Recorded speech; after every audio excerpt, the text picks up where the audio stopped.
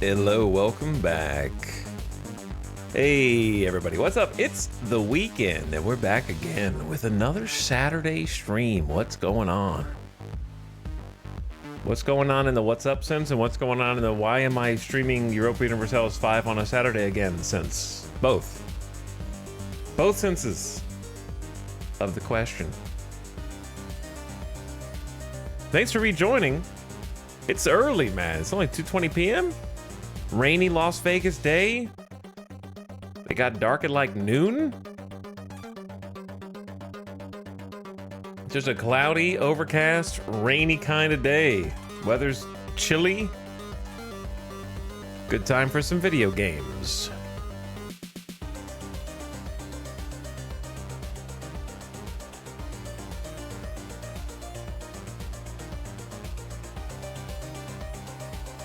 We got some new stuff to try out. We got some new interesting things to give a go today. There is a mod made by someone from this very chat.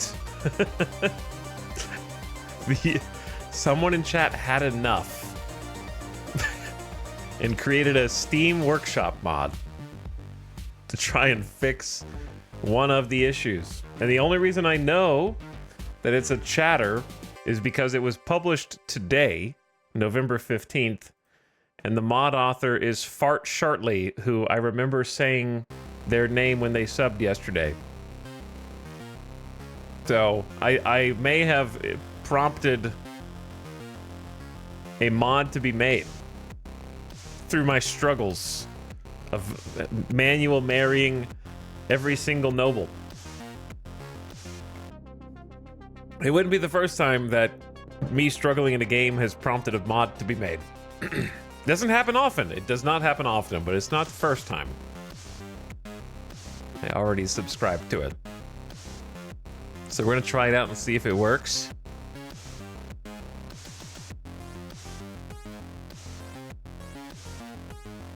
Can you make it only do incest? Luckily for us, I don't have to specify that. That is the default. It checks every month whether you have unmarried nobles in the realm and pairs up eligible bachelors and bachelorettes for marriage. They must be between 18 and 25 because that way if you have someone specific in your family that you want to marry off, you've got a couple years to do that before the game does it for you, basically.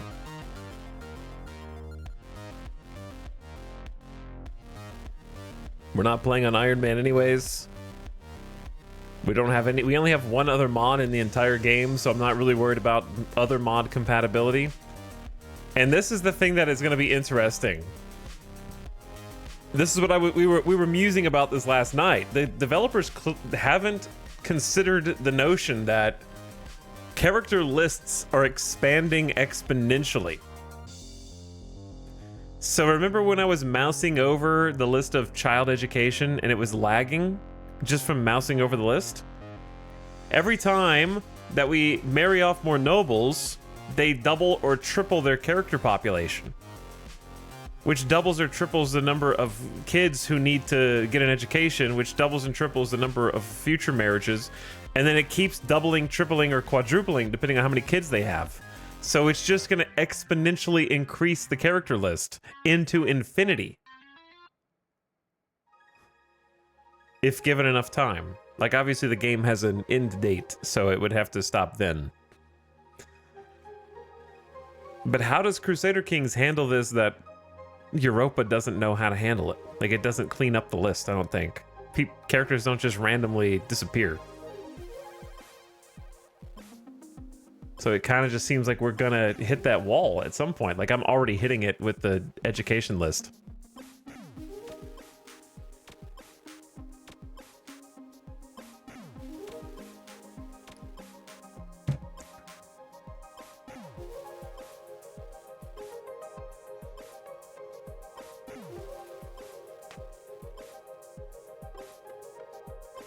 At least on launch, the CK3 house tree could bring my game to a grinding halt. I don't know if I ever had a family that was big enough to do that at launch. But I could see it. I think also the other issue is that like CK3 simulates, I believe anyway, it has at least convinced me that it simulates the sort of fertility of different people. So like in this game, it seems like if you put two people together at the earliest possible age, then they will have at least 4 to 5 children, guaranteed, every time, 100% of the time, with just 2 people. Heaven forbid you have like the polygamy laws and one person has like 4 concubines and they each have like 4 to 5 kids. You know what I mean? It's like in CK3, it's not rare to have a huge family, but you kind of have to like put some effort into it. You can't just have 2 people marry and then their population explodes with like 6 kids, usually, unless it's like a rare circumstance. My 62-year-old king had a child with his 63-year-old wife, LMAO. That's what I'm saying. It's just a much more simplified, dumbed down version of like the CK3 kind of family. CK3 has soft limits, like barons will have less kids than kings. That makes sense. Yeah, I think I remember reading that before.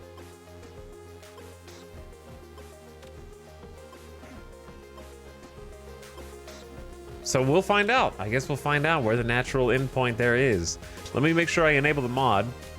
I probably will need a command for it.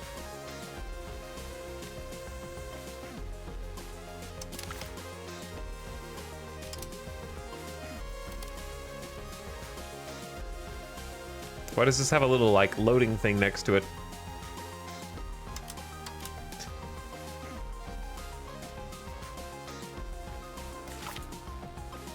Why does the final soundtrack go this hard? I don't understand.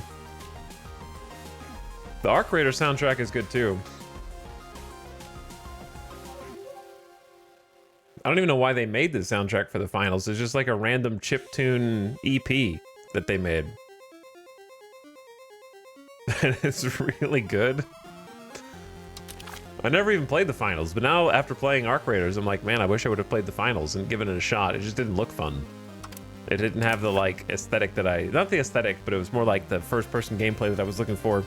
Too sort of frantic, whereas Arc Raiders is much slower paced, which I like.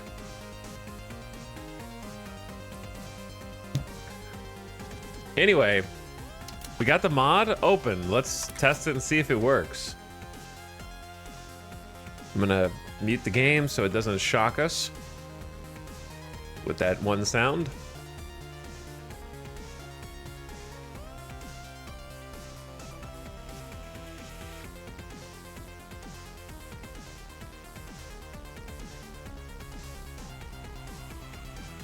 Good morning, gamers. Good morning, gamers.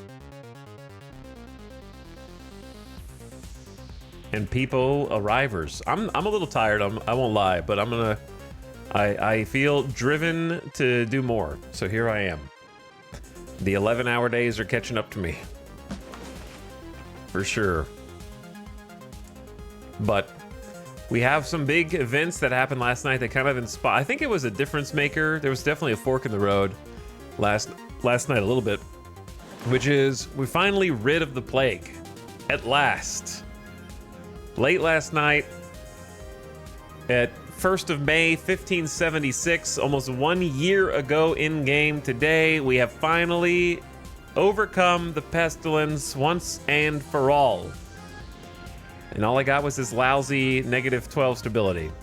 It just finally went away after chat said it was like 40 years. So perhaps the yearly and sometimes bi-yearly negative events from the pestilence that haven't affected us for like 20 plus years are behind us in the rearview mirror. Everyone is healing from the death of their parents and grandparents and close family members after 20% of the population got wiped out in our nation and 90% of the population of everyone around us got wiped out.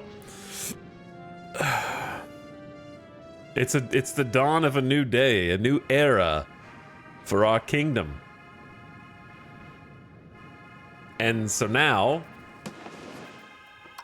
It is behind us. It seems to have some final cap, because at least a couple chatters came in and said that their great pestilence took until the mid-1570s to go away as well. So there seems to be some hang into the 1570s that causes it to stick around far, far longer than it ever should before finally cleansing itself. I think someone else said it was like 1573 for them. We got hit 1576. And you just kind of got to be stubborn and truck through until it finally times itself out. But it is gone. And look how big the colony of Nasse is. Do you think they've taken enough land? The entire coast all the way down to Florida is occupied. I don't know how long that's going to work for, but we've got other friends on the way. We've got friends from the Netherlands who have arrived. We've got friends from Poland who have arrived. And England has also arriven, but they got a little lost and went a little too far north, and it might be a little chilly up there. Just a little bit cold.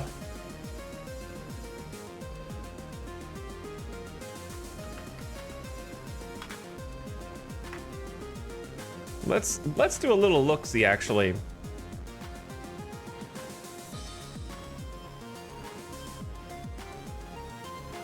They're in Kuujjuaq. I don't know how to pronounce that. It was founded as Fort Good Hope in 1830. Well, England is there in 1577. The first Europeans to have contact with the locals were missionaries from the Moravian Church on August 25th, 1811. So I'm thinking that maybe the English are not equipped to be up here. Just a hunch that maybe they're not ready 250 years early to find northern Canada yet.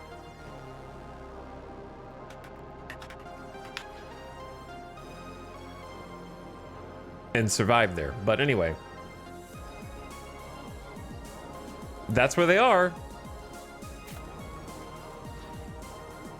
And also, I need to get some more maps so we can actually see how far they're gonna go down here, because they're gonna end up sneaking up on us from the north. That's what I'm worried about. So I'm trying to steal some more maps, but we lost our spy network last night, and it kind of set me back a little bit. But yeah, the walls are closing in, that is for sure. We've got a vassal down here, Chesapeake. And then the Pope and the Pope's vassals. Expanding into US.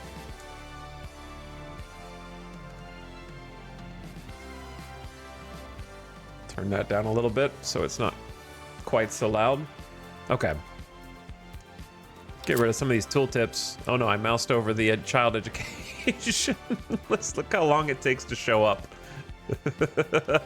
Oh, it's populated. Look at all the kiddos who need to have their education confirmed. No one has set what they should do. An unlimited list, the actual baby boomers of the post-plague.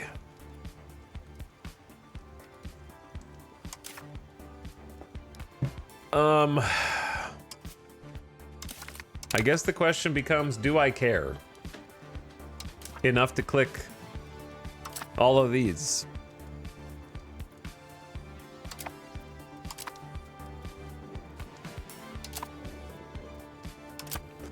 Do I care enough to click all of these? There is a weird compulsion just to clean the menu. That's the thing. Like, I don't want to, but I don't like the fact that the menu is going to keep popping up indefinitely, and that almost bothers me more in a weird way. But if I sit here and do all these, it's going to take forever. I wish I could do it while looking at chat and just responding to random chat messages But then I can't, you know, I can't walk and chew gum, so... Actually, not that it matters.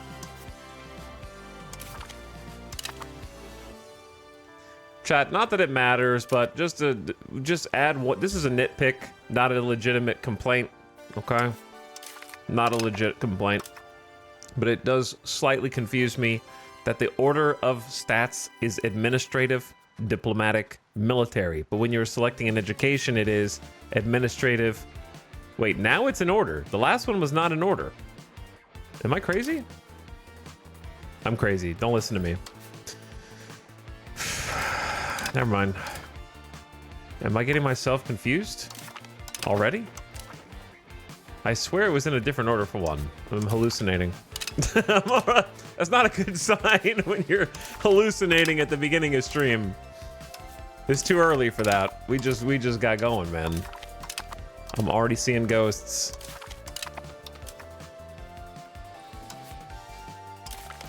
Too many 12-hour streams. 50 days straight of EU5 is taking its toll. Has it been 50 days already? How did we get here? Is the next week's patch out yet?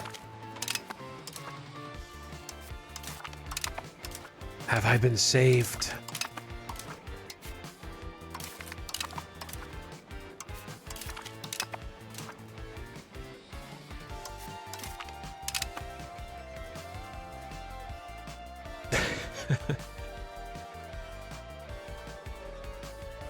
You can disable the education has been assigned confirmation pop-up. Really? Okay. I'm listening.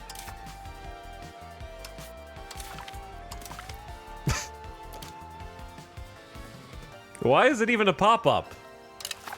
By default, eh? What?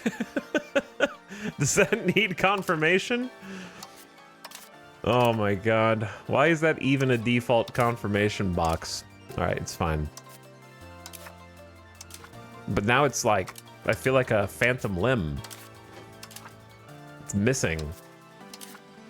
Oh, I have to like consciously not move the mouse over to where I have been clicking.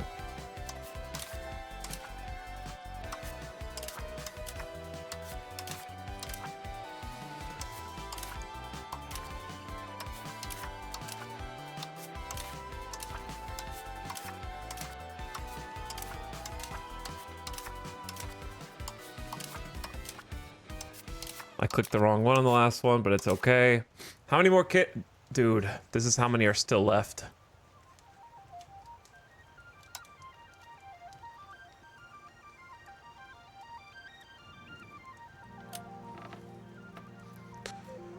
Okay, I don't know if I don't know if I can do that. We're gonna need another mod. We're gonna need a second mod. We're gonna need more mods.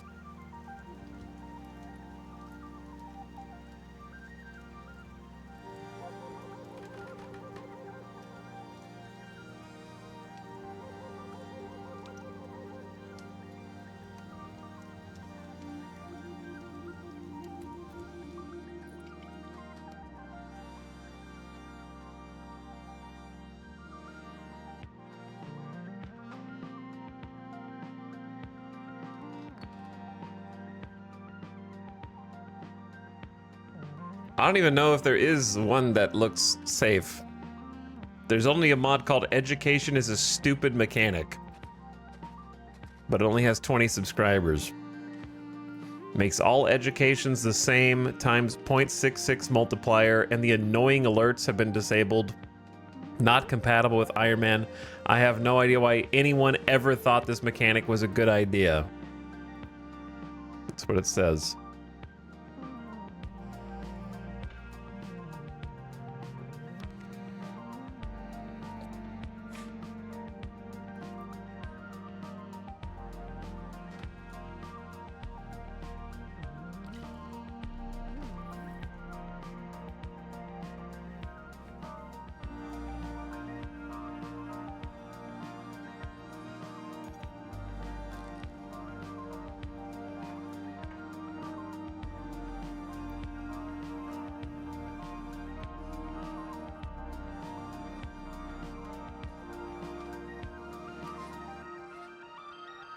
Seems legit. Yeah, there's a Chinese one as well with a separate Chinese utility framework prereq. Utils framework prereq. I'm not... It's a library for custom cabinet proggers. And decision and custom GUI container. Not sure. All right. We're gonna hold off on that one.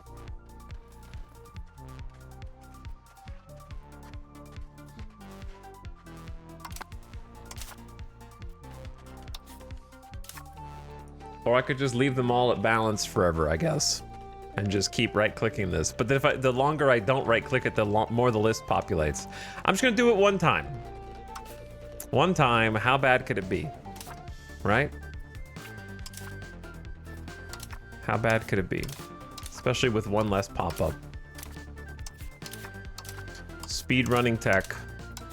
I'm starting to recognize all their icons. Because that's rowdy. Yeah, that's...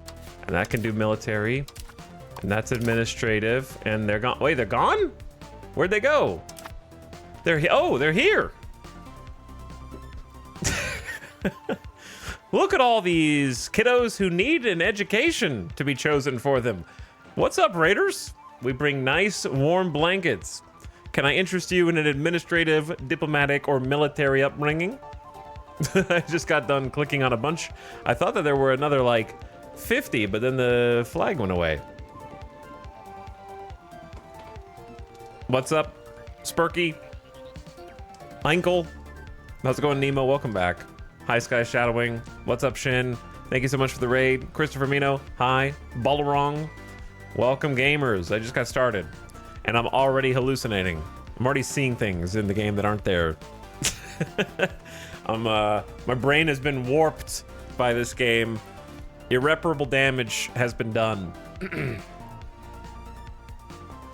We're just getting started. I was getting some mods. I was watching Shin earlier, playing with the auto marriage mod, so we just got that downloaded and installed, and taking care of some pause education. The list of children who needed an education set for them had become so long that when I moused over the flag, the entire game would hang for about 5 seconds. So our family, our character list is becoming untenable. I don't know if we're gonna hit the max that the game is able to handle via however it caches its character lists. But our people list is becoming quite extensive. These are just all, these are all family members. Distant cousins, third cousins, second cousins, and they're all nobles. We have a massive character list, and it is increasing exponentially.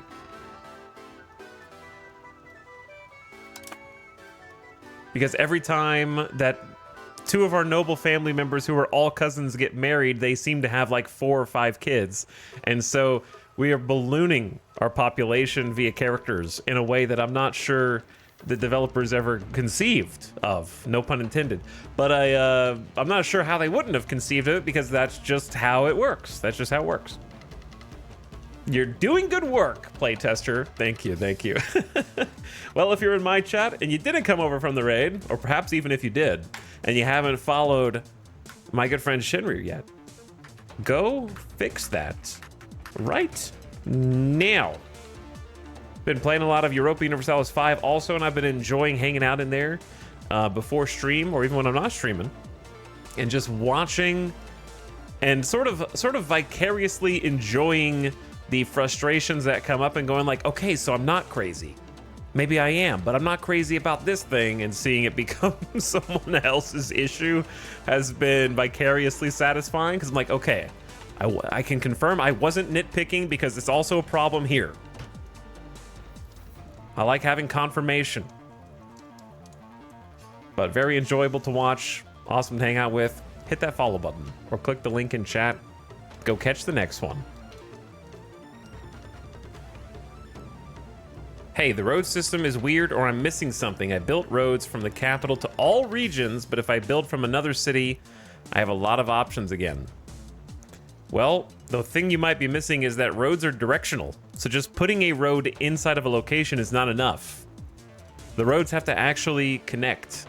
So what you need to think of it more as, instead of I don't have roads here. I have a road, but you can build more roads that connect to the different sections. So my road from here to here, sure, I have a road going north to south, but if I want a road that goes from here to here, I need to specifically build that. But just because it's colored red doesn't mean that it has roads connecting to every spot. The roads, think about the roads building over a border as opposed to over an entire location. So you can build a road from your capital into any direction, but you'll have to build separate roads to do that. Even if, like for example, I have roads in these two locations, but they're not connected themselves. So if I wanted to connect them, I would have to build a road over to them, even though there's already roads there. So you probably are just seeing that. You'd probably just have a bunch of unconnected roads. Yeah. So just zoom in and look at where the little dotted lines are and whether they connect to each other, basically.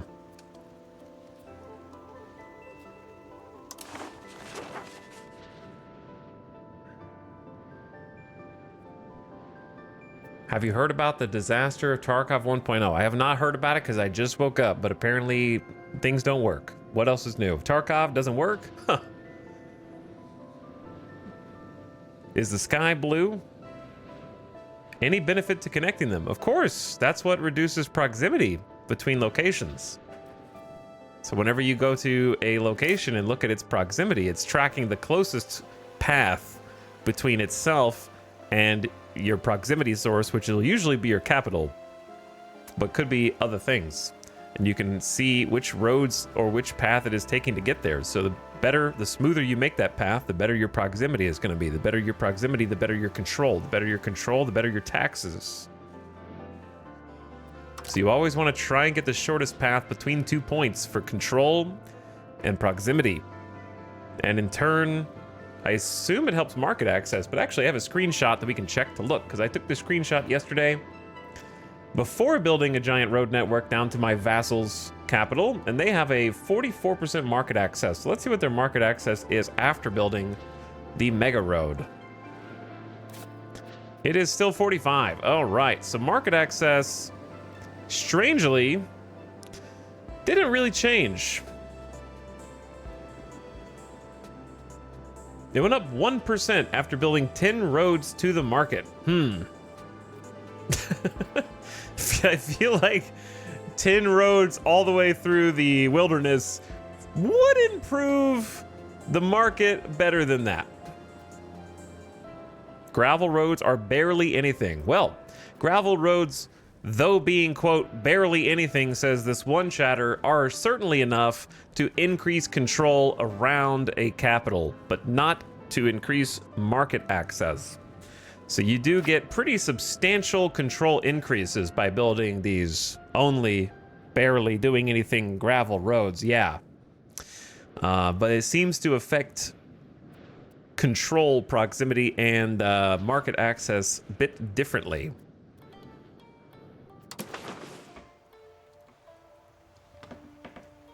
The easiest way to see that is to see that our locations down here that are connected with a road have 34 control, while the adjacent tiles have 15 because this one has a road in it.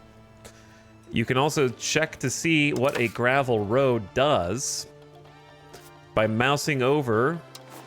Once you click on the road builder, if you mouse over any of the roads at the top, you can get details. So gravel roads actually reduce market access cost by 10% per tile cumulatively through every tile that it is going through. So each location is checking market access independently. So when I say cumulatively, I don't mean you can reduce it to minus 100%. I just mean it's per tile. So it helps every tile that it's on. It also reduces proximity cost by 20. However, something can be so far away that the 20 proximity cost is simply not enough. So in this case, we have a proximity source of 100, but because of the distance, we are reducing it by these factors over each tile. But if each of these tiles has a road, then it is getting cumulatively better for the furthest out tile. Example, after we built the road, This was at a 4 max control, and it is now at a 23. Actually, it might have been a little higher than that, but it's scaling up to 23. This is the most recently settled, so it's taking a little longer. This is a max control of 18, so that's at its cap. So you will hit kind of a max distance that you can go. But the benefit of the road besides that is that inside of the vassal, it's increasing control locally for the vassal. So if we take a look at the vassal's control, it has a control center inside of its capital 100. So giving it some roads to its capital is actually increasing its control locally to its local capital. So it's helping everybody.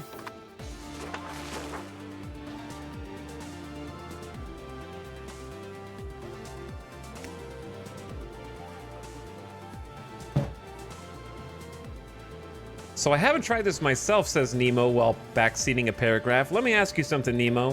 While you were watching Shin stream today, did you backseat even once in their chat? If you say yes, I was backseating in Shinrir's chat also, I'll let you stay. If you say no, I didn't backseat, but I came over here and decided to start backseating immediately, then I think that will have revealed itself. I think I have at least once. All right, well, I will commute your sentence to half. Wasting no time. I feel like your game looks better on stream than me playing it on my computer. I don't know why that would be. I'm not sure. Hey, streamer, just an idea. What if you did this thing that you're already planning on doing? If you do it, make sure you give credit to me, though, because it was my idea. I wrote it in chat.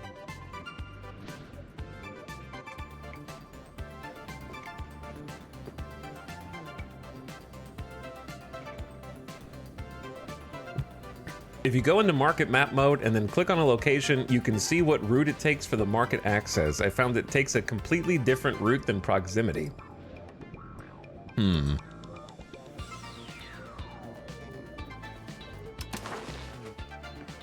I see what you're saying.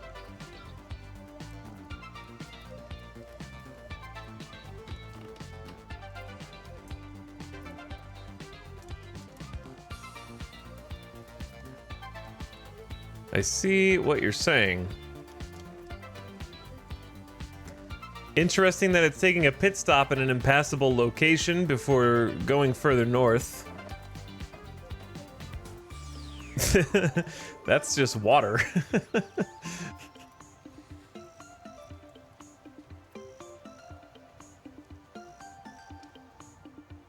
And I'm not sure. I guess it's going Pamunkey because that is the closest edge.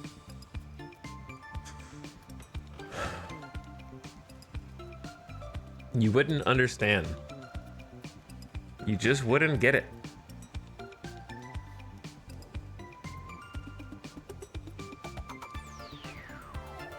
The game has a double standard that it doesn't equally apply to its different mechanics. And the double standard is that when trading, it will use any available water source no matter what. Even if you have no maritime presence whatsoever. The game sort of gives them ghost boats to traverse water because it would be a faster path. However, when calculating control, it does not do that, and you actually do need maritime presence in order to exert control over different coastlines. So neither of us have any maritime presence here, but the market is using the water to speed up, in its mind, the trade and thereby shorten the distance to the market. At least that's what it thinks. Who can say whether this is actually faster or not?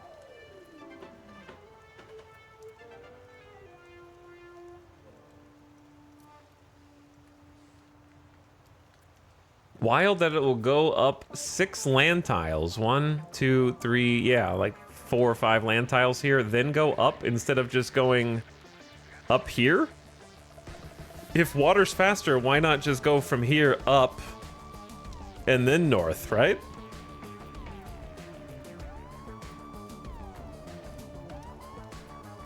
So now we need to do an experiment, which is if I should build a road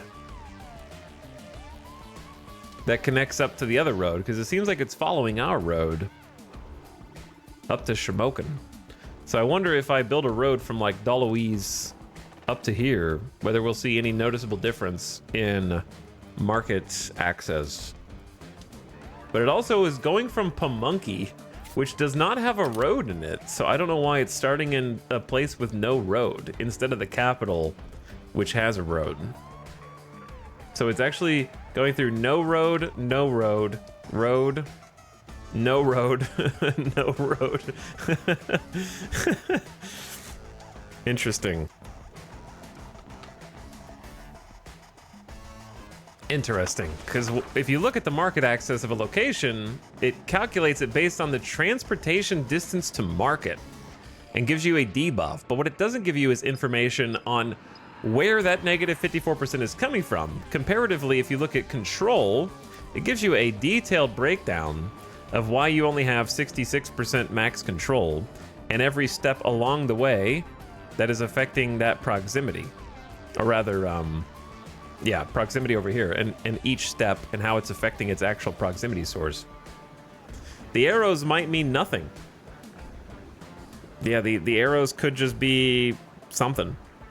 Basically, things just happen like half the game.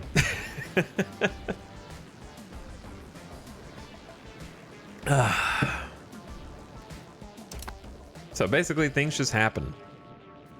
Anywho, I think we're ready to unpause. Was I doing anything especially important that needed to be adjusted from last night? I don't think so.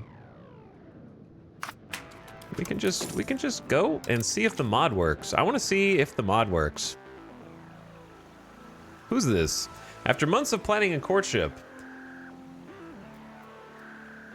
our first cousin has married our third cousin, building a bridge between the noble houses of Asupink and Madawana. It's expected the two will continue on their noble line, racing the next generation in a way I've never seen this pop up before. You will no longer... Oh, it's from the mod? Let us leave the nobility to their festivities. You will no longer receive events of nobles marrying one another. Is this the mod? Maybe that's why I haven't seen it before.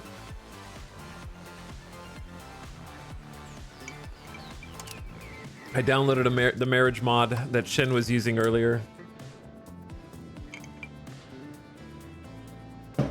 Local chatters are getting very confused right now. They're like, they've never seen a mod before. They don't know what's happening.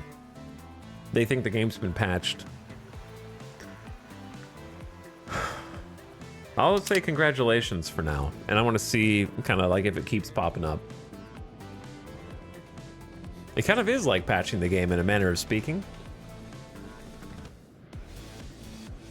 But anyway, thanks so much again for the raid, Shin. Get some food. Kick your feet up, relax, take care of business. And hope the stream went well and that Morocco is treating you nice.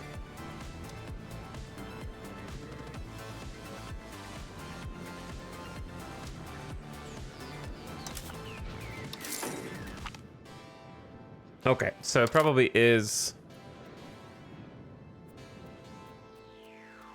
I wouldn't mind if the event was still at the bottom right.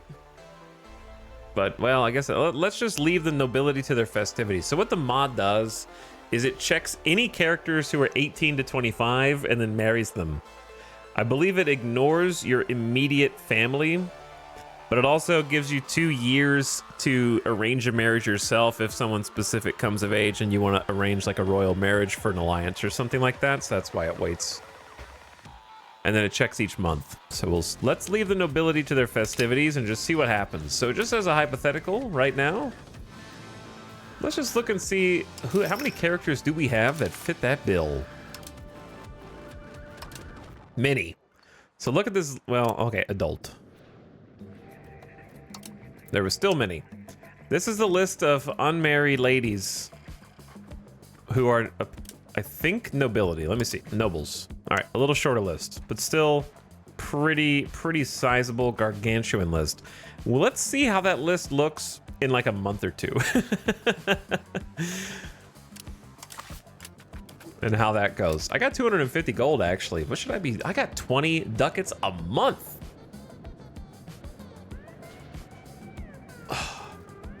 That's more money than we had before. You know what? It turns out that you have a little bit more spending money, a little more pocket change when you're not getting hit for -12 stability every 6 months to a year.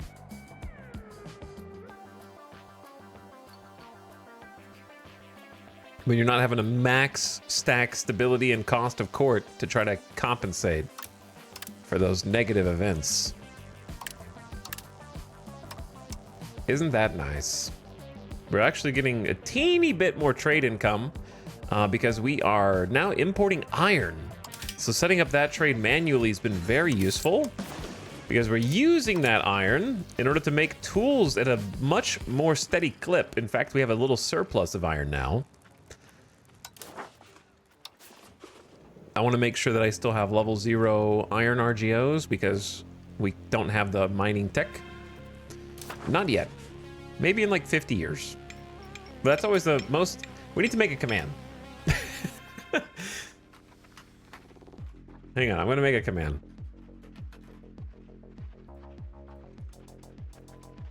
New command.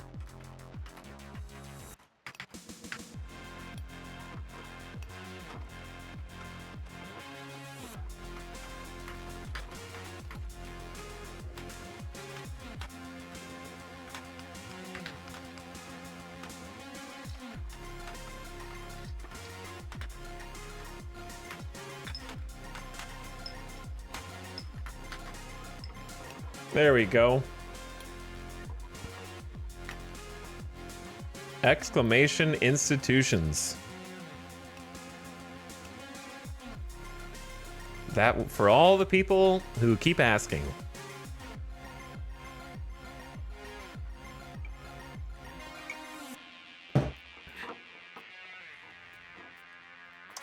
So now that we have some extra delicious iron, we can afford to make the Tools Guild more efficient. What's kind of sad is that we're always negative on tools because the AI is doing something very silly. And we own the market here in Sanoctawambo. They own the market. They have a market up here now that just got started. This is new. It looks like Poland started a market of their own. So I don't expect it to be very profitable right now. But the thing that the AI is doing that's very silly is all of the Pope's colonies are feeding off of our market. And they're trying to do exploration missions in the sea. But exploration missions in the sea require, any exploration requires materials, but the seaborne ones require materials that are not present in this market and that cannot be built in this market.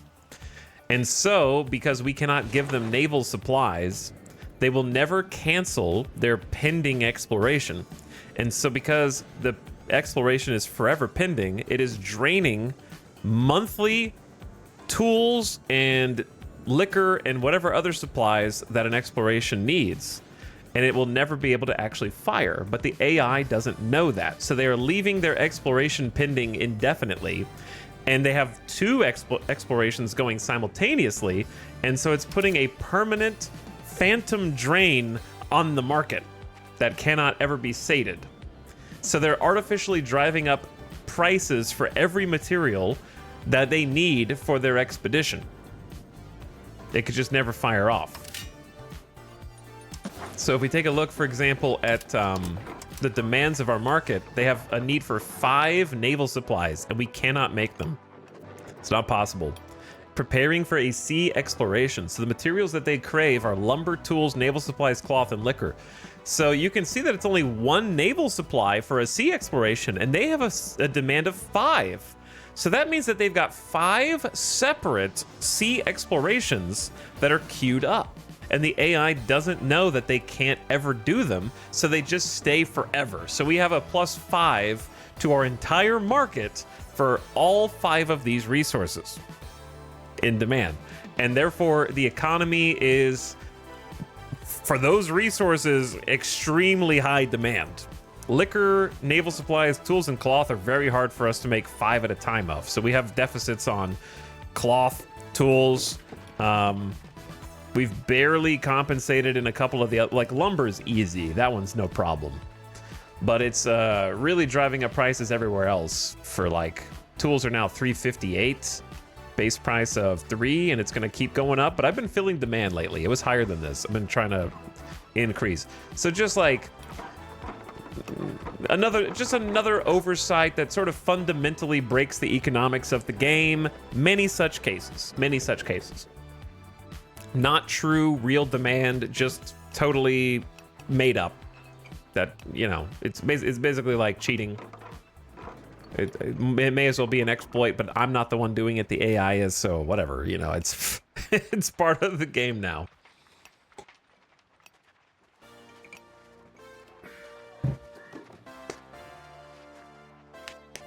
This is where subsidies come into play? How is this where subsidies come into play? Do you know what a subsidy does in this game?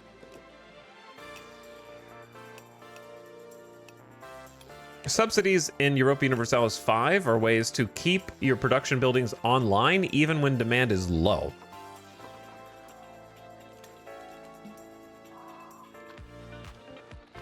Which is not the problem. That's the opposite of the problem. Demand is extremely high, so we have subsidies don't really factor in at all. This is also super annoying when you are the colonizer. You have to manually create trades for these resources whenever you want to explore from any distant market. And the manual trade is the most annoying shit ever. I don't even know how to manual trade from a distant market. We have not seen a distant, because we don't have boats. So I'm assuming you just need to have maritime presence and boats to be able to even set those up. I had no idea that was an actual mechanic. Yeah, it is. Subsidies are an actual mechanic in the game. They're pretty simple though. It's basically just like you click a button and you agree to pay for their deficits to keep the building online and keep the people employed. It sounds more complicated than it is, which I don't say too often in this.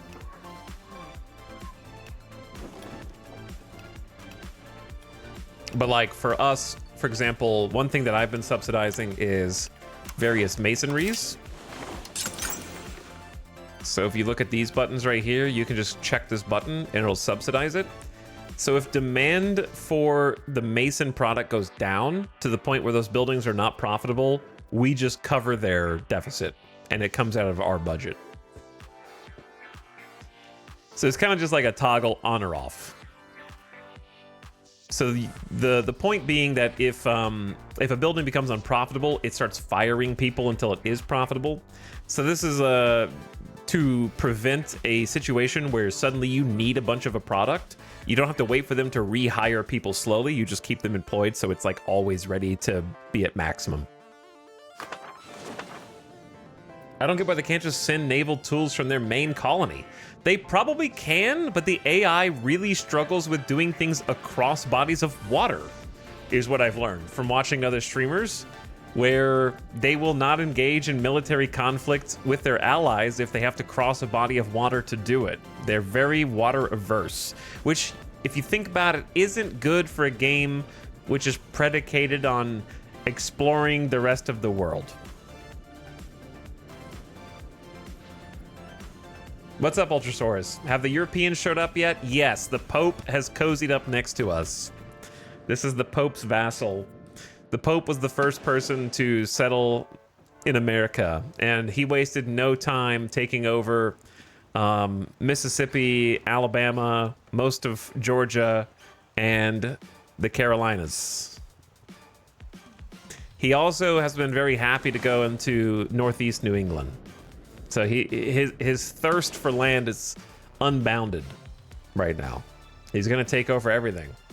Hello, how do I deal with unrest? I have no idea. Good luck. Your failure was assuming streamers know anything about this game more than you. We don't. No one does. No one knows how to play this game. Not even Reddit. You're on your own.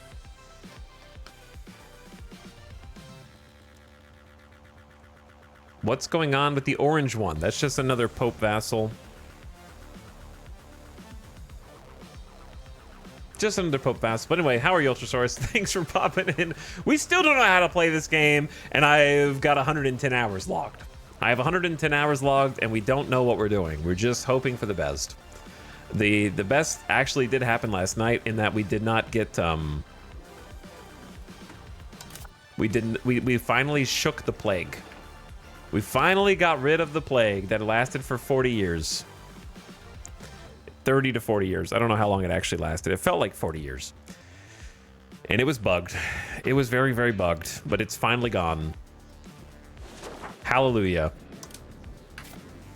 It was giving us those negative events for decades. Okay, I want to spend a little bit of this money on some building. Oh yeah, I wanted to change tools. That's what it was.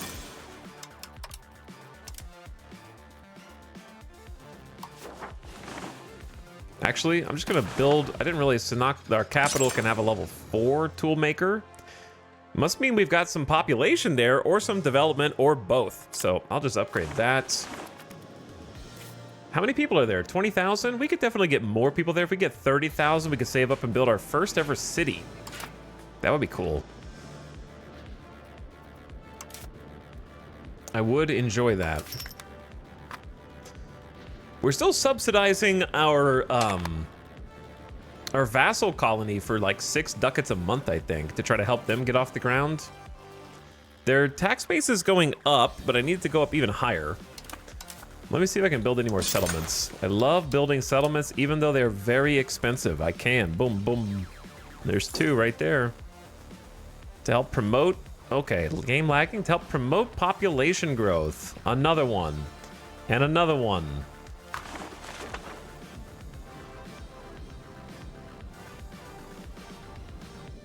Are vassals bugged? If you have to ask, is anything bugged in this game? The answer is almost always yes. Just assume that it is.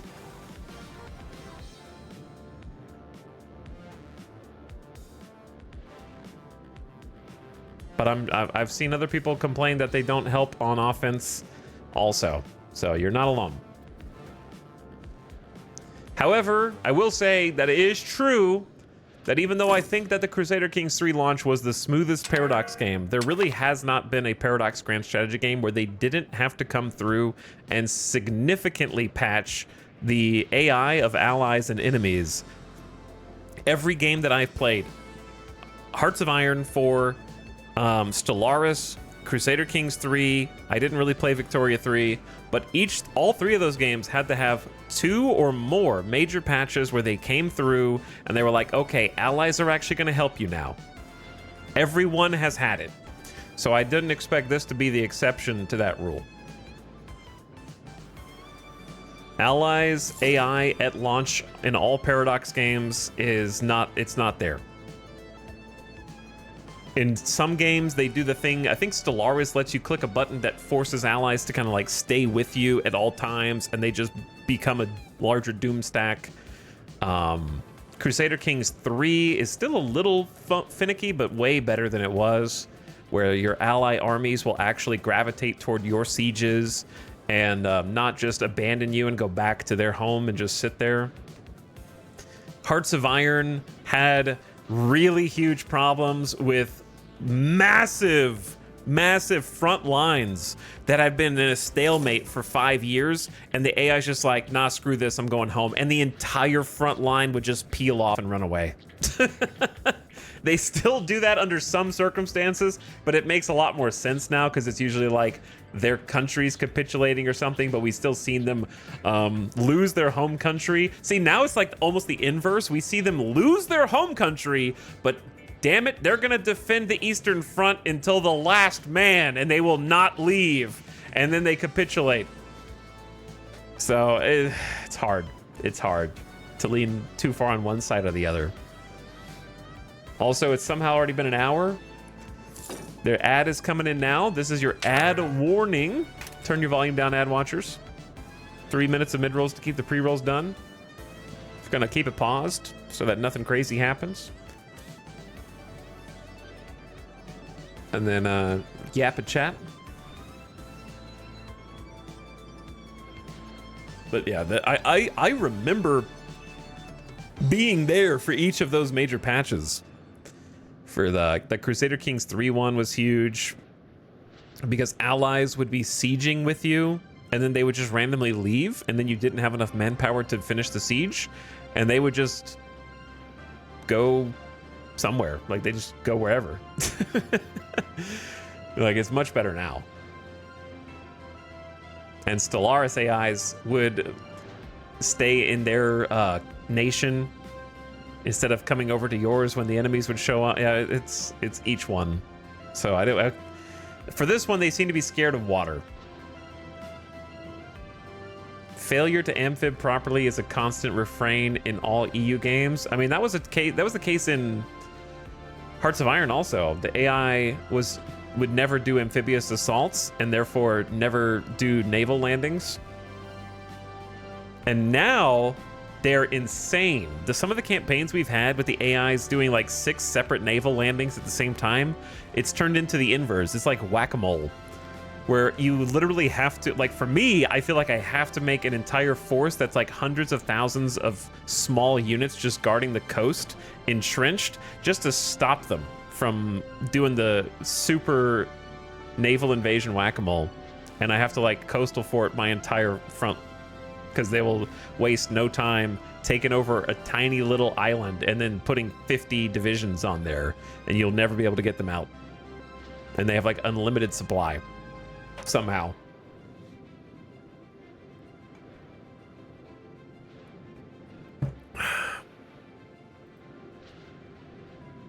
In my game, Spain would happily ship 30,000 men to invade Venice, but when I go to war with Morocco, they sit back and stand by in Gibraltar. I feel like a game like this is just going to be even harder to balance that. To try to simulate like a depth of reactions. Because like throughout history, there's been plenty of times where allies didn't show up in time or something and therefore a significant battle was lost. I feel like just making an option so that you can lock an enemy army to yours is just not fun. But I don't know how to make it fun. Because the player will definitely do that, right? You will get called into war, say, if I have to, and then keep your armies home. Without going to help them if you don't want to, right? Just so you don't have to suffer the consequences of saying no to their war invitation. So, like, how do you keep that interesting in a way that is not just, I get to take your army, but you don't get to take mine, I win, I'm the main character? Like, how do you make that more interesting?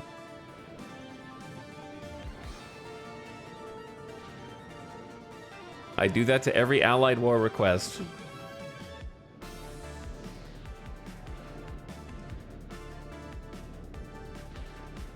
There would have to be a whole different mechanic that was feature creeping into the realm of impossibility that would look at like your actual contributions to the war, and your ally could like diplomatically chastise you for not contributing after the fact a certain amount. There could be some like diplomatic consequences for not contributing war score at all.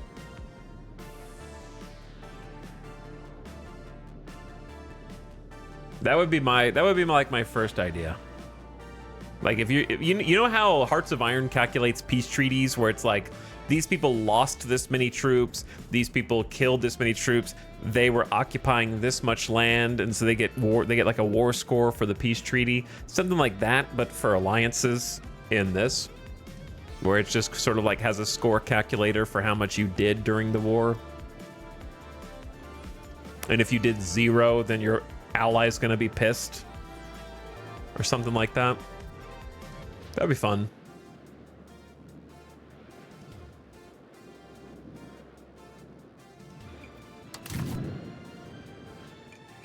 Saltpeter.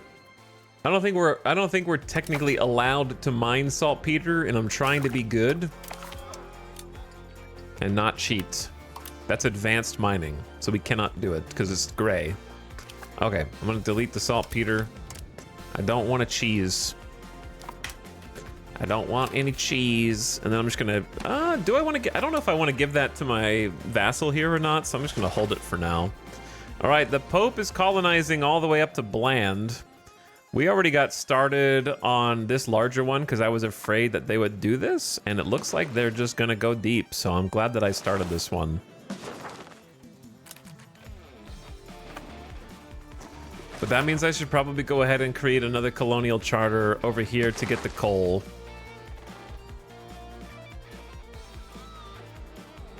I don't have enough money. That'd do it. At the end of the game, it'd be cool to see a full map time lapse. It would be cool, yeah. I would enjoy that. Isn't the game so much nicer ever since we...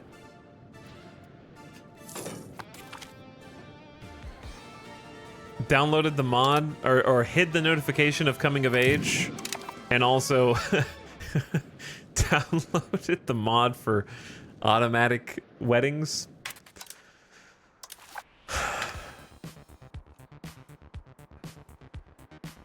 Chat, we need a letter.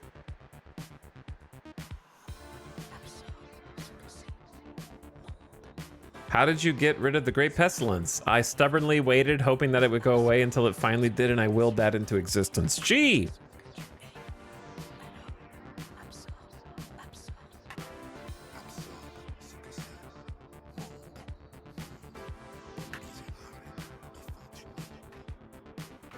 Okay, Griffix.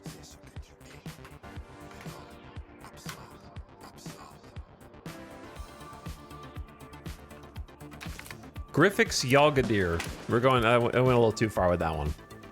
Just want every name to be made up bullshit.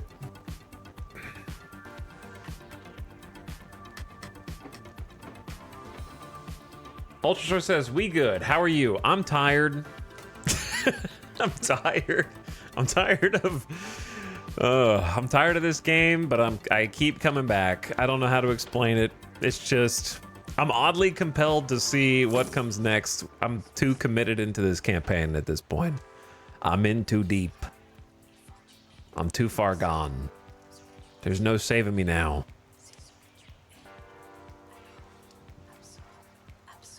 It's kind of just like a curiosity to see how twisted all the wires, how crossed up everything is under the hood, you know? Our ruler, prestigious family requests aid. The nobility has approached the queen to ask for help. Well, I mean, they are family, aren't they? Grant them aid? Ooh, 180 ducats. We're not gonna afford that. You guys can just take minus 10% to your satisfaction, I think. 34% satisfied. Well, too bad.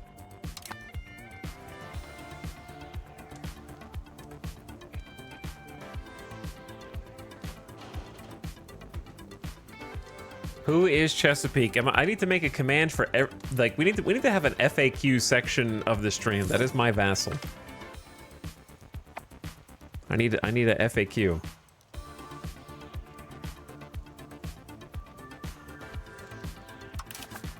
Wapacomo. That's a cool name. The Wapacomo. They have fur here. We have so much fur. Let's go with...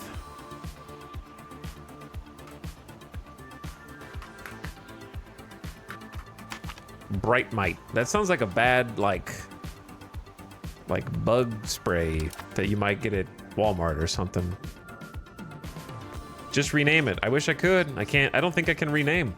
Nobody in chat could tell me how to rename my vassal, so they're stuck as Chesapeake. Game's oddly picky about what you can and can't rename. I can rename locations, and I can name my direct children, but not anything else. For some reason. We have exactly 40 in our spy network, which is just enough to steal a map. So, I need to steal a map in the north because I need to see if they're creeping up on us. I need to make sure they're not creeping up on us in Northern Ontario and the Eastern James Bay. So let me see.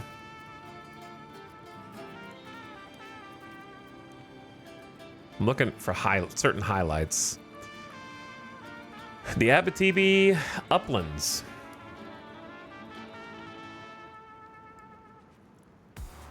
What music is this? Oh, still a finals. I think I'm gonna do that. The Abitibi Uplands. That way we have a little bit more vision here if they start kind of creeping down. Zoom out, right-click subject. What? Should be on the list. Do we just make things up in Twitch chat every day? We just make things up? Debated. Classic incorrect first-time chatter. Many such cases. That is a vassal.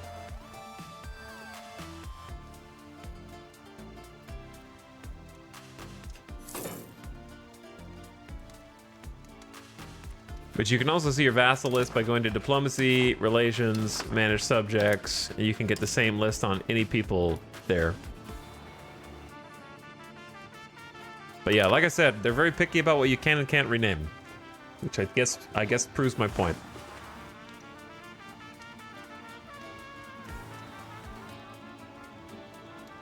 They forgot to expand that functionality to the rest of the game. I'm lagging, man. We are lagging bad. The list of kids, the list of children who need an education is killing the game. They never prepared for this. Oh my God, now the list of people who can get married is killing the game. Devs. Holy.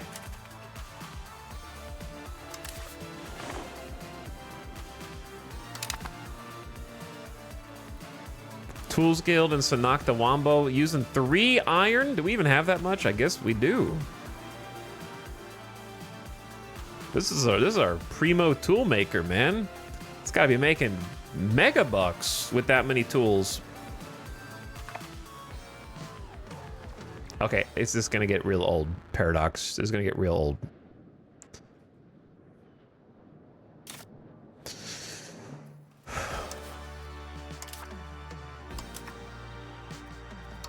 I feel like I just need to get rid of this list because every time I mouse over it,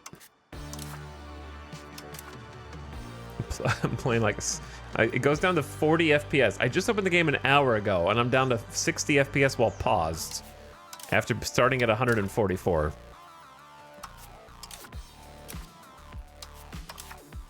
Is this Daft Punk? It's fake Daft Punk. It's kind of a Daft Punk rip, to be honest. The finals.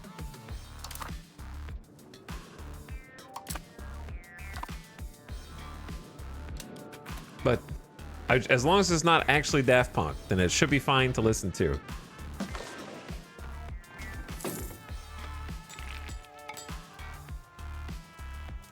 I'm curious if the people are actually getting married off. I suppose there's an easy way to check. We go to our own character list, sort by, well, it's not actually easy. I take that back.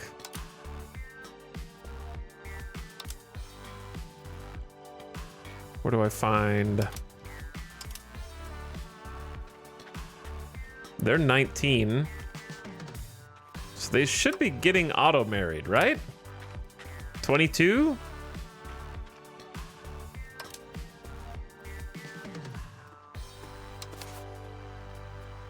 They don't seem to be getting auto-married. It says it checks every month.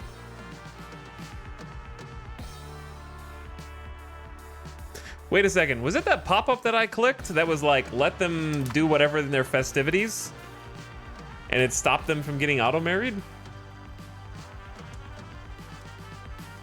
Did that happen? How do you reconfigure that? But I didn't want the pop-up. Uh-oh. He's getting confused by mods again. Didn't it just say it stopped showing the pop-ups? Yeah.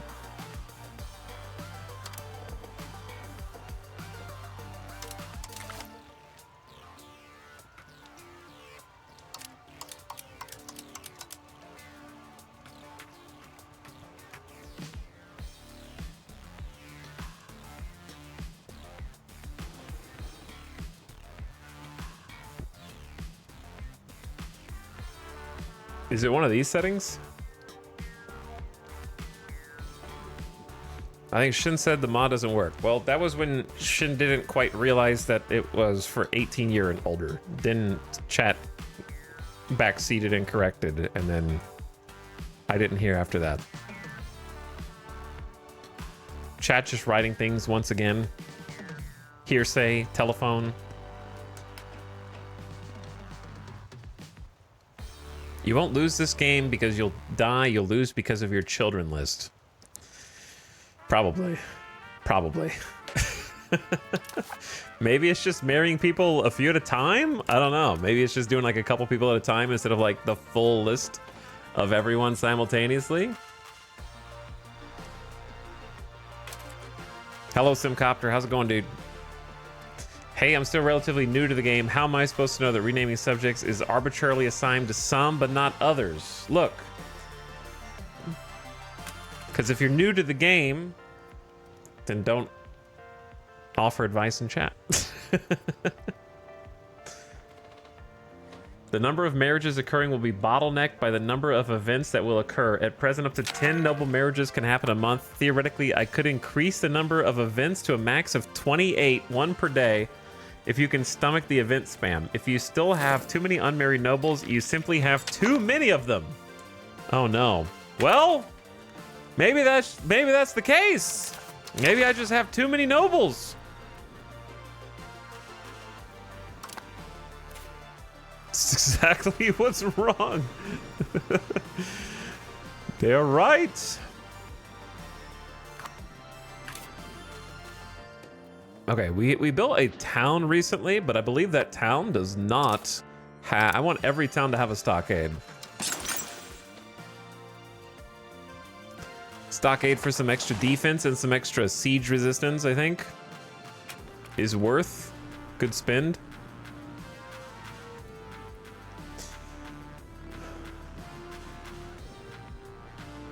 I will find the mod and make it into a command as well. Here you go.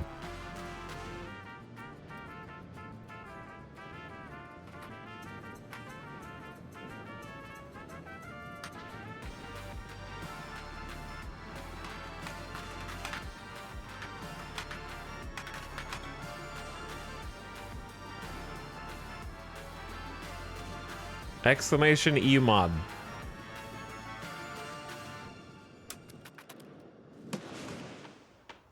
EU mod.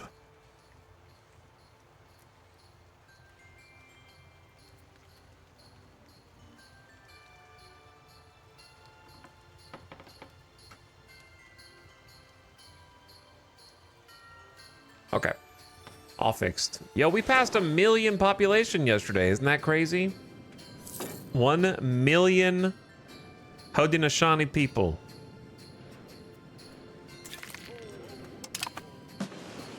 First 1 milli. The colony of Naze is at 387,000.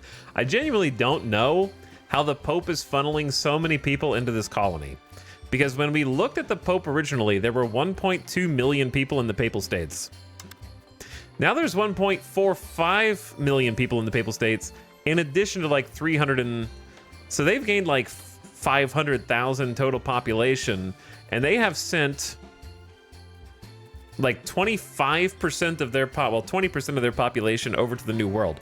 Do you know what kind of gargantuan undertaking would have to take place to send 300,000 people by boat across the Atlantic in the 1500s?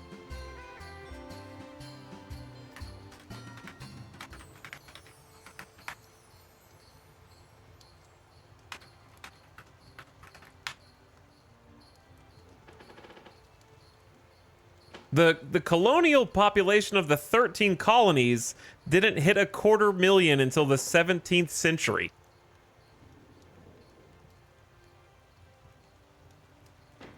So in the 1600s, yeah, this is more than the actual founding of America by a lot. Yeah, but this is Pope power. Isn't this like half because the natives that used to live there count? It's time for you to learn history. 90% of the entire population of Native Americans died to the Great Pestilence on first contact with the Europeans. So they're occupying colonies that have 50, 70, 80, 90, 100 people, give or take, per location. That used to be thousands because they wiped them all out. Time for you guys to learn some history. The Great Pestilence already came through in the game and wiped out 90% of the entire population of North America.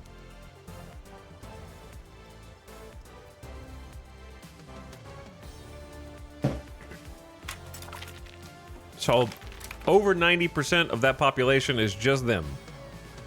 Probably like 94 to 95% or more of that population is just them. Settlements going up. I need to start another colony charter.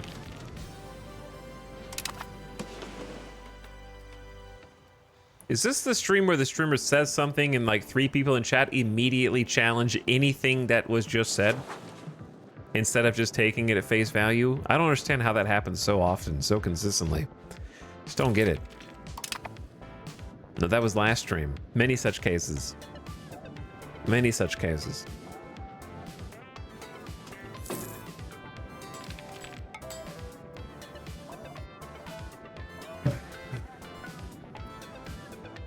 You guys are not so brazenly wrong anywhere else in your life. You know? You're not so confidently incorrect anywhere else in your life. Why do you do it here?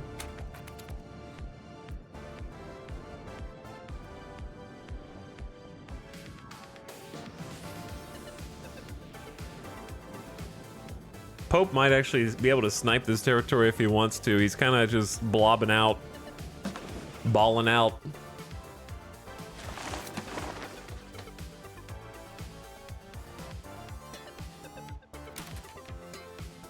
Okay, so we're already locking down this colony. It like I said, they might be able to compete with us. I think we turn it around and kind of close it down over here and get this coal.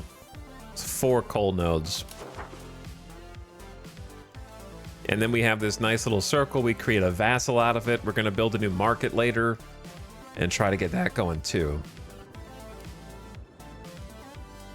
Let's send them, keep sending them from Raritan. Raritan population's kind of crazy. All right, coal charter coming in, just trying to protect against Pope advances. The Pope blob is going a little wild. I also wouldn't mind starting another spy network. It's not wholly necessary. Probably need to just take a building inventory and see what I could stand to add to our nation besides towns. Towns is the main thing. But hey, look at not that. Look at our tax base. Oops. Look at this wonderful chalkboard graph. This is where the Great Pestilence hit, right here. We tanked. We managed to rebound a bit. And then we kind of stabilized right here for a while. And then since then, shooting up after I started reinvesting in the economy. And then our population numbers also.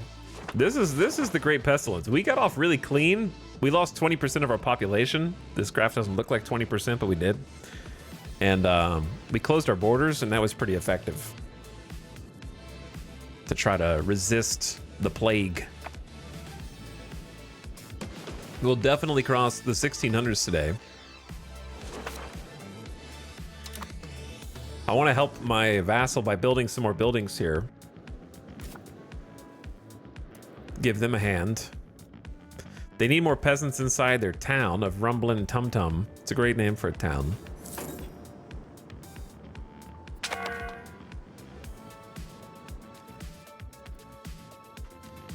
I'm not sure what the biggest money-making building is that we could give them for their population. I know they only have a certain amount of market access. Like I said, that's why we're going to look at other markets today. But until we get to that point, I'm not ready to deal with that yet.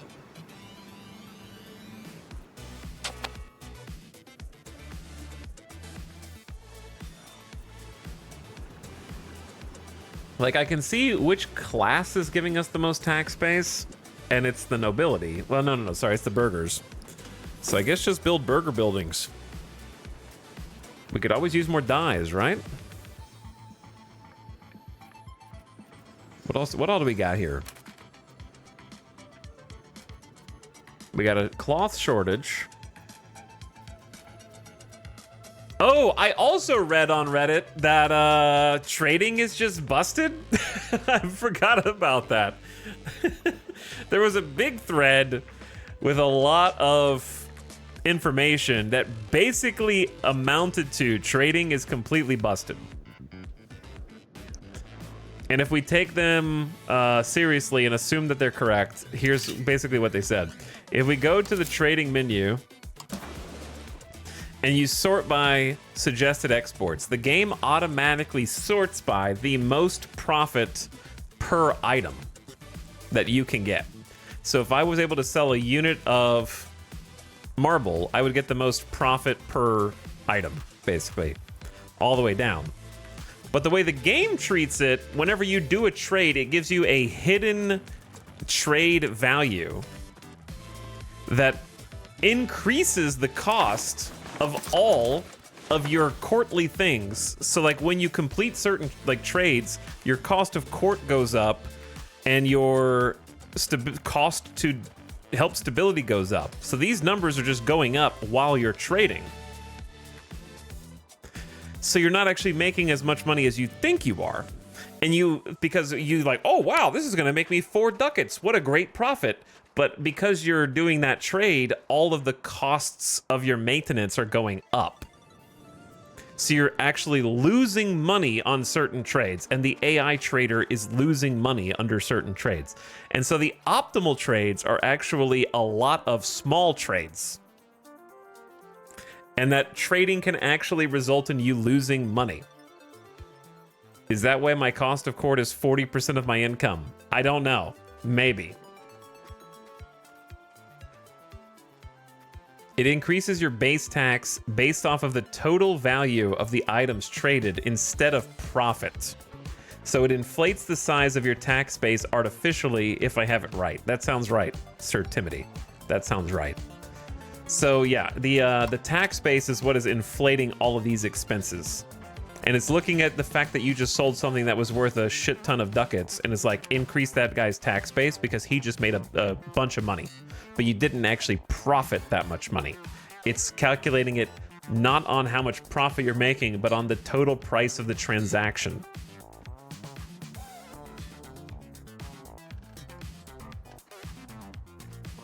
So it does not actually... It basically is just giving you a secret debuff in trade value based on how much you just sold that item for. That's increasing your tax base and therefore increasing all maintenance. So you lose money. It doesn't work. They claim it is intentional. I don't think that's a post from yesterday. I don't think they have claimed that is intentional since yesterday, but I'm happy for you to show me where they claimed it was intentional in the last 24 hours.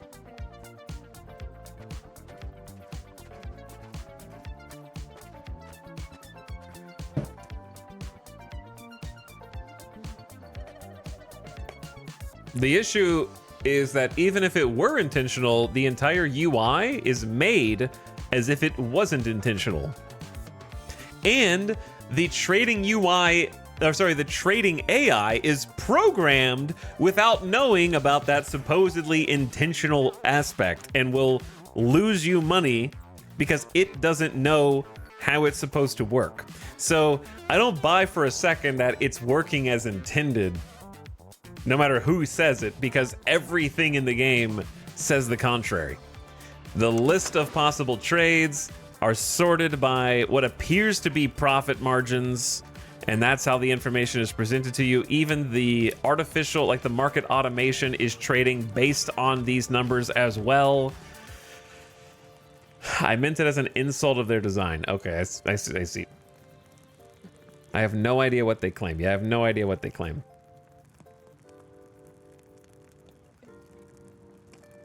It doesn't seem planned. Why would you have a separate trade income from your tax base if it just adds to your tax base in the end? Many such cases of the UI betraying the underlying mechanics. Yeah. Does the AI also get the debuff? Well, I mean, one can assume that any trade affects any tax base, but I don't know how the AI cheats in this game. We know that it cheats some, for sure, but I don't know how much.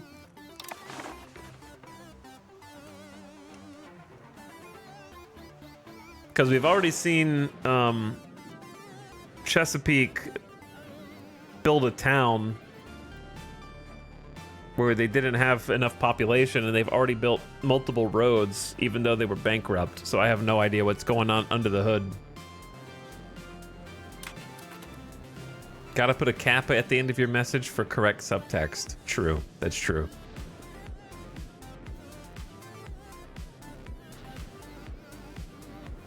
But anyway, it seems like trading is busted, and I need to not try and pick the highest profit trades per item. It's better to do more small trades.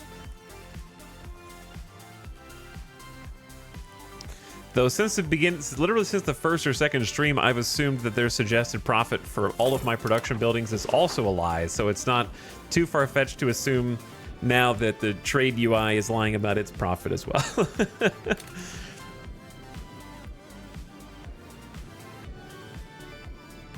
The same reason that if you bankroll your vassal, they have to pay you back 20% of that gift. Yeah, if you guys weren't here last night, we discovered that if you send financial aid to your vassals via the economic action of economic support, we're sending them 6 ducats a month. And after doing some digging, we discovered that they were actually giving us back 20% of that because it just counts as income for them because they are vassal, and vassals give 20% of their income to their overlord. So even though I am trying to send them money so that they can use it to be successful, they're just giving it back to me because that's just how it's coded for some reason. So it's just over and over. The more you dig into it, the more busted everything is. Hit him with the capital gains tax.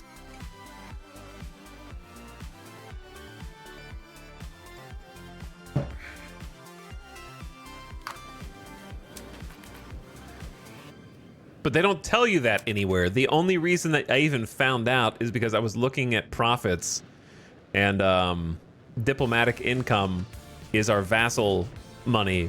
And it's way higher than they can afford with their tiny tax base. Like, their diplomatic income was more than their entire tax base at that time. So we know that they couldn't afford it. So we did the math, and it would be 20% of the 6 ducats that I'm sending plus the 20% of the tax they're getting on their tax base. It's just like hidden under you having to figure it out yourself, basically.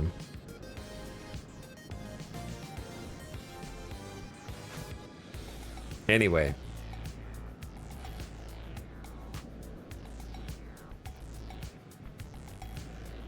It's playing Europa Universalis 5 reminds me of being on the playground as a kid, and one of my friends would just make up a game and we would start playing it, and they just kept making up more rules as we continued playing. And that's kind of what it's like. And you just have to kind of learn what all of their new made up rules are as the game goes along, and just be like, okay, you know, yeah, we're just playing Calvin Ball. We're just playing Calvin Ball right now. It's true. Nice reference. Our local admins in Pojin Palo have reported that the locals have some rather intriguing ideas on how to create better fortifications. Well, I wish you guys would have figured that out before I just built a fort building. I'll take 50 years of fort defense instead. That's 50 years is a long time.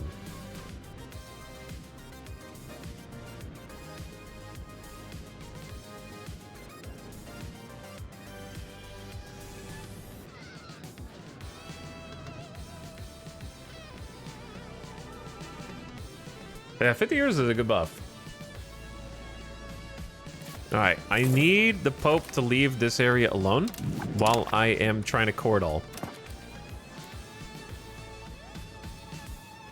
I think I'm gonna give it to a different vassal though. I think we're gonna make a second vassal over here, but I'm not ready to give it to them yet because we need to take more land before creating a second vassal. Does having forts help with trade by stopping bandits? I'm gonna ask a real question, chat. Are there bandits in this game that affect trade? That sounds like a hypothetical situation to me, but I don't know. The colony of Nova Scotia, Overlord England. England. All right, they're kind of going big colony over here. All the way down the line, man. I don't even know how far over here they could be. We might be seeing them creep around soon.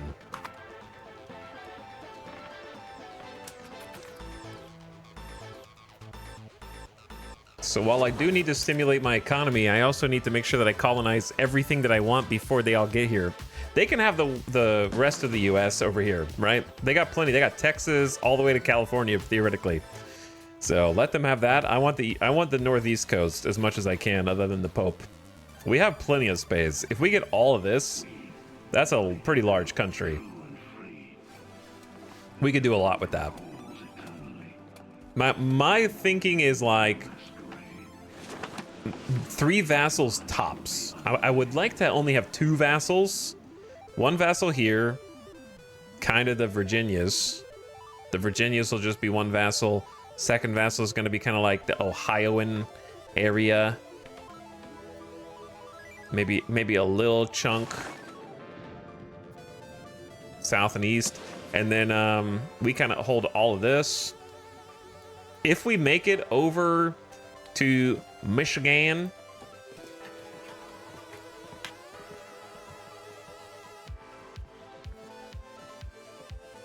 I want like a map with that also has some cities on it, because I'm not the most geographically sound individual.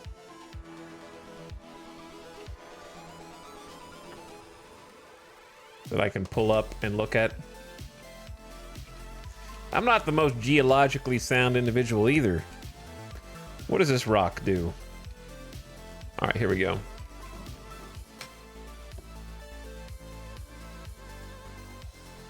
Map. I thought I just saved a picture of a map, did I not? I did. Oh, here it is. Map!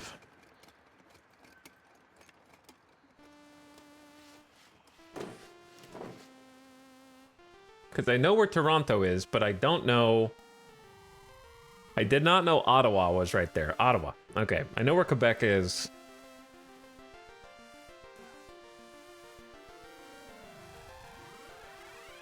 Did you guys know that Ontario is just Toronto spelled backwards?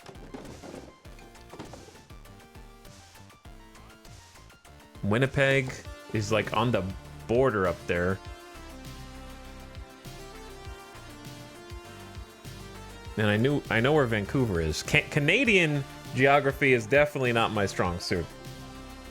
I will say that.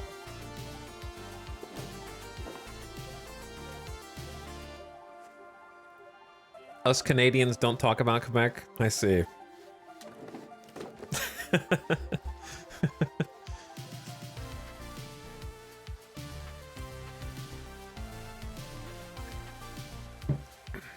Yeah, we have most of the important bits of the East Coast. This is the only one I'm still salty about.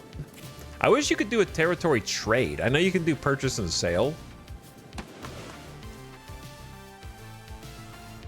And I know that it's very valuable to make those transactions.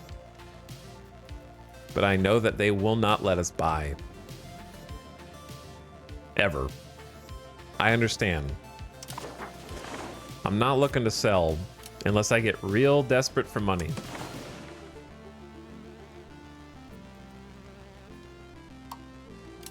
I can only get like 53 gold from them. I mean, maybe sell to the Pope and see. I know the Pope's got cash.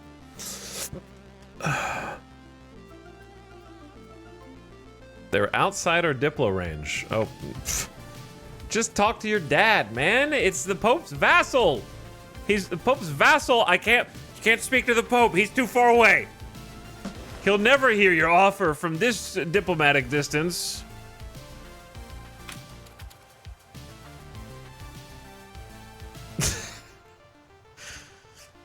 You know what's not in diplomatic range? Stealing a map for Louisiana. Okay. Sure.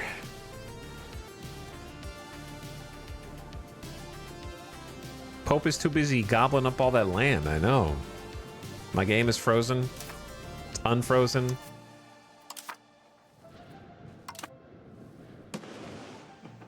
Okay. Let me check. I keep getting distracted. What can I possibly fill shortages on? Tools, cloth, and liquor. Tools, cloth, liquor, and fine cloth. How many people work in a spinner's guild? 200. All right, let's give our vassal a spinner's guild for their burger, just to create some burgers, and then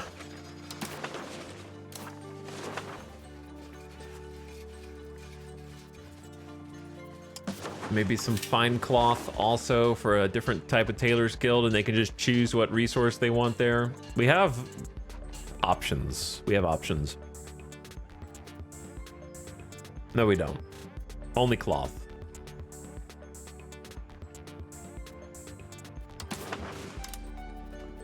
Look at all these markets now. Oh, God. Wait, we have reach to the actual Krakow? How? We don't have reach, we just know it exists. They're outside of our trade range of, they have 8,000. Distance from our market. We go through the does the Winya market trade with them?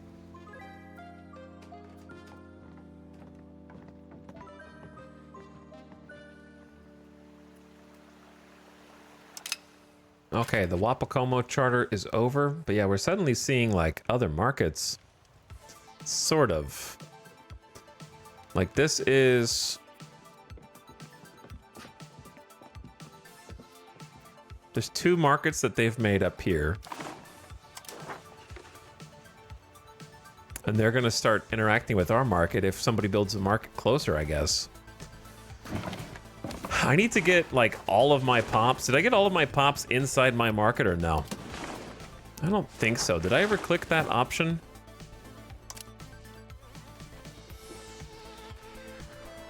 Chesapeake loses 50% trade advantage and trade capacity to us? Is that bad? That's bad. I don't understand what the point of that is. Did we already click the one that's, like, encourage their trade to us? Now I don't know where that option is. Is it market access preference? We gain plus 20% market attraction there. Lifts market protection between 2 countries. Directly reduces the market attraction that foreign markets have on locations, making it more likely to fall under a market of their owner. The way that this is formatted, I just don't know if I'm doing a good thing or a bad thing. I'm just going to click the button. Our proposal was accepted. We give in the Chesapeake locations better access to their markets. Might need to unpause to see the results.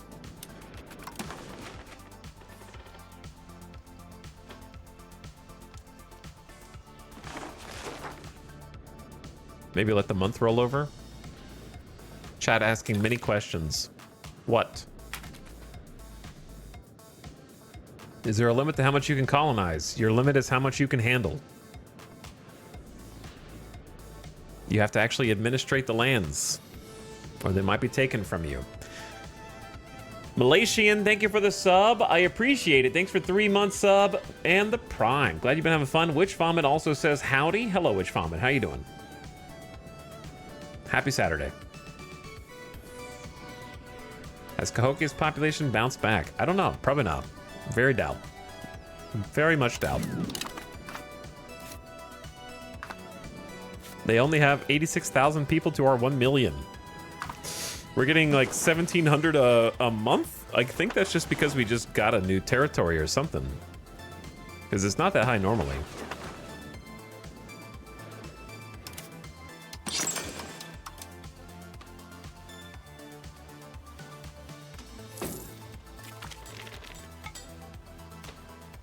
Okay, 3 more settlements coming in.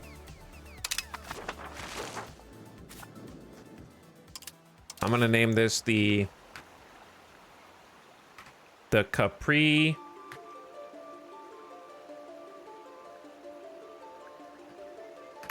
Sun.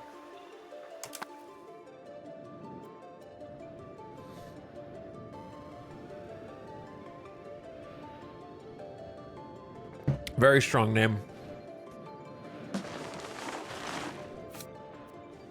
They have furs there. I could go for one of those right now, yeah? Go for one of those right now. I'm just gonna keep settlement maxing. Isn't it nice not having coming of age pop-ups every 5 seconds or less after I finally disabled them? Isn't that lovely? We can actually like look at the game and think about what we want to do instead of just being bombarded with Omega pop-ups at every turn.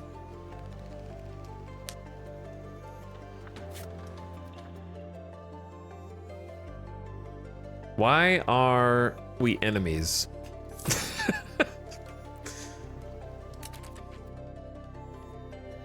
Chesapeake has declared them as the rival. Is that why they have a negative 50 opinion of us? Because my dumbass vassal declared them as a rival? Or is enemy a different thing?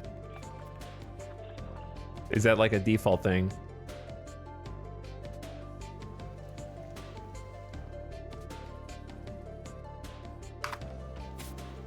These guys are negative 24, but they have 60 troops. Yeah, your vassal's trolling hard. Like I said yesterday, if the AI sees a button that's lit up that they can click, they just click it. They don't care.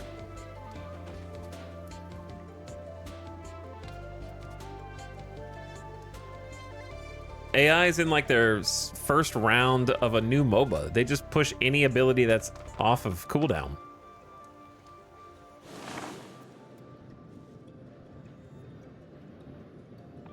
I think they declared you a rival. I think you're wrong, because if they did, it would be on this page, and it's not. So, they do not have any rivals other than my vassal, who has declared them a rival.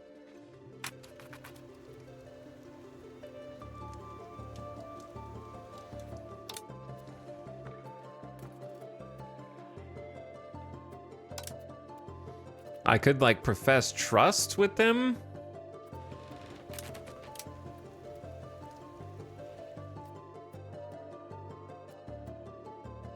We can't even improve I guess I could profess trust in them. They should flatter them at the expense of other people, but there's no other people here except for the small plays. So I'm just gonna profess trust.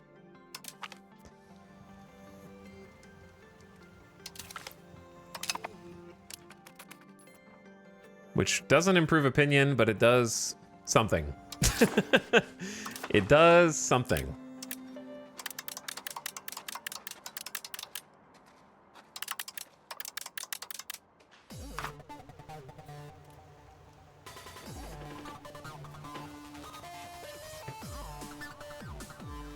Okay.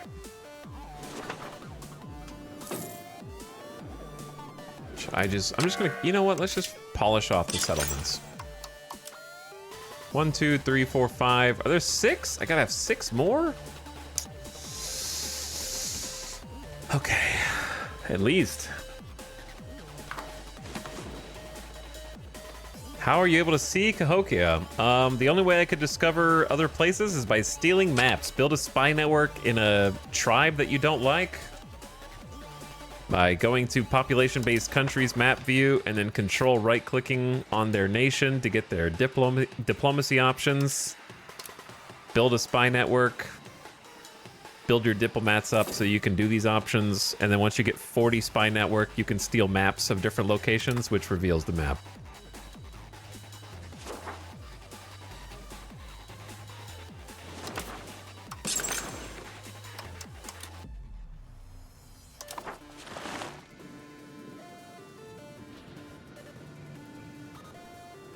What does a settlement building do? It attracts migration, it increases migration attraction and also increases the population growth speed of an area.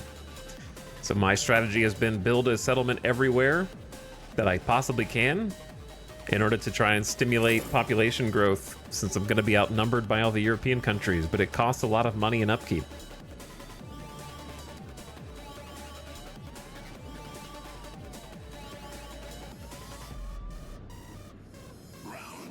So we're paying out the butt for those buildings, but that's why we're at over 1 million pop right now, I think.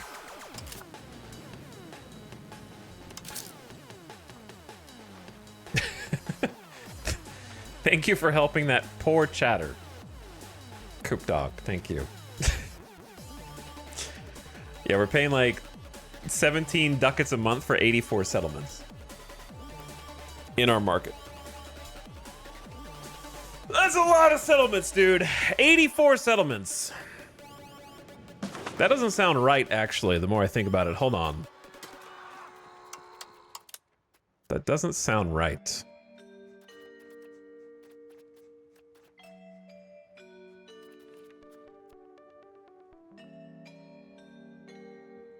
I need to check some things. An unforgivable affront. They came at night. Who murdered us this time? Colony of Megantic. Uh-oh. These neighbors are sneaking in to raid us and kill us? Violent colonizers are sneaking in to murder my people. We were not prepared for the attack. We lost 10 people.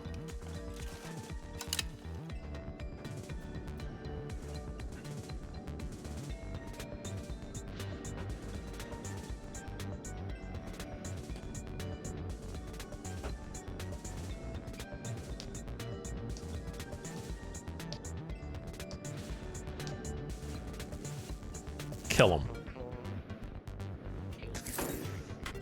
No, I need to just improve opinion. Get my diplomat over there. Gotta spend some more money on some diplomacy. Let's just start improving opinion. I don't want war with the Pope. I don't expect that to go well.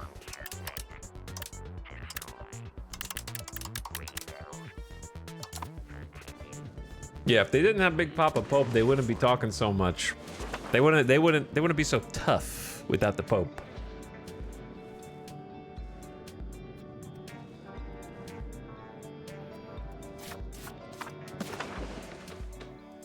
Anyway, it's curious that these are gray. Prakalakin, for example, has 1,700 people out of a pop max of 142k. So why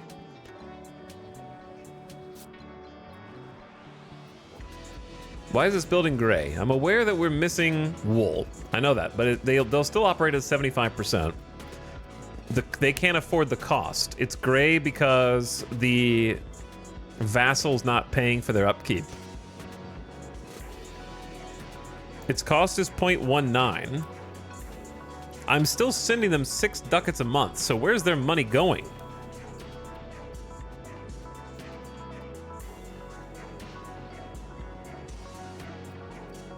Did they turn off the granary? It has nobody employed. AI, what are you doing, man? These ones are on.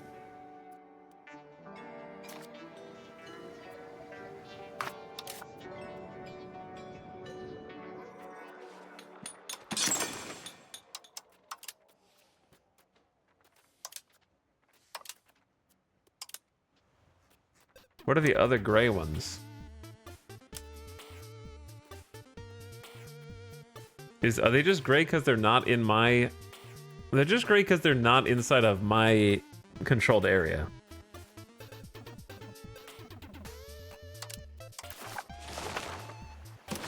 So do I really have 80 buildings? Chat, look at the screen. Do you think there's 80 ones here? There's not 80 ones. There's no way these ones add up to 80. You know what I think is happening? This is my theory. We're still getting charged for every settlement that we've ever built, even though the settlements aren't there anymore. And that's bugged, and we're just eternally paying upkeep on old settlements that auto-deleted themselves. I think that there are at least 60. You think that there's 60 ones on here? Let's count. 1, 2, 3, 4, 5, 6, 7, 8, 9, 10, 11, 12. 13, 14, 15, 16, 17, 18, 19, 20, 21, 22, 23, 24, 25, 26, 27, 28, 29, 30, 31, 32, 33, 34, 35, 36, 37, 38, 39, 40, 41, 42, 43, 44, 45, 46, 47, 46. Maybe? Maybe there are?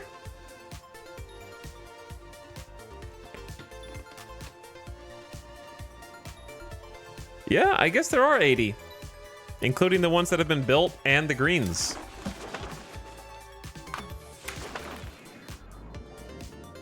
Okay, I stand corrected. I did not. If I was guessing how many gumballs were in the machine, I would have been wrong.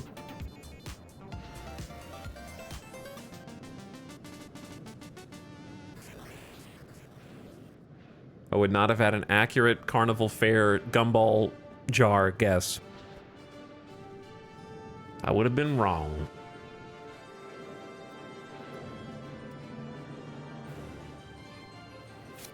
All right, I need you guys to finish colonizing this area before the Pope realizes it exists. Please.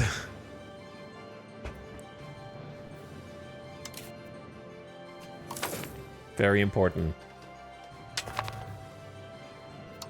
They're listening. No, they're not.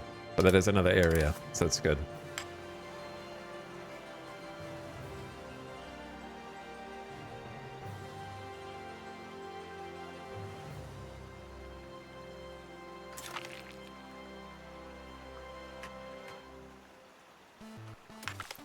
Hrashfat.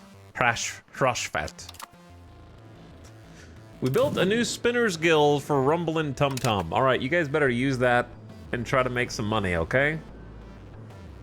I'm trying to help you guys make some money and get some tax base up in here. I know you've only got 46% market access.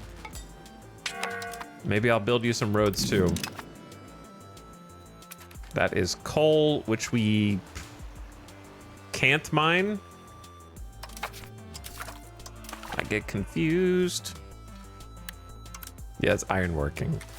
All right, no coal. Delete. All right, roads.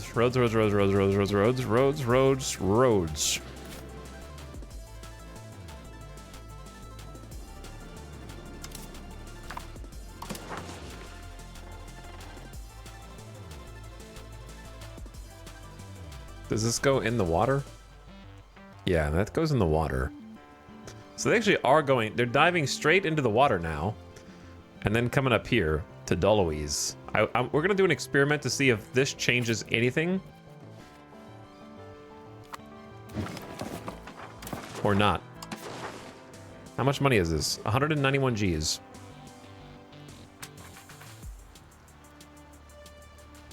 From Shamokin to Doloise. We're gonna see if that changes market access at all. Or if it doesn't matter. Queen's reputation is tarnished. Kill someone. Or we gain 2 antagonism. Embrace the reputation. Take the antagonism. If they want to hate us because they ain't us, then let them come. Oh God, not that fast though. England. England is going way faster than Poland is. England has boxed in. They're racing. England and Poland are racing for the same territory. Also, it's been another hour somehow. I'm gonna take a restroom break. Ad coming in hot. I'm gonna pause while the ad is going. Just warning you so you can turn your volume down.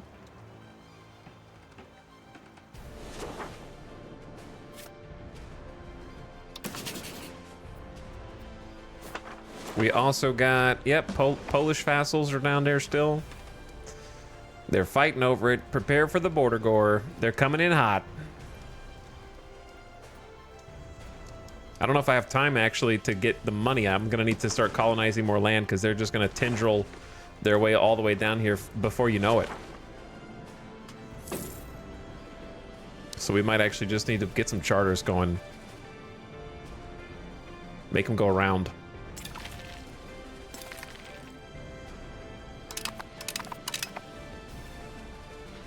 All right, ad just started.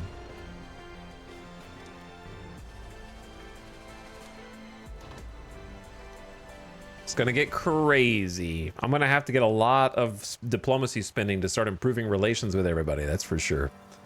All right, I'll be right back. Thanks for watching.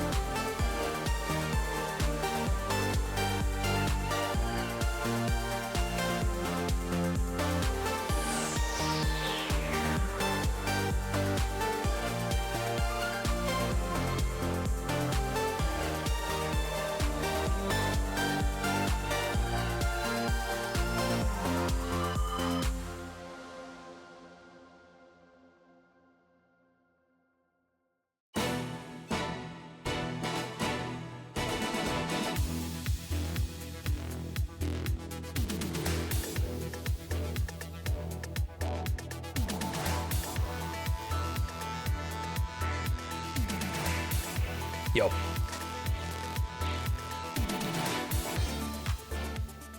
I just noticed a small thing, but it's a cool thing. Our charters are filling up faster. They were at like 41.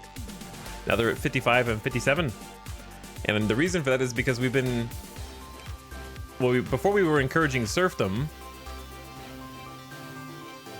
we were encouraging outward. So we got off of inward. So we have currently 20% bonus colonial monthly migration and more diplomatic capacity, but we're losing cultural tradition, which I honestly don't know how much that matters.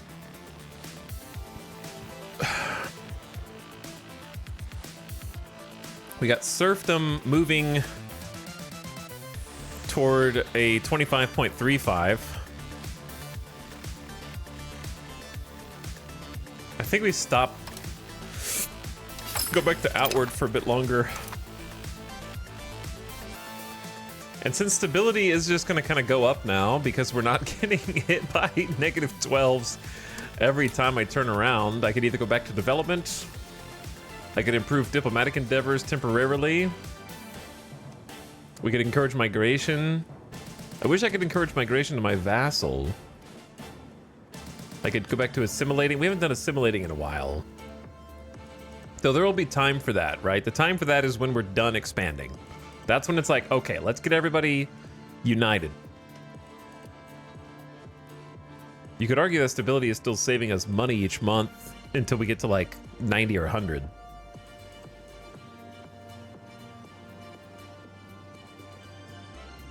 So I'd say for now, since we are improving relations with our little neighbor who's been just raided us and killed us, let's just do Diplo for a minute. Just kind of help that process along, and then once it feels a little better, because like that automatically got us up to +8. So that's, it's pretty good. From like -30, -40.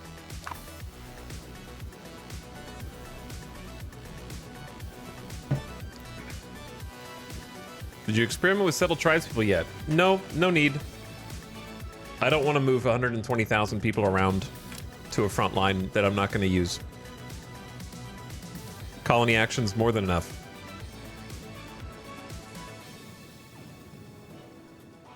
A 1,000 people to each location is way better than taking 120,000 people out of the heartland when our population's not that high. Development feels weak? Well, development's supposed to be slow, so it is what it is. Mohitan, how about...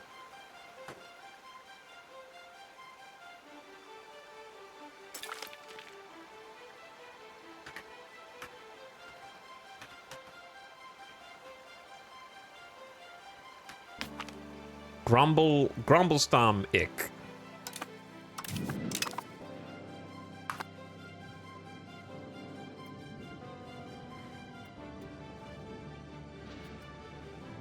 So yeah, at this point, I don't know. I guess like if I keep building the little settlements, I could either do that or save money for some more charters.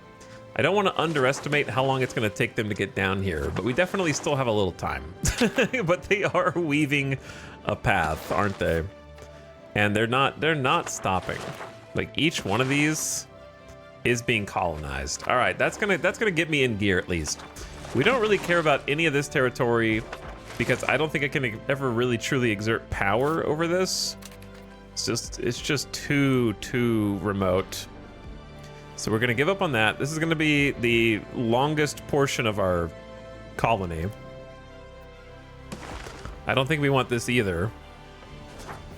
I do want this because I do not want them to fill in on the underside of the impassable terrain. And I want to hold this little choke point right here. It's kind of hard to see, but there's impassable. So I want to like be able to plug that.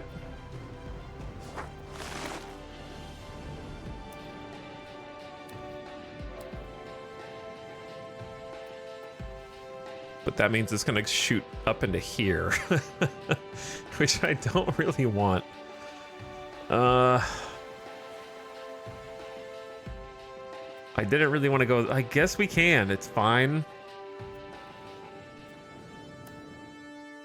And then we blob out to this. And then we start to move over to Tirana. Tirana.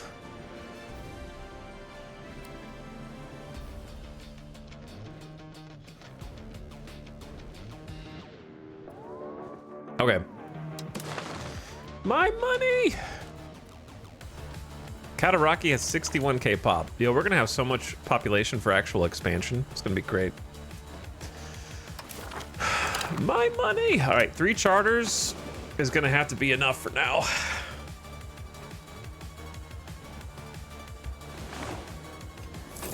Chesapeake is building a market village. All right, so at least they're building some stuff to try to get their tax base up. They went from like 1 to 3.78, so it is going up. Rumblin' Tum Tum is their biggest contributor, the town, which it should be. Hello?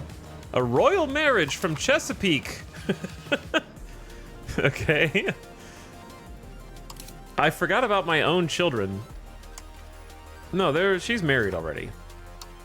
She's not, but she just became marriageable. All right, so she's not our heir. Is she our heir? No.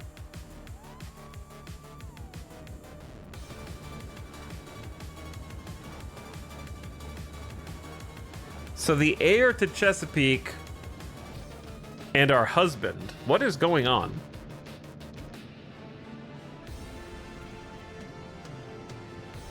Why would they offer their own heir in marriage to my consort? How would that even work? If they inherited. I'm not worried about the polygamy. I'm worried about the succession. I don't want to somehow... All right, look, I think we declined this offer. And look at their family.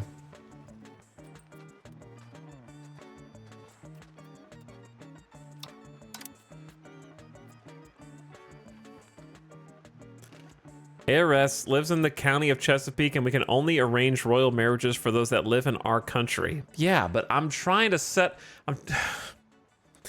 Crusader Kings 3 would never block out this option. It would simply open a window that allowed us to suggest a marriage to their nation, and it would put their person on the right side of that screen and my person on the left, and I would get to choose who I wanted to send a proposal. Instead, we have to do it backwards, where I need to find somebody of my family, hypothetically this guy, and then arrange a royal marriage do it backwards.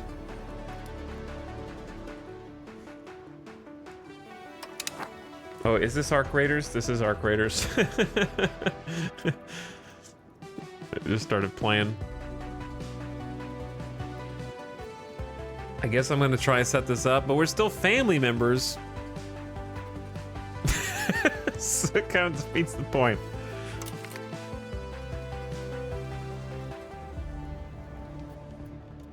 My son with our third cousin.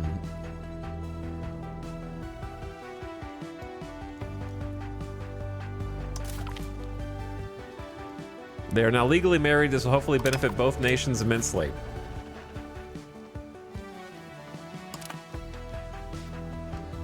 Third cousin is basically a stranger. That's true. How long before you think I don't have to support my Vasa with 6 ducats a month?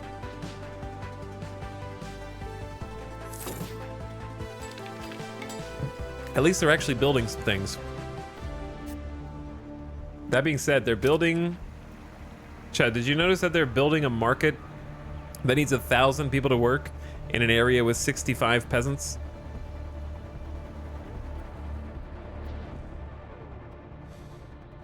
instead of the area with 500 peasants.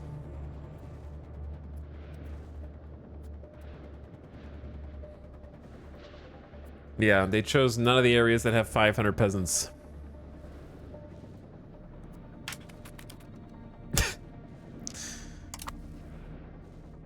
Sure. I feel like there's other stuff I should be doing. As far as micro. We haven't really changed any of our laws in like a long time. We still don't get enough iron. We could get more. If I gave up. Honestly, how much are we really making on this? This is like not trustworthy anymore, so I don't even know. All right, I don't know what that is. We talked earlier about how the auto trader just makes things up and actually loses you money potentially. It's all a mystery.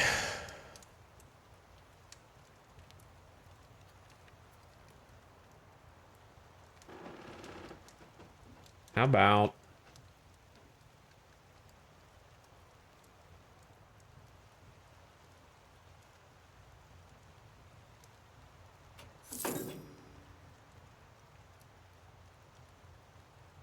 all the suggested soundtracks are the ones we've already listened to like 5 times.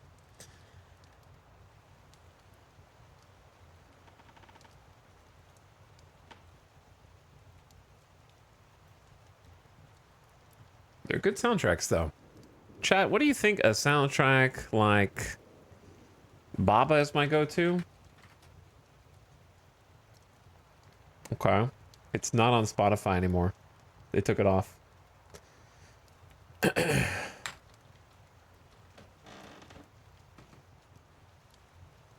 soundtrack that is like Tunic, not Dome Keeper, Cobalt Core, like a Tunic Cobalt Core type of vibe.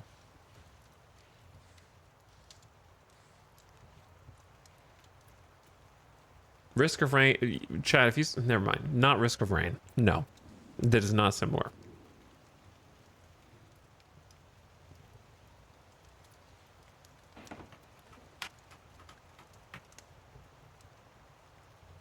Dwarf Fortress.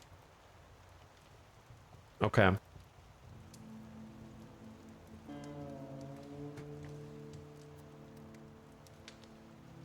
we are kind of striking the earth. Not entirely incorrect. Who are we trading with? Naze by port. I'm not taking that water, are they? I guess they're taking that water.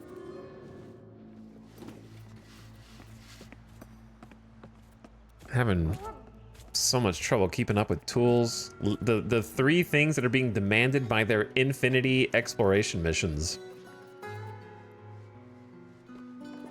Our economy is built on lies and deceit.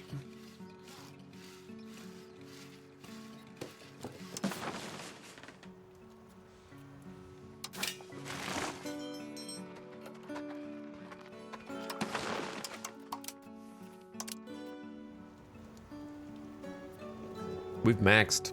We're tool maxing. The only thing we could do is bring in more iron. We have 0.23 extra. That's not going to be enough to convert one of these. Well, I mean, I guess the idea is you convert one. Look at the deficit.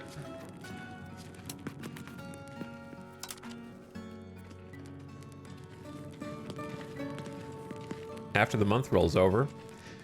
Do you know how much easier this game is to play when you're not getting blasted in the face every second with coming of age notifications and having to like marry people off?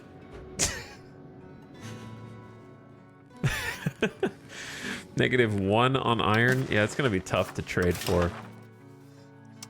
You know how much more playable this game is if you just cut the entire Dynasty system that's just bloating the game out into nothing that no one cares about? Because it's completely half-assed?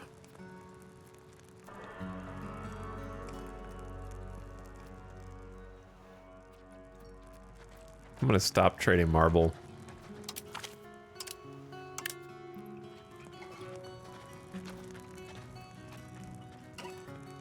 We actually do have a little bit of demand here.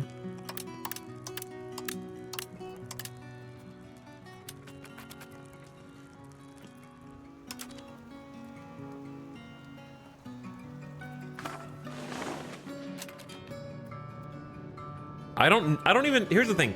I don't even know if the automatic marriage mod is doing anything in the background or if it's even doing enough, but I'm just gonna trust that it is, you know? And that's enough for me, I think. I just need to believe that it is working. That way I can be released from this burden.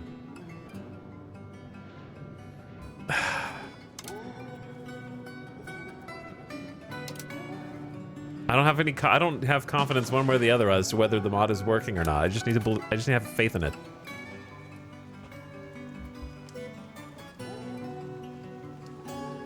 I can actually like focus on trying to play the game and develop my locations now.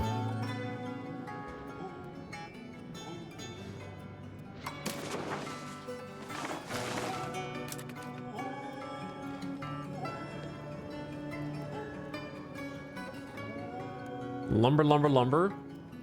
Sand, clay, fish. Fund farming. Fruit, maize, and legumes farms. We just have too much of all of those. The Market Expansion Act. 10 years of burger trade capacity. Here's the thing.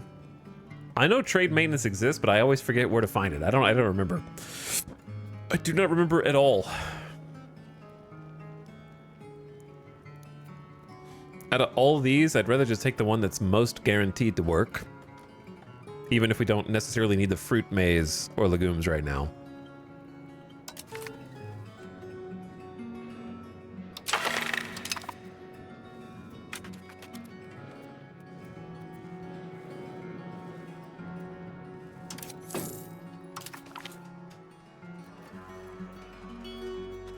Noctawambo Fruit Farms, Arzu, and Pojampalo. Those are good spots at least. Good choices.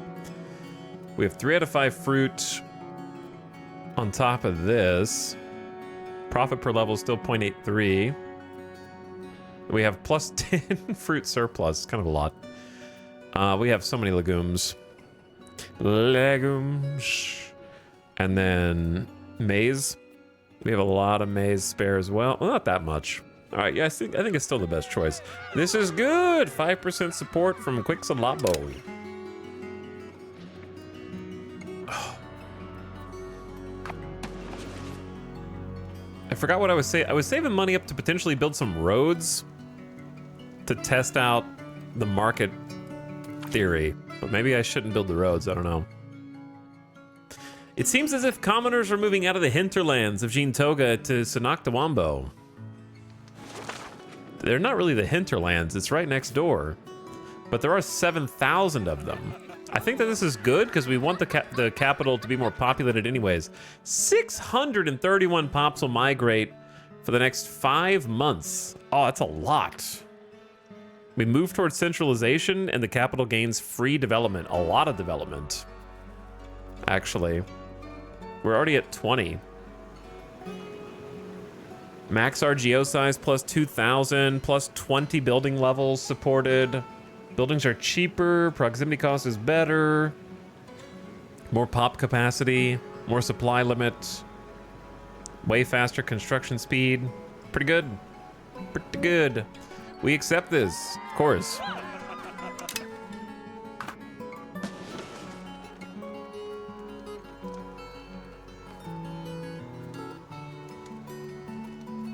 Trade maintenance is on the market tab of economy. I think you missed what I was asking. I mean the actual number, not the percent. I know what the percent is. I just don't know what 25% of what's the final number.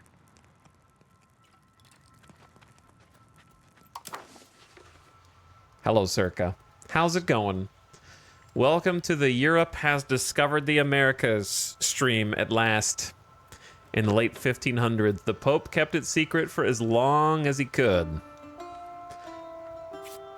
His thirst for land is unquenchable. Now we have Pope Nicholas de Vega the Fourth.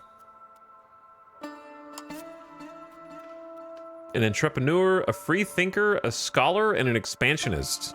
Expansionist is definitely what I'm seeing out of you.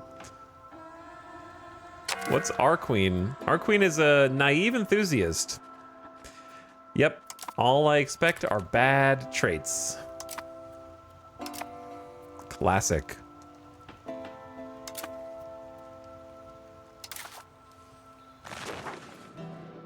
Monteton? That's new, right?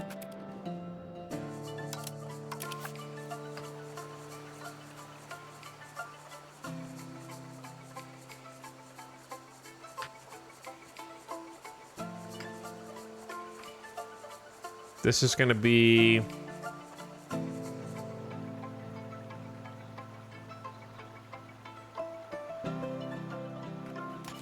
Drescher Court. I think the Dorfort soundtrack is a good choice. It's got the right vibes. Look at this, dude. We colonized to keep a circle for just us. No touch. Stay away. This is only for us, colonies. No land grab for you, only for me. Emboldened by our religious censorship laws, clergy has begun sponsoring the creation of art across the country.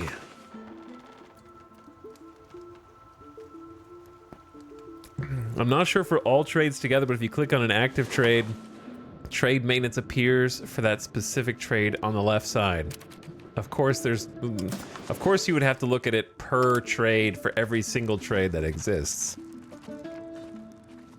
0.21 ducats, we're making 12.38 in supposed trade profits by importing and using that iron, putting it to work. We actually have a surplus now, surprisingly.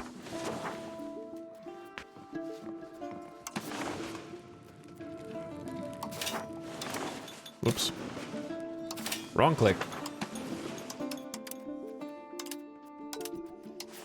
Pojampalo is still using stone.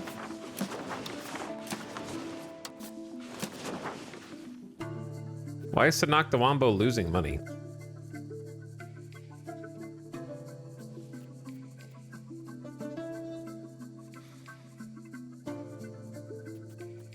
Is it because importing the iron is expensive?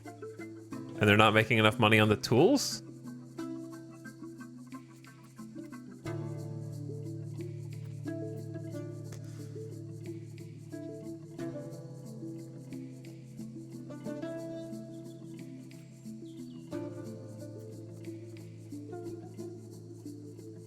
So importing iron to make tools is not... that's...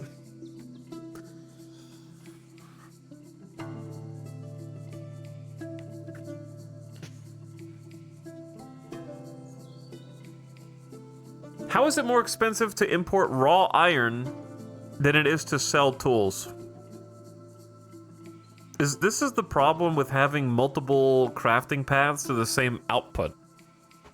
Where it's technically more profitable to just use stone to make tools, but you can't make as many. So someone ends up suffering.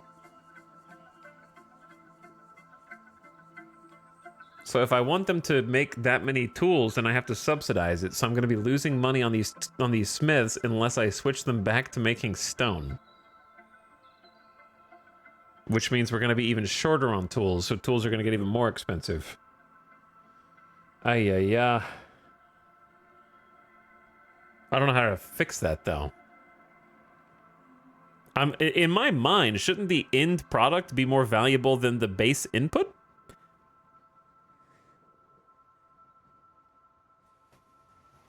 Does that not make sense? Like, if they have excess... Let me see their iron. They have a pretty large surplus of iron.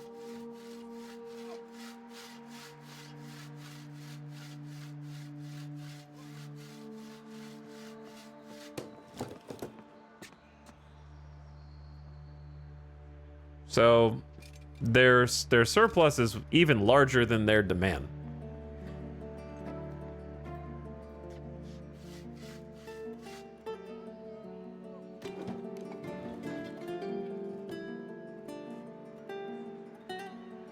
In fact, so much so that the base price of iron is 3 and it's being modified by negative 63%. So iron is only 1.14 ducats. So the price is extremely cheap. Okay, that's per unit. So if we look at tools in our market, we can see that tools are actually worth 3.25 ducats for a unit, right? And if we go back and look at our buildings, we can see that the building is attempting to turn a lesser amount of iron, 1.8, into a larger amount of tools. So if iron costs 1.14 and tools sell for over 3, how are we losing money on that?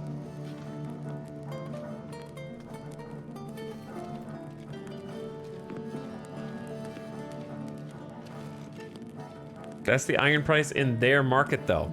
But if I'm importing it, wouldn't that equalize? Am I not buying it at their market prices?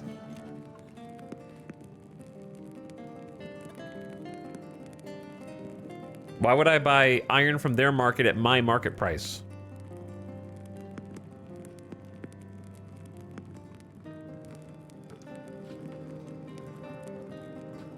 And then they take it to my market, and then the Tools Guild purchases the iron.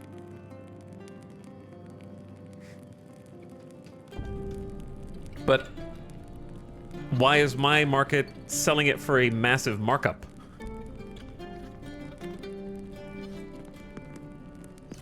Basically, the economy simulation is not deep enough, because what would be happening in real life is if people were buying from one market to sell in another and jacking the prices all the way up to put it to the point where they're putting the people who use it out of business, then they would also go out of business.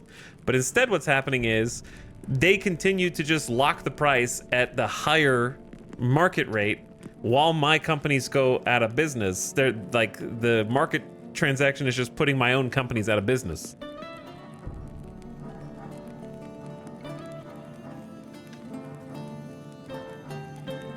Do you see what I'm saying?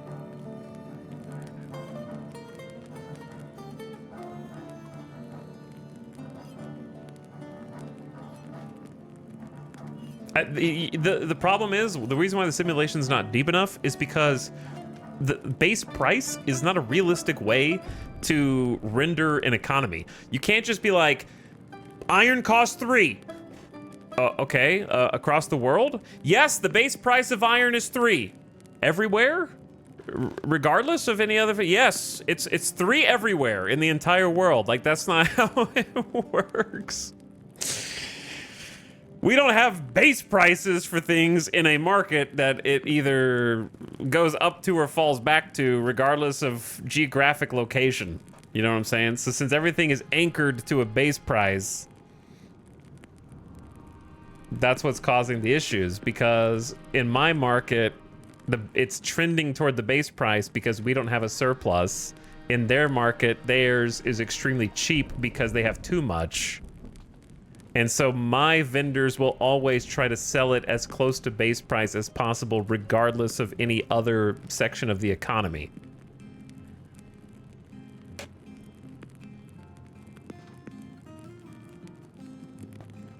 Giso, you don't know what you're talking about here, brother. What is happening is that you have not enough imports. I have a surplus in my own market of iron. So I have enough imports. We have a surplus. Then when those buildings turn back on, it starts to go into a small deficit. But even if I maintain this surplus, the price of iron is plus 34% right now. The effective supply is 1.79 because reasons. We're importing 3.4, so I have no idea where it's getting a 1.79 effective supply.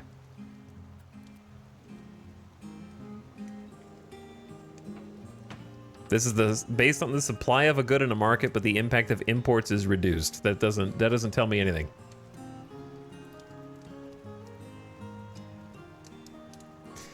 I too find trade makes less sense the more I look at it.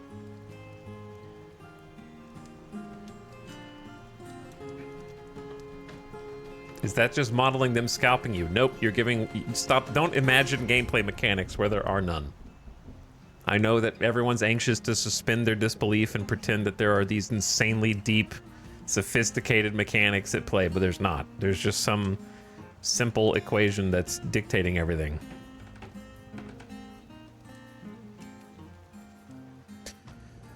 I'm just gonna subsidize both of these and eat the cost, I guess.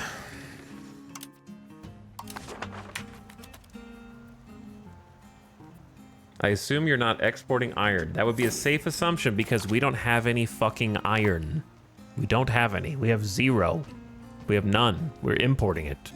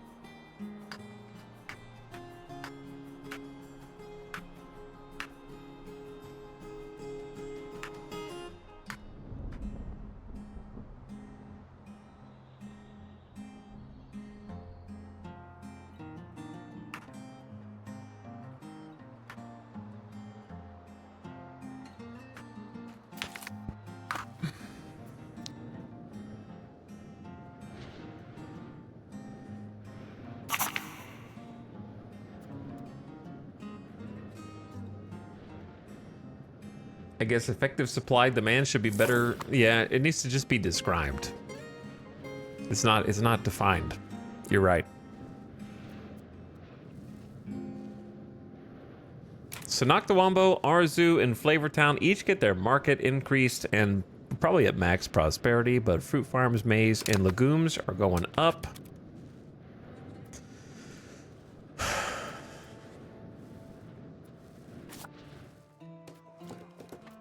So supply of iron will go down as the buildings turn on.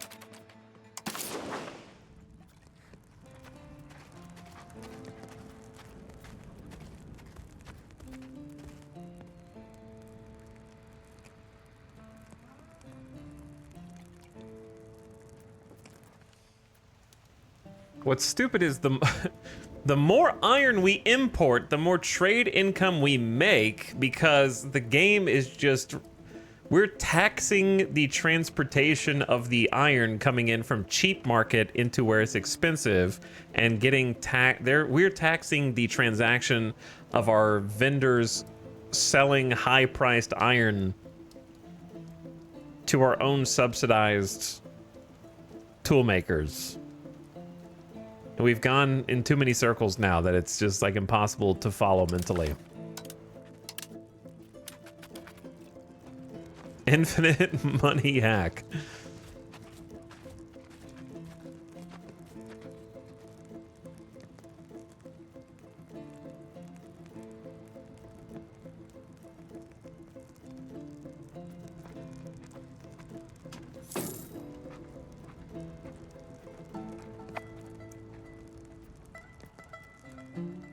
Like, I'm thinking about just turning off every other export import we do and just going all, like, putting 100% of our imports on iron just to try to keep up with the demand.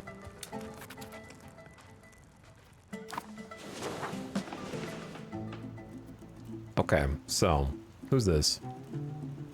Chesapeake. There we go. I got 206 ducats.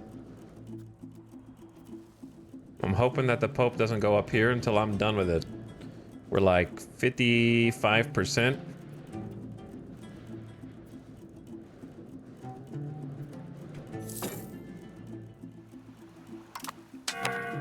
And I don't really know what I want to do with money.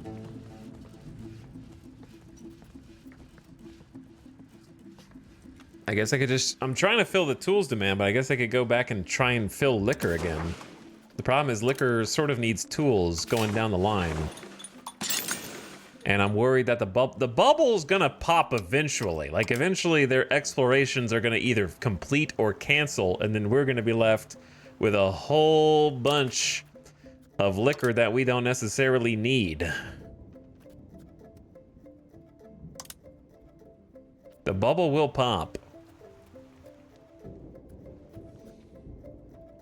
Pojan Palo's been kind of popping off, to be honest. So every building of distillers requires wine, pottery, and glass unless I change the recipe to beer, pottery, and glass.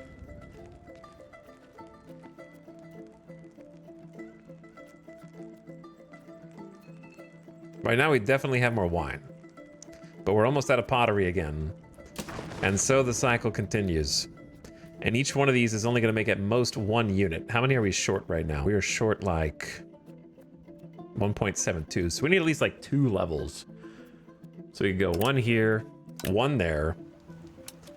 And then we know that that's going to create shortages in pottery and glass. Which again, either require market villages to go around, which I have been using, or it needs more tools. Those are kind of the 2 choices.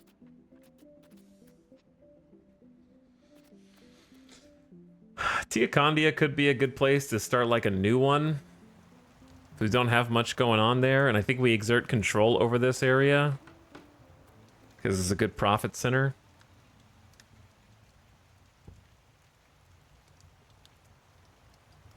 And they have like 5,700 people.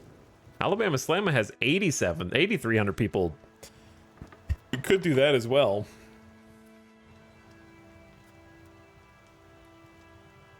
We do both.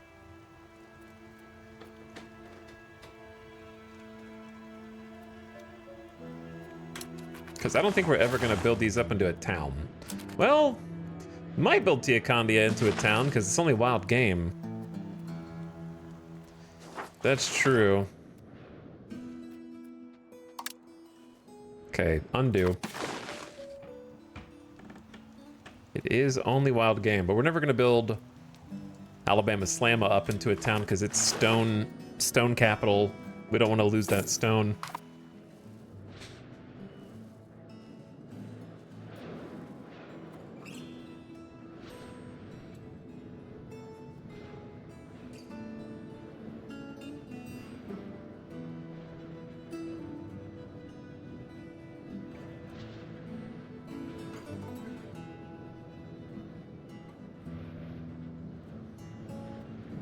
I think that it's supposed to represent the inherent inefficiencies of importing versus local supply, but it's just not explained.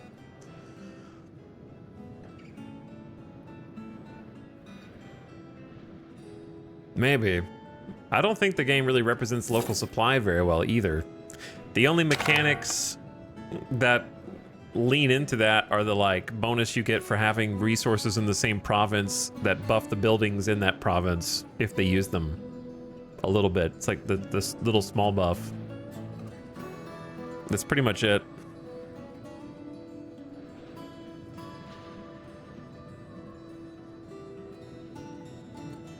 Door Fort? This is some Door Fort. Nave Pleasant, thank you for 37 months of sub. Also, Marduk says E. Thanks for over 3 years, Nave Pleasant. And what's up, Marduk? Thanks, guys. How is Chesapeake doing? They're making weapons out of lumber out here. We got another core.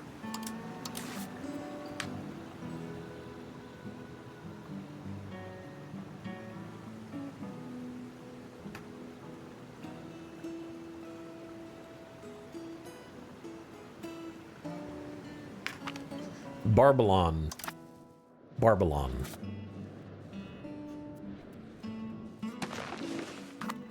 They're coming.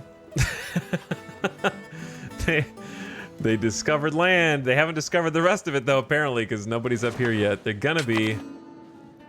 If they start going around us up here, we're gonna have a little bit more of a race.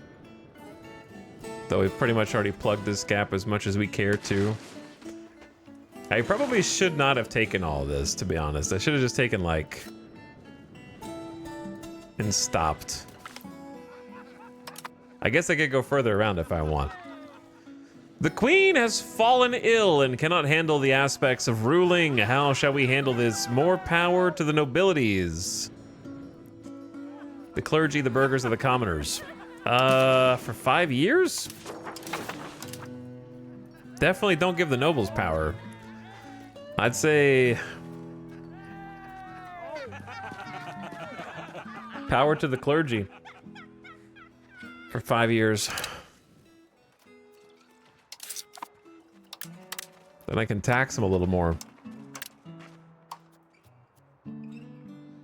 Oh yeah, I still have all this Diplo spending. What am I doing with this Diplo spending? Spy network? Yeah. I want to steal a map. I need to steal these maps because I'm getting a little scared that they're going to get closer and I'm not going to see them. So Eastern James Bay, that's going to be water, obviously, but it'll still give me some eyes. How about like Northwestern Ontario? That makes sense. Just in case they somehow sneak over to this coast from, or I don't know. You know, I have no idea what they're gonna do.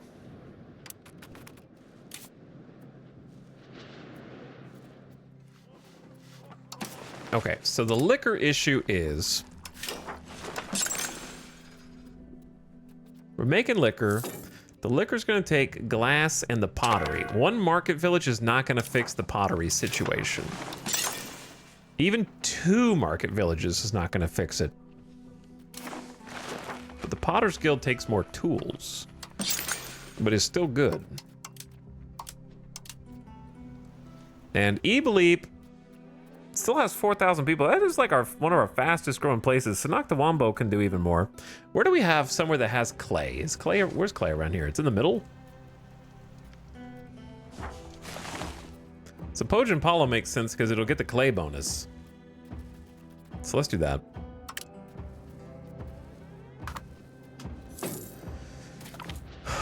Another colonial expedition.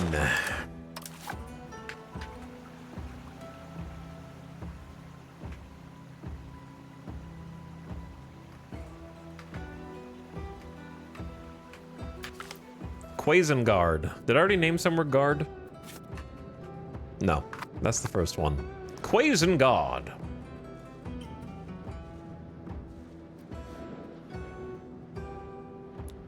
Do you think Victoria 3 players will like this game? I don't know, chat. Do Victoria 3 players like this game? Are you out there?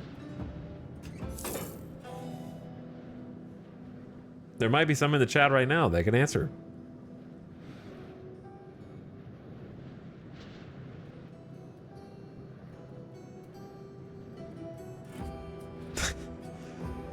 Bunch of yeses.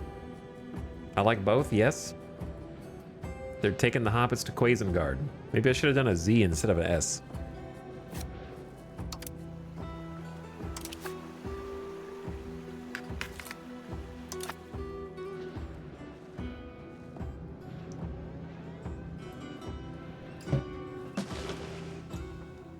Fixed.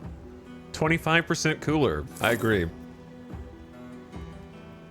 I feel like I should be doing stuff on other menus, but I'm just kind of like not. Is there something I'm forgetting? I feel like I'm forgetting something. Obviously, we don't have a standing army, which would be nice in the future, but we'd get crushed anyways. I just stole a map. We could start another map network, or I could just turn down Diplo spending. I don't know how many more maps are going to be that important to steal that I need 2 spy networks. I don't think I need 2 spy networks.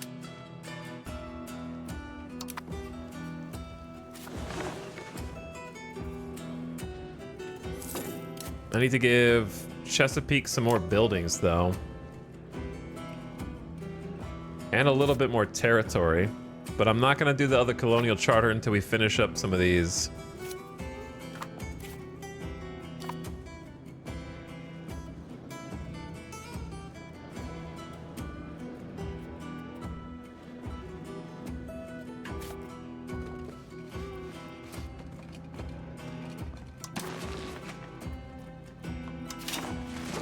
Tailor's Guild. Did I give them a Tailor's Guild? No, I gave them cloth though.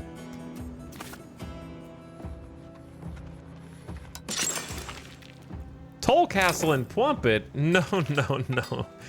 Get that out of here. All right, I'll build them a Tailor's Guild.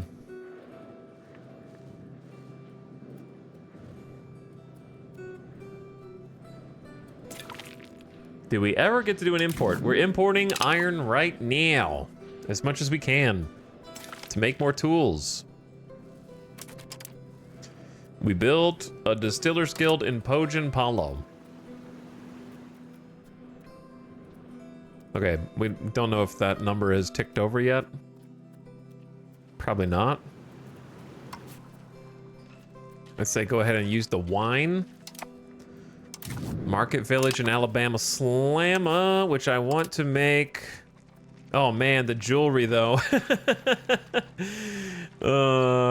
Yeah, the jewelry though. That's hard to argue with. 0.34? That's insane. The price of jewelry's gone up a lot. I'm just gonna let it ride. 20 ducats a tick while subsidizing my vassal for 6 while having 3 colonial charters feels like things are definitely on the up and up.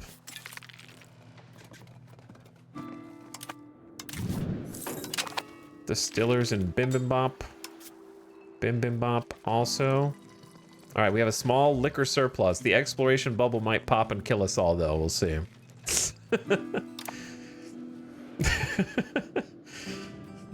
Unused trade capacity. Well, add it to iron. I know we have a deficit now.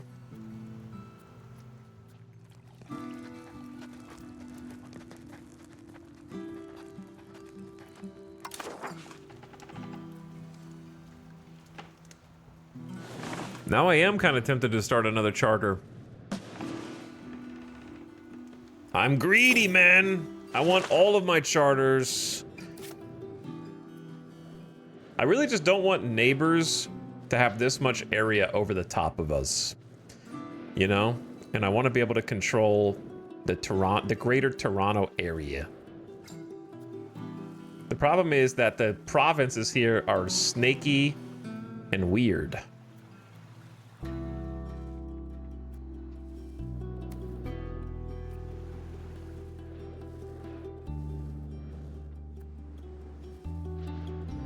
Snaky and weird, but relatively close to the capital compared to the southern territories, so I say it's fine.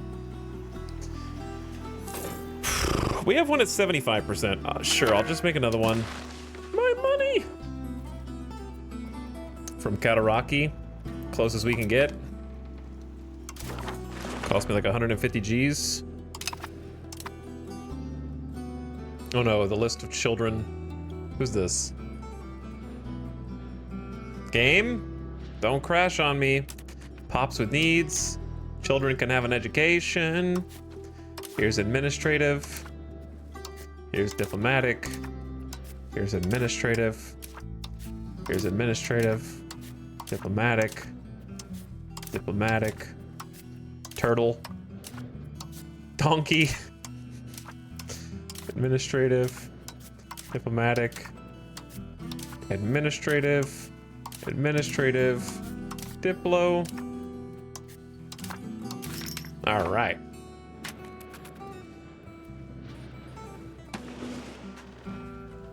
But yeah, I feel like I should be doing other stuff. Encouraging outward. That monthly colonial migration plus 20% is actually pretty huge. We stayed on fertility the entire time. No regrets about that. Our culture is like 98% majority. Quick, turn on the coming of age notifications. Isn't it nice that you never see them again? We have a mod that is auto-marrying the nobles 10 per month, up to 10 per month, supposedly. I don't know if it's working. It's much more enjoyable when you just assume it is. How about...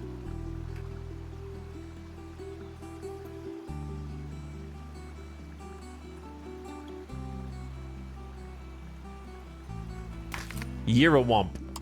Year-a-womp.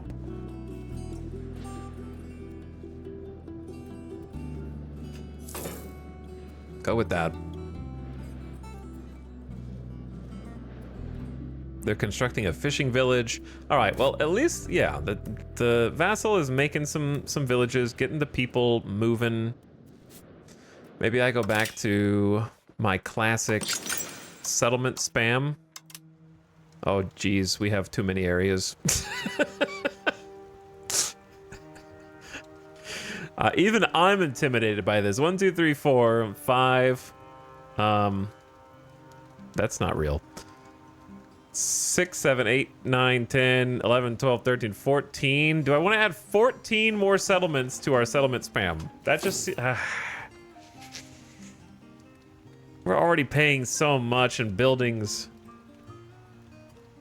I'm paying 4 ducats in building subsidies.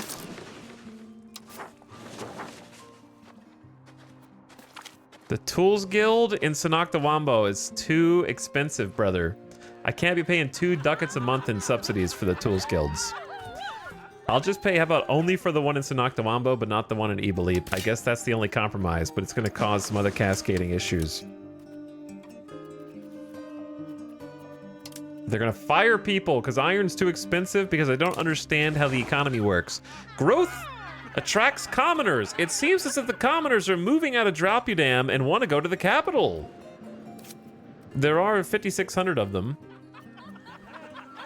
We have to accept this. We move towards centralization. They lose development, we gain development. Or they belong in their own turf. Move towards serfdom and we lose stability. I think I want the capital development, of course, and centralization. Drapudam will be a little unhappier, but...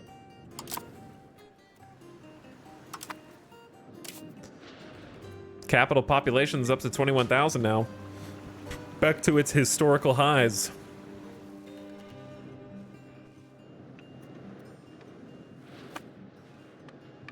Our little town bubbles over here just all connecting to each other is pretty cool. I wouldn't mind getting yet another town. We've kind of ignored Gimigami and Flopalopatopa. They've sort of stagnated. They were once hubs, but not anymore.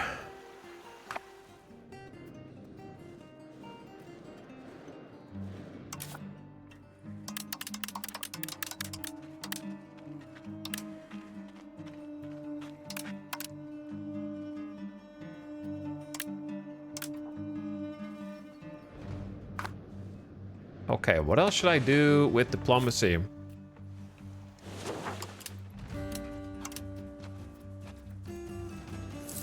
Oh, I never checked to see whether Chesapeake was back under our jurisdiction on the market. No, part of our land is not under our own market jurisdiction. So chat, what is the best way to manipulate market attraction for your own vassals other than the one economic action to give them market access?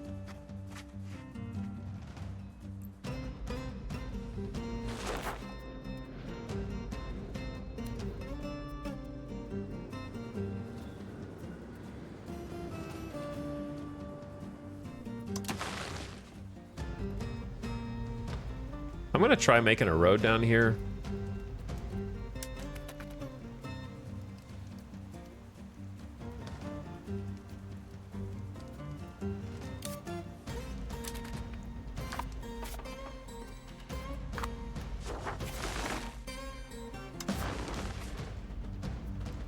$191 Gs. Honestly, it's not too bad. I'm just gonna build this road and see if it improves market access at all. That scared me.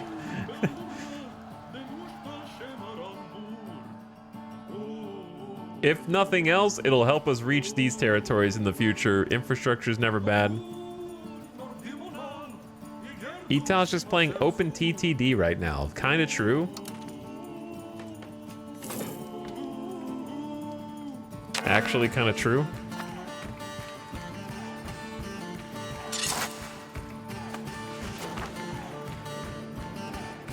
Ad starting right now? I'm sorry, ad watchers, you gotta miss this jam, but I'll pause the game for you.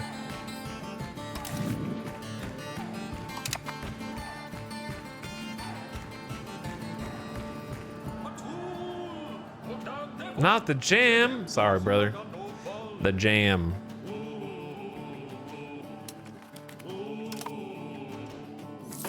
There'll be more jams.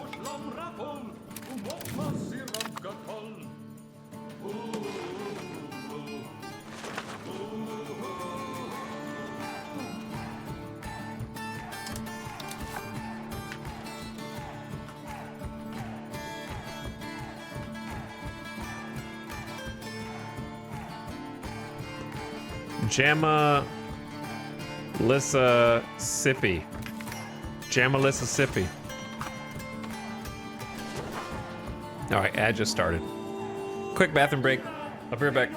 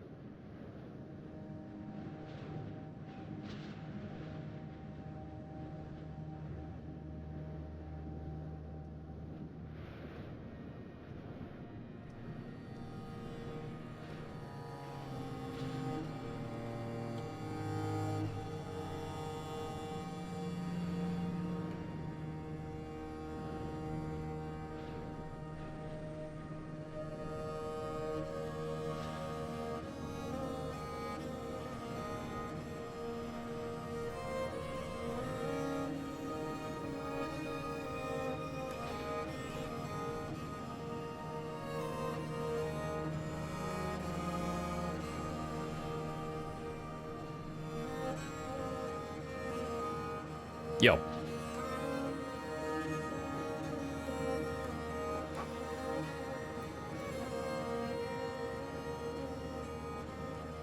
Is grant market access a good thing to use? I don't know, I just clicked it. No one knows what it does. No one knows how to play this game.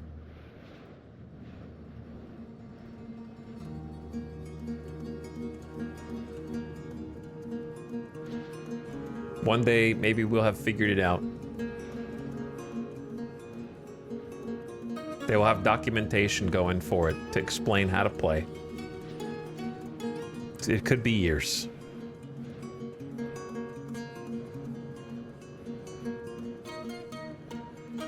How long do you guys think before someone declares war to take all of my land?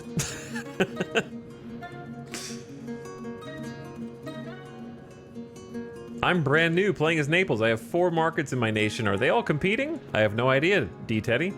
Good luck. Once again, no one knows how to play this game. I certainly don't. Welcome back from the ad, everybody. I've only got 110 hours in this game. You think I know anything?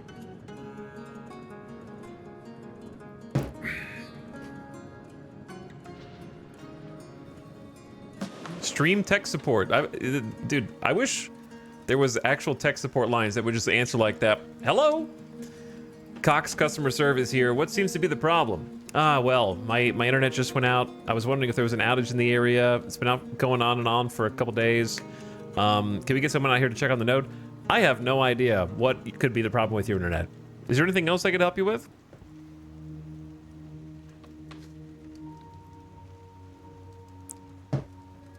I don't know, man. Why are you calling me?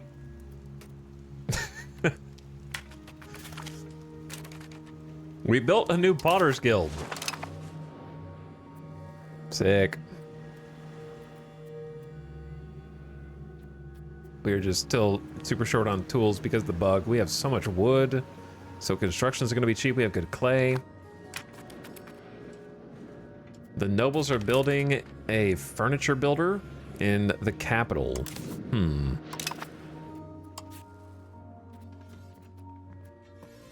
He's got plenty of stone for now. But since the nobles demand their jewelry and they're paying a premium, I think I might just pump these numbers up if there's enough people here. There's like 6,400 peasants here. Let's get the big market village in Alabama Slamma. The market village is also nice just because it gives us extra trade advantage, trade capacity, and local food capacity, which can promote population growth. So it does all those things. Kiwitan Sippy. Kiwitan Sippy. I don't know how to pronounce that. It is now named...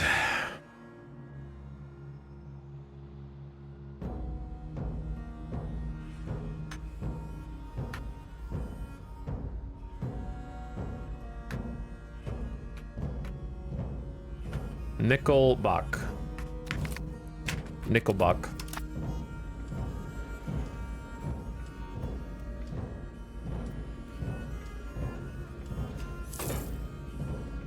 Chatters keep forgetting he's an unpaid playtester, not tech support. That is correct. That is correct. You got it down. Absolutely right. Imagine being a European who's exploring the New World, and you send your explorers over to the New World only to discover that the entire eastern seaboard is already colonized before 1600, and the only thing left is Florida. Or you got to figure out how to go around the Gulf of Mexico.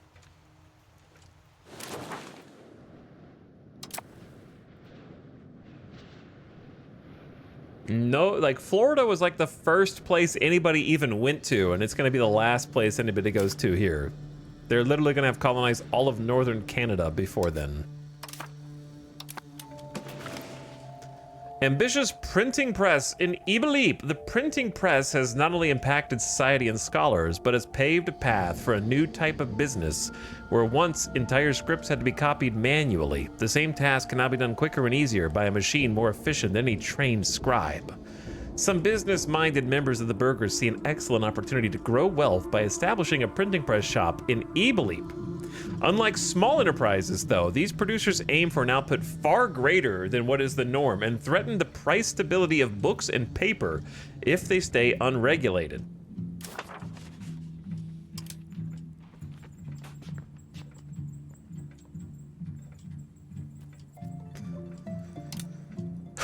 Chat, I'm just going to ask a frustrating question.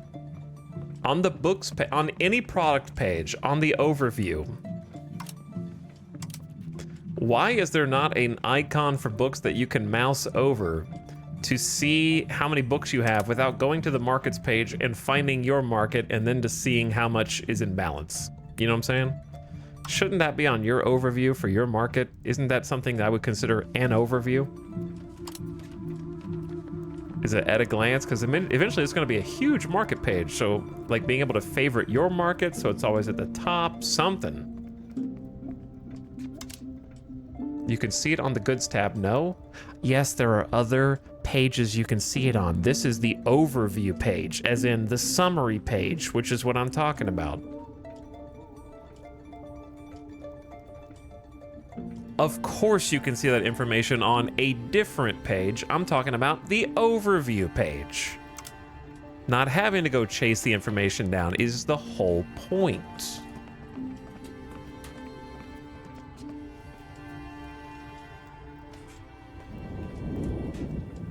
This is crazy though. You get 2 printer shops, which is a tech we don't even have yet.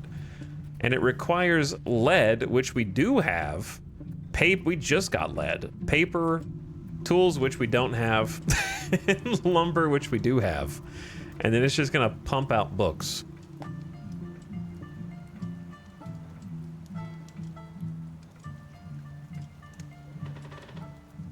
Regulate their shop. You get 1 printer shop and 10% progress toward printing press instead of 25. You also get the market gets ambitious print for 20 years. Which will lower the cost of books. Okay, you can't really see it. It'll lower the cost of books and jack up. Wait.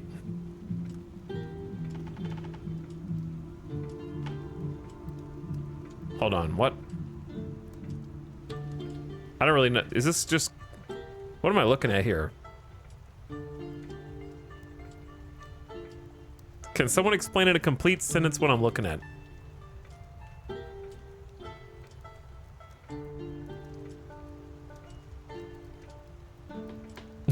Nope.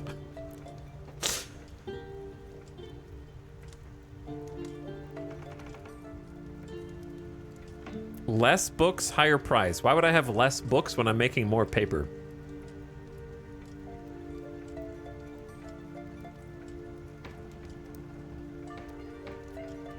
No, this makes books. This makes books. Why would I have less books if it makes books?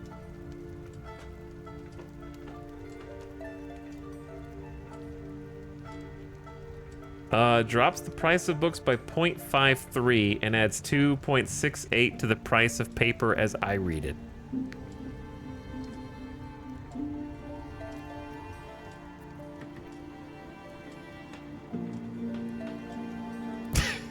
Okay, hold on. The current price of books right now are 4.93. That's the current price of books, 4.93. Base price, I don't know. Very unclear.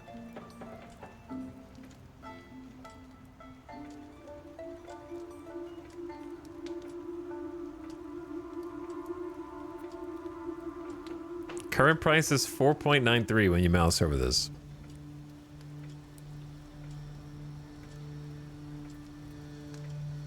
So I don't know what negative 5.02 is. Just keep clicking buttons.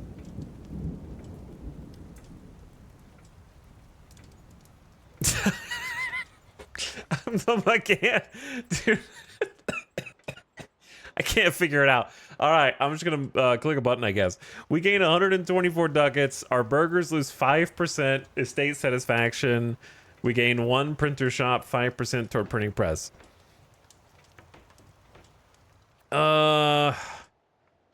I think you go big. And just get the progress. I know it's only 25% toward printing press in 1 location. Poor tooltip as usual, yeah. Like, it can't be less books, higher price, because the whole point of the printing press is more books, which flood the market with books, and therefore eat more paper. Right? Because isn't that what the printing shop does? The printing shop consumes 1 paper to produce 1 book.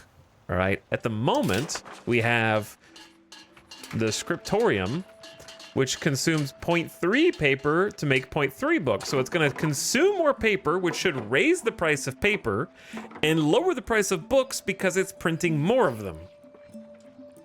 That's what it should do. So if we take that information and try to apply it to what the hell this means,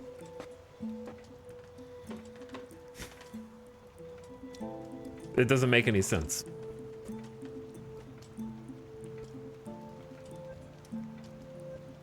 Okay, I'm just gonna click it and get 2 printing shops because to me it seems like having the 2 printing shops is better than not having the 2 printing shops, and we can just turn them off.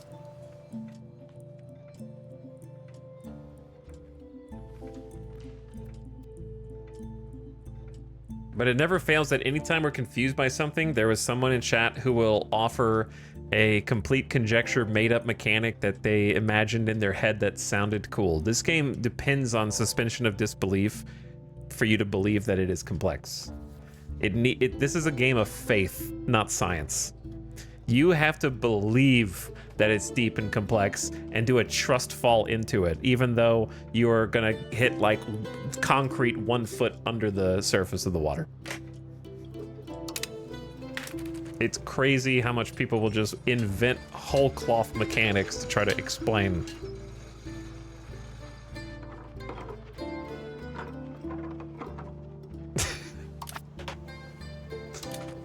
I wish I had as much faith in that as everyone else apparently does. I wish I did. So let's see. Check price now. Price doesn't update immediately. Okay? Relax. Relax.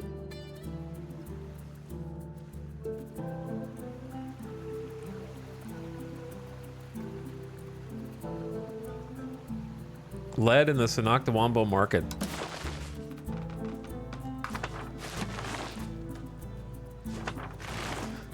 We're gonna have to trade for it because it falls under their market, even though it's in my territory, which is very unfortunate, and I don't know how to try. It's literally this one.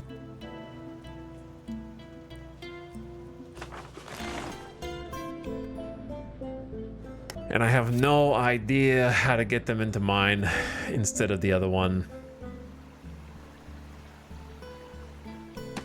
And I can't import the lead because we're importing iron.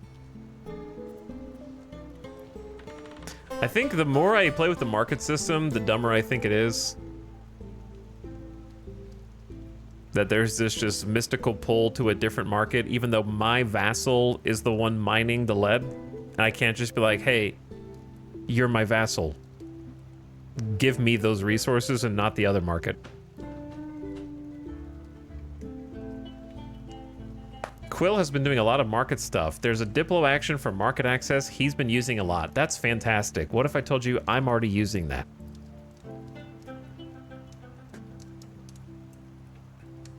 Apparently the meta is to create a ton of markets, which sounds dumb too. Yeah, I'm gonna have to create a different market in my own land to try to get the umbrella over where I want it to be.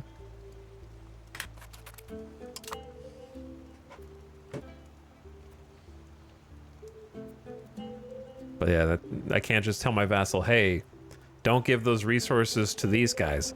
Like it's crazy because we're living in an age of feudalism that is actually supported by like laissez-faire market economy. You know what I mean? It's a feudal society where everyone in the world is practicing free market, open market economy simultaneously. This game is made by hardcore capitalists. Hardcore old school capitalists.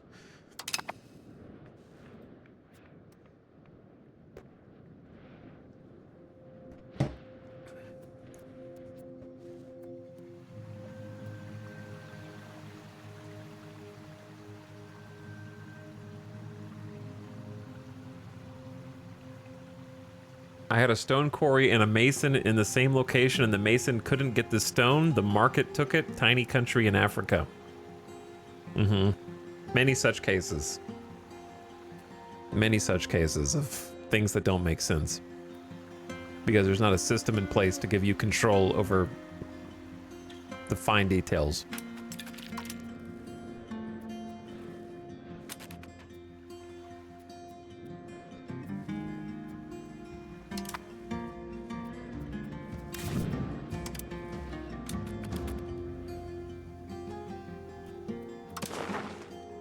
Okay, well, I built a road down to where supposedly the market access from our vassal's capital is coming from, and it did not change their market access as far as I can tell. So I think market access is fudged and does not really care about roads or logic. For much the same reason that we have imports that are coming into Sanoctawambo, yet we have no boats. They're using the water even though we have no boats. Seems like market access does not depend on logistics, whereas proximity to your capital does, which feels discordant.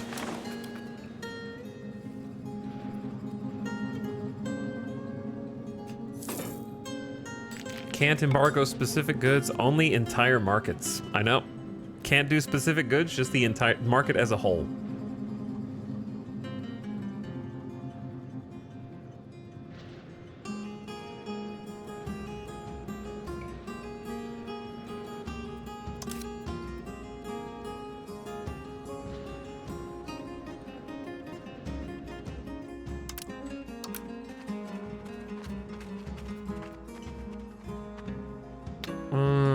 We're almost back to 85 stability.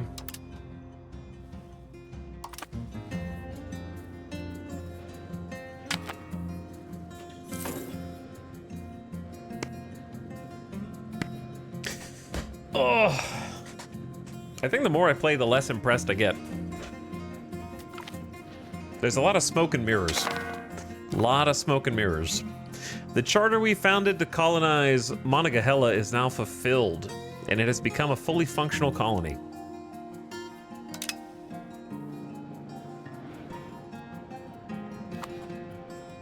Where is that last one that just got settled?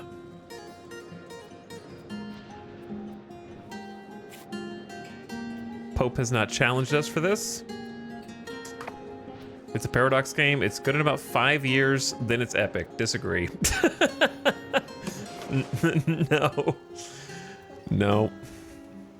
People have that. I don't know how they got that reputation, but it's totally undeserved. I don't know. Their PR is on a different level, I guess. Because when you actually stop and think about it, it probably worked for CK2 and that's it. Yeah, I think it worked for CK2. And then somehow the reputation just stuck.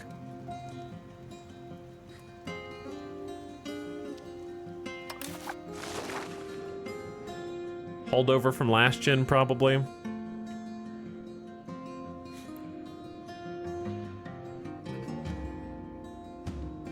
Cause like, take Crusader Kings 3. Okay, even if you like Crusader Kings 3 where it is right now, even if you really like it still, would you say that the DLCs were the key to you liking it?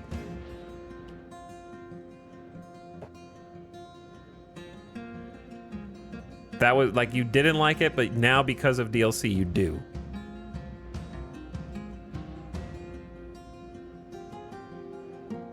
Yeah, so you didn't like it at vanilla, but now because DLCs are there, you like it. Don't know how it was unreleased, and don't answer.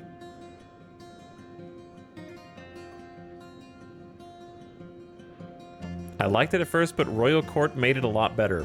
Okay, so I'm living in an insane asylum, and I must be in a coma, and my family is trying to reach out to me to wake me up right now and tell me that they're about to pull the plug. That's the only explanation.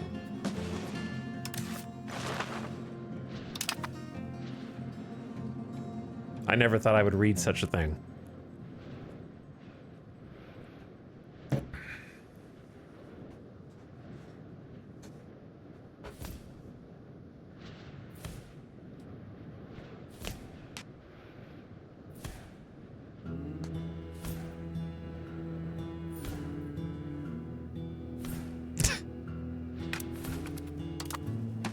I'll just drop it. I'll just drop it. Conflicts and protests with the commoners over taxes, landlord cruelty, expropriation, serfdom, and customs policies have recently become even more frequent than usual. If we do not manage to solve the problem soon, the consequences could be dire. I'm not losing 130 gold, so I guess you're gonna have to be unhappy, peasants.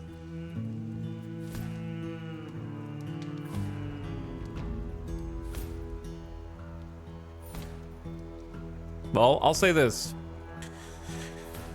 You keep waiting for 5 years, all right? You keep waiting. Go out to the Widow's Peak and look over the horizon every night into the sea and wait wait for your DLC to return to you to make it better. I'm gonna move on with my life after this and find new love. All right, that's all I'll say. You keep looking longingly over the horizon and waiting an indefinite period of time for them to come back from sea, from their voyage, with more DLC. I'm gonna go back into the town and meet new people.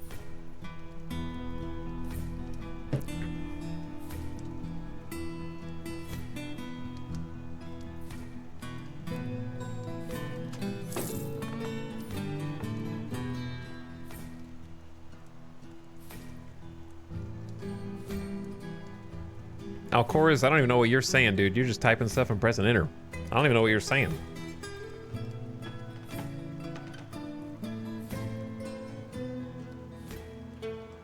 City's the worst PDX game and tries to make a point. I don't know what tries to make a point is, but I don't think you know that Cities is not developed by Paradox. It's just published. So I wouldn't bring up City Skylines because they didn't make it.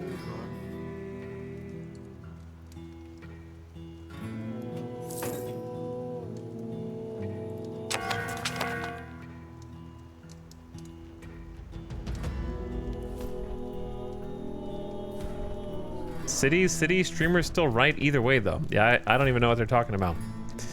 No idea. Words.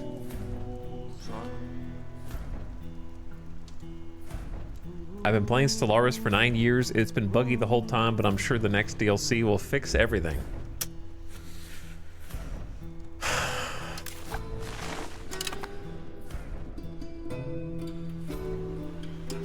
Just one more patch, bro.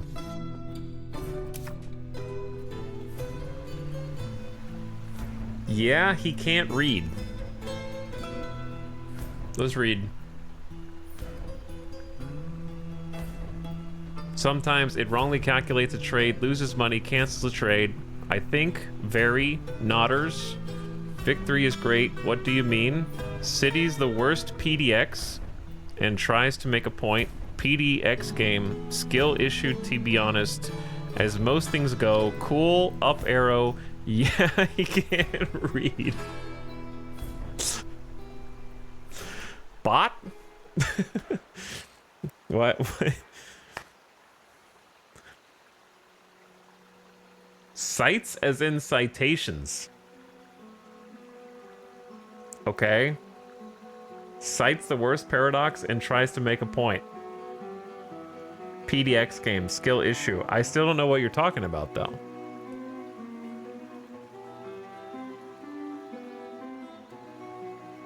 Do you think, is it that you think Crusader Kings 3 is the worst Paradox game? That doesn't actually explain anything.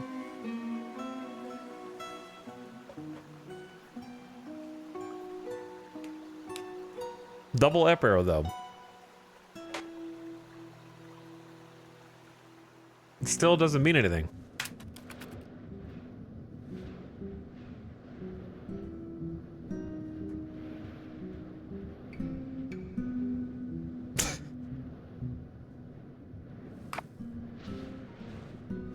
I think he meant Royal Court is the worst PDX. We'll give you the most generous interpretation.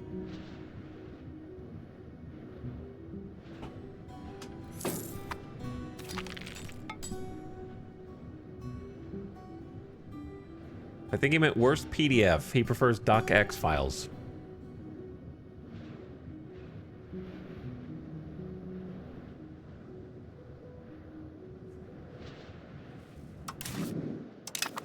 I will say that EU5 chat has definitely been an experience.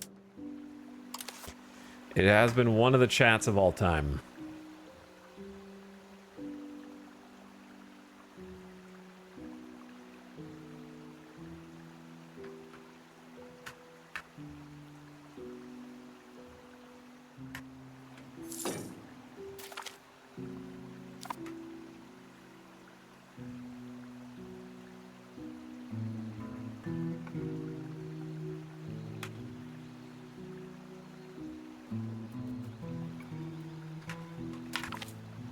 World of Warcraft zone-ass name.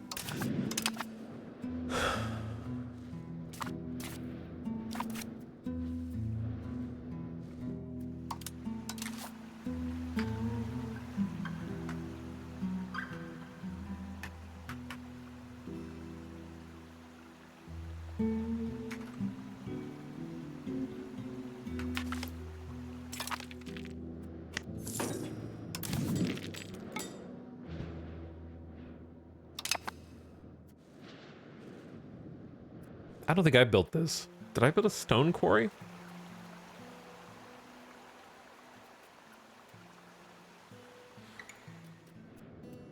Sometimes we could use one. Hi, I'm new here. Hi, new here. I'm Metallics.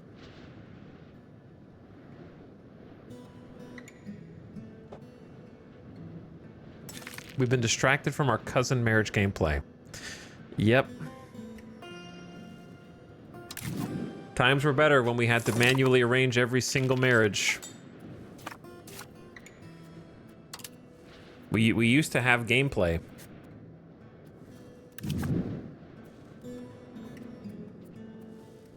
Now we just let everybody live and die on their own without me having to intercede.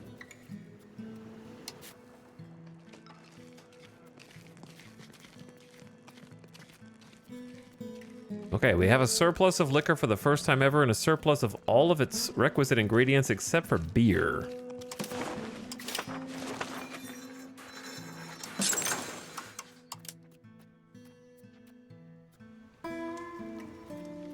Alright, E-Belief is almost at its max. We could do corn and pottery. Or we could do fruit and wood. I'll put it in the capitals since we got the fruit in the capital for a little extra buff. I assume we're using that fruit. We are not using that fruit. Probably to avoid the tools drain. But eventually we will. One day the exploration bubble will pop and they will stop exploring. But it is not this day.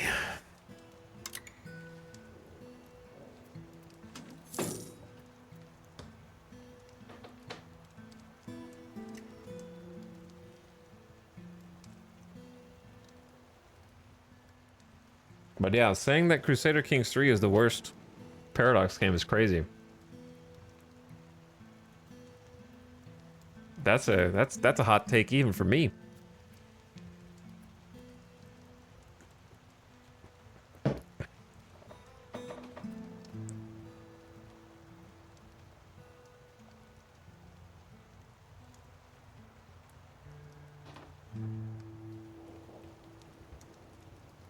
When Imperator exists, I remember buying Imperator. I don't know if I ever played it for more than 3 hours. I should have gotten a refund on it. To be honest. Is it still in Steam library? It's not. Did they take it off of Steam? They definitely owned it at some point.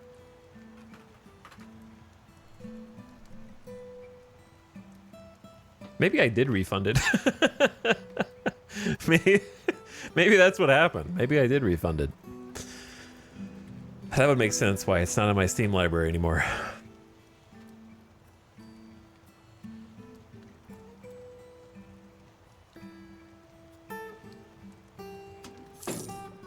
Thoughts on Victoria 3? Nope, no thoughts. Head empty. The colony of Manitonga. The charter we founded to colonize Manitonga has fulfilled its role. All right, I need to start another charter then. So what? I don't think I want to compete with the Pope this far. That's real far. But going up, I think, is fine. And then just turning these areas into vassals, and then from vassals, we'll make different markets and then solve that when we get there. But I don't know. Let's see where the Pope is going first. Pope is like someone's gonna go up here, so I guess I should do it before they do, right? If I want to even get close to Michigan, then this kind of makes sense.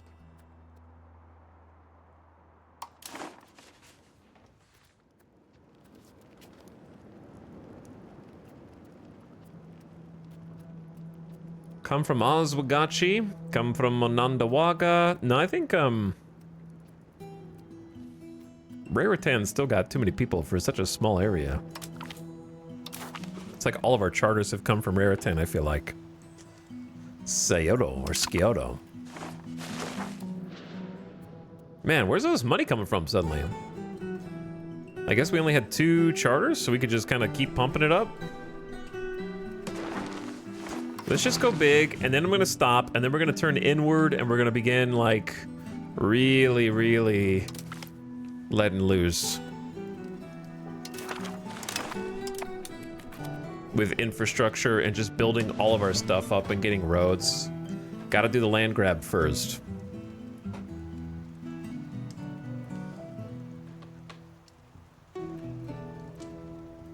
What is the lake to the west of Michigan? It is Wind, well, this is Wind Point, but it's Central Lake Michigan. That is just Lake Michigan.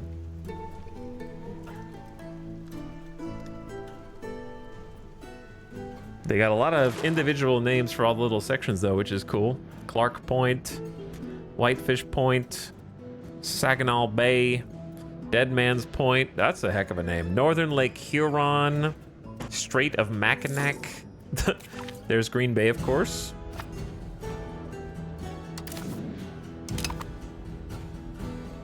A wild game core.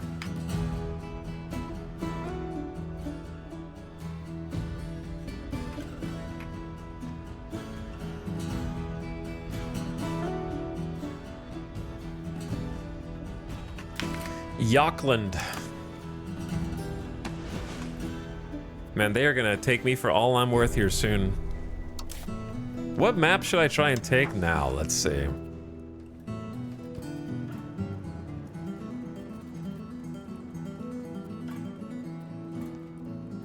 I say let's just get the bay. Eastern James Bay. Oh? Oh? They're moving, chat. Nova Scotia is big.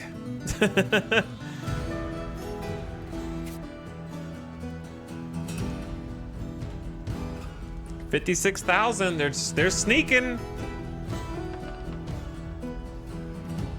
They're getting down here pretty quick.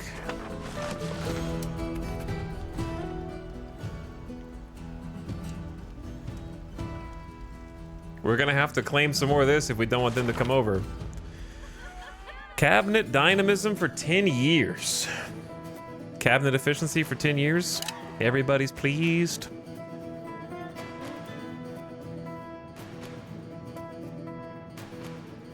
We're gonna have to turn our attention away from the Pope here.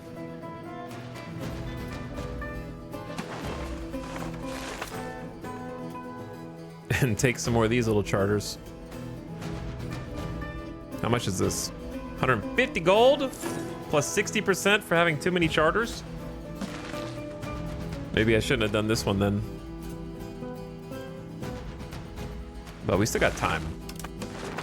Not a lot, but we still got time. Probably just no infrastructure, only land grabs. My plan is gonna go up here. I'm lagging.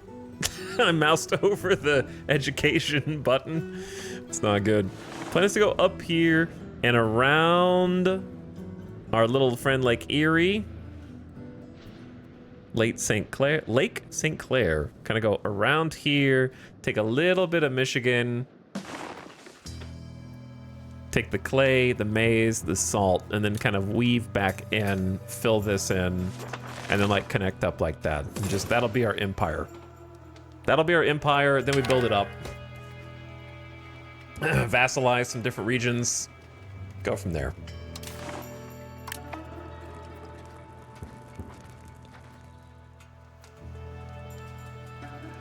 They got their own markets down there too.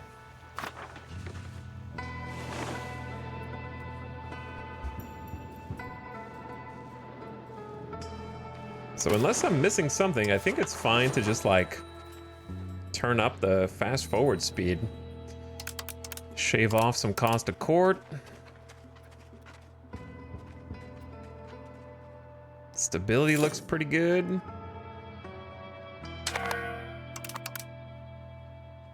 Selling some food. We're apparently making a bunch of money in trade income, but then we're losing that money when they're using the iron, so I don't really know how that's working, but it's working apparently. It's Noita music? Oh, whoops. We were listening to Dorf, but it kind of transitioned. I didn't notice it.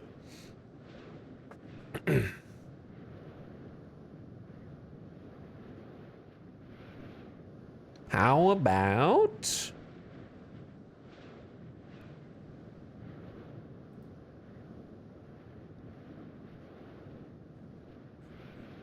I don't really know if we've ever listened to this soundtrack independently. I don't really remember what it sounds like, actually. You might recognize it, though.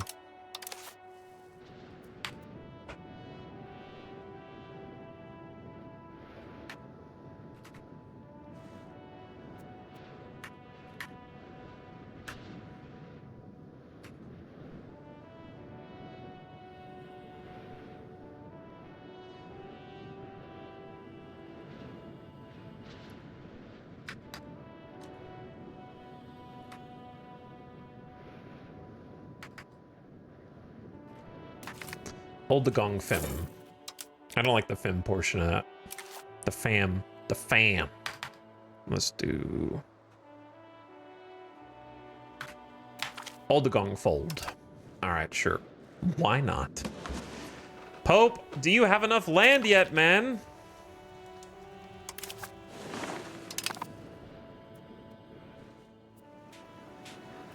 I don't think the Pope has enough land yet. He's probably asking the same thing about me, to be honest.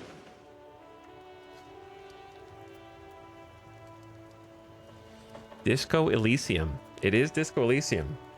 Ever played Astronauts? I have played Astronauts. I haven't played it in a while, though. Chat.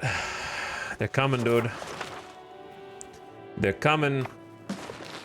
We're gonna have to just finish these charters, bro, or we're never gonna get them.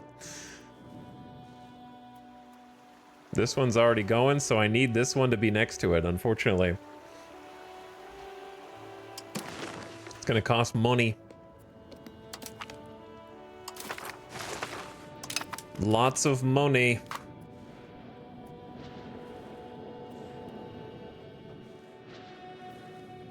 I need to at least, like, block this off. Let me sort by province.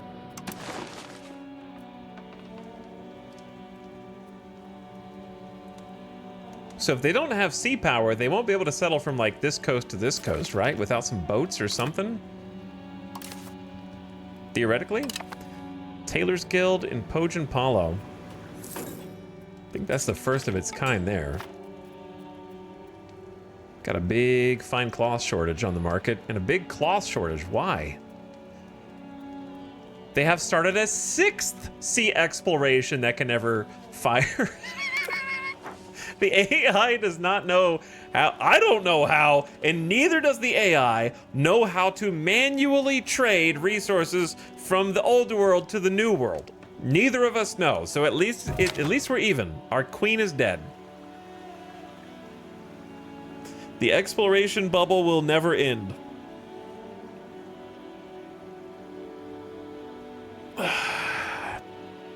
A new queen is in power. Because I'm sure they make naval supplies. No one in the Americas makes naval supplies. I can't. No one can.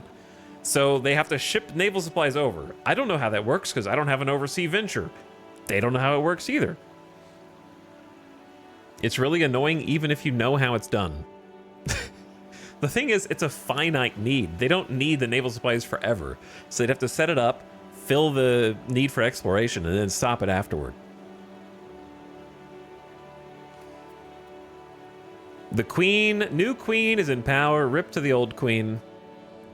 Sad news, at 62 years old, the queen has died naturally of old age. Her naive meddling in foreign affairs brought nothing but misunderstandings and enemies. Well, She continued the tradition of those before her, at least. We're keeping Sanoctawambo as the capital, and we have a new queen, 44-year-old Owen Tanoan. Owen Tanoan, who has actual good 72 administrative ability, which is going to give us some nice crown power buff, and some nice proximity buff, and some building cost buff, and cabinet action buff. And honestly, average, which is respectable diplo and military, so should be good for the estate satisfaction equilibrium.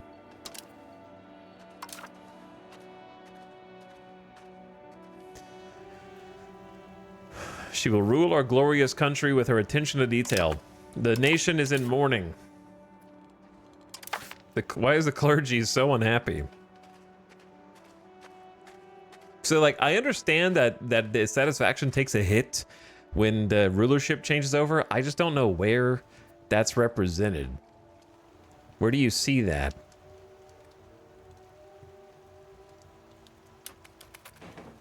Like, everybody is getting unhappier because there's a new queen, but I don't know where to see her specific, whatever the legitimacy equivalent is. And hey, she's even your culture. Yeah, Onondaga and Arendist. That is pretty sweet. It takes Owen to Nowen. Absolutely. Unmarried adult heir. I see. No one in our family has gotten married. 71, 30, 59. Well, not great as a diplomat. And we can't arrange a royal marriage. There is no possible match.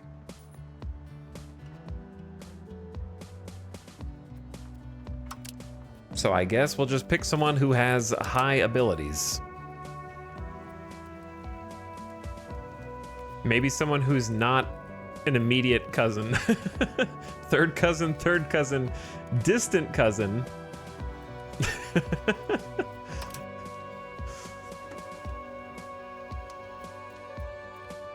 They're different ideologies. It's fine. I don't think that the culture aspect matters that much.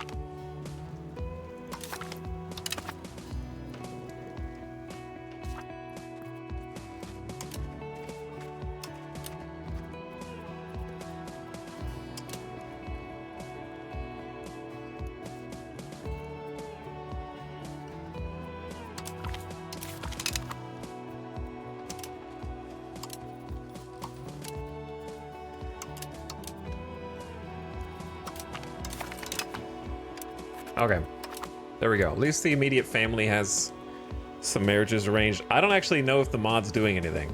I hope it is.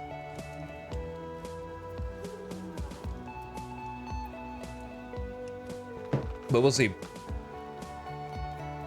Man, look how fast they're moving. I'm just gonna save all money for charters right now. We're just gonna have to pump the Omega charters here at the end.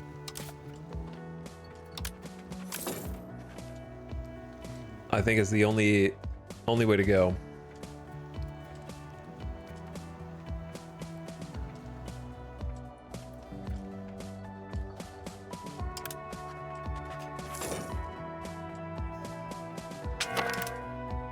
Hello.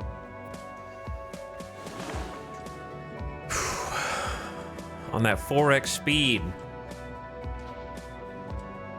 Are you getting any perks from bordering European colonial holdings? Yep, we're slowly spreading institutions. Probably another 20 to 50 years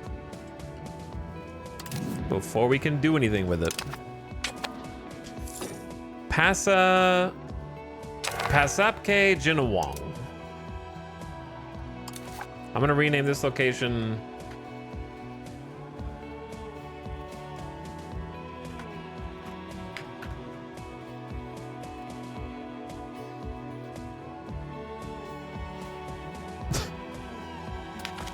Barkabon. Barkabon.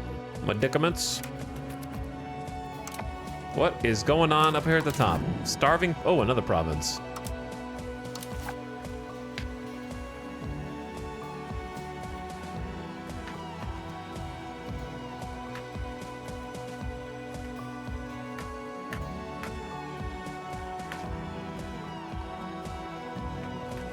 Granny Smith. With even more predicaments. We're gonna have too much RGO and raw materials. The Community Land Reform Councils. As their society grows closer and the community has a greater say in the lives of individuals and the order of things, councils have begun to be formed in small towns to manage the land. Villagers see this as the right and duty of the community to manage the land, but the nobility see it otherwise. Allow the councils to continue. Enforce the original land distributions. Lose stability, gain stability. I don't want to move toward individualism, but we have 82 toward communalism, so it's probably fine. I'd rather just gain the stability up. And they'll be a little happier. I want to see what the options for Parliament are. Bolster the government. What do they have support for? Forests. Expand the roads. I guess that's good if you want even more Omega centralization, which we did a pretty good job of getting that over. And maybe we can stop encouraging outward.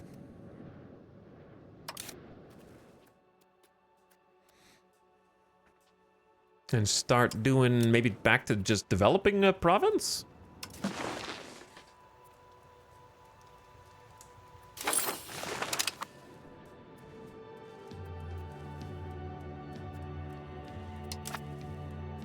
Almost at 20 development. 22,000 pop. We need to get to 30,000 pop so I can try and save up and build a 1,200 ducat city, which would be awesome.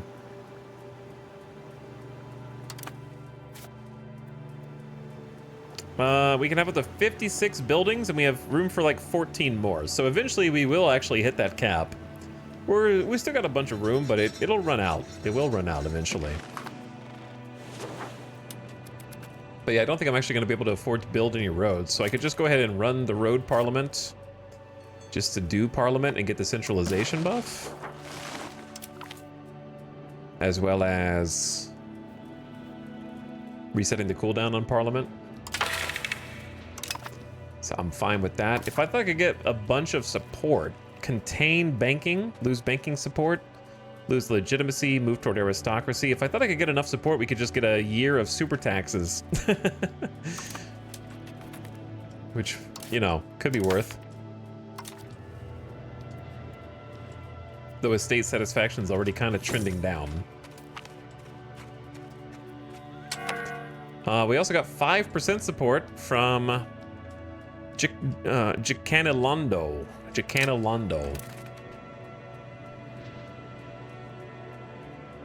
Do you like the Nier Automata soundtrack? I don't know. I never heard it or played it. Just joined. Love to hear Disco Elysium. Yeah, we haven't listened to this in a long time. Great game. Love the game.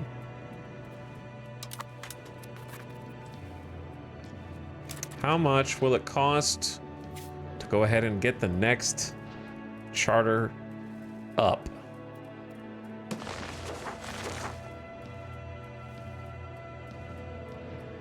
Man, we are so greedy. It's 150 gold. So greedy. Maybe we just wait for Kanawa to stop because it's already at 98, so it'll be done soon. Just do 5 at a time. I don't know, the other 4 are really early on.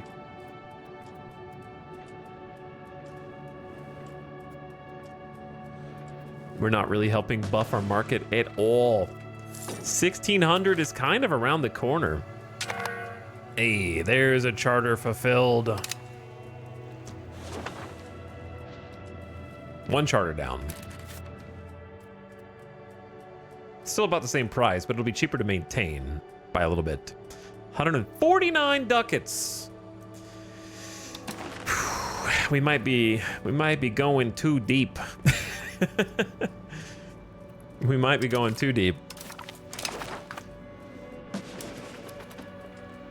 I don't believe in whatever the opposite of greed is. Would you use a Twitch feature that allowed you to play ads to specific viewers like a timeout? Yeah, I've said that on stream. You kind of just copied what I said, but forgot that I said that. And then just put it back to me as an idea. I've said that a bunch, yeah.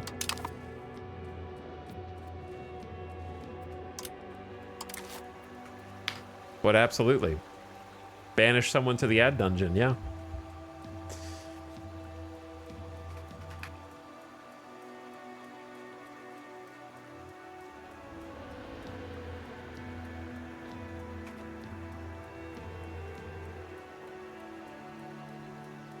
Wildedanga. Wildedanga. Guys, I have a great idea. What about a Twitch feature that allows you to play ads to a specific viewer as a timeout?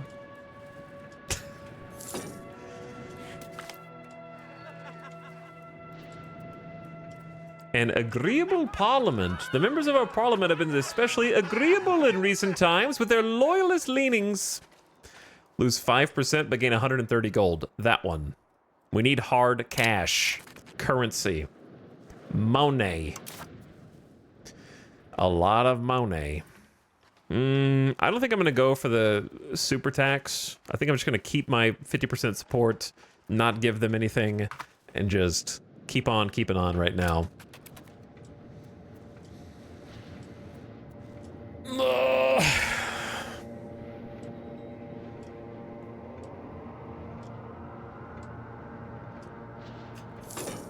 Eita, have you ever considered moving to Las Vegas? It's a good idea. I'll have to think about it. Absenteeism. Given its great influence over the politics of our country, it'd be easy to assume that parliament members attended with great enthusiasm, eager to do the most they can, but this is far from the case. Sometimes they never show up. Find the worst offenders. There's nothing we can do. So I either lose 5% support to gain 150 gold and lose 7 stability. I don't know if, is 150 gold worth that much to me? Because then I'm going to have to throw them a bone to pass Parliament as well. I'm just going to tank the prestige hit, I think. Money's nice, though. But I'm just going to...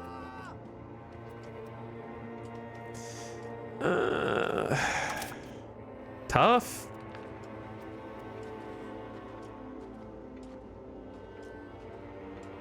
Like, banking doesn't really matter, so this is kind of an easy one to take. Because we're not going to embrace banking, we're going to embrace feudalism first. Obviously. So it's not, we're not really in a hurry to learn banking. So maybe we do just take the money, contain banking to get support back, and then use the money to shore up some of the worst resources in our market that we don't have. Man, they're coming over with demands for wheat and grains and wool, and we do not have those things. And paper. All right, let me see what paper's doing. Demand for paper from the ambitious print pressing. So is that what it is? There was just an extra demand for paper on top of the printers themselves. That's what the 2.78 was. So if we can just, like... It's really weird that the printing press makes books, but not paper. Because the paper goes in the... Okay, it's printing onto the paper, I get, and putting it into books. But, like...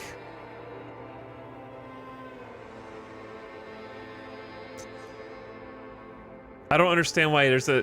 The printers themselves only take 1.78, but there's just a debuff for as if we had 3 of them. Do we just not know how to use the printer? Is that the issue? Like, where does it... Why is the debuff for using it more than the actual building itself needs by a factor of, like, 70%? Do you understand what I'm saying? They just don't know how to use it, and they're screwing it up?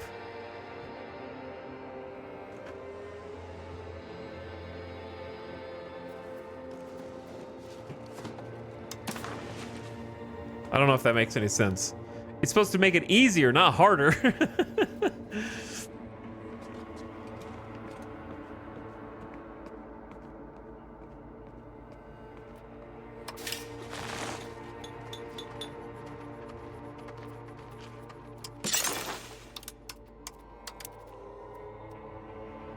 Papermakers Guild is pretty easy to do, though.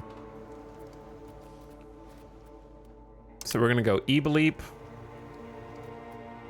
Sanoctawambo, and Pojin Palo simultaneously. Each one should make Up to 1 paper. And we're currently -3, so I actually need a 4th one just to offset.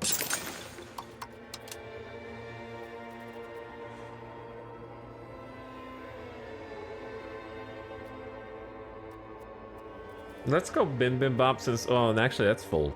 I'm gonna say since there's so many people there. Falapalapatopa hasn't gotten any new jobs in a while. I feel bad. All right, we get four new ones coming in. So if 4 new ones are coming in, we might need more fiber crops, which means we might need the RGO builder. That might actually push our fiber crops to their limit. Mokonomo can make some more. And then Cucumquat, I guess. Haven't had to up those in a while. Parliament has passed expand the gravel road network. All right, +10 to centralization. That's pretty much all it did for us. We took the money that we made from the bad parliamentarians and repurposed it back into the economy. Uh-oh. Poland is getting closer. They found new shores to settle. They're getting much closer. England is crawling in. We got 5 colonial charters going in right now, but we might need a 6th. Holy notifications. I don't know what to do with diplomatic actions. I think I do, actually. Poland is outside our Diplo range. They're just down the street! What do you mean they're outside of our Diplo range? Megantic has an unpressed Casus Belli against us, insulted us against Megantic. Oh, I have a Casus Belli. They insulted me. Oh, okay. But we have a 171 positive reputation. So...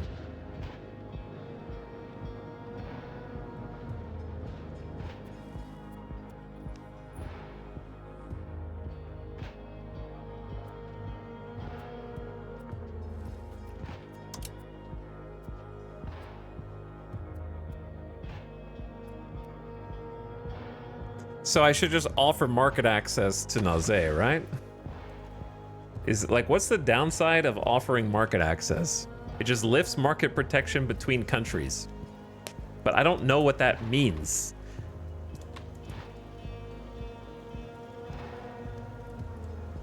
If I lift it with them, then am I more likely to fall under their market, or are they more likely to fall under my market?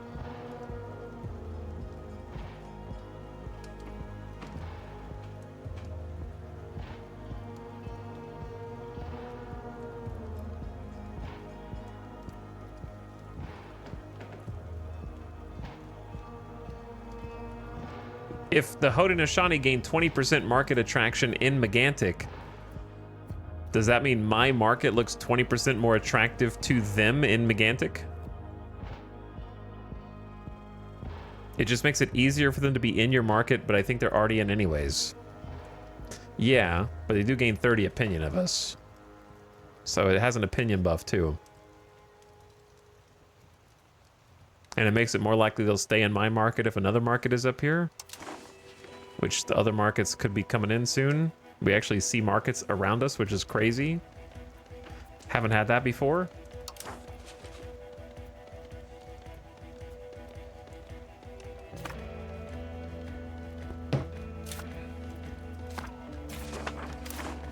We really do have to just be pushing buttons.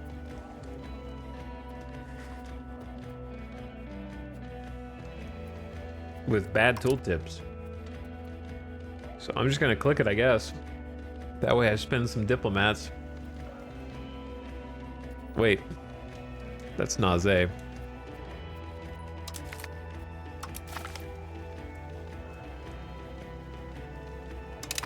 Okay, now they're max opinion with a little positive trust, I guess. I don't know.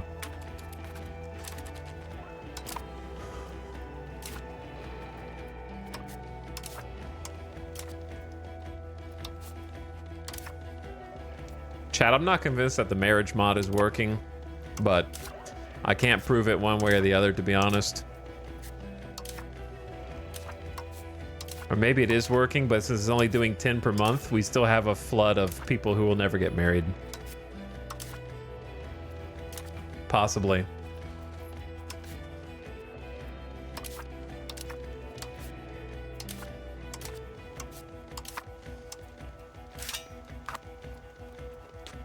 Okay, somehow it's been another hour? How's it been 4 hours already? So the ad's about to start. So brace yourself for impact. Ad impact incoming.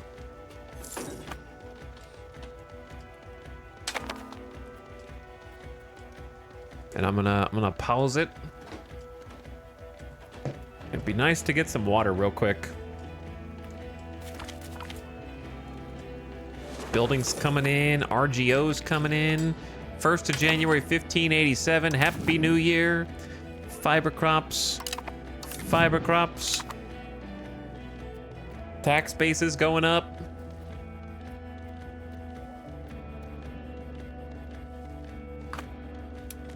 Buffing the economy. Poland is going up. Oh God.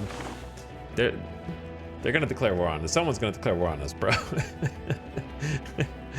Someone's gonna. We got a head start on colonizing here. We need to keep going west and block them off from our empire.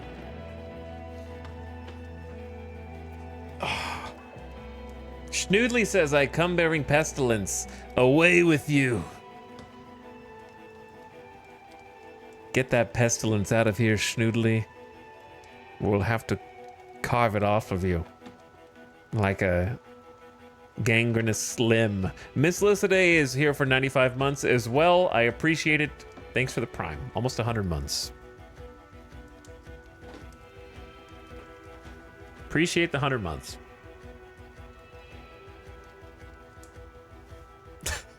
Gotta hold the Mason-Dixon line. Oh no, the Pope is the South. The Pope is the South. But no one wants Florida, not even the Pope.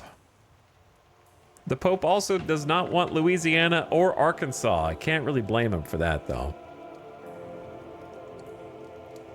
We'll eventually get West Virginia. We've kind of left them high and dry for now. We'll take them eventually.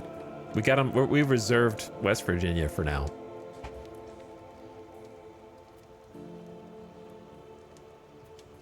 It's starting to get a little populated.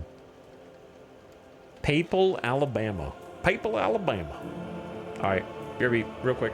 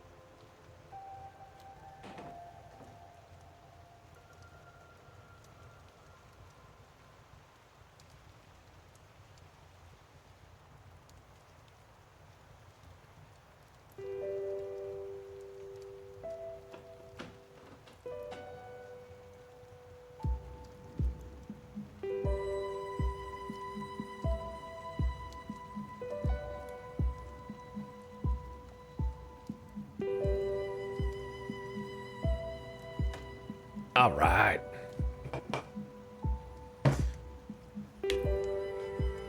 And we're back. And I'm paused.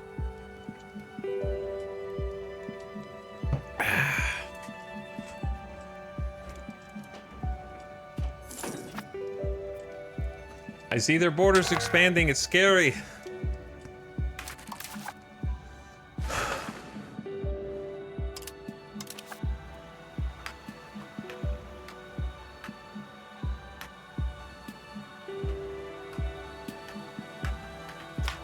Orosnoros. Orosnoros. We have more wild game up here. These poor settlers on the fringe of our society with nothing, no amenities.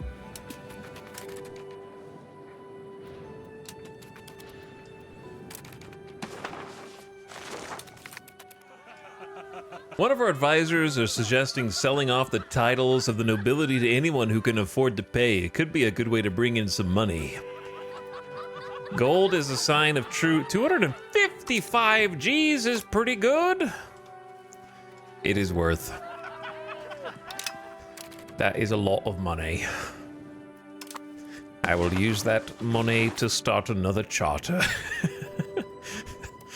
And we'll get a 6th. I will get a 6th.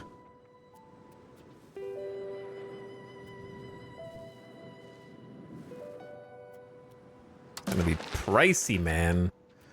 6 charters a month.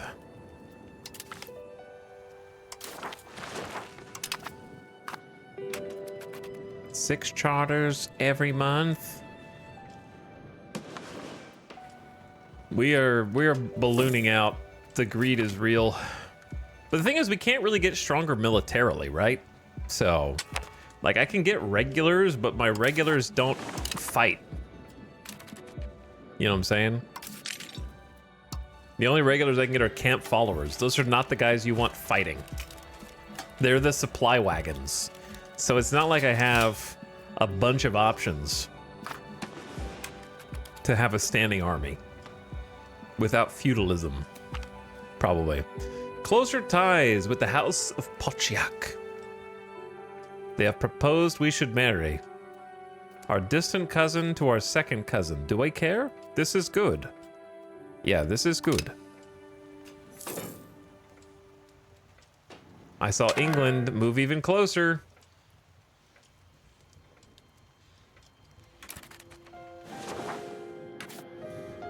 All right, what else do we have shortages of that we have control over besides... I can't believe how much cloth there is. Which we are also using fiber crops for. Why do they need so much? It's the stupid 6 of them just for sea exploration, man. That will never fire. That's the majority.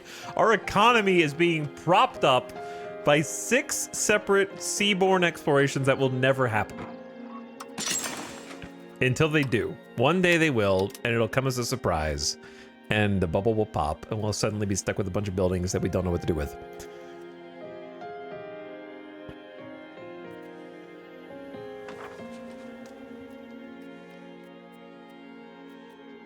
So if you do this where the fiber crops are, like, that's better.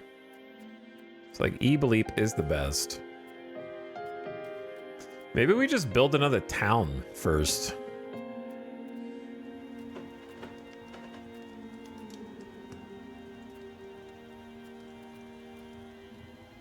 I was thinking about building a town like up here. In Tiakandia.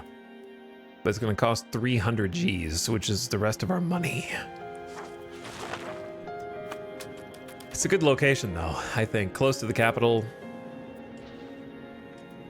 A little bit off the road. The RGO is not too bad to lose. Skioto, Sayoto. More fiber. Speaking of fiber crops, there's some fiber crops right there.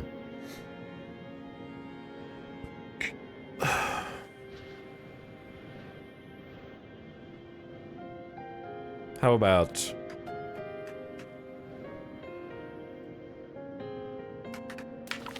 Porto Pongi. Porto Pongi. Talks for extra data on pestilence pre-patch. I was the first European colonizer. I colonized all the different East Coast regions of the Americas at the same time, and the Great Pestilence was over by 1510. So they're gonna have to just find a middle ground and simultaneously make it so the events don't keep firing off even when it's not affecting you at all, right?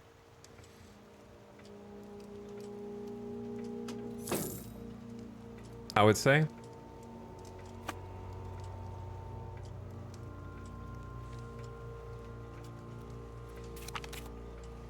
Okay, here come the buildings. Papermaker in Sanakdawambo. Flopalapatopa.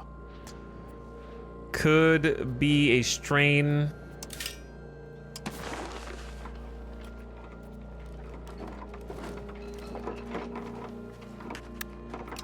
On fiber crops. Why does the screen not show the supply and demand in your market?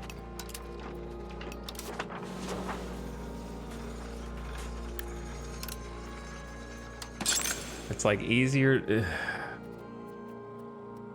I guess I could just open the market page and look from there, but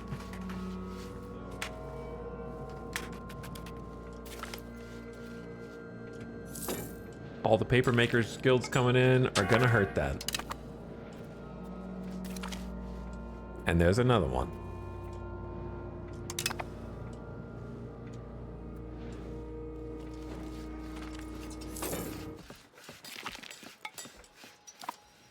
So we're down to like positive 2.15. It's not that bad. The location of Mazen Nazibi is now part of our patrimony. I didn't name that. Did I name that?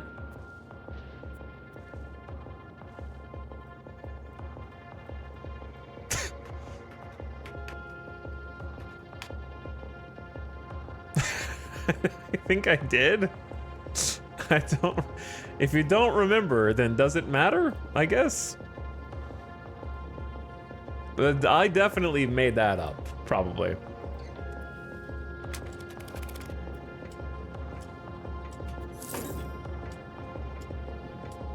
If you can't tell, then what's the difference? Yeah, I guess. This is gonna be the Cornu?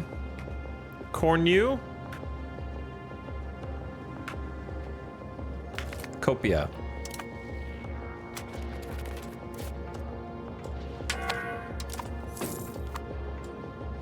Are cabinet members dead? Game? Hello? Thank you. Pause. Thank you. Man, this dude was a 100 admin. Rest in peace, Aquaya Madawana. I will have to find someone competent to replace you. Indeed, I already have. This dude's 35. This dude's only 16. I mean, the 35-year-old is gonna, you know. Also, it's 86 to assign a cabinet member now. Woo! Our cost to assign a cabinet member, their paycheck just went up. 86, but I get them for like 25 to 30 years. Or I get an extra 20 years out of them, but I have worse military stats. Those are kind of the two options.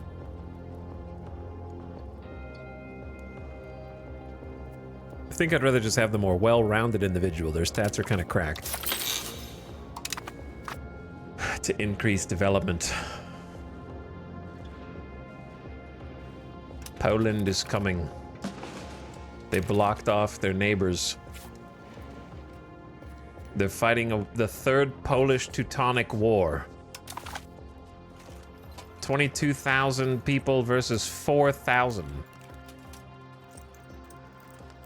Poland and friends versus Livonia. A rebellion against Poland.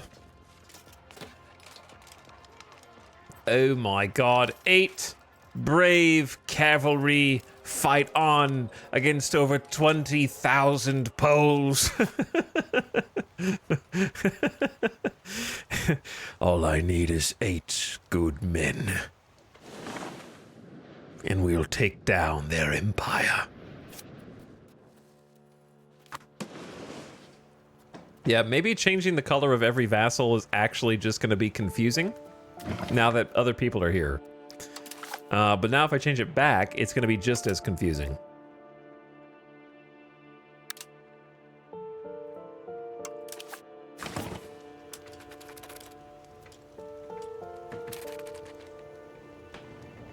It's a little better, I guess.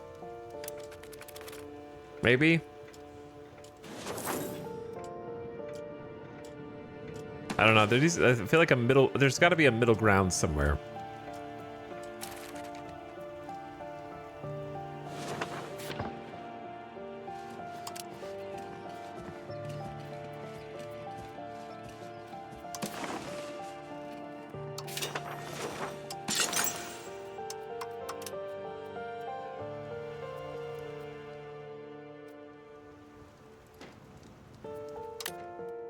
Alright, so knock the Wombo.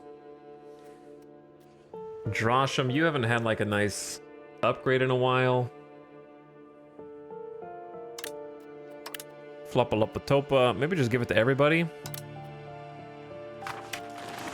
And then I could also build some like, not the Spinners Guild, but the Rural Cloth Maker.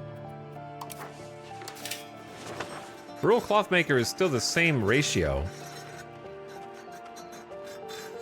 And it's good for those highly, highly, highly populated rural areas where there's definitely no,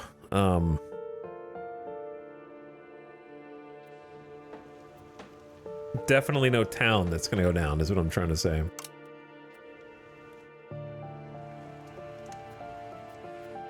Drop Dam's already got one, so give them a second one. I don't think Mamdania, what's Mamdania's RGO? Wild game? Mamdania might get a town. Actually. So don't want to build there. Hi Hihi Sawi has 4,000 people. How many people have to work in here? 1,000. Okay. 1,000's a lot.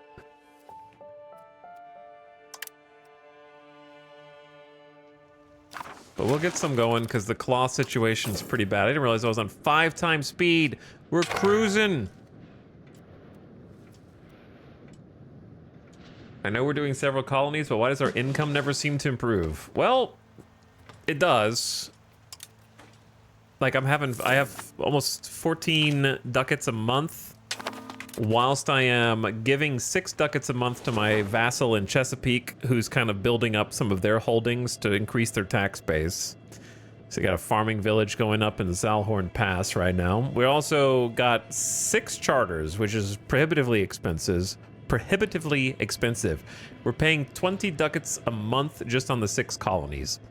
Then on top of that, I'm having to pay for buildings, upkeep, most of which are settlements. 14.5 ducats on settlements, so we just keep expanding. He keeps balancing it so he's not making too much profit. Yeah, we're not making too much profit because I'm basically reinvesting in the nation.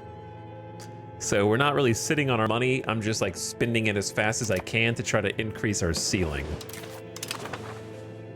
But there will come a time here today where we're going to be done settling and we're just going to look inward and build. So we're going to have a ton of extra income, I think, because we're going to, like, I'm planning on being able to finish chartering.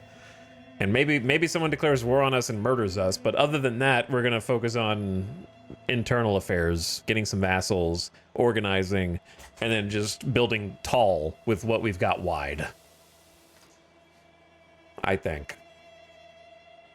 And the focus on hopefully tech, if we could get some of those institutions in like 30 years.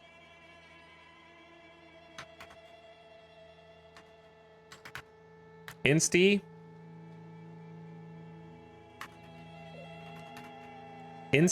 is the land of institutions. Why not? More wild game. Does building forts negate people trying to murder you? Well, let's put it like this. Does a level 1 stockade negate people who can field 50,000 levies if they figure out how to get them over here? TBD. Probably not. A new outbreak. Perrinvale despair as their families and neighbors succumb to an outbreak of measles spreading through the area. Neighborhoods once bustling with activity now echo with worry and uncertainty.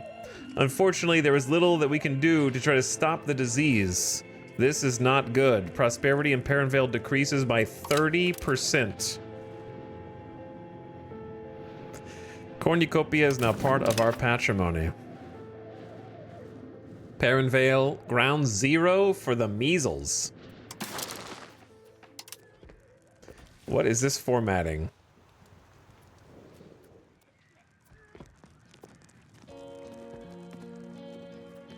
Measles, also known as morbili, I don't know how to say that.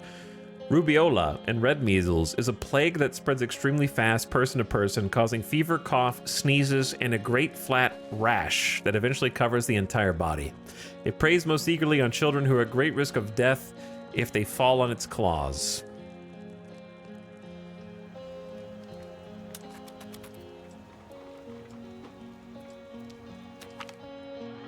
The nobility demands privileges. The queen has attempted to centralize more control, and the nobility have finally lost their patience. Accept their claims or ignore them. They want 5 years of minus 10% peasant equilibrium? For 5 years? No. Won't be able to tax them then. Ignore their demands. What's our first trait? Well-advised plus 10% efficiency of cabinet. Always ready to listen to the wise counsel of others. Our ruler attracts a great number of people to our court and cabinet.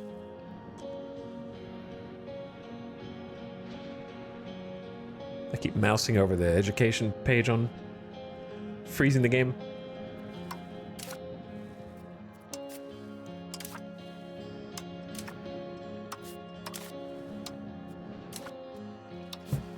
Lots of stupid kiddos. Lots of donkeys in this list.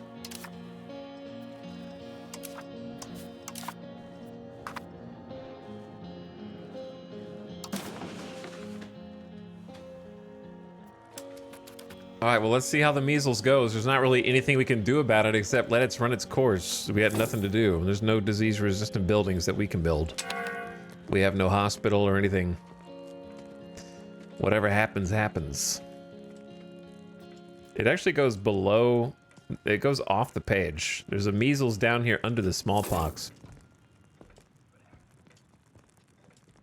3 people have died so far. Which isn't crazy, but I don't know what it takes to get crazy.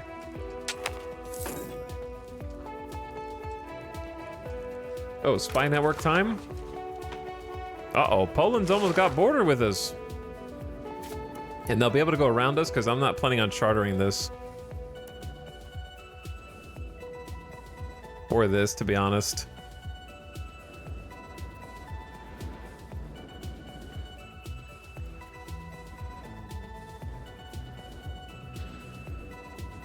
Okay, anyway, I got distracted. What was I doing?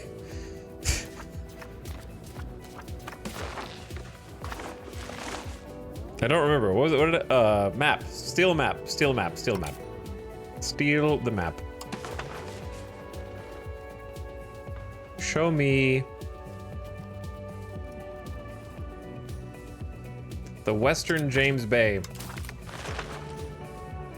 Thank you for allowing me to steal your map. The Atacamaco people. They love this location. They love it up here in Saskatchewan and Musoni. I think that the English are the new French in this timeline, and the Polish. They're gonna get all the furs.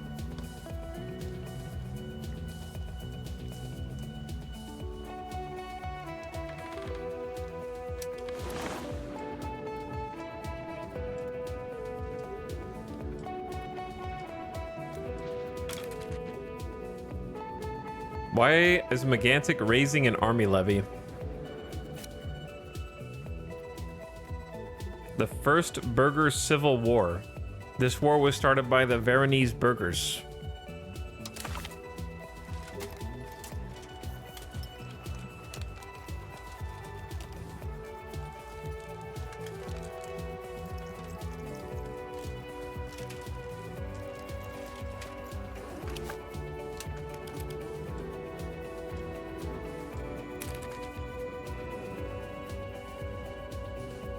Okay.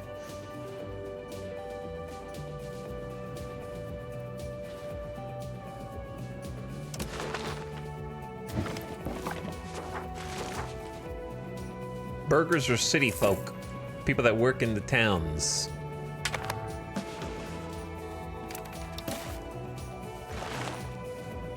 They're like the middle class. Kinda. Better, a little better than middle class.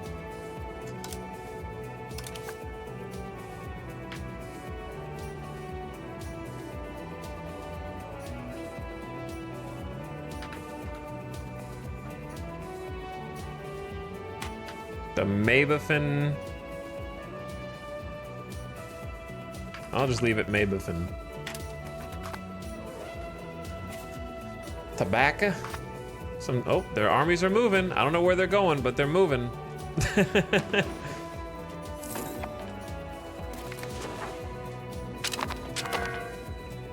Is the measles over? All right, didn't seem that bad. Luckily. The measles are done.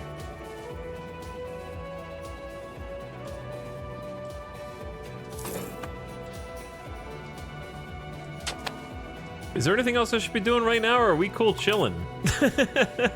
Chilling, gathering money, occasionally reinvesting that money back in the economy.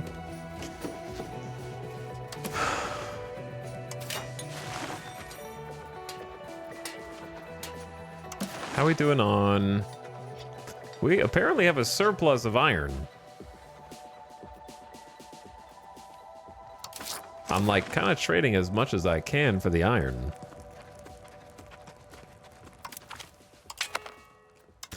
But I'm not real sure.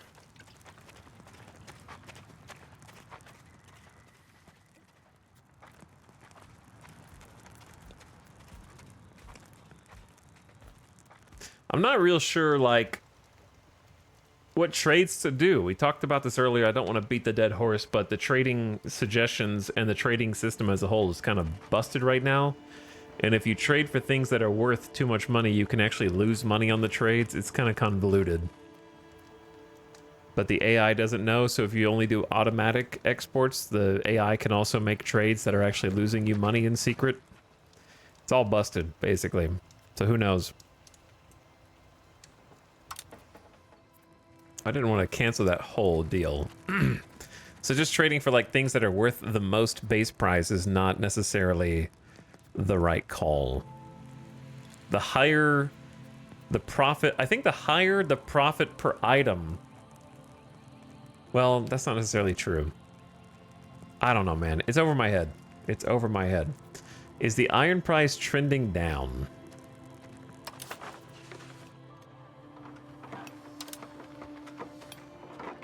Base price is 3.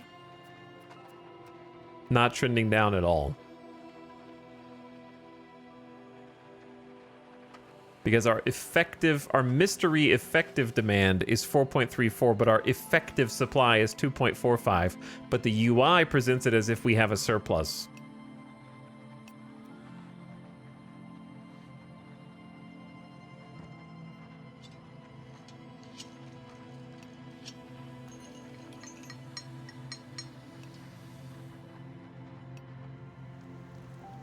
Like, monthly change is just from last month to this month. That's not a 12-month average. The line goes up and down. This is the price since 10 years ago.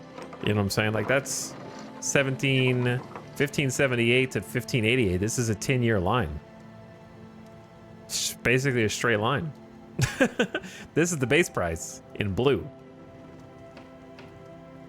So... if it was going down at a rate of 0.01 monthly for 10 years. Every 10 months, it would go down by 0.1.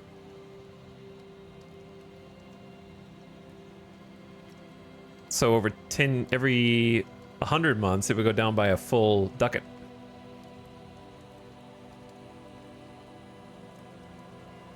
So I don't think it's going down. I think that it's looking at the effective supply and the effective demand and maintaining a price.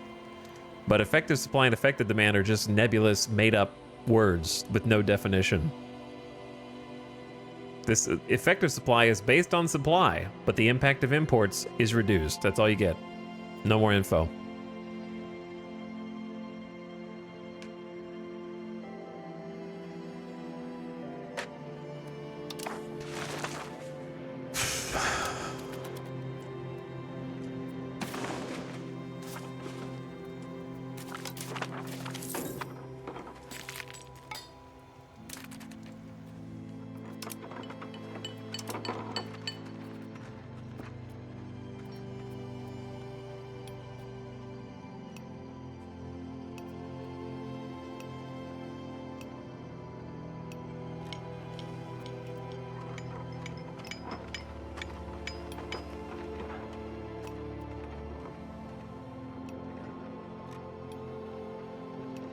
Because its target price is 4.39. So that's where it's equalizing to. So it's only going to go down to 4.39, which is not a significant discount over the... It's still going to be like 42% more than base price. I think imports are not pushing the price enough because of the effective supply mechanic. Yeah. Which doesn't make any sense to me. Like, I'm not an economist, but just from a gameplay perspective, if you are importing a good from one market to the other and selling it to that market so it's now available in that market, then it would reduce the prices of that market. If you pump a lot of oil out of Texas, but you import cheaper oil from Saudi Arabia, it's going to reduce the price of oil in Texas. You know what I'm saying? Like, that's just how it's going to work. I think. Like, I don't know. I'm not, like I said, I'm not an economist. I don't have a degree in that. But to me, that's how it would logically make sense. But what's happening instead is we're importing extremely cheap iron from a different market, selling it to our market at a markup, which is not like, it's not simulating scalpers. That's not a mechanic in the game.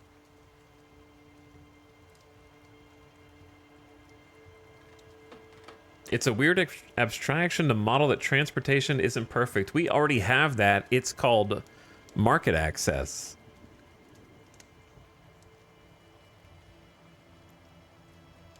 So that's already in the game. What they should do is have market access proximity determined by the path between two markets. Effective supply and effective demand is yeah, it's not an interesting, fun, or even forward-facing mechanic. It's hidden and obscured in order to hand-wave prices of things under the table.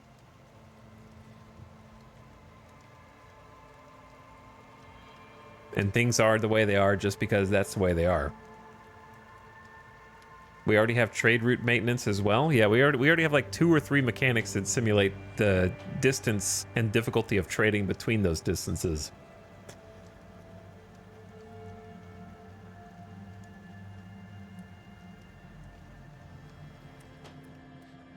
But like, the Winya market is selling it at 0.96 to we're importing it at 0.96.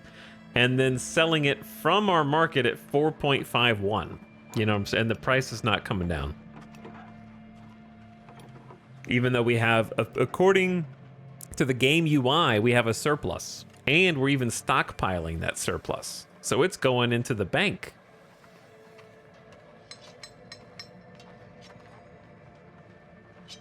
It just doesn't make any sense. Like, it's not intuitive and it doesn't make any sense. It feels like something that was added because if they didn't have it, then like the game balance went crazy or something.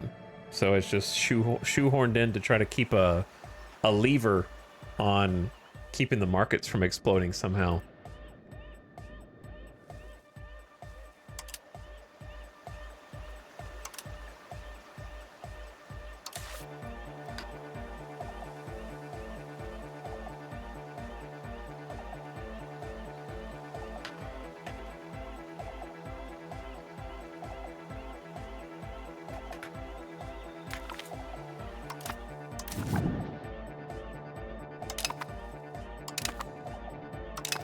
Three spinners guilds.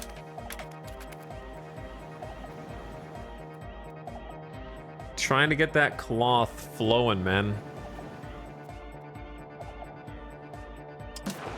Trying to get the cloth flowing.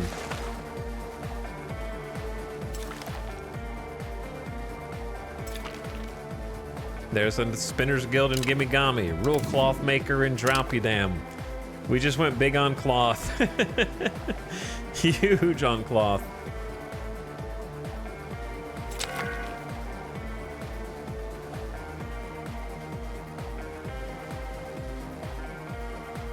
Another rule cloth maker.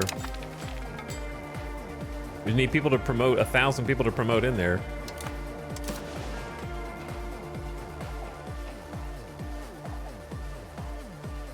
Pause.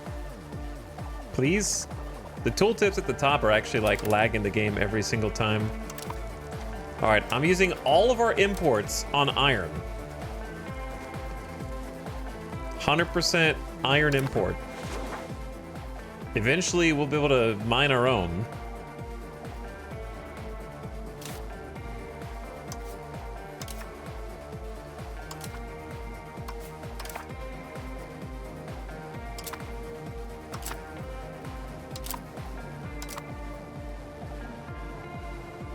I can't give you guys sturdy grains. We don't know how to grow those. It's very sad. Dude, England is swooping on in here, man. I don't think we want to take this charter to the north. Let them have that. We're getting this one. We're getting this one. We're getting that one. We're getting this one. We want this one as well. Maybe we just started, like, England's going so fast that I'm scared if I don't do all this right out the gate, we're gonna lose. So get another charter going. I gotta kind of block off Toronto and make them go around that way and into Wisconsin. Wisconsin. Go around the long way. 7 charters. My money! The closest one to done is 50%. Oh boy. It's gonna be a minute. We're gonna not have much money until these charters are done. Are markets from you trading with us directly? I don't know. I don't even know how to tell you that. I don't think so. I only see trade going to Winya down the coast. Which I really wish this game would go even deeper and simulate how does trade work over water, you know? The markets just kind of magically access the coast.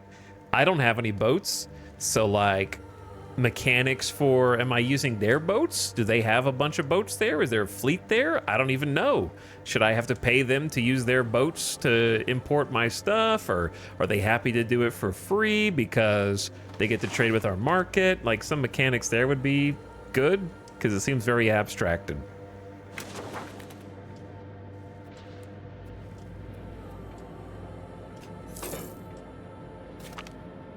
Man, they're actually just getting in real close, dude.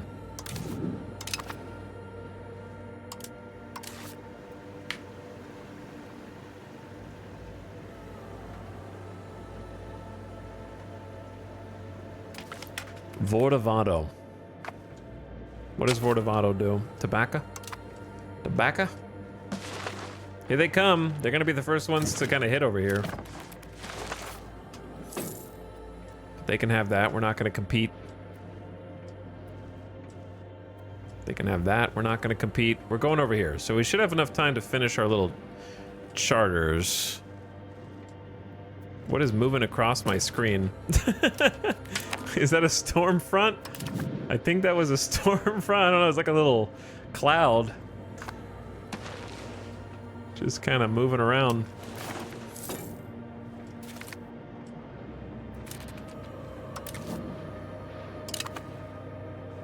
Lumber.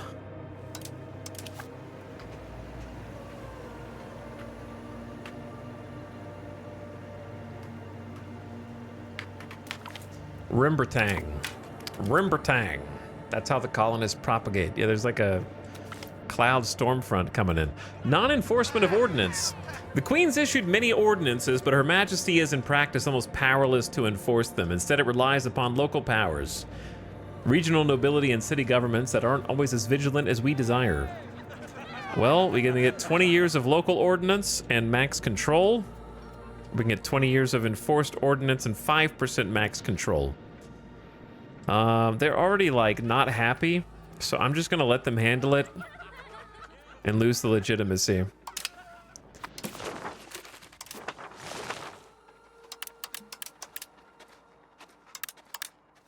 Build that up a little.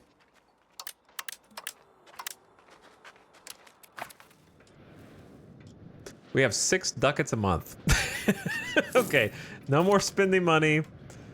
We've improved relations with Megantic as much as we can and are heading home. I'm gonna take off Diplo spending. Just kind of like break even on it. Wow, that saved a bunch. Saved like 3 ducats a month. How goes Chesapeake? Well, Chesapeake's at least investing. I don't think that they're investing well. Just the AI keeps doing smart things such as building buildings that need 1,000 people to work at it while having 0 people to work in it. So, you know, they're hopeful for the future at least. I guess that's good.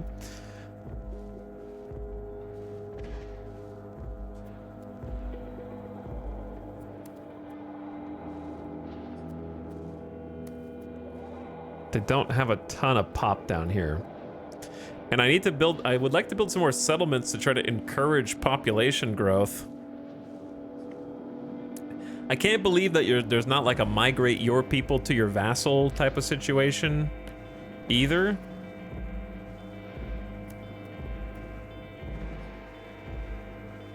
It looks like they're also building roads.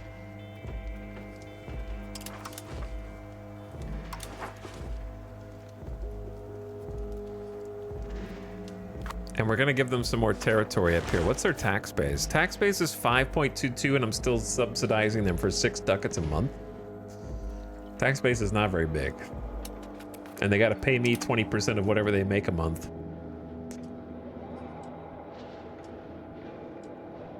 Which right now is 2.14. Colonies are costing us 26 ducats a month. Yeah, I mean, their tax base is definitely going up. I helped kind of pump up their town. They turned off their mason for some reason. Guess it wasn't profitable.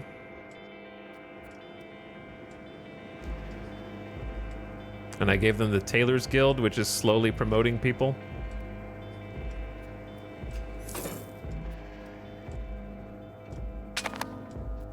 Is that a location? It's called Pepperobi. Pepperobi.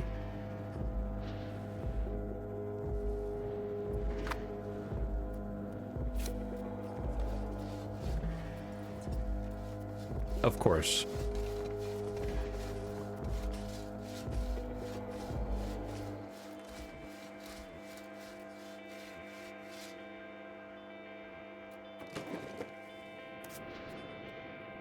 Okay, so they have a tools guild. The only other thing is just even more cloth, but I already gave them the spinners guild. And then fine cloth, which I already gave them.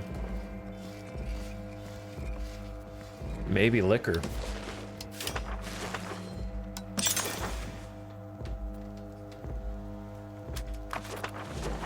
Because I don't want to have to subsidize them.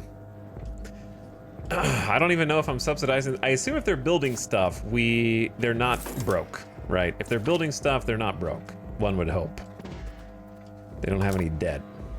We could not find anywhere in the game yesterday, hundreds of people trying, we tried everything, we couldn't find anywhere in the game that shows how much money a subject has. Like their actual liquid ducat cash. No idea. We looked everywhere. We looked in the ledger, we looked on the subject screens, we looked on each subject tab. We found, you know, you can see their tax base, but you can't see how much money they have right now. No idea.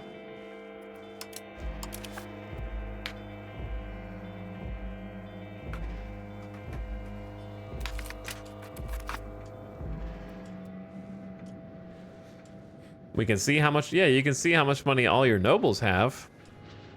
Our burghers actually have positive ducats for the first time ever, but not by much. Our clergy have 158 ducats. Our nobles only have 10. They're broke. Oh, we touched borders. Oh my God, we touched borders with Poland. That means I can improve opinion with them so they don't. I just started improving opinion and they went from -60 to -105 as soon as I started improving relations. How did that result in an antagonism boost? Paradox.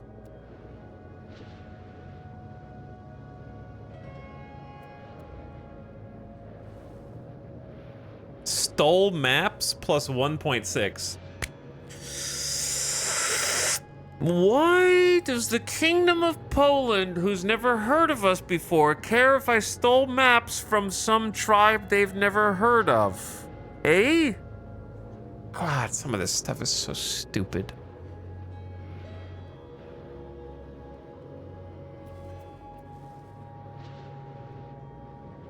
And why does establishing an embassy with them result in a -60 to a -105 rep?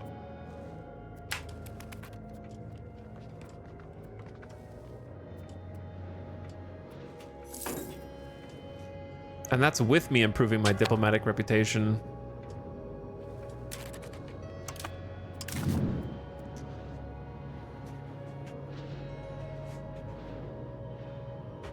They watch the anime recap so they know everything about you now.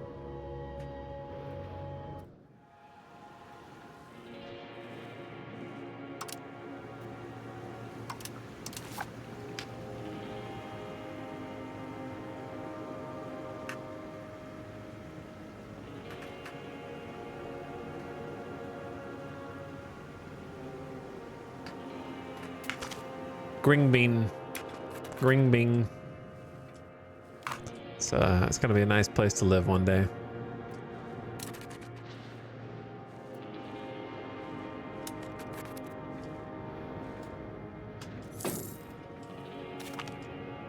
We've gained a core of Gringbing.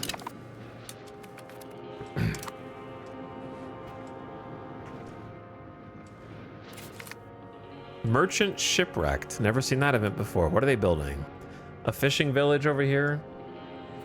You guys have a fish RGO. Did you know that if the market is absolutely flooded with positive 41 fish, that building a fishing village is not the best use of your money to try and get tax base, eh? Why not build a market village where you could make product and increase your tax base? Hi-ya-ya. I see button, I push button, I make 2 fishing village. I click at random with absolute no logic. We lose 9 ducats because a merchant was lost at sea, taking all his goods with him to the bottom of the ocean. Building a fishing village where they have a fish RGO. You can't make it up, dude. You can't make it up. What AI? One of our colonies has received a surge of immigrants. Plus 100. Cool. That's nice. in before Poland declares war on us. I'm improving relations with them as fast as I can. Professing trust is not the best idea, though.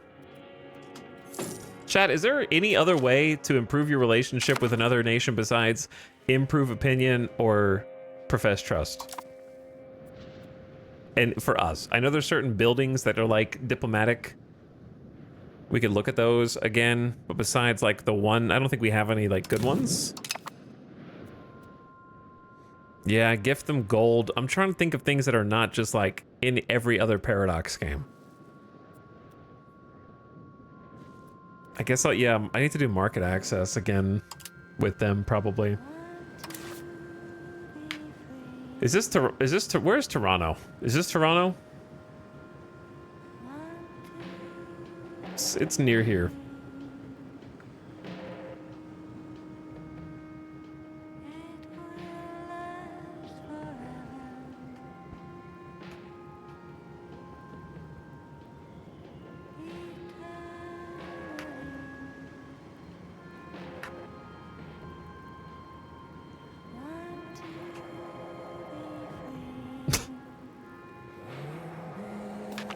Poratinda. Give or take. Okay, give or take.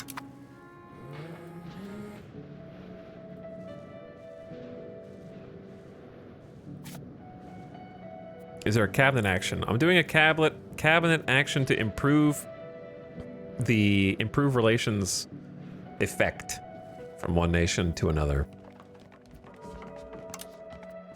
So now I'm scared to steal maps anymore with my spy network. Should I just cancel my spy network? Now that Poland gets pissed if I steal maps from a completely irrelevant tribe? Or maybe it just doesn't matter. I'm gonna use my last one and then I'm gonna disband it. Possibly. All right, covert, steal maps. Should we steal up here to see more people, or should we steal over here?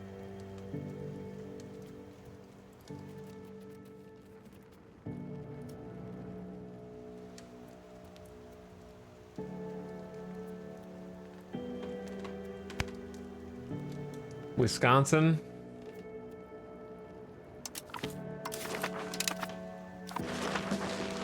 Wisconsin has got iron, fiber crops, a bunch of fur and wood, and like one salt and sand. It doesn't seem like a covert action if countries know about it and get upset. Yeah, you'd think so. You would think so. All right, I'm gonna disband the spy network now after the game catches up from me accidentally mousing over the educate children button. Thank you. Spy network with that tribe disbanded, and then we want Poland. They will not accept offer market access. They have markets. Okay. And if I send them a gift, it has to be 2,200 ducats.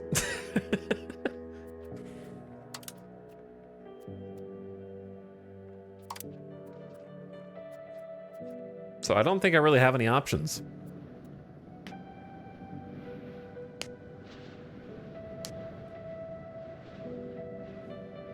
They are not cheap.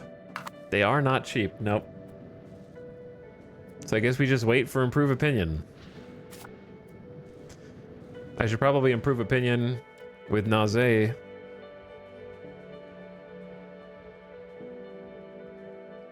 Turned away inventor is just gonna go down.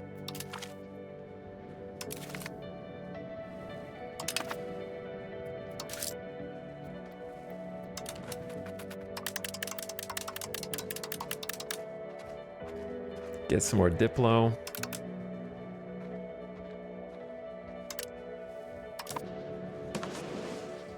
Royal marriage.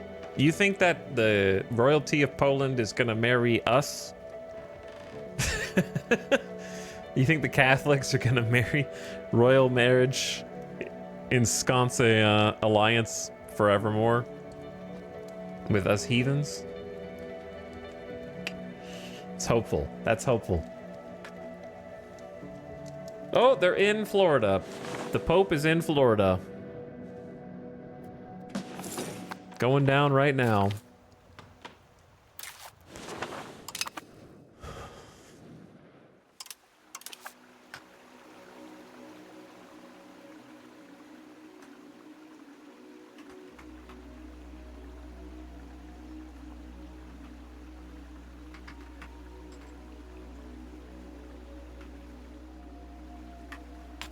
Flandalamagan.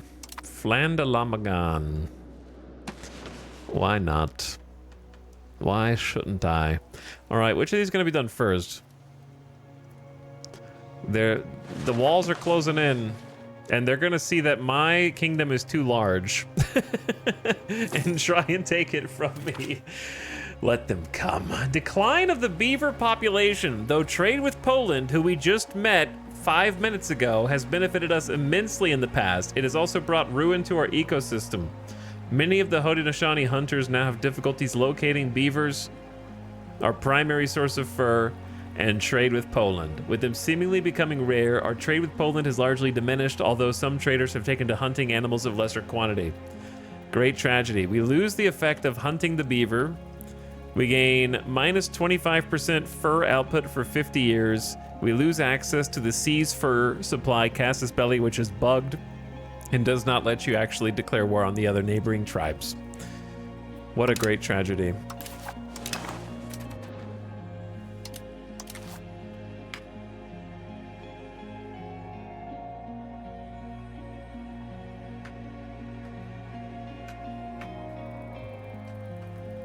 Zalgakron Prime. Zalgakron Prime. That's in Ohio. We're changing history forever. Hey, anybody from Zalgakron Prime in the chat right now? Last year seen a fine harvest and an excellent environment for traders and entrepreneurs. This is a blessing for our tax base. 7 stability. 276 ducats. Yeah, that one. Yep, the money one. The big money one. Yo, I went to high school there. It was crazy. Well, now we got 500 ducats. I say we start a town. That's a good idea. I think we were talking about a town in Mamdania. There's not that many people there, though, so I'd have to, like, move them in. Whereas Tiakondia is, like, empty. Still has 87% market access, 98 control. You know, it's pretty solid. And it just has wild game. Nothing I care about RGO-wise.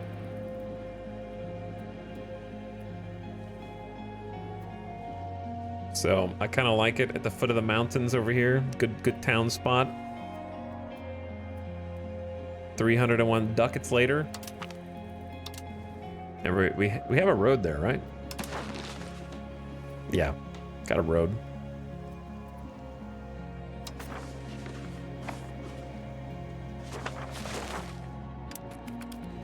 Looks good. So Noctawambo's at 22,000. We need 30,000. So it's gonna be a bit. Even if I tried the migration tech, I don't think it would work because they want to move elsewhere. They don't want to move into the populated urban area.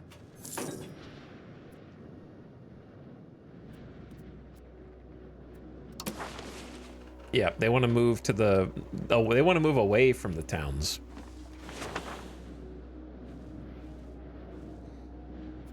No migration into towns. Migration out. To a new frontier, a new life for their family.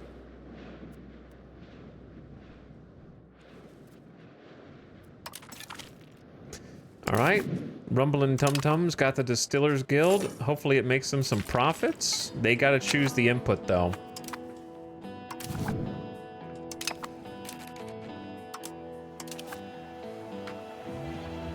I'm not worried about the fur debuff either. We have too much fur. Those events are not well timed with what's actually happening in our game.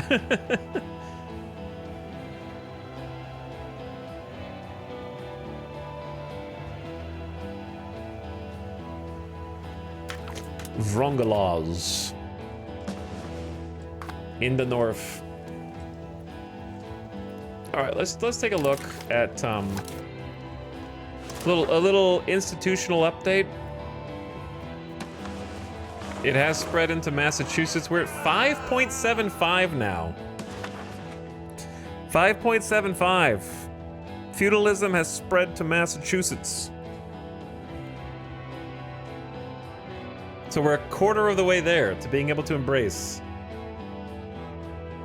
But the more places that receive it, the faster it should spread, in theory.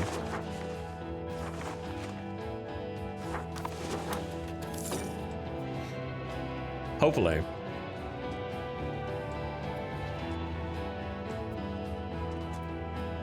That is the plan, anyway.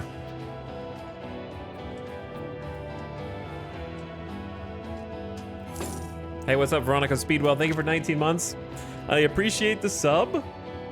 Thank you for priming again and supporting the stream.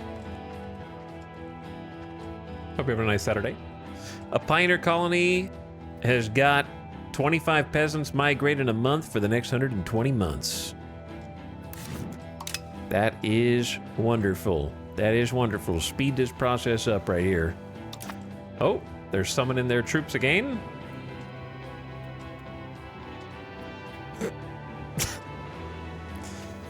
Wow. So strong. What you doing there? What you guys doing there? Chat, I don't want to alarm you, but remember we just crossed 1 million and we're almost at 1.25 million? Population count? Are we really getting 1,700 a month, or is that just from colonizing? It's probably just from colonizing, but it's got to be around 1,000 a month, I think.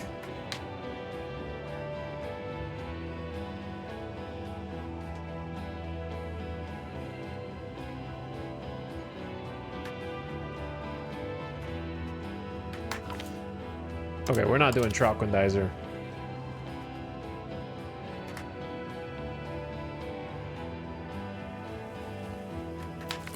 Tralquinport.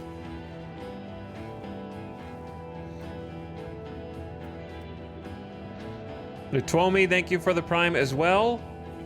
Appreciate you dropping that here and leaving it with us for the next 30 days. You guys want to take a look at the character screen? Out of curiosity.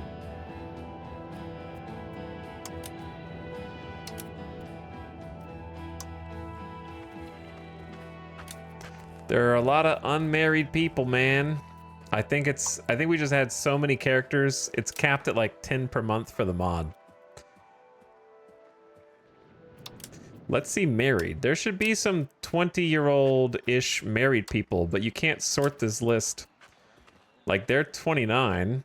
31, 26. Maybe they, okay, I think it is auto marrying them, just like 10 per month, so it's kind of paced more slowly. So I think the number of characters is going to thin over time because of that, but that's probably for the best. It's dumb that the game's sort of balancing mechanic for that is just let all of their lineages die out randomly. There's like a core every other month. We may have gone too wide. Too wide.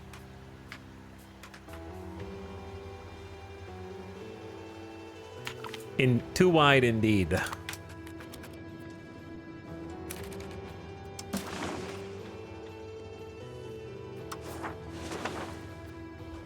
It would be cool if we could do a royal marriage with somebody.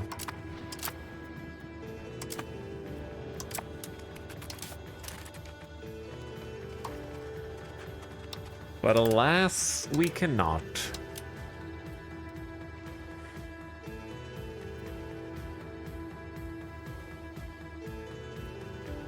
$26 ducats a month on colonies is crazy. Imagine when we're done colonizing and we just start building up our infrastructure is gonna go ham.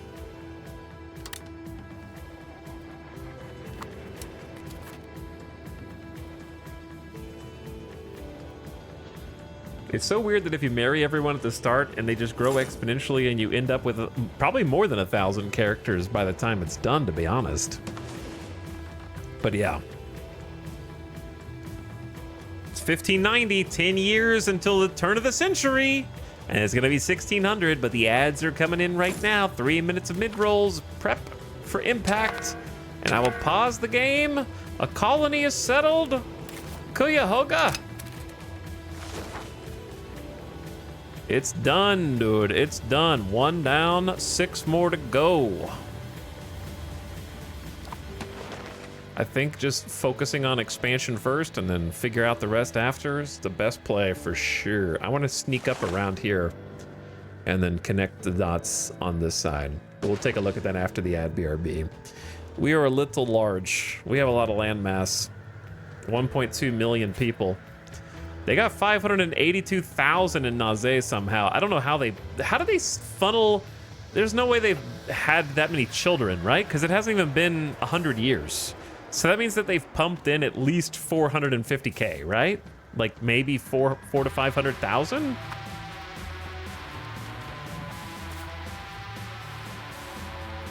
Because the Pope's population is going down. So, how many people crossed over into the new world between 1600 and 1800 from immigration?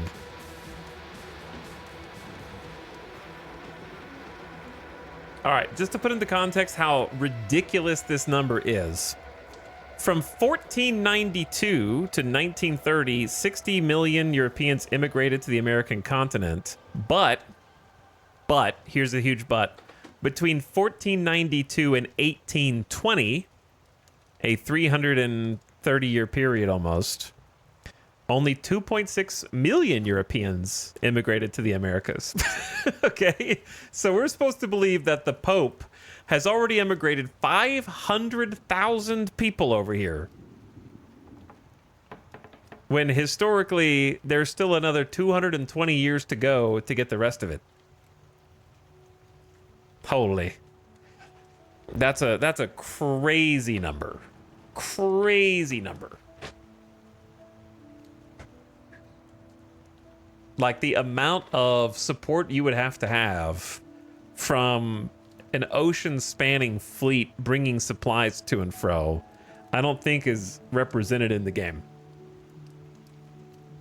You know what I mean? Like the amount of fleet power you would have to maintain those colonies is, in 1590, would be world-changing if they had that tech already.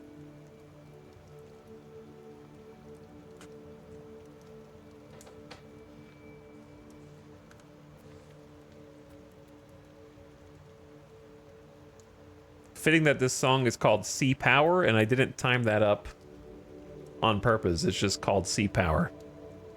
Mostly an ambient track. Okay, my brain hurts. I need to stand up for a second while the ad's playing. It's only got 20 seconds left. Shit.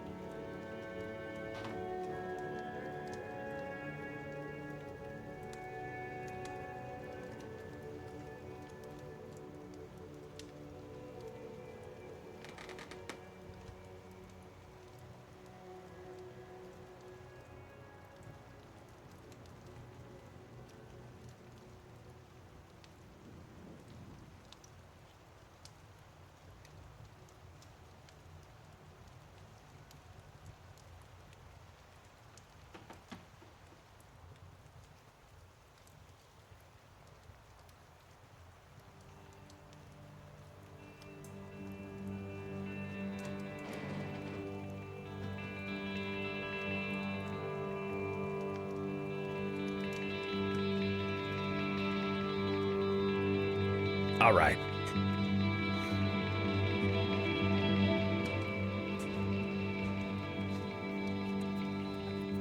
Okay. I'm back.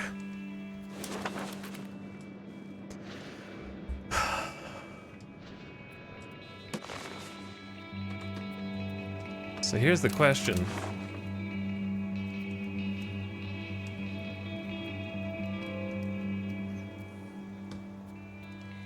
When do we start consolidating?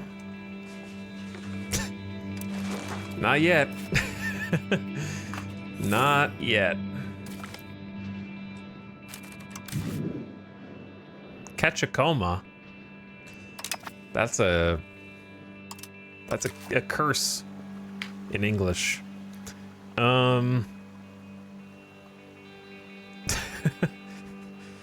Yeah, I'd rather not also.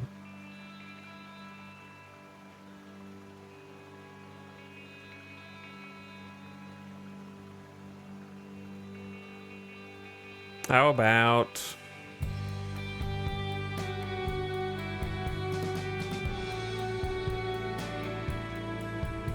Chat, give me a letter.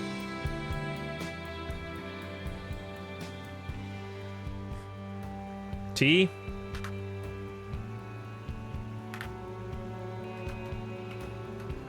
Timblespear. Timblespear it is.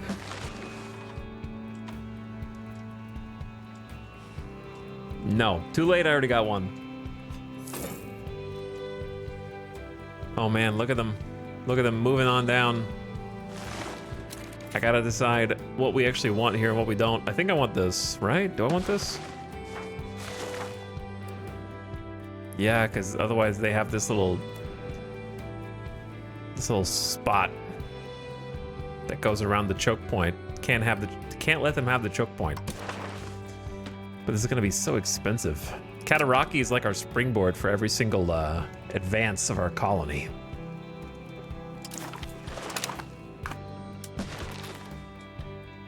Seven charters simultaneous. And then we just kind of sit back and watch. I can't make you guys that many tools. However, the town's almost done. In Teocondia.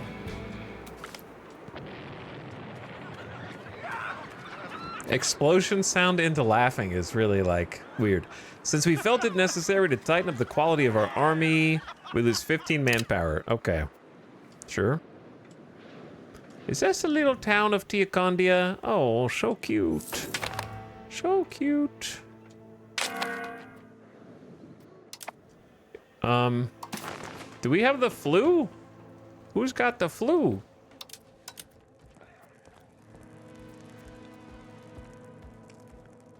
Kaninchenhaus. Kaninchenhaus has the flu. Okay.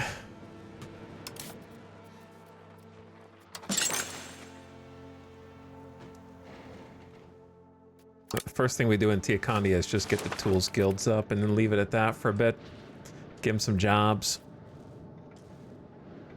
We're improving opinion with our neighbors. Poland is actually at a negative 3.58, which is way better than negative whatever they were at before.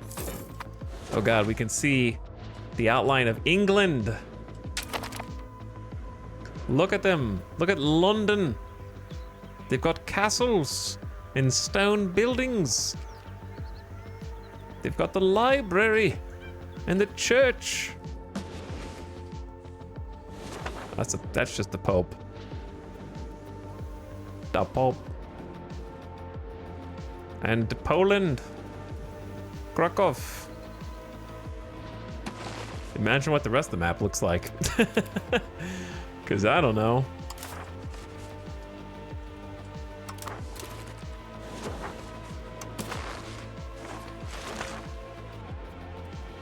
Shrimpelesdat becomes a town. If we pass that. Where is Shrimpelesdat? Way up there. That doesn't mean that it's bad. It'll just have 78 market, 64 control. but we lose maize, which, you know, was very important to us at one point, but now maybe less so.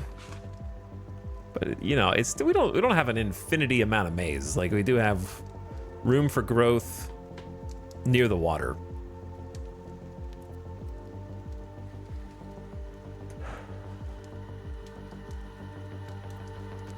Yeah, it does have pretty high, they have really high pop up there. It's just whether I want to lose corn and just kind of have mid control. There's already like a little road going through it, and there is a river.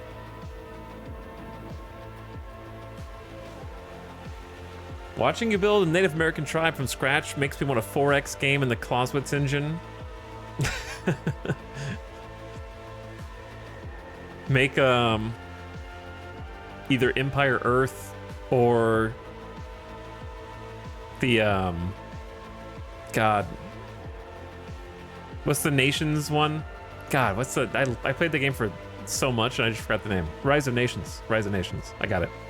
I got it before chat said it. Make a new Rise of Nations, but with like 4X mechanics.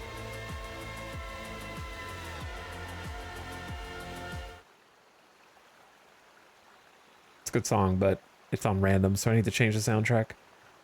I like the Dwarf Fort soundtrack. That was a good suggestion. We've listened to it before. There's also a Dwarf Fortress Adventure Mode original soundtrack. Really? Interesting. Yeah, Empire Earth and Rise of Nations are some of the goats. I miss that style of game. Anywho, I think we probably just take the free town in the north. Don't you think? We don't really have any towns up there. It'd be nice to have kind of a frontier town. Got some water. It is going to take the maize down, but maybe we just deal with that. Because there's like 6,400 people there. It's probably worth. I accidentally moused over this flag again, and now we wait.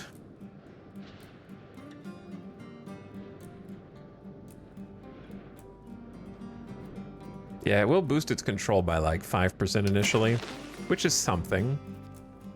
It's something. Promote urbanization. I'm gonna have to fight for it a little bit though. Because there's not free support.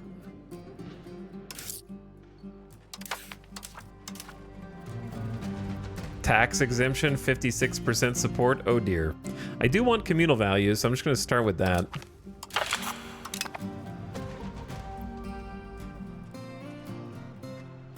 This is tough. I only have 39% support. It's not good. I don't want to give a tax exemption.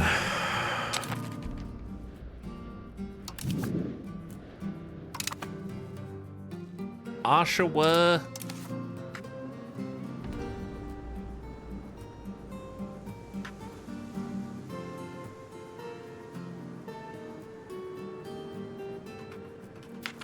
Aldebanik. Aldebanik.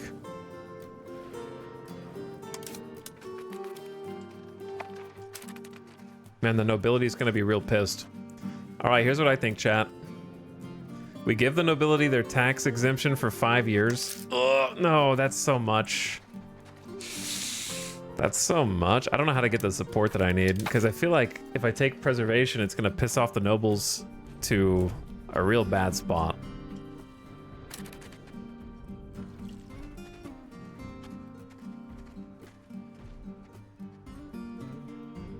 Why are two first-time chatters saying hello at the same time? Bot detected.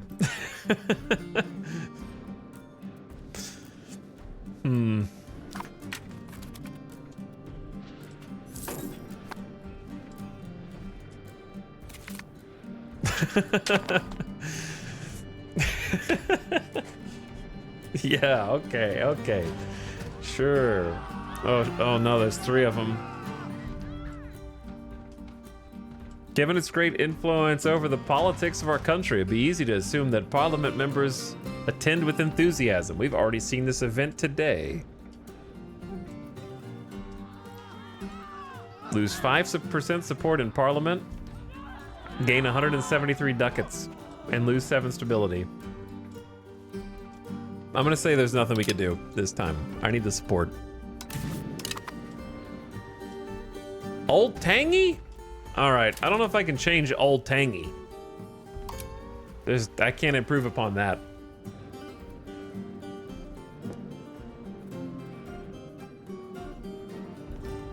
So I guess it stays.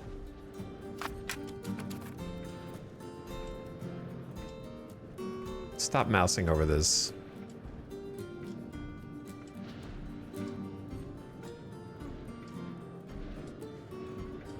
Look what you did. Look what you guys did in the chat by saying hello. Look what you did.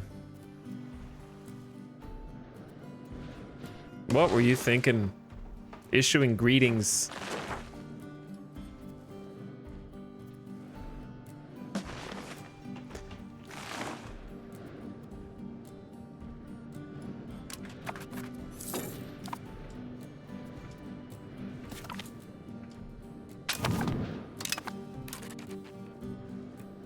Man, I have 7 charters is kind of silly. Let's go with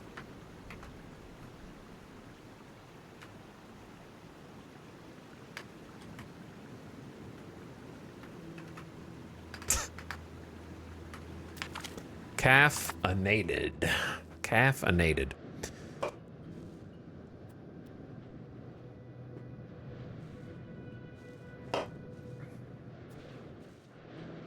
I was gonna ask you if I should charter here too, but you're just gonna say yes. But I don't know if I don't think I can afford 8 charters at the same time. This expansionist tendency is gonna look real bad here soon once England cozies up to us, and Poland's already cozied up to us. The Pope has been sort of tolerating us for now. We'll see if we're suffered to live. We're gonna give them the rest of the US though. You know, I think that's very generous of us.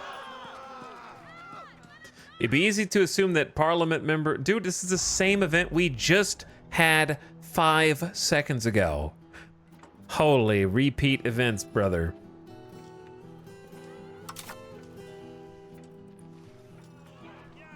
Like, put a cooldown on these events. Put a cooldown on them.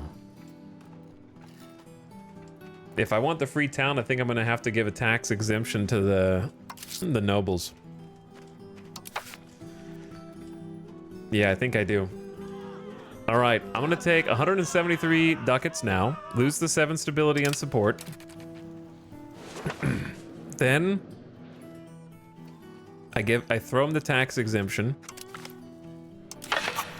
We have 90% support, okay? Sanoctawamba loses 10% toward New World. Brother, we are the New World, okay? Then I'm gonna ask for additional taxes for a year. We're gonna milk that for all it's worth. Then we're gonna come back and appease the nobles again by losing some progress toward New World. Everybody's happy. We can't tax the nobility much at all. Or can we? Because we just got permission to tax them extra for a year. And then we tax everybody down to like, let's say like 42%.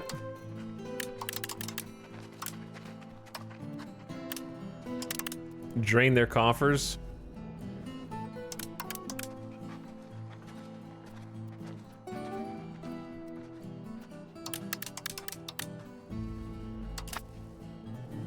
And then just kind of save some ducats. Actually, we'll go a little further. 40%. Milk it for all it's worth.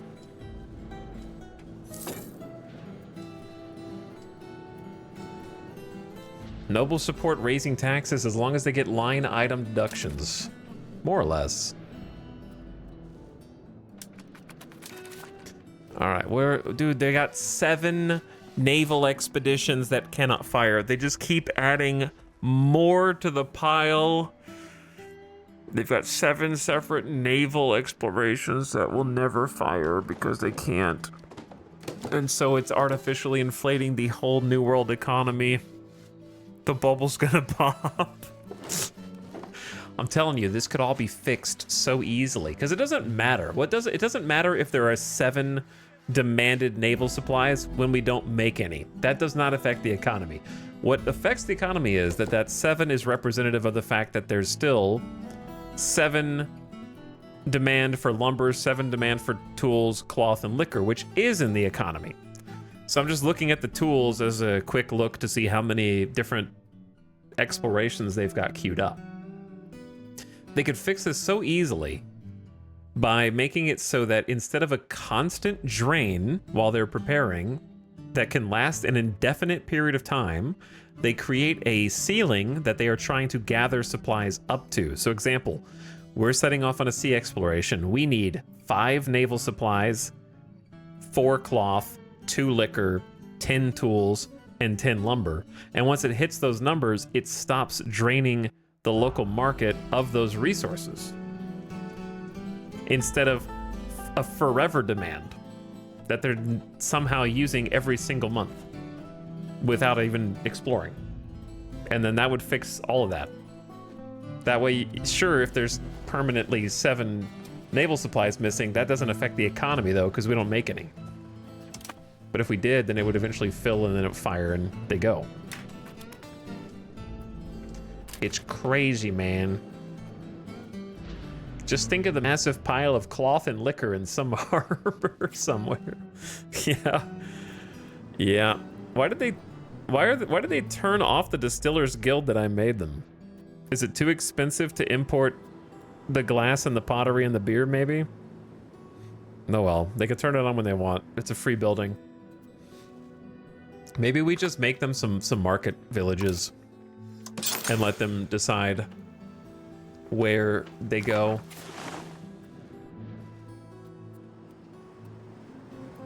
Preferably somewhere with peasants. 900 peasants here. Bro, they built a fishing village and it's unprofitable, so they closed it. Or they... Genius. Genius level AI. Genius. They're so good at this game.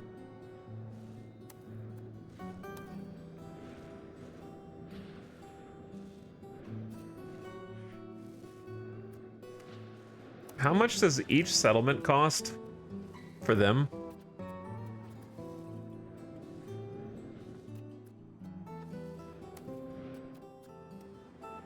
.18. That's not that much. I'm subsidizing them like 6 ducats a month. So like they should be able to afford more, right?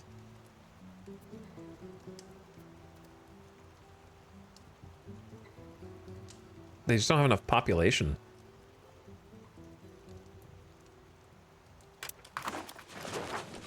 Let's start with that. So that's like 0.18, so it's like 24681.2. That should be like 1.2 in maintenance, in theory. It could be more expensive if the building itself needs supplies and has to buy them from the market, I guess. But we have so much stone and so much lumber and so much wild game that they should be real cheap, I think. They're better than I am, at least. That's not true, and you know it. Wait, are you the developer? Oh, that might explain it. Yeah, the AI might be smarter than them. Possibly. But that's not saying much, because chat is smarter than me.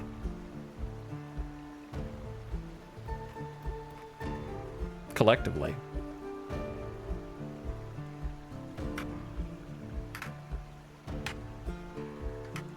I'm gonna call this Bunyan Ring.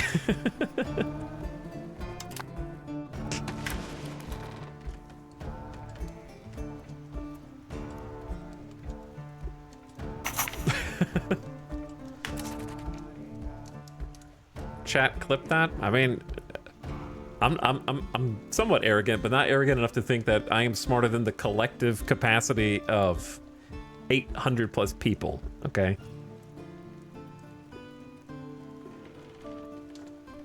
Though I would say that if you took the 50 dumbest chatters, then I'd be smarter than the 50 dumbest chatters. For sure.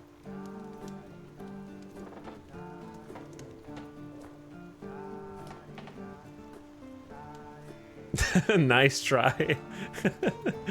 Nice try. Parliament has passed promote urbanization. Shrimpless has become a town. Thank you, Parliament. You chose a interesting location for a new town, at least. Our first northern town, which still needs to kind of pop in. There it is. Oh, pause. Pause. They're so little. So little. They need help. But yeah, that'll buff control. Went up to 70. Max control went from 65 to 72.65. That's interesting. So in effect, it's a 5% buff from the town. Do we get a proximity buff for the town as well somehow? Where's the extra 2.5 come from? Is the Pope causing any problems? Not really. They did. The vassal insulted us, which gave us a casus belli, which of course I'm not gonna press on them. But we're back to sort of improving relations on them. It'd be nice if I could set, this is like not a criticism, but more of like a wishful thinking.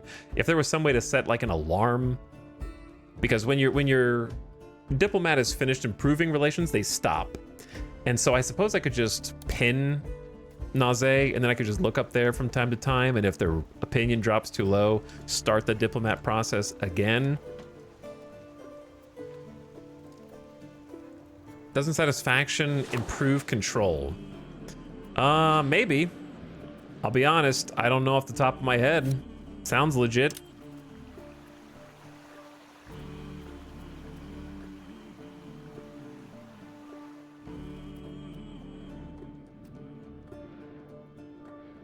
Pop satisfaction for the clergy.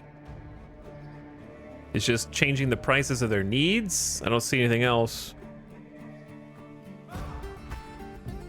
It says pop satisfaction is influenced by various things, but not much there.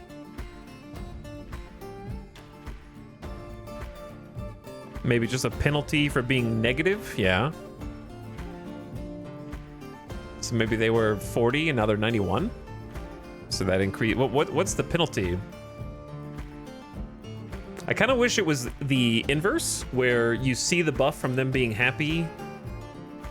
I don't know. I guess it doesn't matter. Either way, you're going to be missing information, potentially. But yeah. Yeah, you can see their overall satisfaction up here. So it says max control -0. All right. I get it. Institution growth up. Got it. But yeah, the Pope hasn't been doing anything naughty yet. He's just been unsatisfied with how small the Papal States are and is colonizing the entire South. Wall to wall. He's going wall to wall. And Nova Scotia via England is coming in from the north. Poland is already touching borders, so we're improving relations with Poland. So I may as well. What did I just star? What? What did I just do? Why are you here? That's a location. Oops. Wrong button. That's not Poland. That's Poland. That's Nova Scotia. And that is England. So let's just pin some of those. England expands fast. Yes, but a lot of this land is impassable. So it looks like they're expanding faster than they are, when really they're just going straight down this corridor. There's all ice and snow up there. But I agree. I like how much automation is in the game, but it'd be cool if there were player preferences like keep relations above 50 or whatnot. Well, the thing to me is, doesn't it make sense that if there's a meter on the budget for diplomatic spending, why not have a drop-down menu here? You click it, it opens up with the people that you're currently improving relations with, and you choose how much of that budget to allocate to each nation, and therefore sort of set your own balance, equilibrium.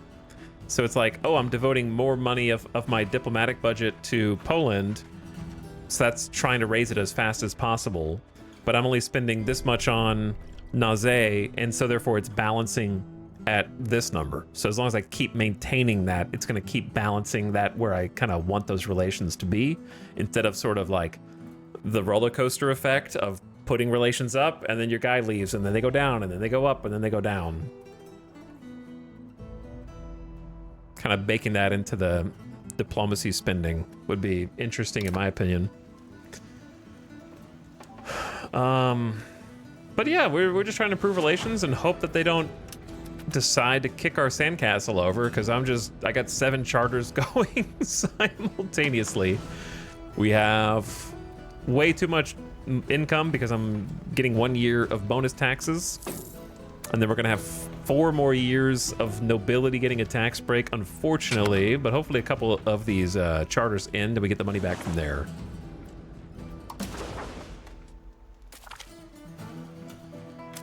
We built a new tools guild in Teocondia.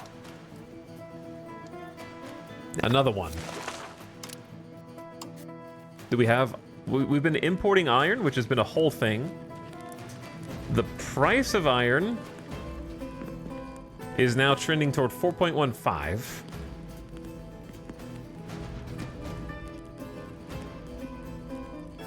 We've learned that having a positive market balance does not equal effective supply, and it's been a whole... I'm very confused, but yeah, let's just make... I'm gonna say stone tools here, and then I might pick somewhere else.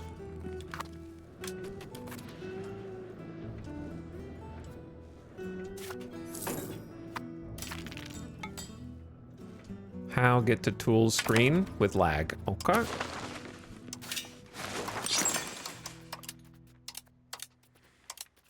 I'm kind of trying to balance the books on how much of the iron that we're actually using. I think Ebeleap is fine. Oh, it's already using it. There's another level 2. It's gonna take 1.23. We don't have 1.23, so the price is gonna go up and we're just losing money on it.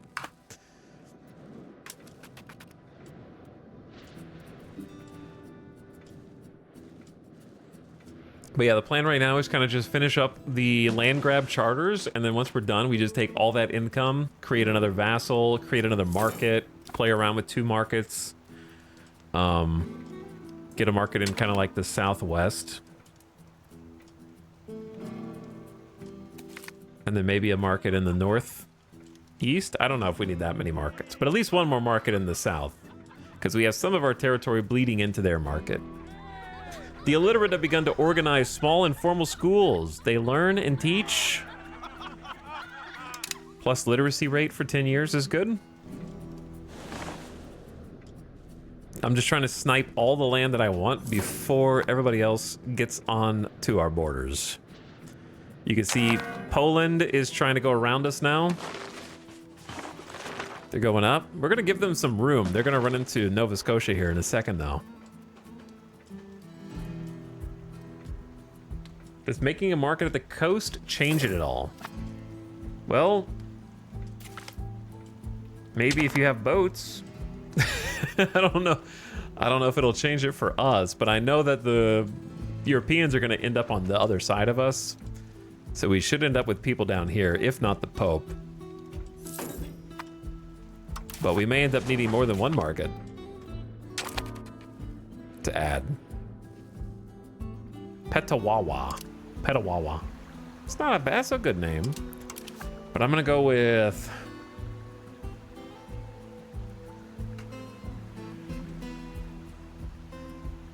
Excuse me.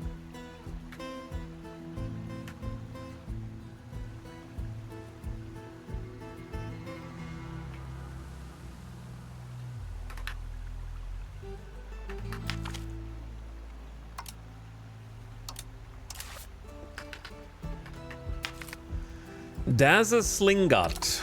Daza Slingot. Kawatha. Kawartha is also fur. Yes, it's all furs up here. It's just all furs.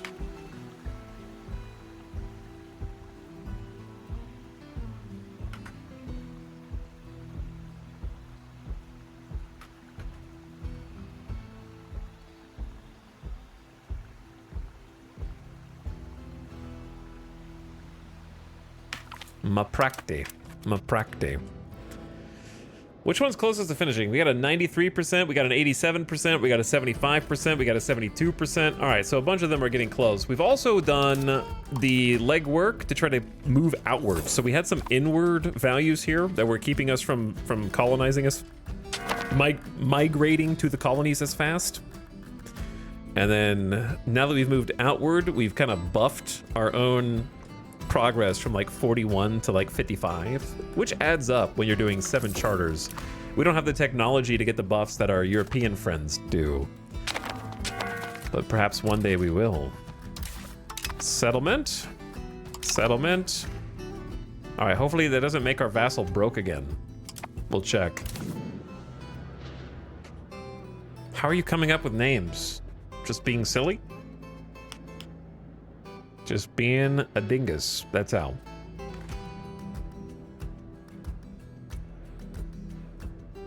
I'm surprised how many actual location names it's using. I didn't think anyone outside of Canada knew more than 4 location names. Yep.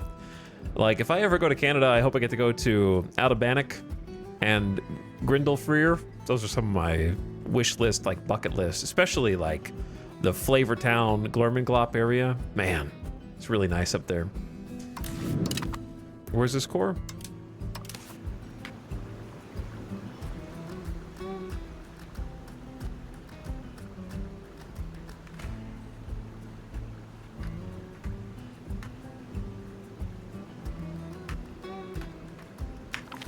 Kavawantik, our new maize capital. Look at these borders, man. So much to do. I always tell people, if you can't spend 2 years up there, then don't even go.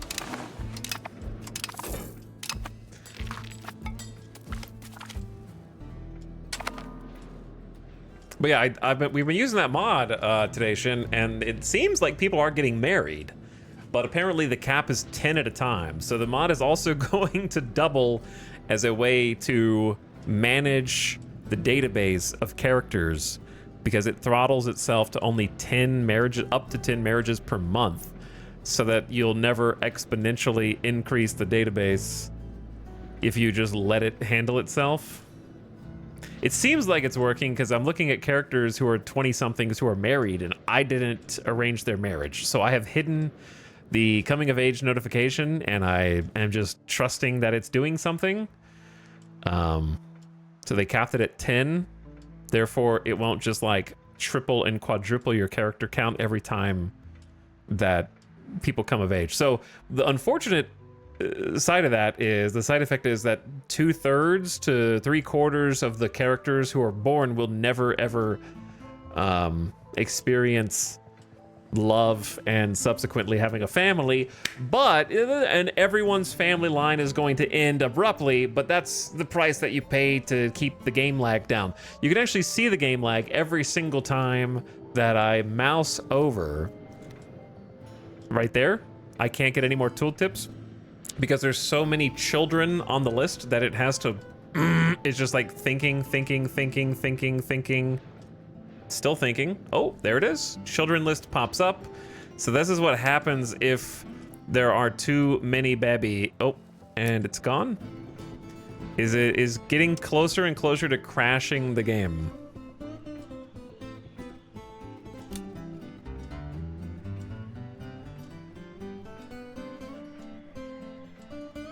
So I hope it prevents more issues like that. I hope the people running the simulation appreciate the low latency. The charter we founded to colonize Sciato or Sciato has fulfilled its role. All right, 1 charter done. Many more to go. Shawanaga. That's actually a pretty good name. All right, the 3rd person to delete 25 channel points, 25,000 channel points gets to name this location.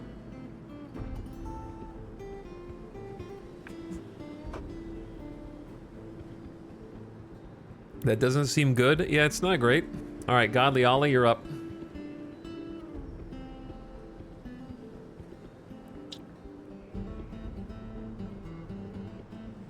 You get to pick. Scammed. 2 people scammed. By the way, War of the Worlds, thank you for gifting a sub to Mr. Clint, who's here for 1 month. Appreciate the gift sub.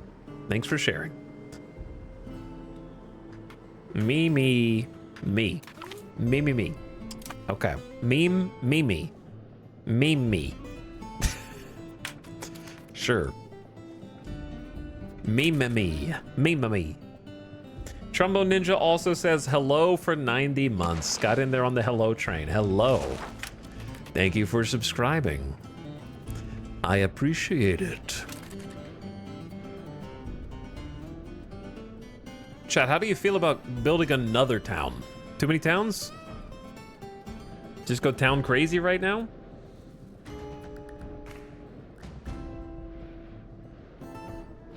Or just...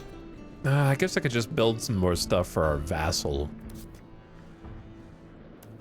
I wish there was a screen that helped you build stuff for your vassal.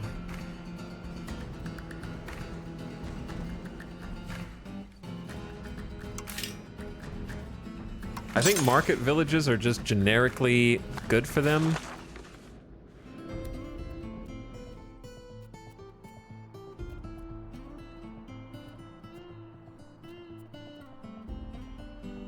Framble up a god. Give you another level.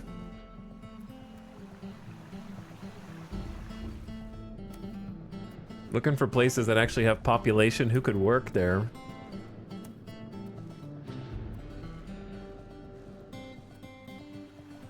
Well, I mean, even 500 people gives you something to grow into, I guess.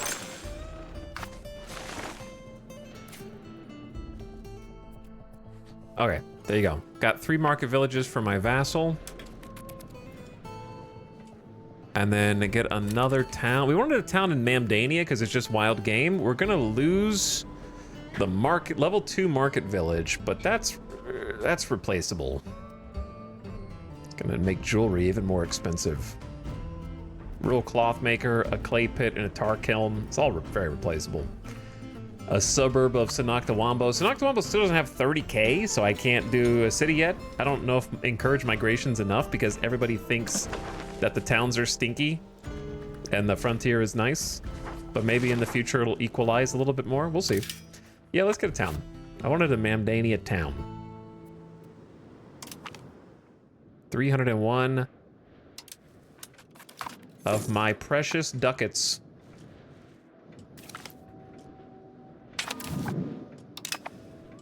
We're urbanizing.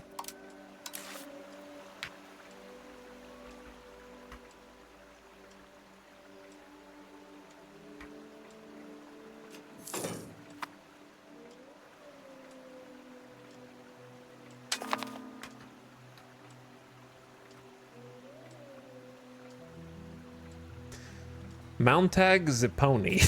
Okay. I don't know where we're going with that. But yeah, it's been what I was saying earlier was suddenly the game becomes a lot more playable when you're not getting slapped in the face with repeated pop-ups over your family members coming of age and having to repeatedly stop to marry off hundreds of them. Crazy how that works. I actually get to focus on the rest of the kind of gameplay mechanics and see if I can do anything and let the game advance. So it should be 1600 soon. Yeah, shout out to Farty, who made that mod and was hanging out in the stream yesterday. So I'm assuming it was made because of that very experience.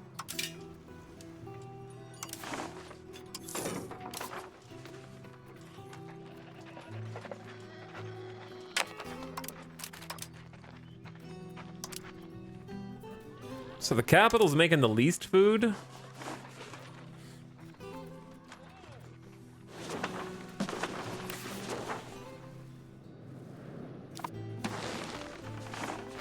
Like, honestly, I feel like we have so much overhead for more food if we needed to. Where do you see, other than selling food being positive is good, where do you see like a total food balance? That's what's kind of crazy, right? Is that food is shown here, but it shows every single market.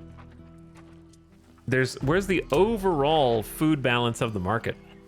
Can you, I guess you could just go market, click on your market and then search food? No? Food? I don't know. I guess this? Monthly balance plus 1257. All right. I feel like that should be displayed a little better. So it's in parentheses, 1257. So as long as we have a pretty huge surplus, we're good.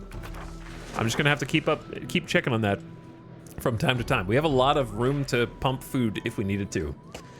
And as more Europeans filter in here, that might become a problem. But Europeans can buy food from these markets to give to their home? Is that right? Another colony. Very good. Altanois. Altois. Altois, I don't know. It's Ottawa. Oh my god, it's Ottawa spelled differently. That's not how you spell Ottawa. I like how it was like French and then we just like changed it to English letters. That's a O-T-T-A-W. Shut it down, he knows. He knows.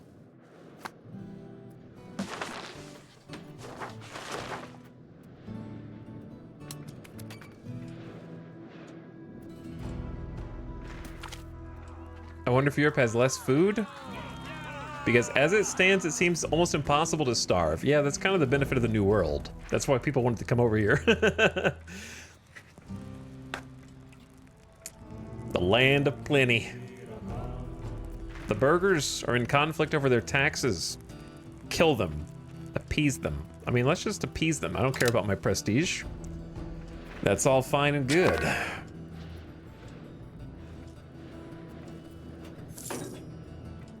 Possible Diplo actions. I don't know what those would be. Nichibao.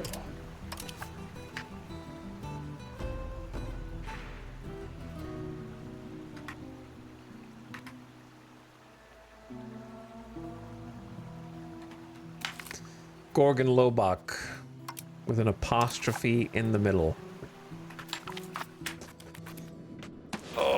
The borders are too big, man. The borders are too big. Nova Scotia's coming for us.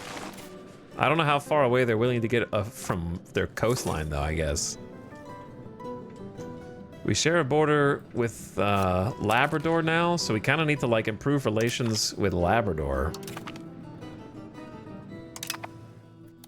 Because that is the colony that's next to us. So there's a bug in the game. This just happened again.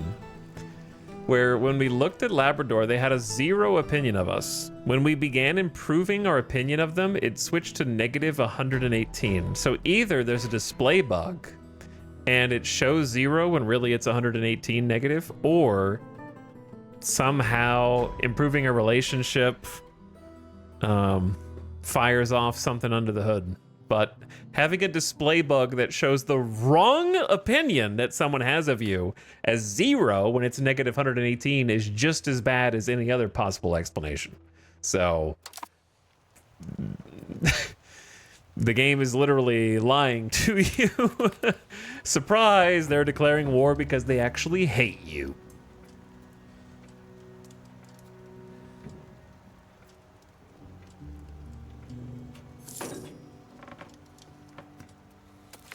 Add it to the list. Many such cases. The charter we founded to colonize Windake has been fulfilled, or Windake, I guess it could be. Where's Windake? Windake. Windake. Could be Windake. Windake. I'm trying to block off Toronto from anybody who wants in on this. Block it off. Not allowed in. And I'd like these two to connect up. So we will get to that.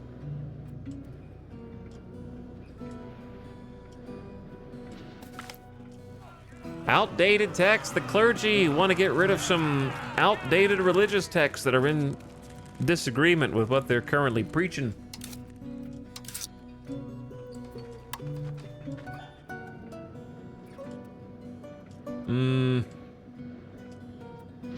I'll take the stability. Man, that 5-year nobility tax is hurting us, but that's the price we pay. 1593. What is this? Cabinet lacks a member. Oh, they're dead. I didn't even see that. My cabinet keeps dying, man.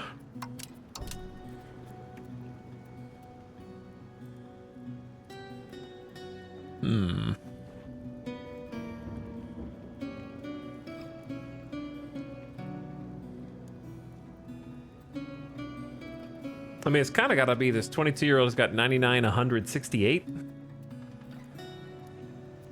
And if we need military stuff, we pick one of the other two people. Hello, cousin. I pay you 72 ducats. You work on my cabinet for the rest of your life. Great deal. I just paid a single individual like 4 months of the entire nation's GDP. Your cabinet options are amazing. Yeah, our inbreeding program was working wonders. Education system out here is brilliant. Just wait until the patch. I'm calling it now. There's going to be a patch that somehow ties the abilities of every character to the literacy rate of the people that they come from, and then I'm going to be punished. Or something. There's like an education system in there. Maybe not literacy exactly. Like, you could still be a good diplomat without being able to read. But, you know, I feel like it's going to be balanced at some point in the future, because they do feel rather strong.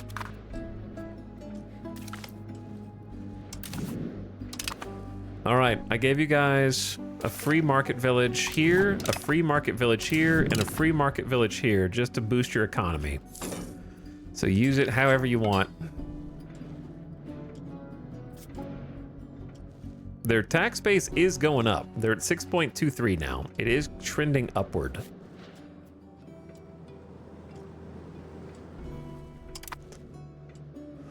Let me see if they're broke. Are you guys broke? As far as I can tell, no.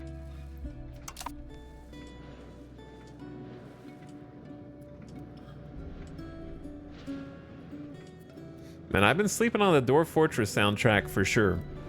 I didn't realize I was sleeping on that soundtrack, but I have been. So time to remedy it.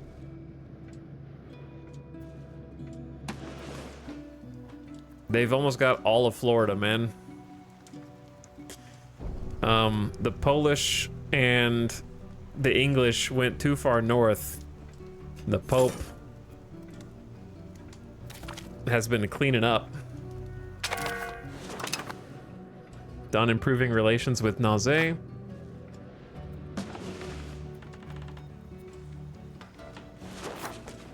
All right, Pope is gonna cozy on up to us here, so we're just gonna let him. We're just gonna let that, and then we need to go around this way and just kind of make sure that we secure our like weird little Michigan.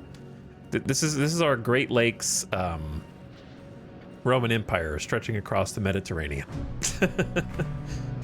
So I just need to make sure he doesn't take that.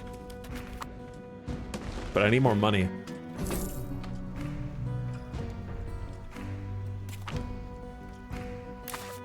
The nobles are holding out on me.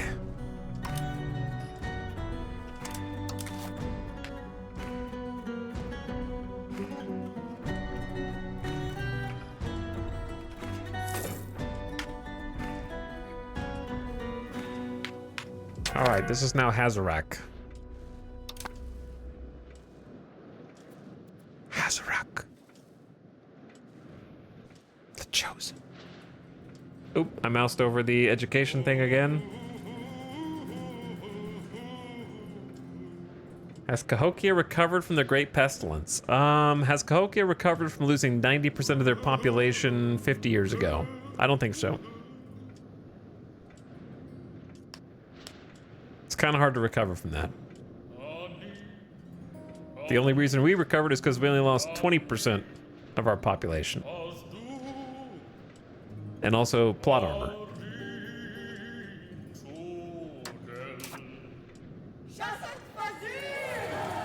Party time.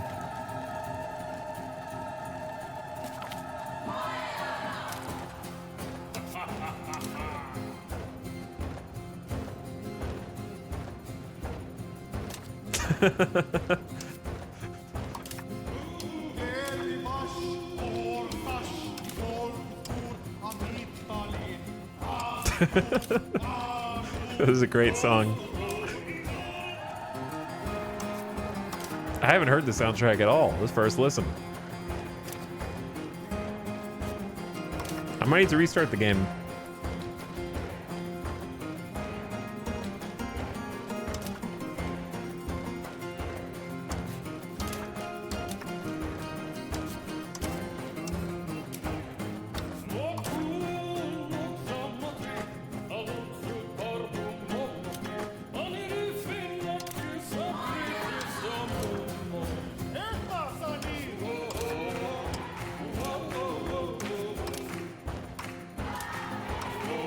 Yeah, it's lagging more and more.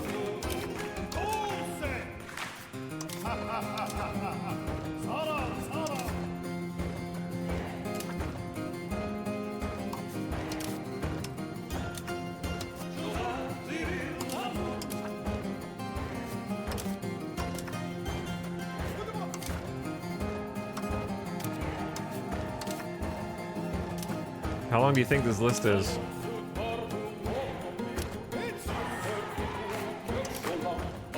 Done.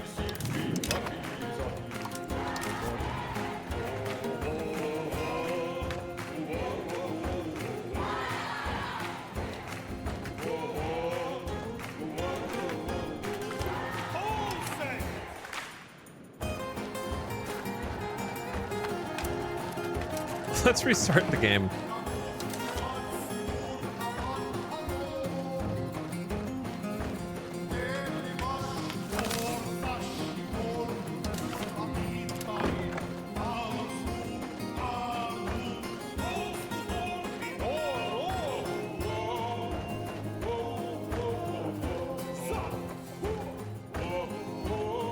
Game lagging way too much.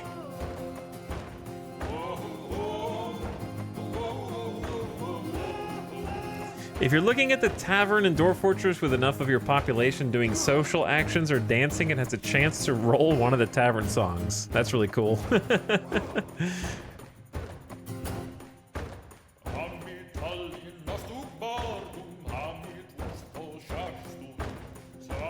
Does reloading actually help that much? Sure, yeah, there's a huge memory leak. That's how you fix memory leaks.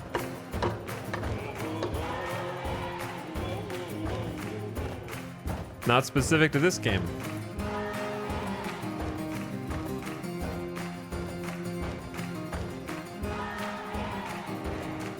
Or at least put a band-aid on them.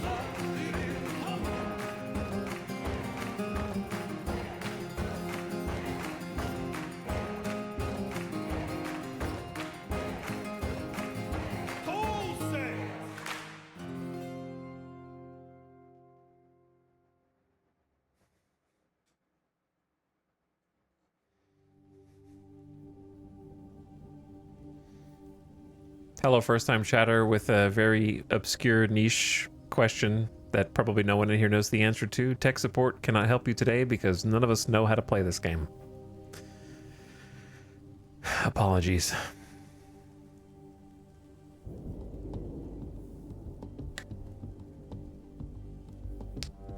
We don't know. We just don't know. The technology isn't there.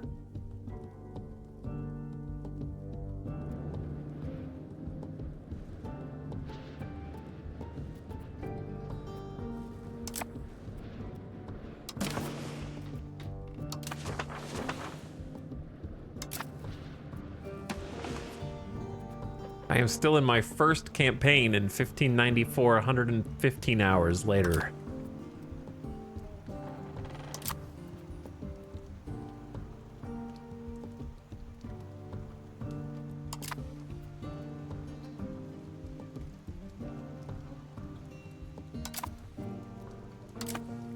Okay.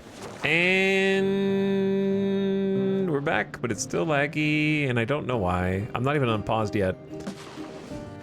Loading assets.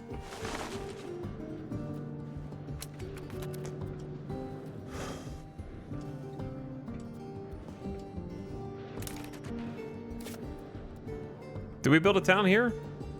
We did! Okay, sick. So Mamdania town is working. It's online. Tiakandi is online, kind of empty. Mamdania is online. We're gonna try and build up both of these towns by finding out what is missing in our market at the moment. Eventually, I'm gonna have to find a different solution to this problem. So we start the same as I always start. I gotta get the tools in there as soon as possible. Tools! 2 levels of tools. We have no tools up here either, and shrimple as that. All right, 2 tools up and shrimple as that as well. Good first step. Can always use more tools, especially with how our economy's doing right now. Cognasheen is now part of our patrimony. Our ambassadors have been very good at spreading a favorable opinion in foreign courts. The fact that we are at peace certainly helps. Labrador gains 30 opinion of us. Hey, that's nice. That's really cool. Could use more of that. This is gonna be called the...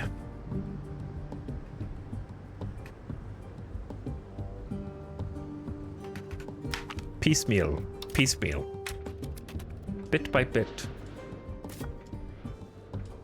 4 current charters. Pope is sneaking up the borders on the southwest. I don't think we care about chartering there, but I do care about chartering here. Now, whether this will be defensible long-term is a completely different issue. That doesn't really matter, though. I need 150 gold to start that charter. The Pope is never satisfied.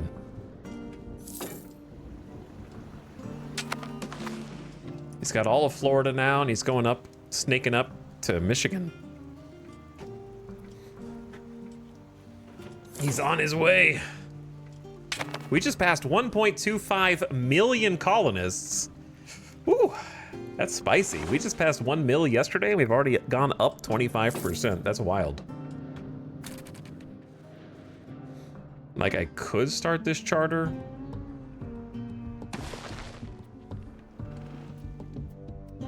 I could start it. Do I need to start it? Not really. Am I going to anyway? Because I'm greedy? I think having a little bit more land buffer is good instead of just 2 locations that go all the way around here. But then again, maybe I do just want to go straight up and over.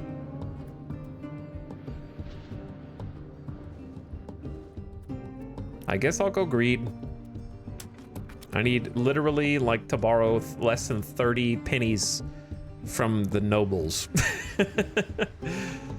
who are hoarding all their money.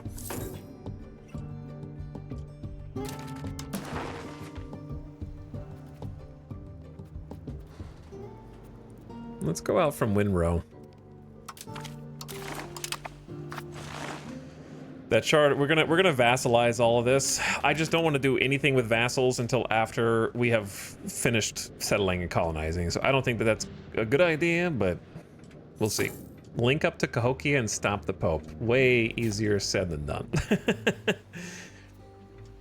Pope is 11.5% there. We just got started on this one, almost 60 colonists.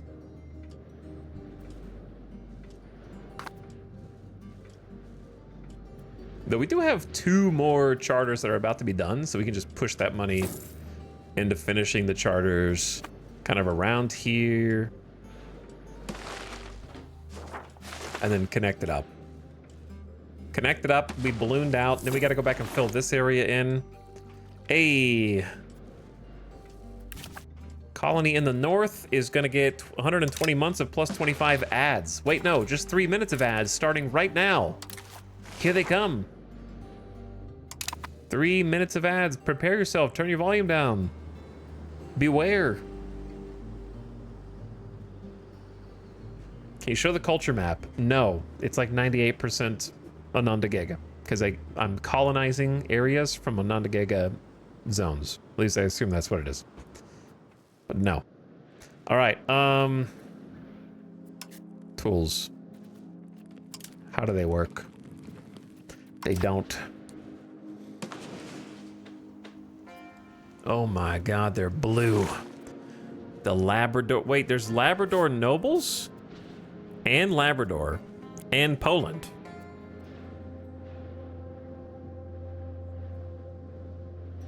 Are there any differences playing First Nations to European kingdoms? I'm gonna try and be as unsarcastic as possible. Yes.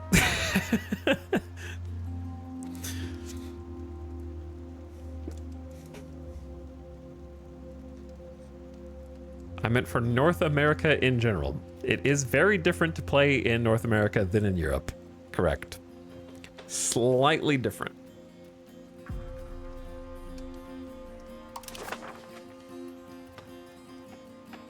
That is what the culture map looks like right now. And then we're gonna go back and convert anything that we need to afterward.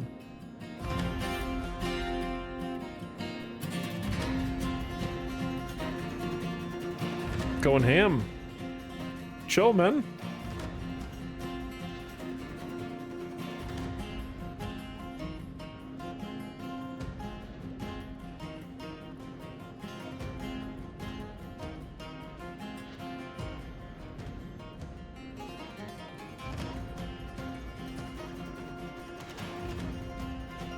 Okay, sorry. I can see you now. Are they having noble rebellions? Maybe that's what it is.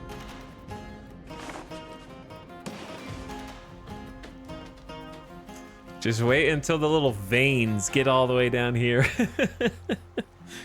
And I wonder who's going to declare war on us first. Because there's no way we can keep everybody happy. Right? In my game, Canada has a nobility civil war like every 10 years.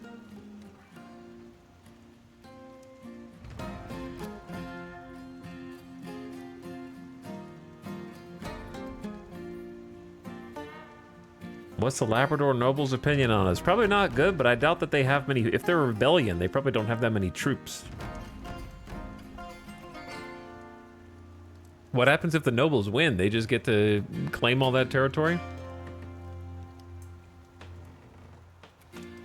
Do you guys remember when we couldn't even see this much of the map and it was just like a tiny little slice right there in New York? It's nice that we can at least see a little bit more of what's going on the East Coast. I don't know how we're going to get the rest of the maps. Wait, there's a colony of Naze? I think it's the same thing. Yeah, it's the same thing. Welcome back from the ad.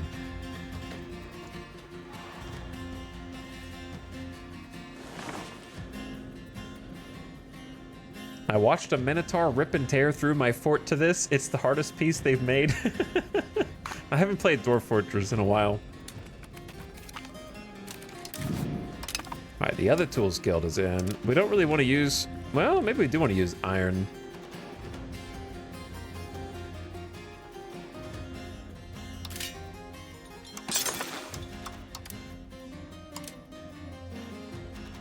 Sort by profit might be a little misleading.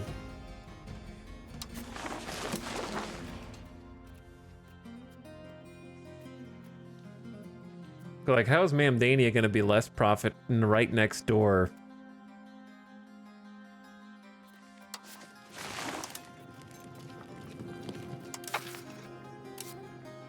With 100% control and 93% market access. Probably just because it doesn't have people working in it yet, so it doesn't show me the potential profit, just the actualized. But yeah, we'll use some of that iron there, I guess.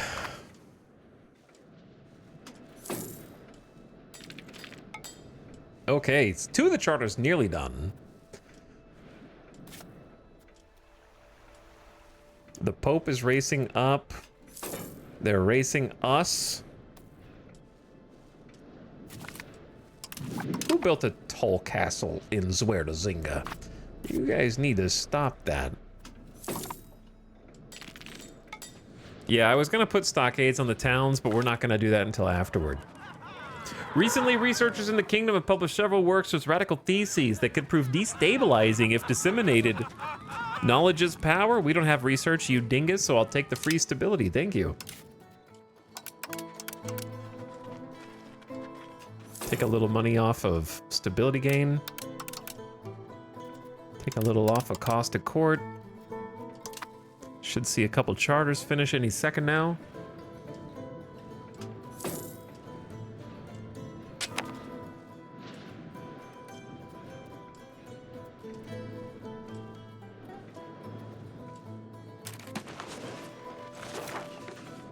All right, Labrador nobles, are you guys winning? They're fighting the first noble civil war with Poland. Wait, no, Poland and Labrador are fighting against the nobles. So, I mean, that's probably not going to go well for them. I don't know if I need to try and spend diplomacy improving opinion, but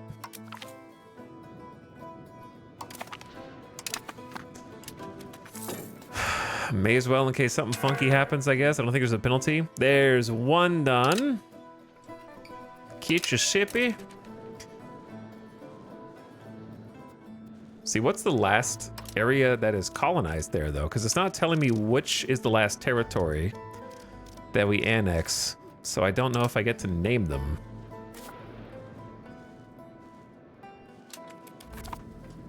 But there go two. Look at a... ducats a month goes way up with that. Are they... Is the Pope and Naze racing each other for the colony, or are they simul-colonizing? I don't know. I'm just going to make sure we don't lose out on this Sandusky. We need the great state of Sandusky.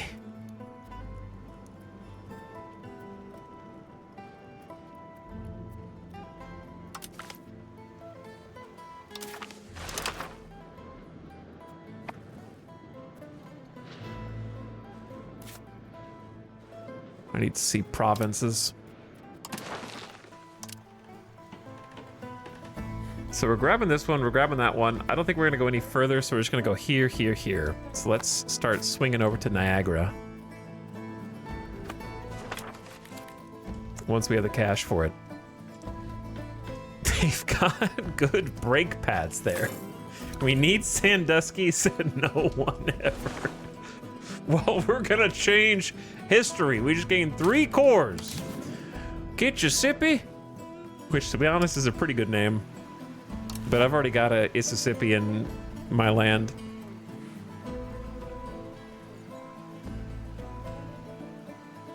Chat, the second person to delete 25, the first, second, and third 25,000 channel point will get to name these 3 locations. It's pretty good odds.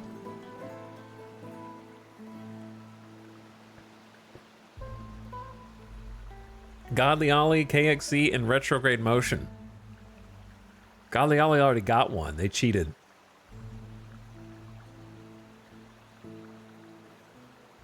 Whoever suggests the name first is going to be the first one I type in.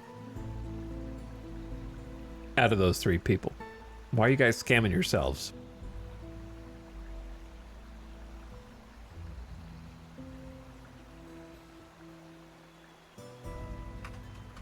Getchagoo. Okay, Getchagoo. The lumber location. Atrioich. Sorry. Atroich. Altroich. Am I spelling it right? Well, I'm spelling it wrong. Hold on. Autroich. Atroich.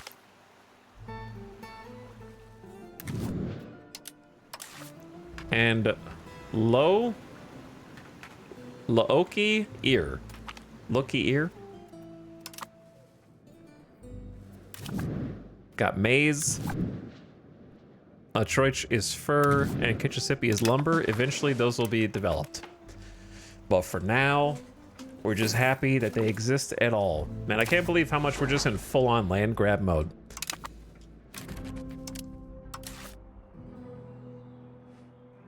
All right, Shack Genie, what do you got?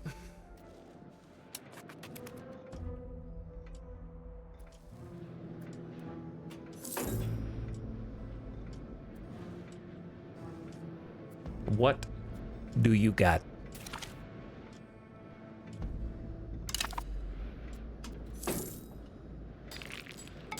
Shack Town. Did you just try to name it after yourself or after Shaquille O'Neal? I should have been prepared.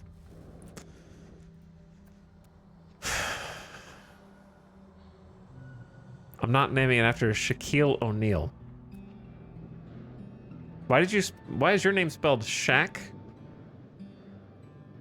Ace Tech, I can't tell if you're booing me or booing Shack Genie.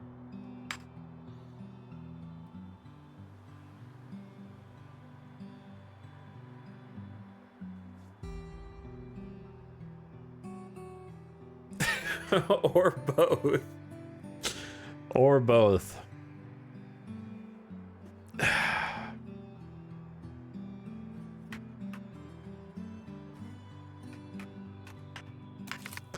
Shacktown?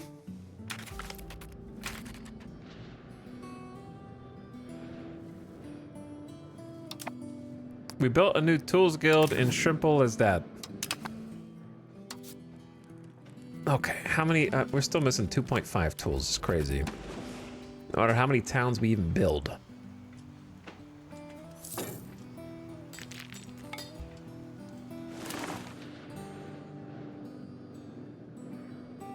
It's so nice not getting slammed with like disease events every year, tanking my stability so I can actually play the rest of the game. Imagine how far we'd have gone if we had the other like years without having to max spend.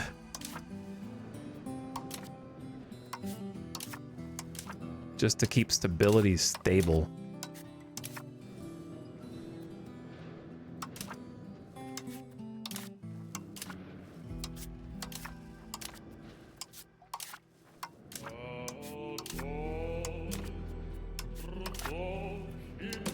We're a 21-year-old unmarried kiddo. All right. Marry a noble, sort by max ability, super genius. There you are. An unforgivable affront, they came at night. The Labrador nobles just murdered 10 of our people. Our hearts weep over their losses. I don't even know why that event spawns. Do they have like a proactive thing that they can do on their side that makes it appear? I don't even know why they're doing it.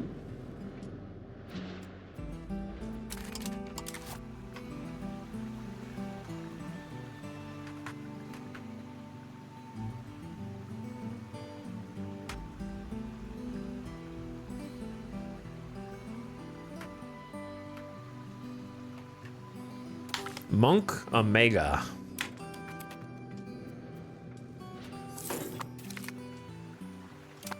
The location Monk Omega is now considered a part of our patrimony. We will defend it to the last drop of peasant blood. The peasant blood.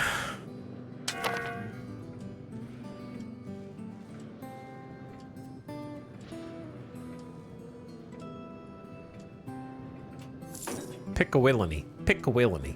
We're colonizing that right now. Colonizing this. Merchant fractures. A dispute has broken out between several extremely wealthy and therefore influential merchants over our trade policy.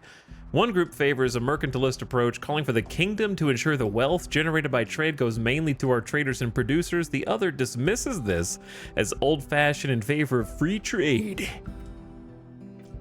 Well, what are we right now? We're 5 toward free trade. So, benefits of both. I know you can't see this. Let's look over here instead.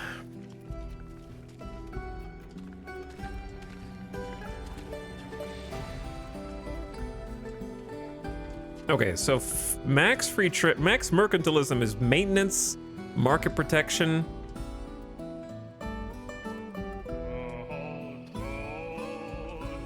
Honestly, we probably should be in mercantilism and not free trade because we have the best market here.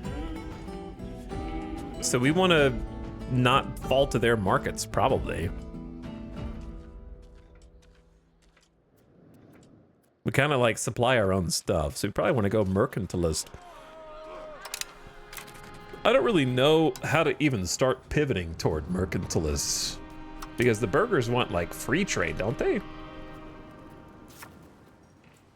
They would have to come under like laws?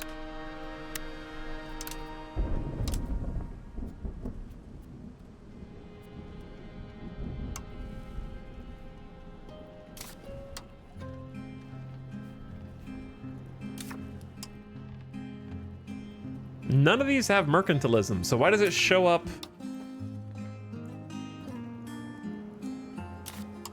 When I search for mercantilism? None of these are monthly progress to mercantilism. I don't think we have enough technology to push toward mercantilism, so it's probably just like not something we can do without the research tree. Speaking of the research tree, quick little check. 7.91. We're approaching the halfway point to being able to embrace feudalism. Getting close.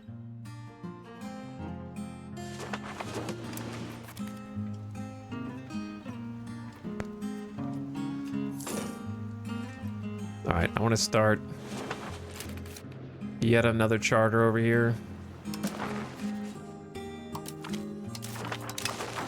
We're gonna take Niagara. We're gonna make everything over here nice. It's gonna be so nice. We're just gonna go over here, connect, grab this, grab a little of that, and we're done. We out. It's gonna be that easy.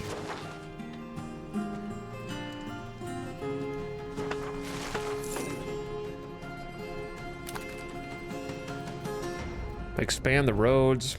I mean, we do need to expand the roads. I'm just gonna save expand the roads and maybe take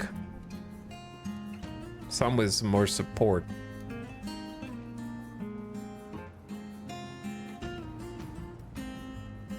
Stone, copper, stone, and marble would be really nice, but I don't know if I can get it to pass. It only has 10% support.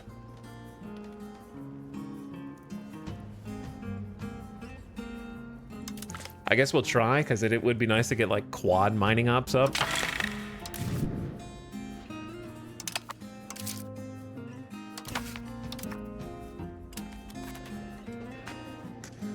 The autonomy movement. Move toward decentralization? Why would the nobles want that? I guess because we have less authority over them. They want to be able to make their own decisions. Look inward instead of outward. Nah, I'm gonna have to give them 5 toward decentralization, which is fine. We lose some stability. Absentees. Parliament's not showing up. People aren't going to Parliament. The problem has grown more and more. Find them and get 167 ducats, but we lose 5% support, which is kind of rough because we're going to be exactly at 50. What if I just give them autonomy and peek at what the next one is?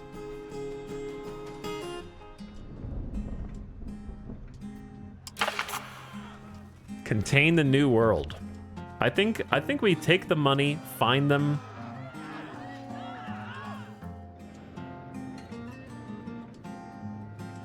Build some stability back up.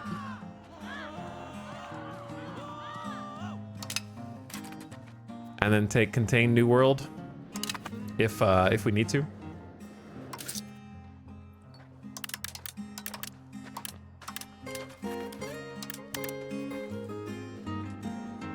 Great sound, man. I have been missing out. We've listened to the Dwarf Fort soundtrack before. I just forgot, you know? I just forgot.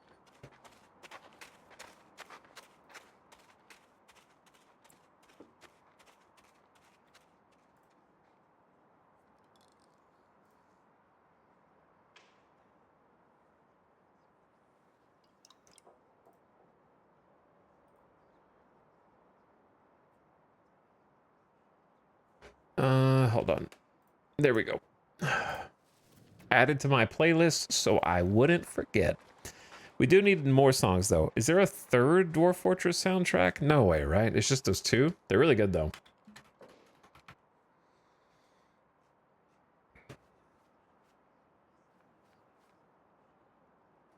Oh, I got an idea. I got an idea.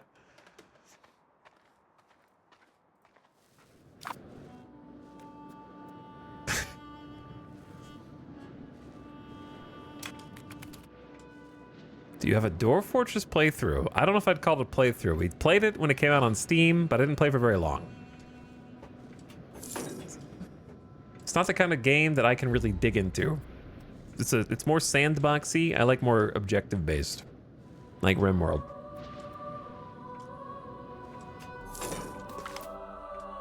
Parliament in scandal.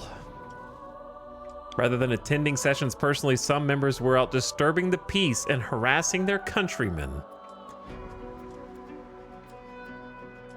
Let it slide. The charter we founded for Shawanaga has fulfilled its role. Shacktown? Is that really the capital of this little province? All right, it was a funny joke. I'm taking it away because I'm not letting you ruin everything else. My house of cards that I built up. You're gonna be...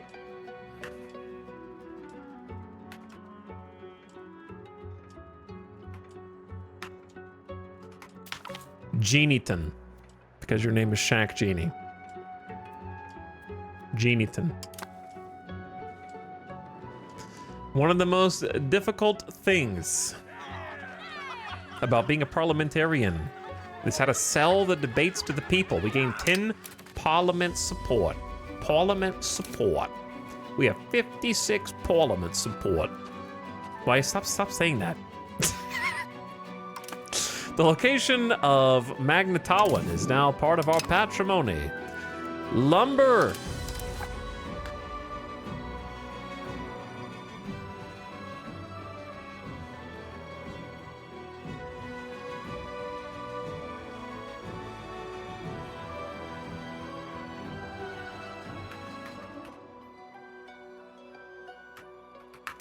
Mangleroot. Mangleroot. The new lumber capital of the north. Have we started this? Yeah, we started this. We got almost 3 charters. Parliament agrees. Okay, sick. Speaking of the charter, Kawatha is now part of our nation. The nation sprawls too large. It is incapable of managing its own, but the people seem happy enough. So, Old Pencock has a new extra level of stone. Cool. Shambalamba has a new level of copper. That's the first one we've ever actually made. Got too much of a surplus of copper, unfortunately. Huzenfers also got an extra stone level.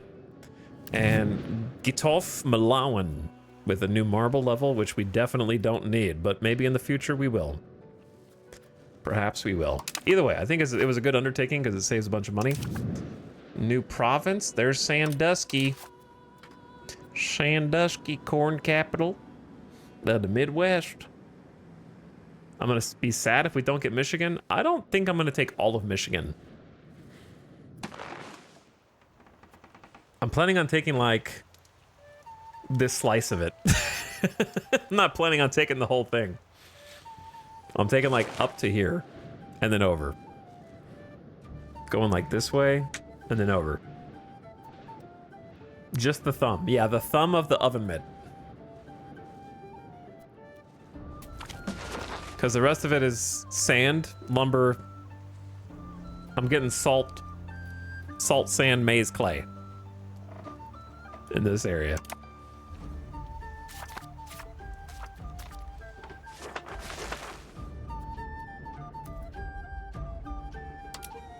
All right, we need a name.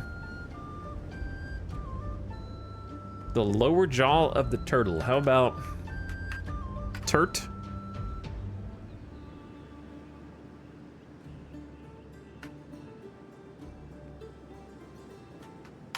Turt Snap. It's a good name. Turt? You heard me.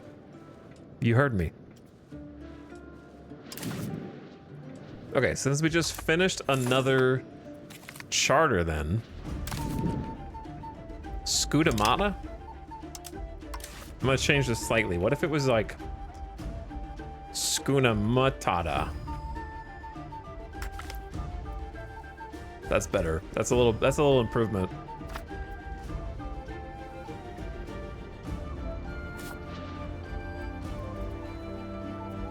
Yo, I can start a colonial charter up here already? And here? Okay. I guess just finish it up. Oh no, the thumb. To get the whole thumb, you have to go up to here. I don't know if I want to go up to there. I'm not sure.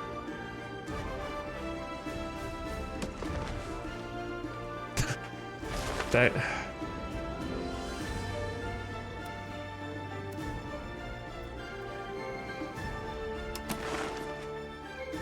I don't know why there's so many people in Kataraki, but you guys are all moving out. Wawia Tanong! Great name. Another one! I assume it doesn't slow it down if they all come from the same place. They're mobilizing.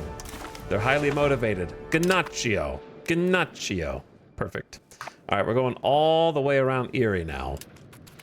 5 charters. Do the AI natives not colonize? No, because they're fucking dead. Nah, the Europeans murdered them, and the only reason I'm still alive is because I have main character plot armor. 90% of all natives were wiped out by disease, bro. They got murdered by colonization contacts. So they do not colonize. That's real. That's actually, it was a 70 to 90% mortality rate in real life. Our emphasis on a strong aristocracy has given the nobility the means to serve in the army, and they are devoting more of their attention to the military. One among them has published a treatise on military thought. Nobility gain plus 10% estate satisfaction.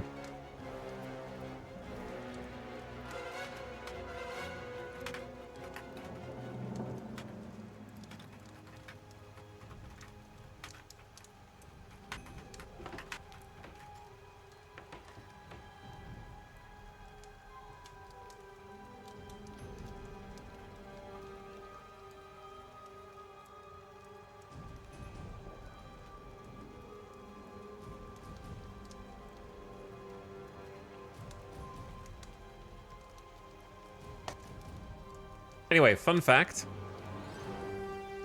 Fun fact.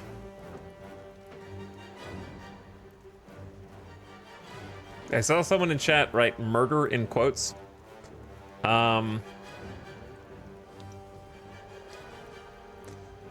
King James the First.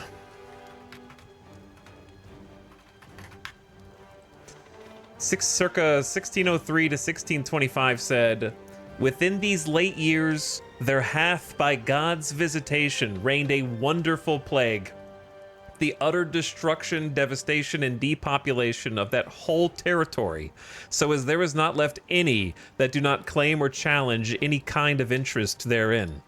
We, in our judgment, are persuaded and satisfied that the appointed time has come in which Almighty God, in his great goodness and bounty toward us and our people, have thought fit and determined that those large and goodly territories, deserted as it were by their natural inhabitants, should be possessed and enjoyed by such of our subjects." They were pretty thrilled about the whole thing.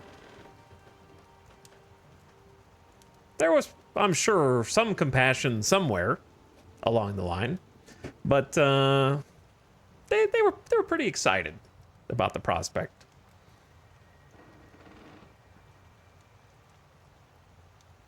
Not saying nobody was sympathetic, but largely not sympathetic.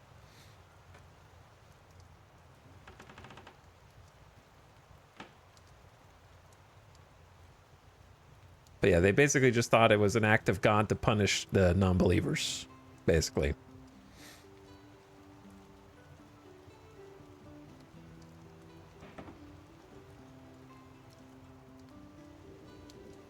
Anyway.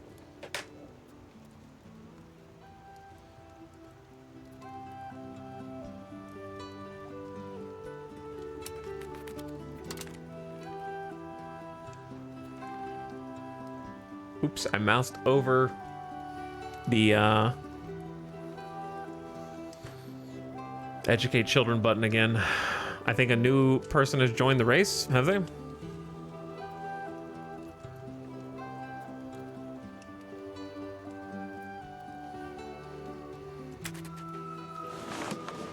We got good relations with Labrador. This is just the Poland.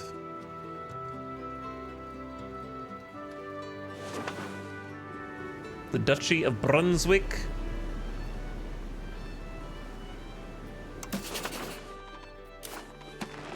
Is that who you're looking at? Because the Netherlands are here. Brunswick has made landfall.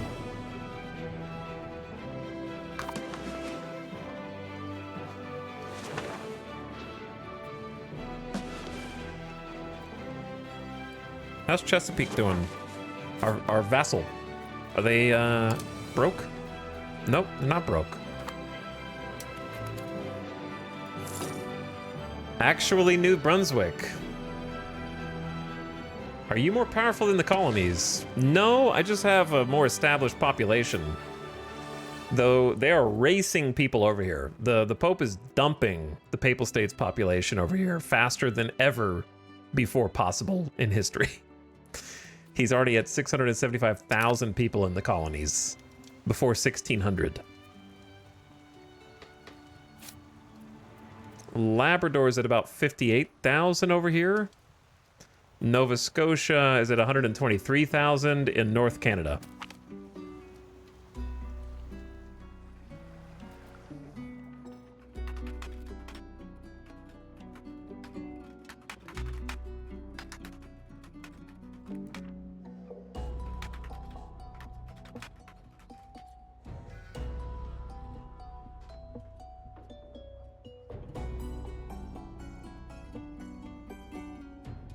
I'm curious.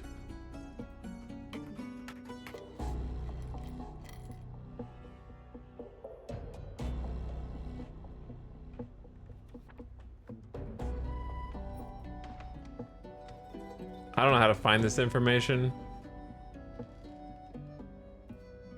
so I'm gonna stop looking. I was looking for like info on how many average colonists, if everyone survived, could fit on the average colony boat. To try to do math backwards to see the minimum number of ships that would have had to sail over here in the last 50 years. Our ruler's son is dead. Classic. Was he our oldest? Yeah, the game just has one event that fires off that just kills your oldest son and heir. So it's not a very interesting way to do it. Again, it's just kind of like the Crusader Kings we have at home.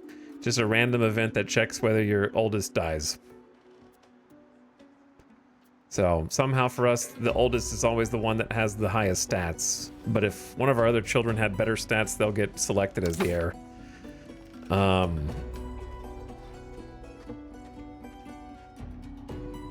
So, yeah. What do you call them? Stability investment cheaper, conciliatory is good. This event is basically 20 years old. Sorrow overtakes the court.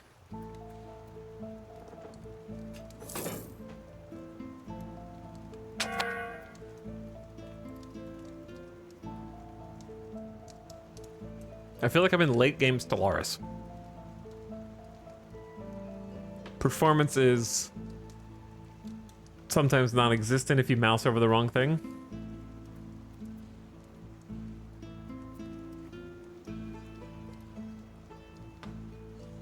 And I still have over 200 years to go. We're only 262 years into the game out of... We got like another, what, 230? We're just over the halfway point? 240? And you can't even see 95% of the map? Yeah.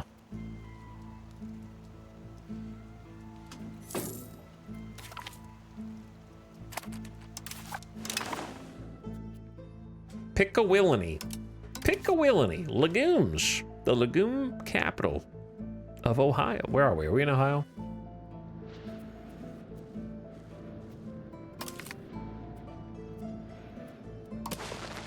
Yep. Right on the edge of Ohio and Indiana.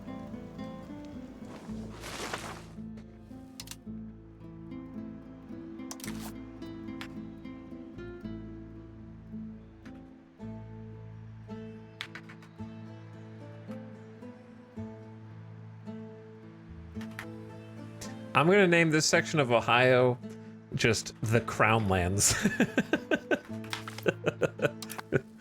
And I'm going to say that whoever moved here pulled a Greenland, Iceland, and is just trying to get other people to move here because wouldn't you want to move to the Crown Lands? Like, that sounds like a really nice place. It's trying to trick people into moving to Ohio.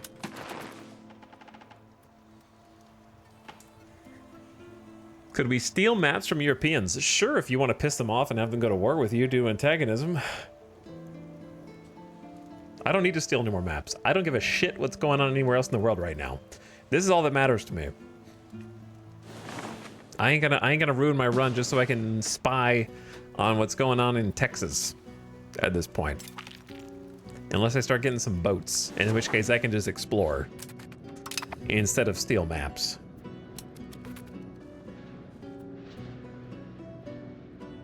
Do you have a personal goal? I can't have a goal when I don't even know what's gonna happen.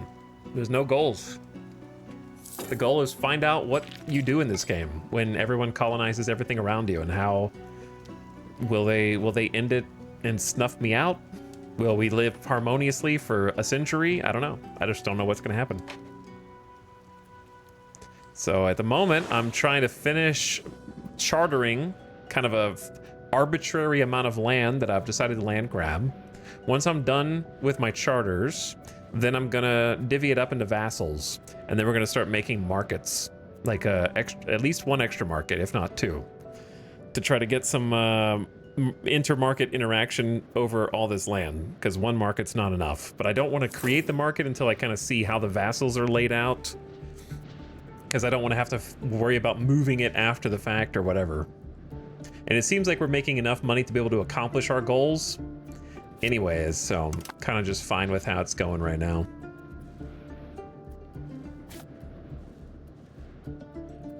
Cahokia, are you able to be traded with anymore or nah? There's not even any need to look at our current trades because I'm literally just importing iron. But we can export to Cahokia now. They reappeared back on the trade menu.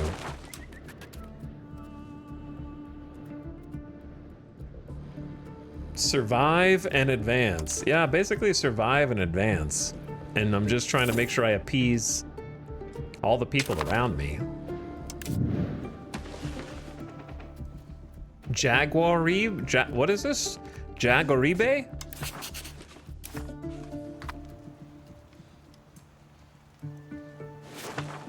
So basically anybody who cozies up to my borders just need to occasionally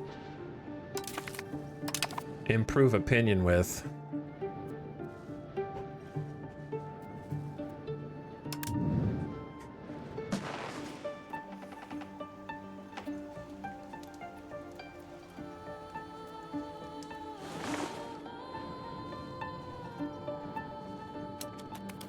And then once they're done improving opinion, which they will be actually now.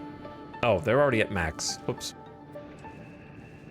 England's coming down the coast. I don't think we want this charter. This is kind of where I wanted to stop, like here, and then just go over here. I don't think England will be able to colonize this, but there's a non-zero that they somehow figure it out. And it's like, catches me by surprise. So, that'd be embarrassing.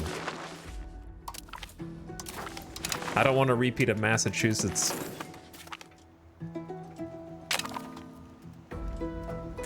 So maybe we just spam charters and just be done with it.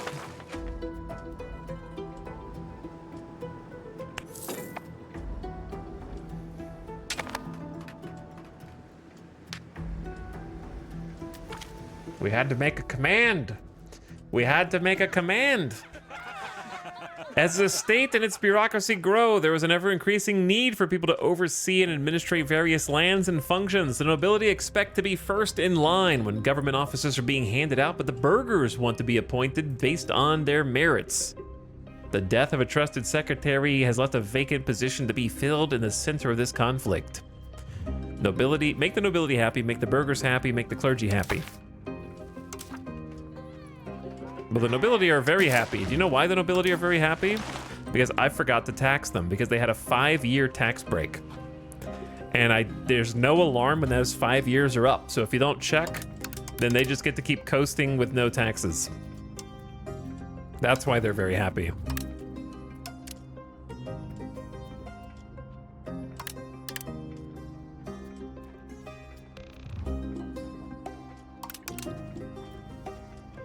So, don't need to make them happy. Let's make the clergy happy. Turn to the clergy instead. Ooh, nice. Being able to tax the nobles again. Makes the pocketbook a little heavier. They're building a carpenter's guild. Oh my goodness, we're gonna be rich. Look at how much they're stimulating the economy. A pioneer colony, the Sandusky, is gonna get 25 peasants a month bonus for the foreseeable future. All right, max rep with Poland. Cool.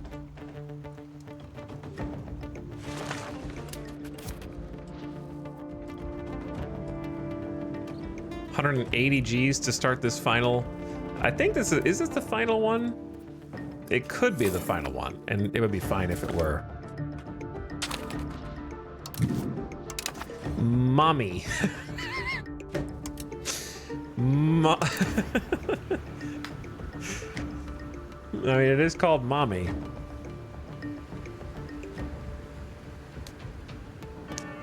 I don't know. I don't think I can improve on that. But I feel like I have to change everything. Ohio Navy Dad is gifting 5 subs. Is it because I'm in Ohio? Thanks for the 5 gift subs.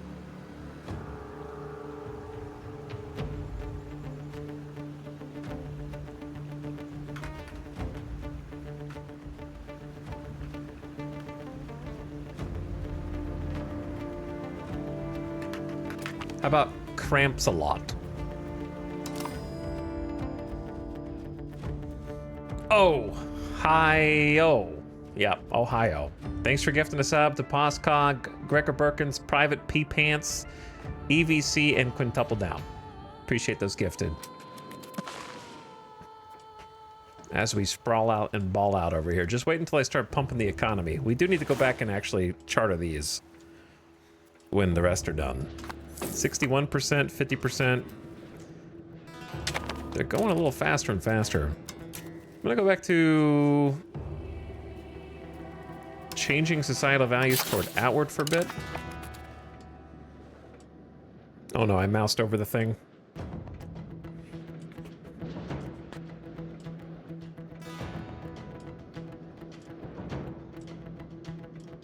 I'm lagging.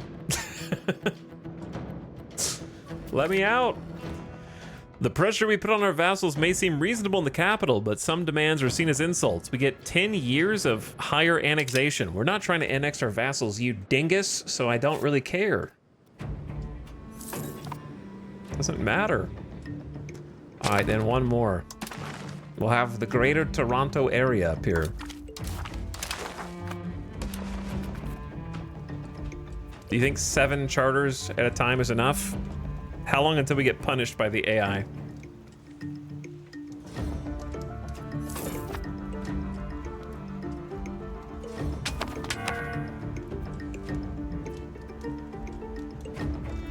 Yeah, we're still at 14 ducats, and that's including paying 6 to Chesapeake just to support their economy. They're at like almost 7 tax base, which is not very good, but they just need more people, and that's just gonna take time. Technically, we'll be giving them people if we settle these areas and then give them to a vassal, so that kind of like gives them some extra population, but they're building stupid things like tar.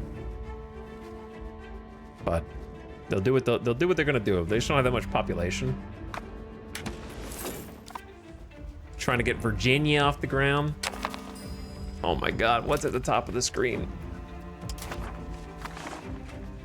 Do I even, can I talk to England yet? Nope, too far away. There's no one else to really talk to. Like, we have a relationship as good as we can up here. Labrador's being increased. Every time you mouse over it, even if you sweep your mouse past it, it freezes. I feel like I'm in 1998, waiting for my like Windows.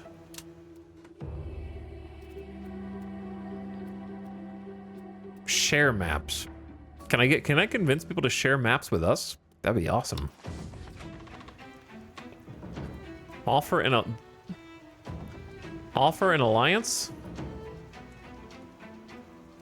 They'll say yes with the other colony. Just ally all the colonies away from the Pope. I don't know if you can do that, but it's kind of funny. Maybe I should build a spy network just to have one somewhere.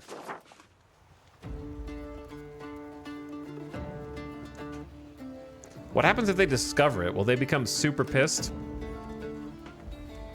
Chance of discovery is 34% per year once the network is at least 25. That seems high, right? Like, we're not gonna be able to spy on the people who have technology over us.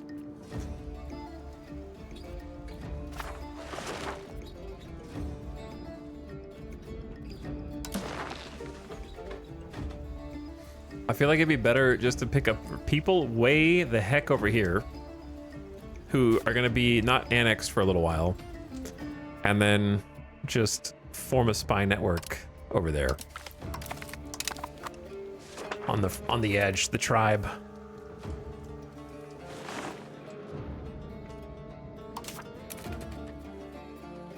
Scriptorium is not making much money because I'm assuming we just have too many books. Yeah, we have a ton of books. I'm gonna end up building so many libraries and infrastructure and everything else that's gonna end up coming back around, but for now we just have some pain period up to 1600 and beyond a little bit, where we're just finishing up all these charters. And I think there's 3 charters down here, and then we've kind of got everything we're gonna get ever. And then it's gonna be all about actually 4. 4 charters down there, 1 charter there. So 5 charters on the interior. And then we got everything that we're gonna get, and then we build up. We're gonna start building up while getting the interior charters though. Bim bim bop. Is this making money? Nope. I don't know why you built it. But okay. Ma casa.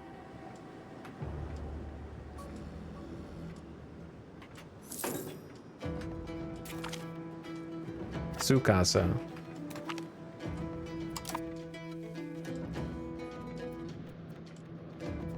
The location of Minami.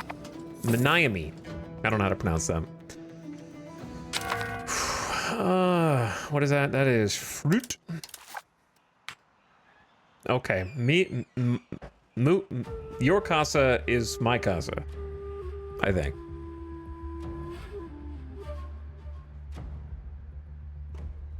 Chat, what do you think about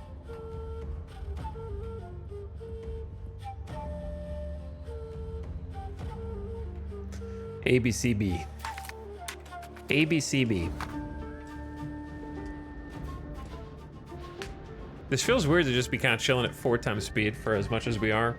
Not having like 1,000 infinity pop-ups at all times.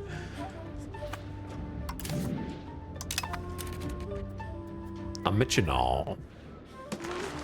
We're starting to unite everything up. I can't wait until we're like one cohesive unit and we got our vassals next to us and we get to start banging out some infrastructure and some markets. That's gonna be fun. I think laying the groundwork like this is good though.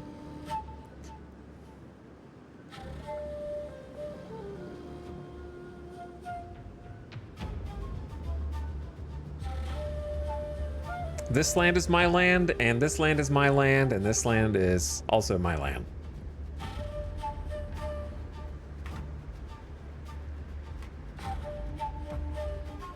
Howiula. Howiula. More wild game up there. I can't believe the absolute greed on display by the Pope. Who is Chawasha?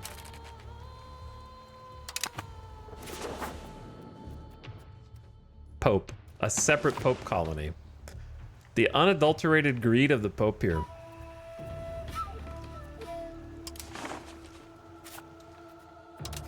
Oops. I guess I'll make a spy network over here too. But that means I have to put more money into Diplo. Kind of too much money into Diplo. Try to balance it out. I gather that's the topic of conversation in Europe right now. Yeah, if this were real, Europe would be having some real serious talks about how big our land is and how big the Pope's land is.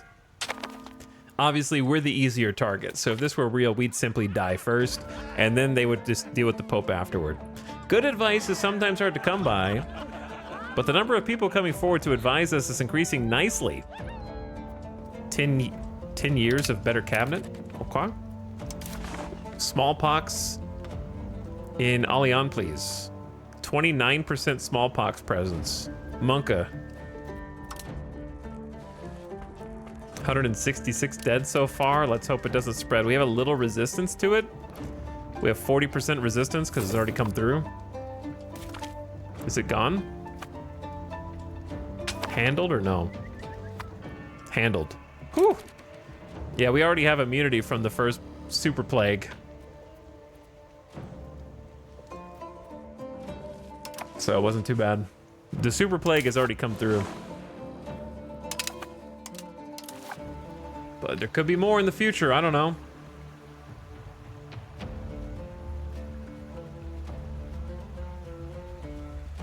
How about...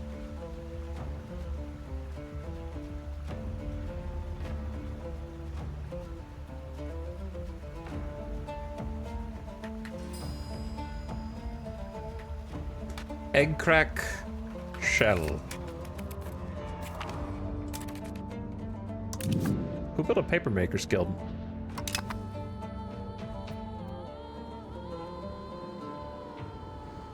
Who is building a papermaker's guild?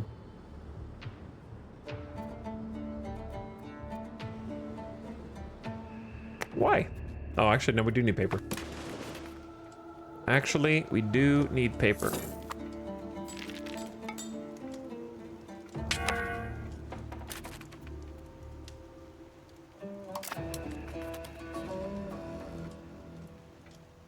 Okay, I'm gonna BRB. I'm gonna go ahead and run the ad. I'm gonna take a BRB, I'm gonna get a drink, get a snack, get a refill, be right back, walk around, stand up, and get ready for the new year because it is 16 hundo and we are cruising on 5 times speed, which is insane.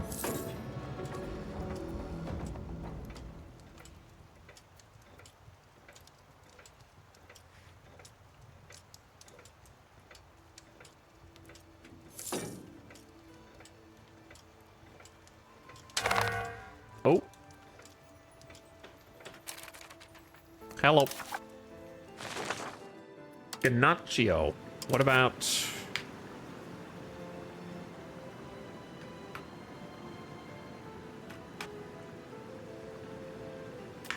gelato.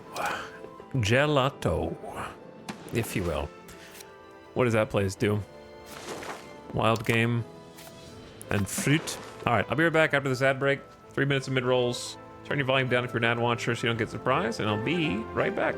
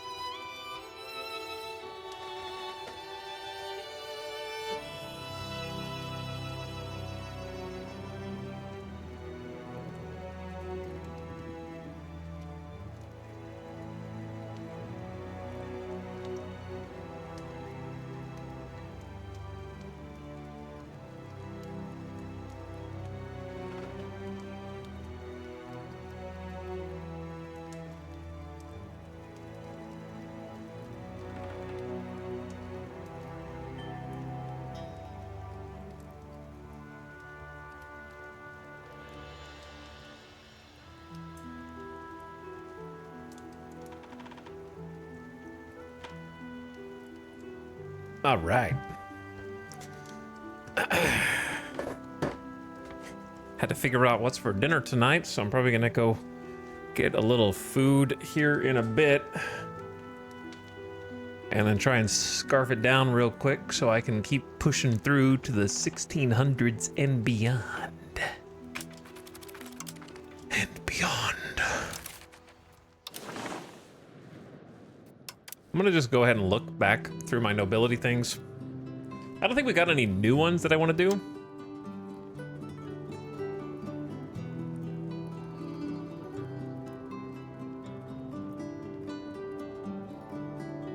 Because we haven't researched anything, but might be nice to just look over again.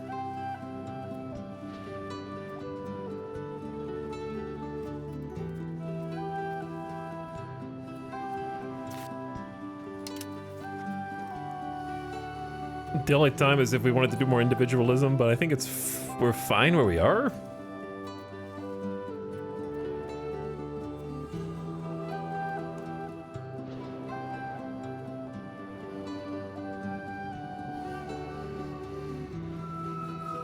Would I rather have raw materials output or buildings? Like, I think it's time maybe to start moving toward capital economy from traditional.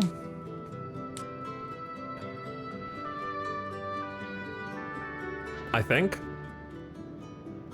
Make buildings cheaper, we have a lot of inputs, we don't have a lot of outputs. So maybe we start moving to capital. It's time to make that transition.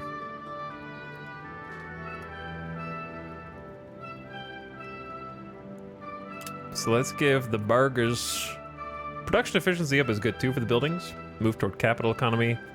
Hand them a little extra satisfaction. Okay.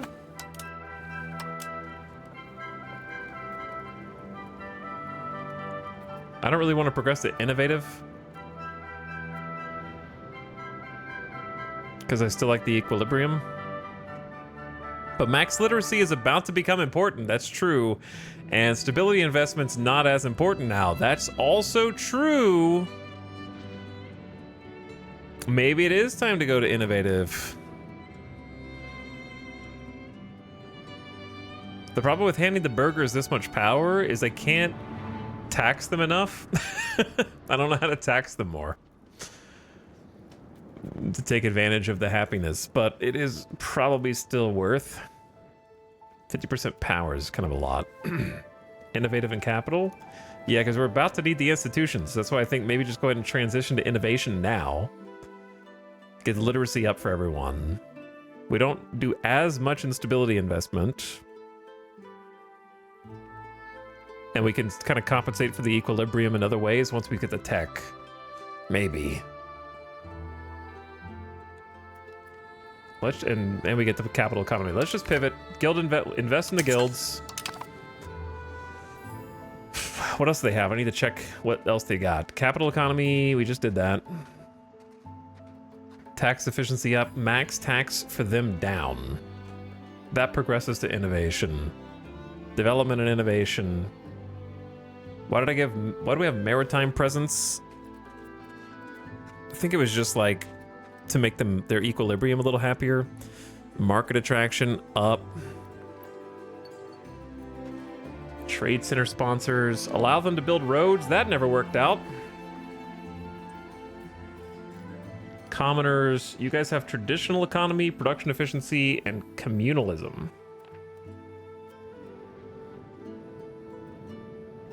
I think we need to revoke that, but then I need to give them something else. The problem is the peasants have nothing else until we get like feudalism.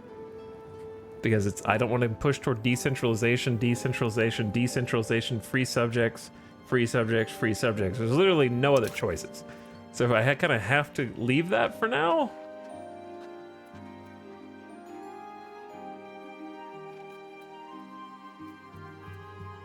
There's traditional economy also. So until we get some more feudalism cards for the commoners, kind of just stuck with what we got, unless they're gonna be like perma unhappy.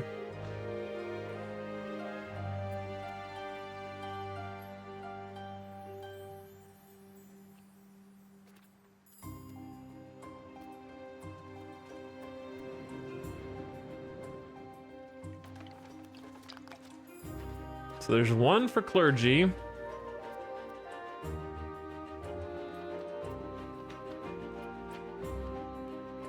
Let me just see, like, if I move this dude also over to capital economy.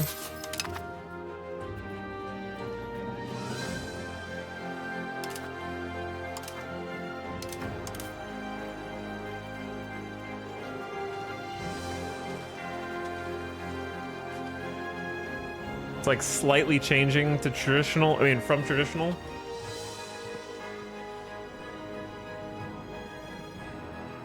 Not very much.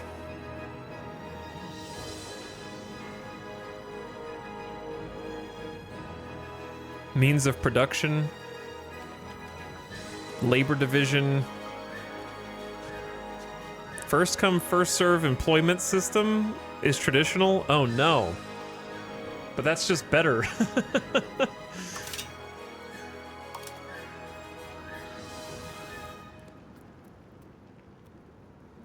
Infrastructure, then most profitable, is capital economy and communalism, or most profitable first.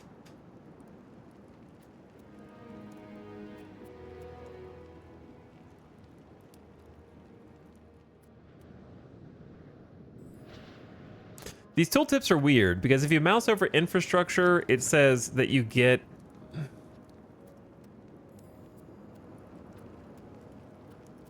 Oh, you have to mouse over the text. If you mouse over the bar, it has a tooltip that you're actually selecting infrastructure, then most profitable, instead of just these having the same tooltip.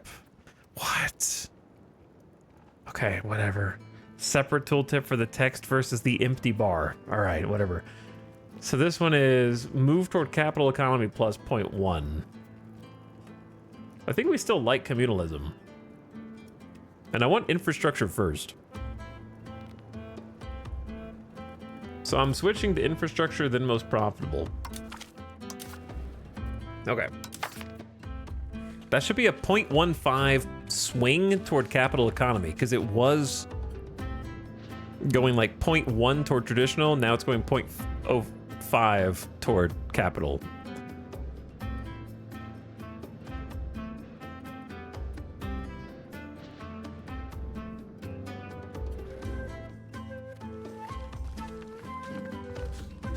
I don't know what trade income versus tax base is.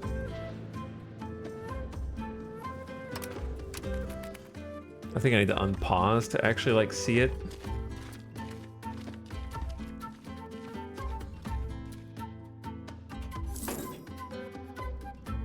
Because wasn't it 0.07 before?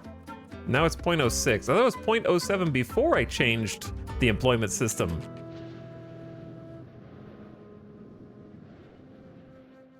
Something's weird there.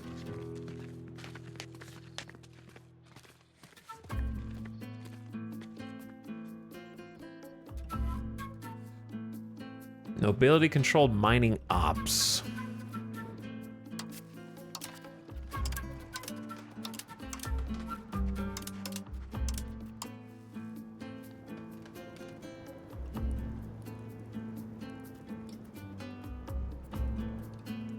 This is moving 0.43 toward aristocracy. So taking one plutocracy thing isn't the end of the world. Then we can get rid of some traditional economy. I don't know, it's not that important. Niagara? How about?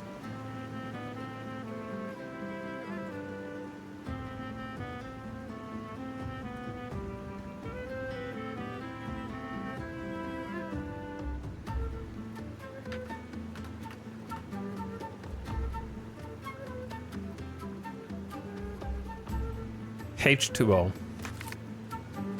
H2O.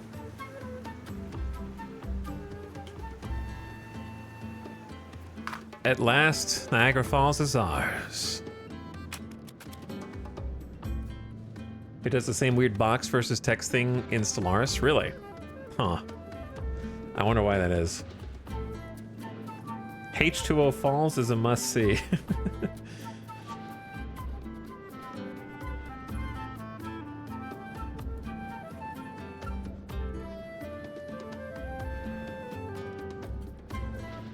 Okay.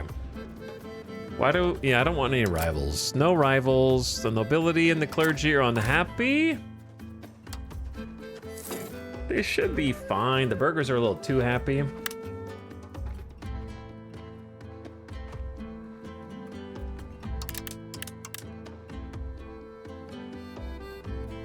Okay. I think building 2 spy networks is a little too much. Papal states have sent explorers into the unknown to start exploring Indiana. All right, up to you.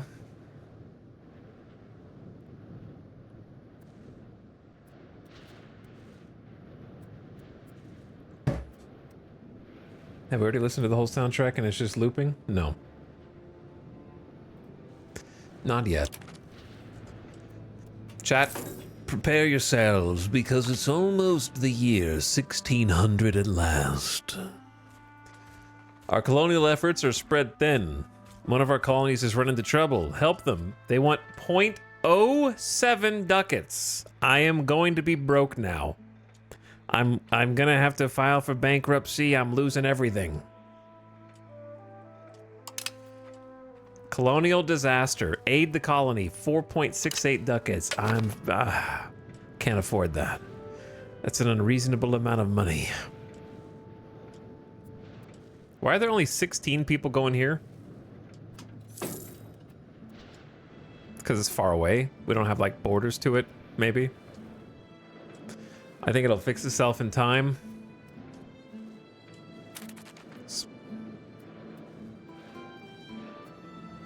Okay, Labrador looking big, but actually a lot of it is terrain that you can't go around.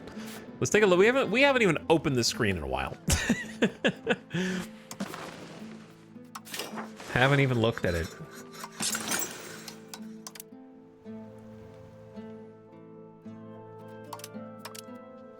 We know we need a significant amount of spinners guilds, like just a ridiculous amount. Laterus Amundus, Flopalopotopa.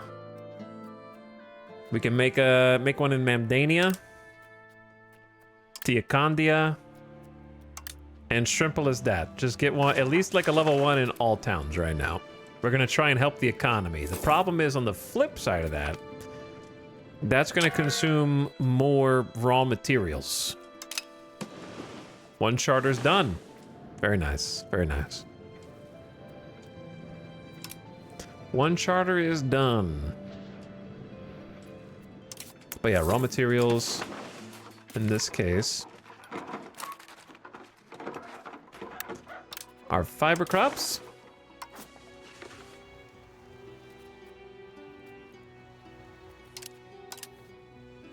Hiwasawi is like the capital. Absolutely. At the moment, we have a 1.31 surplus. I think that's about to change. So let's pick the most profitable and by extension closest places first. 3 might be enough. But let's go with 4. Just some big upgrades. Go hard in the fiber crops. Happy New Year, it's the 1st of January, 1600.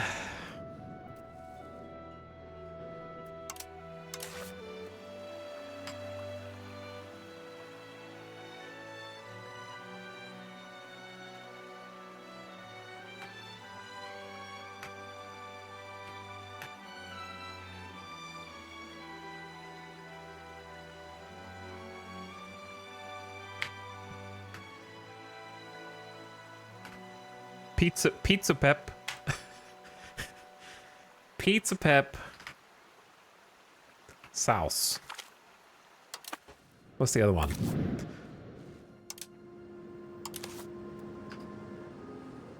Maize and corn.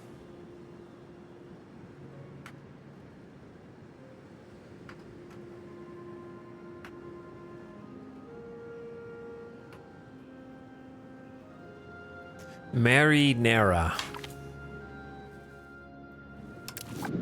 I might be hungry.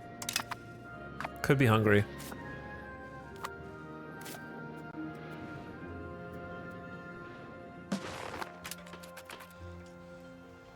Man, look at this. Look at this. Look at the holes in this kingdom, man. How do we even keep track of all these colonies? We have no infrastructure out here.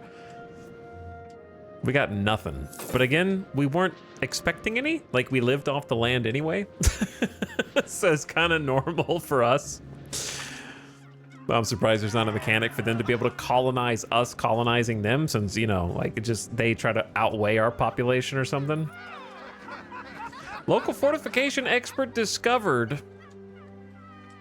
The locals have some ideas on how to buff fortifications. Honestly, making them cheaper for 10 years is probably good. But we can also get defense for 50. It's a lot of years. I think I'd rather have them be more tough, and I'll just pay the full price for them. That's better, in my opinion.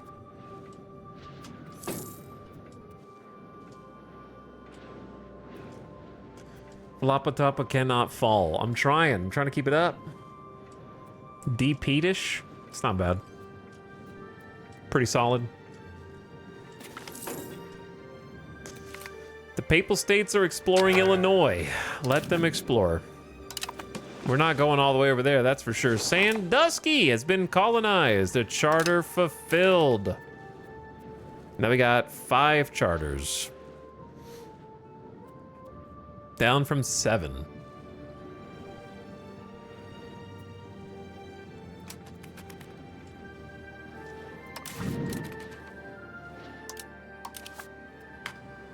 D. Petish. That would be fitting closer to Detroit, I guess, but we're just gonna leave it there because I don't feel like changing it.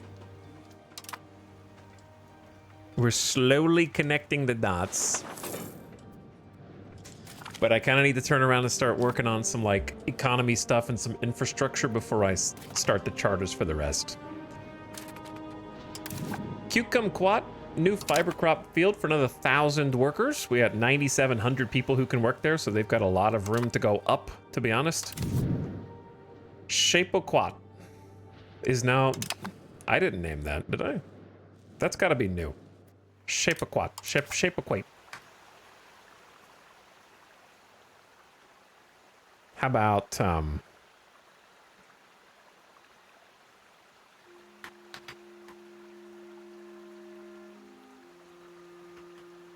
Fin crushed. Fin crushed.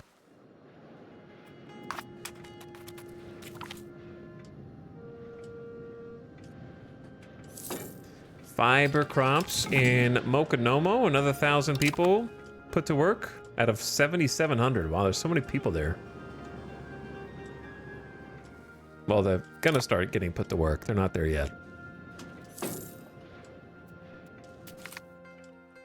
A wave of immigration for the colony of Wawia Tanong. Wawia Tanong. Great name. 100 peasants moving on in. Hayahihi Sawi with a max level 9 fiber crops also. Alright, we're trying to stay ahead of the fiber crops curve here. Before all the clothing spinners guilds come in. Holy. 3 cores simultaneously? God, I didn't realize that we'd be able to just become the map painter if we stuck with it. We're going to be heading toward 1.5 million soon. But somehow the colony of Naze is like almost outpacing us, which is kind of crazy. But if I can get some more, like, settlements are going to be what comes next, probably. But I don't want to pay 50 ducats a month on new settlements, so we'll have to figure that out. Dude, now I want to order pizza, but it's too late. It's never too late to order pizza in Vegas. That's the nice thing. But it's not that late here. Parmesan. Oh my god. The food puns are out. Oh, may as well. I don't have a better name. And then I'm gonna do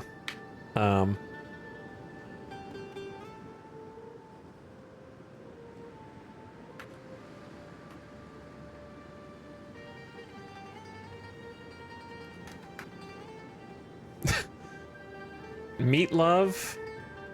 I can't figure out how to make meat lovers without it just looking like meat lovers.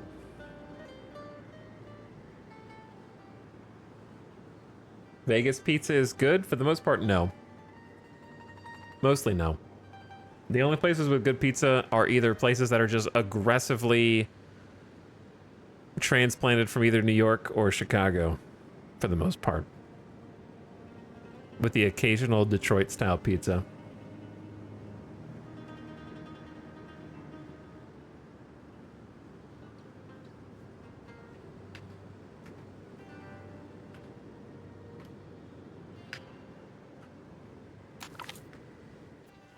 All right, we'll go with that. Legumes, legumes, legumes. Triple legume threat. Oh, I moused over the thing.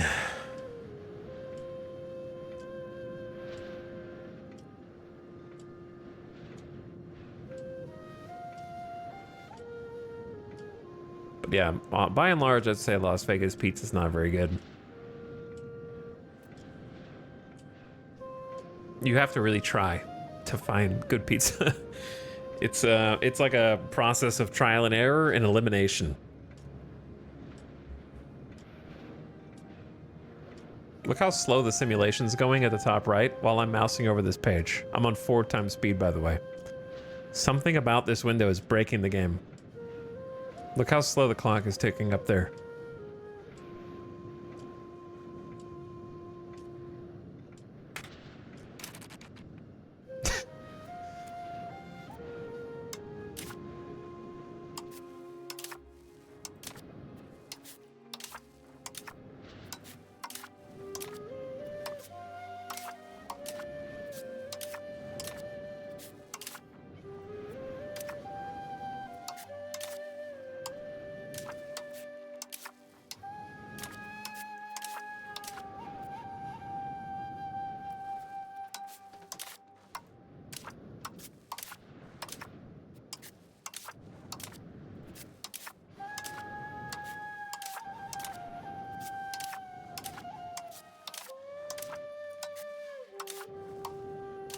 How many kiddos are in need of a better education?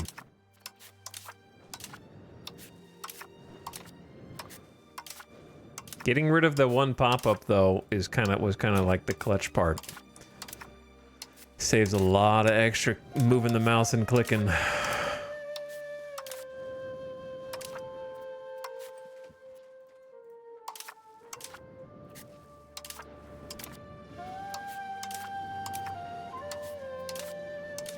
Holy moly. Did I really let it build up that much?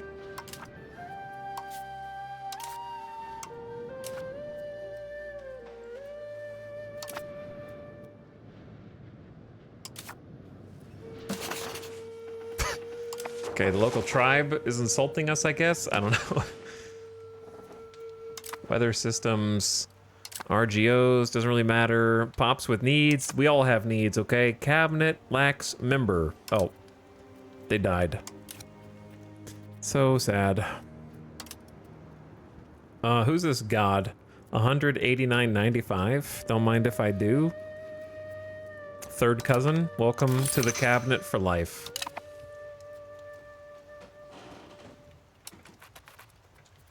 Cabinet for life. Do you know if this disease is going to kill my Hawaiians too? I have not a clue. I have no idea where it goes on the map or what it seeks to accomplish. Like what? I don't know what its prereqs are. Good luck though. Best of luck out there. Man, they need 4 units of cloth. Do you know how hard it is to get 4 units of cloth going? I'm turning out 5 separate spinners guilds across my towns simultaneously. We're creating jobs in the economy.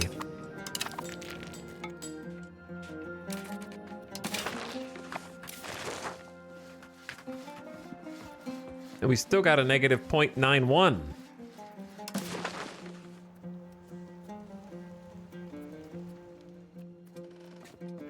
Krakow has plus 36, but we don't trade with that market. Can't reach that one yet.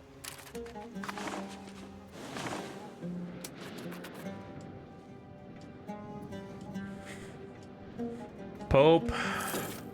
Slow down, Pope. This is why I went ahead and tried to colonize all this. Who's making a bailiff?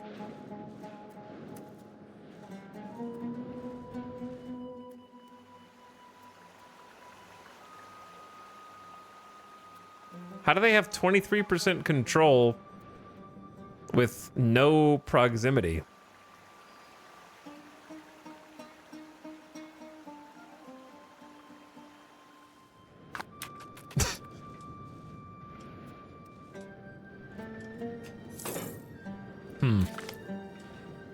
Discovered an agent. We've been informed that our diplomat in Tanico has been discovered while building a spy network.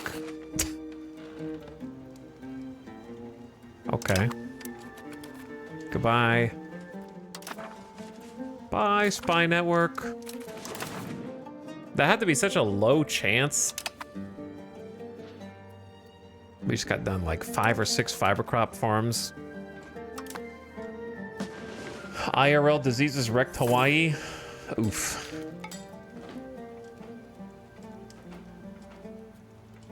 They might. They probably will. If you make contact with them, but just make sure you close your borders and stop treating with them by clicking on the little situation that appears. You have like 2 options. The spiritual one doesn't seem to do anything. I don't know if you'll have different ones, but the closed borders saved our bacon.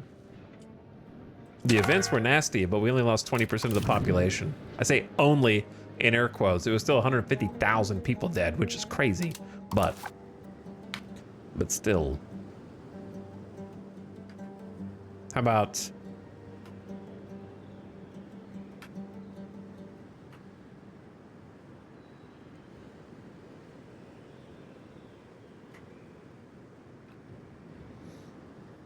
anchovy?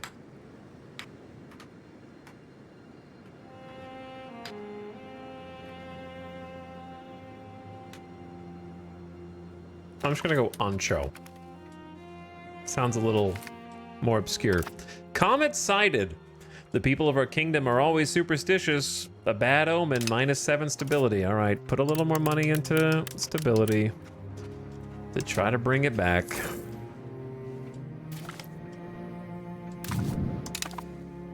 Fish, part of the core. At this stage, we kind of just need to decide whether or not we care about the part of the thumb right here. Do we care about this part of the thumb? Or just leave? We're gonna connect up here.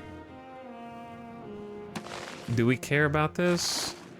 Because then we jut out all the way over here. It feels like that's really hard to defend, and I'd rather just cut it off. Make it a vassal. Brother, this is already gonna be a vassal.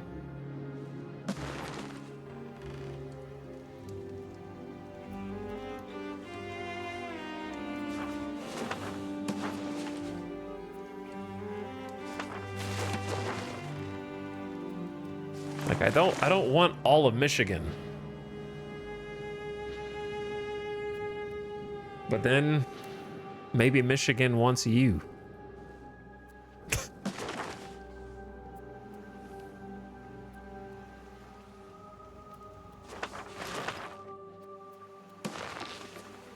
I didn't want to do 4 more charters up here. We're almost done. I need to turn inward.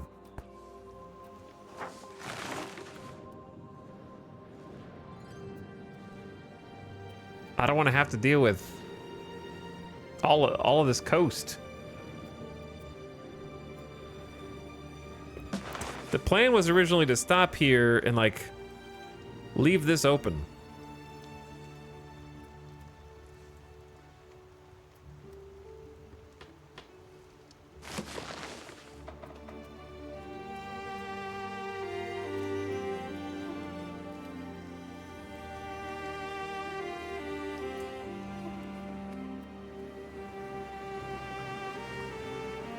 I'm thinking, I don't know, dude.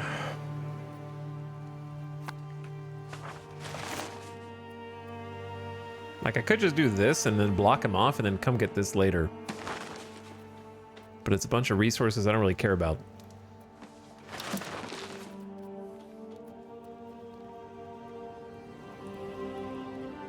I mean, if controlling the whole peninsula is pretty good, I guess. Sure, why not? Hey, yeah. What have I done? That means I gotta do everything.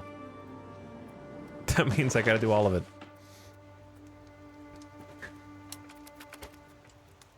I've been convinced. Yeah, Pope is expanding hella fast. It's just me and the Pope and then Labrador and Poland.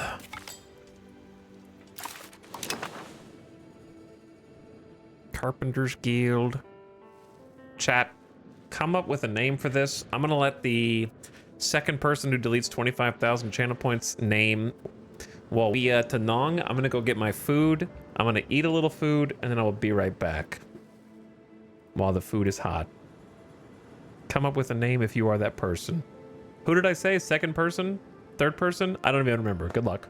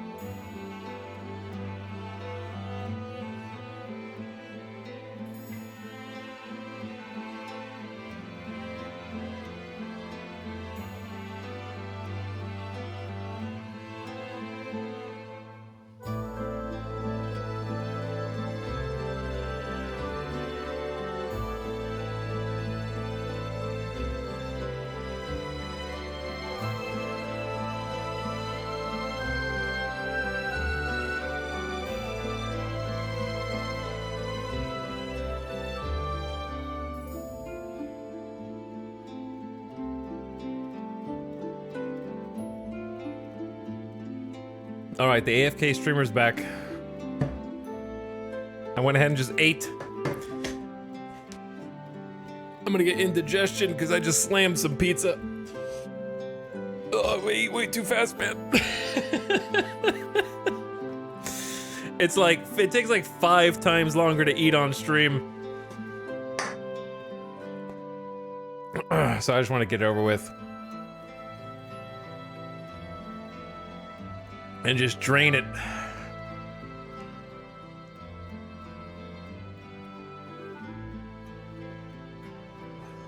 All right, what name? Who picked the name? Was it Ace Tech? Or someone else?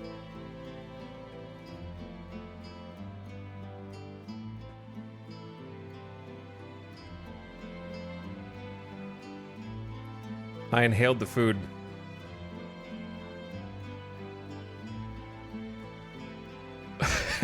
Ace Tech left. What country are you playing as? We're playing as Native North America. The Haudenosaunee.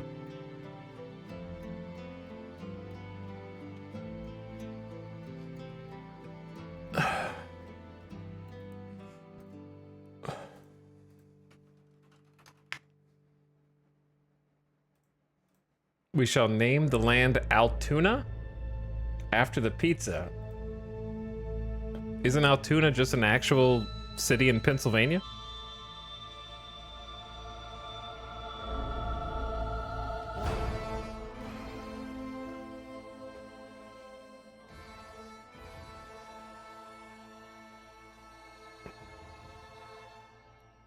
Don't Google it? Why not? You can't say don't Google it. Everyone's gonna Google it.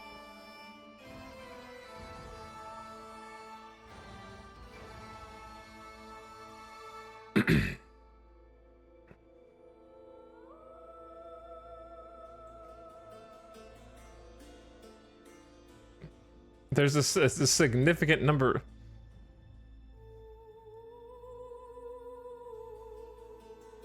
It's just a city.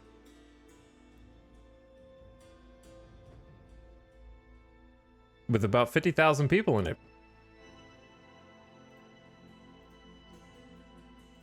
Alright, whatever. Anyway, the pizza was good. The pizza I had was good.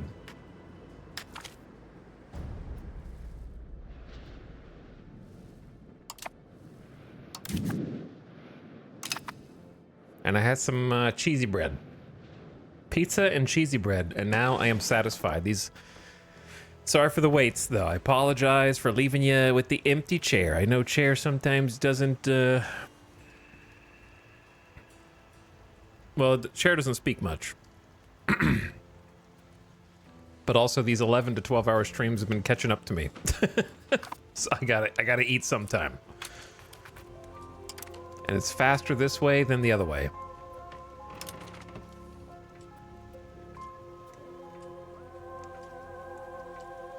Local human streamer does need to eat at least once every 12 hours. That's a minimum.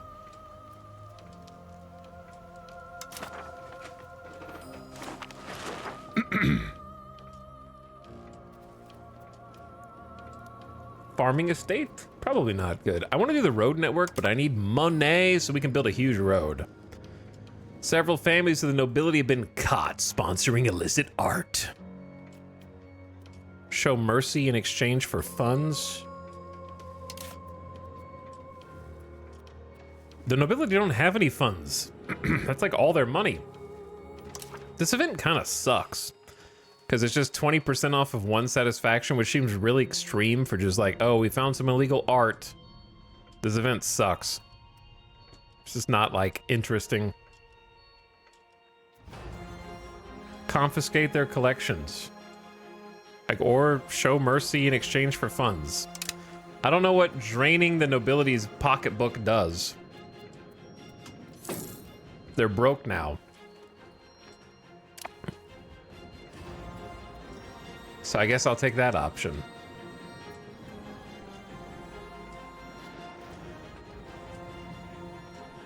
Why did I let chat talk me into colonizing Michigan?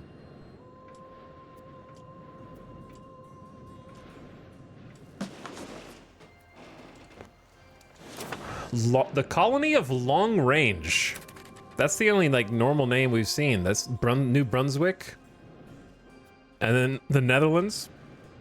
Labrador's huge. Nova Scotia and England are moving down. England's moving down fast. Oh, they might get this before me if I don't get it.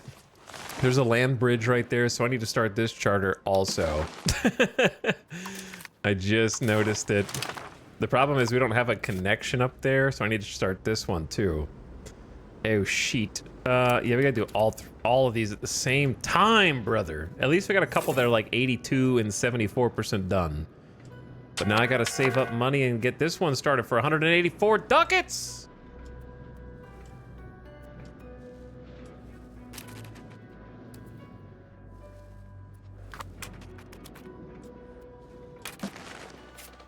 England is at war in the First Noble Civil War.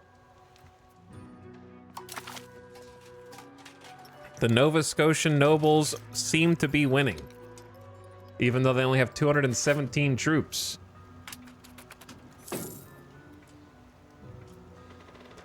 Nova Scotian nobles have about 174,000 people, but only 500 are willing to fight for their lands. It's kind of funny, though. I need only 500 brave souls to fight for your country. I don't want to do that. I'm a noble. I don't want to fight. I need someone to fight for me. I need someone to mouse over the education flag so the whole game hangs for 10 seconds.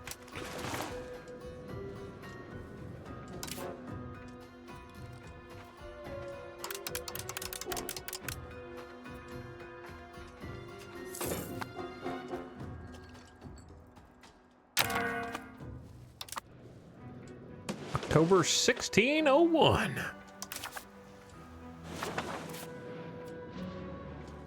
I'm ready to stop expanding. You know what I mean? Like, we just gotta finish it up.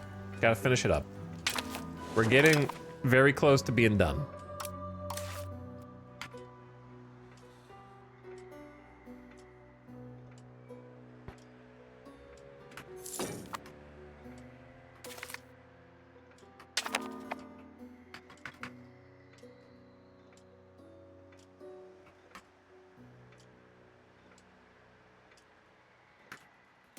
Pantostamere. Pantostamere. And we got some salt over here. Just one more slice, man. I just need one more Great Lake.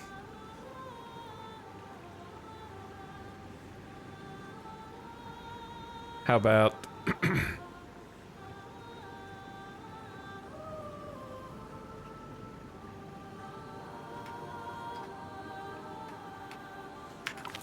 pineapple? Just 6, maybe 7 more provinces. God. What are we even doing here, man? We're just zooming and we're watching them get closer and closer to us. What are we even doing here? Cabinet dynamism. 10 years of better cabinet members.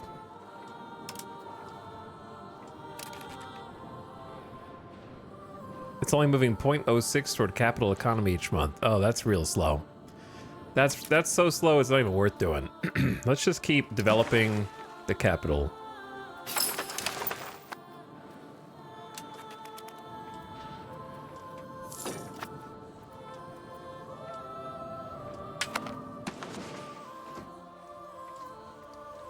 You sure you don't need a province or two on the Pacific coast? And ever since we got rid of the people pop-ups and the coming of age, we've actually been able to move along, man. Get some years going by. The charter is done. Is Altoona the capital? Altoona is the capital of this province. So there you go. They make the salt. We got salt, we got sand, we got salt 2, we got maize. A charter is done. That'll make this charter slightly cheaper.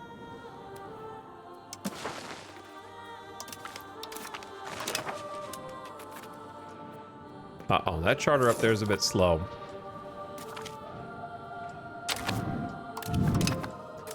Shiawase.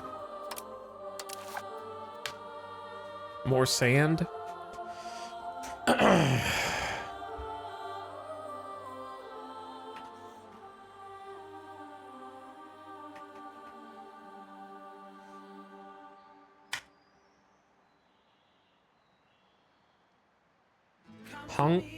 Hungry? Hippo.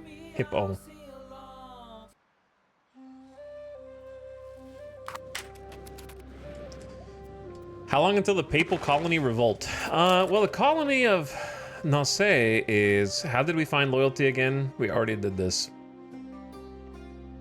We've already been through this.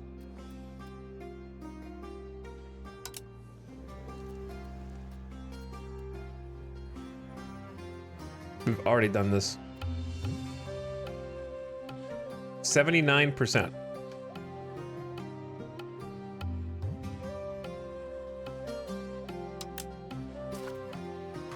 So they're pretty loyal.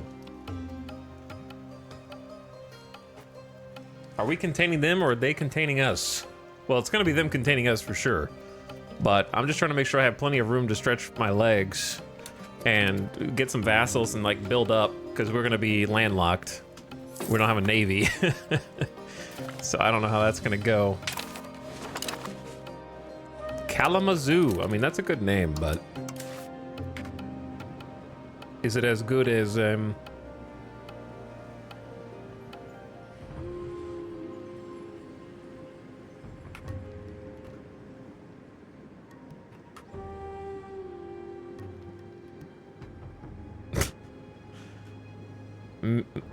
Mietbol?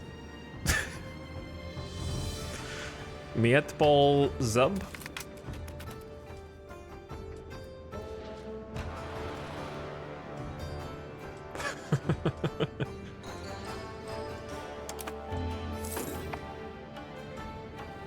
Why do I have a Casus Belli? Whoa, whoa, whoa, whoa! You tricked me into mousing over the education.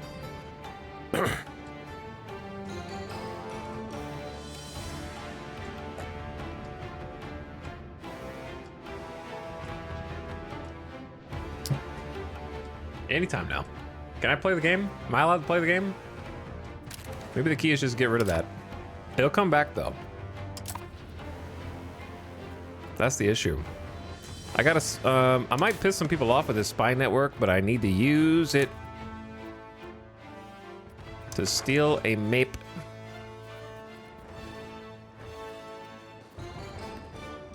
I think we kind of want, do we want Hudson Bay?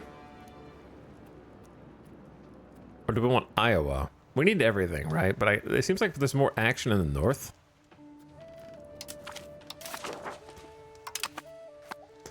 I want to be able to see where the action is. Is Poland in Baffin Island? Do you know how hard it is to live on Baffin Island?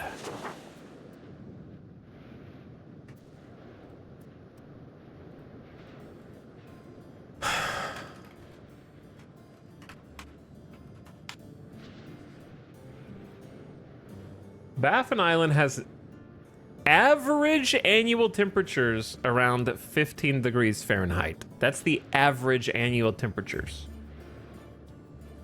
How many pops to migrate there? You have to have 1,000, I think. So we're led to believe there's 1,000 people up there.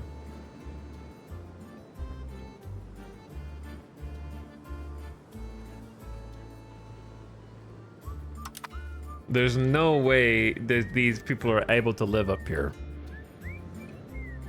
Yeah, okay.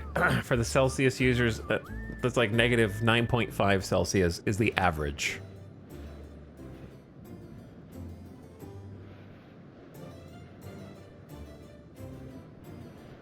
Winter averages around the negative 15 Fahrenheit, negative like 26 C, somewhere in that neighborhood. That's the average. It goes much lower than that because that's the average.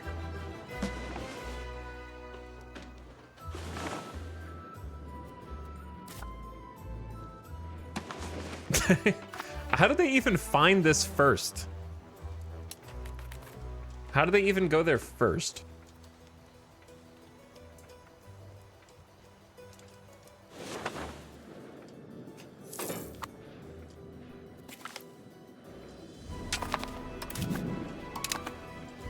I would have never predicted that we'd be land grabbing this fast and furious like 5 streams ago.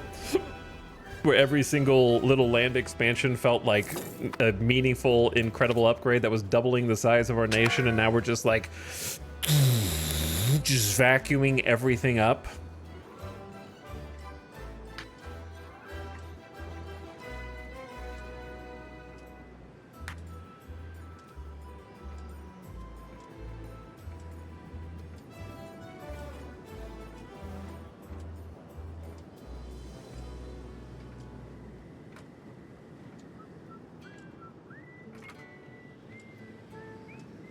Mangonaut.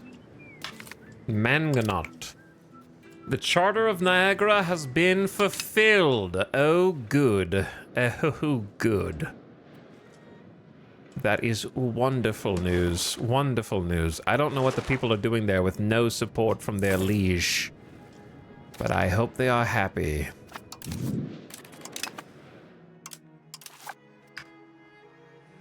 We are the Blob. I'm just gonna name this place Blob.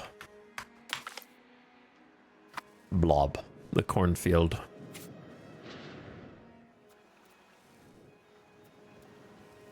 May as well just create this colonial charter too when we can.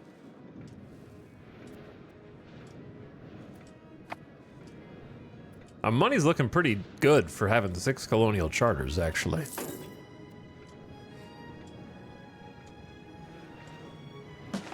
The Pope is even crazier, dude. But however crazy we are, the Pope is crazier. He's got more land. The only reason I even have this land is because I've just been like zeroing in on it well in advance of other people getting there.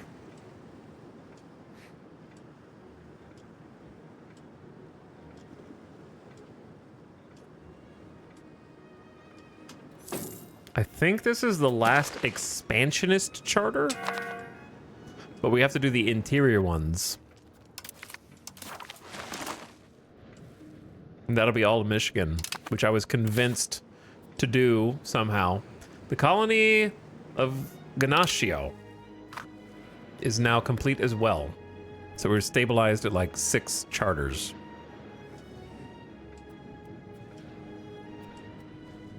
And then we gotta eventually do these interior sections.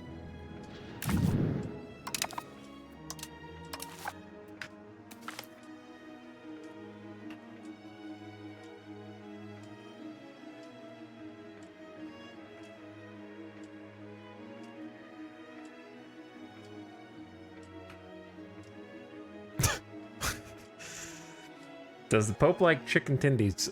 Yes.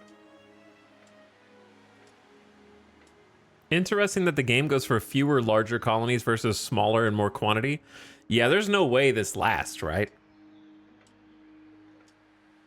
Like if the game balances, the Pope arrives and settles the entire eastern seaboard before anyone else gets there. There's no way that lasts through multiple major patches. You know what I mean? They're going to want to emulate the 13 colonies, not saying that there needs to be 13 American colonies, but rather the idea of like multiple nations sort of getting there and breaking it up into different sort of regional governments instead of what we've got right now, which is Blob City.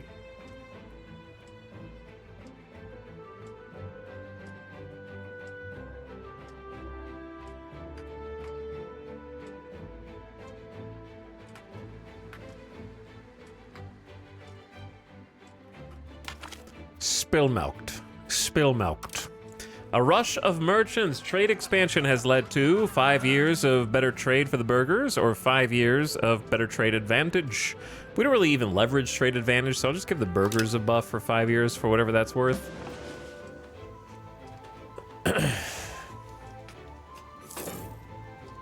Maybe some massive penalty for colonies if none on the coast. I think what's going to happen long term, like if I were the dev, long term colonies that are this size should not even be possible without breaking apart, without some greater mechanics at play.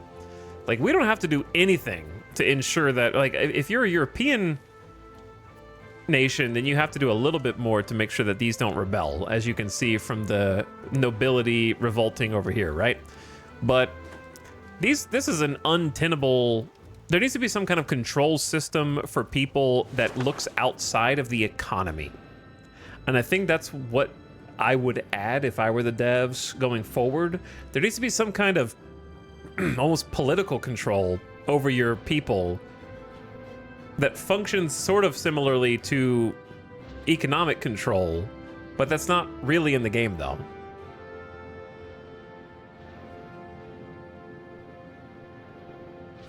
So this massive Pope colony is in no danger of breaking into different pieces because they just seem extremely happy and everything's taken care of. It doesn't really simulate the logistics of being like over there and getting over here.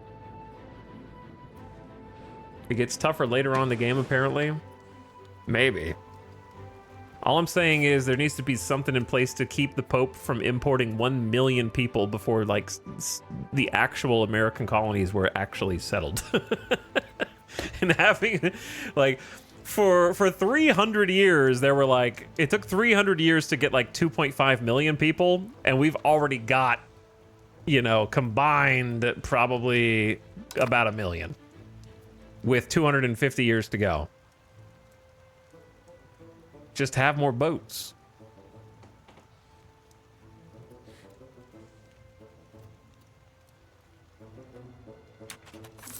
So something that better simulates the difficulty and rigor that was early colonies.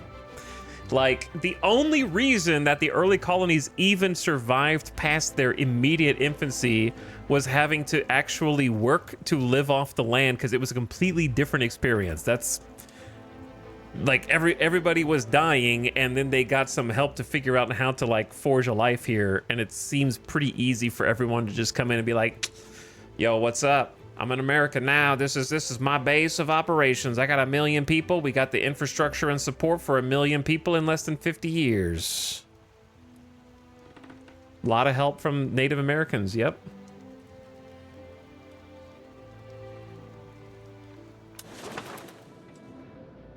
How did you get rid of the great pestilence bug? I waited stubbornly until it eventually went away. And now we have a national holiday. 1st of May, 1576. So it was just a 25-year anniversary. I outlived the plague.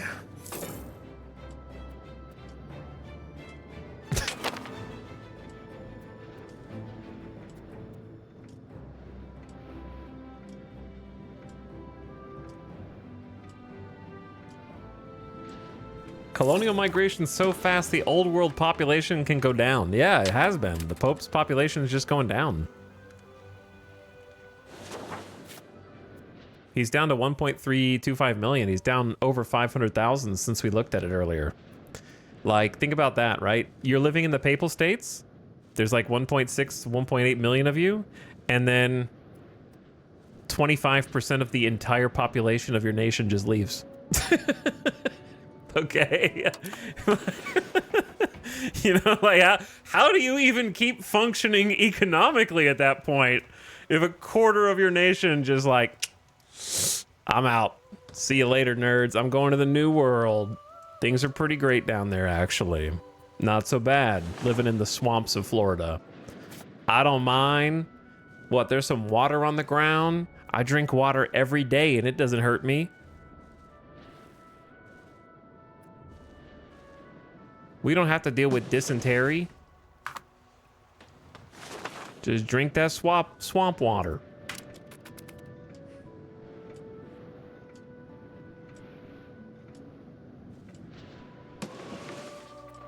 So I imagine those types of hardships will be introduced via DLC at some point, because that just seems like an obvious direction to go, in my opinion. Once a region known to host many great rivals of our nation. Who is this? We have come to own the region of Wendake. Though the tribes have largely been crippled to no longer being a threat to us, some warband members are taking to razing the villages, hoping to send a message that our warriors are not to be taken lightly. Well, some within the tribe... This is confusing, because it's like a tribe on a tribe, and it doesn't seem like it's supposed to be written from that.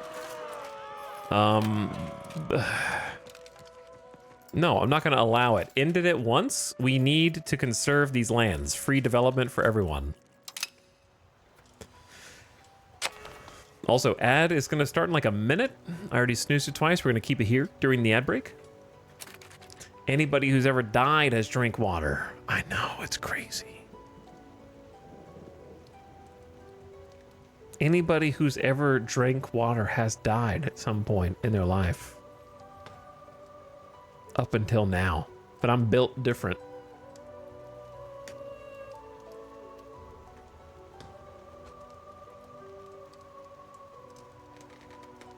Did they think colonization was too weak? A lot of people have said the colonization is actually slower here.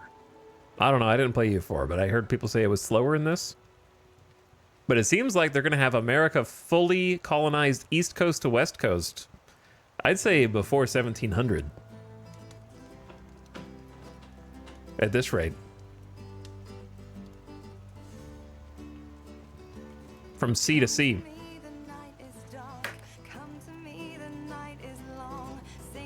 Especially at the rate the Pope's going. But yeah, ads starting right now. Turn your volume down so you don't get surprised.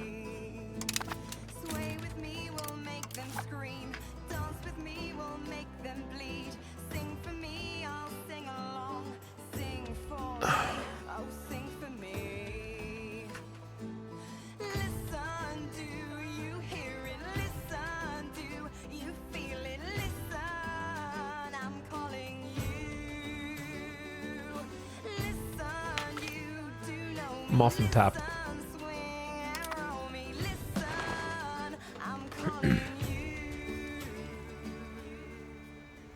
Alright, I just started. What's up? Chat, what are you guys doing tonight? What are you guys playing tonight? What did you do on your Saturday?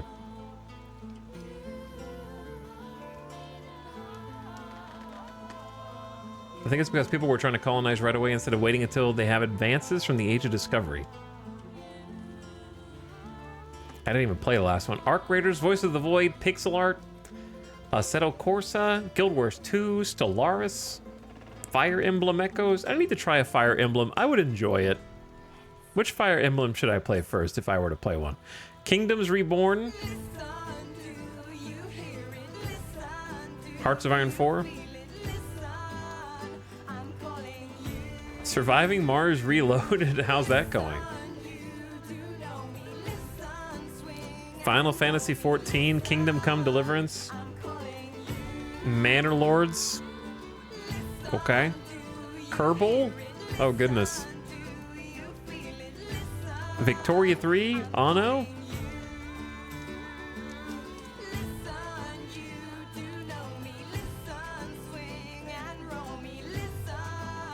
Okay, wait, let me put it differently. Which Fire Emblem should I play if I don't want to emulate? And also, I want the closest... I want the Final Fantasy X equivalent of Fire Emblem.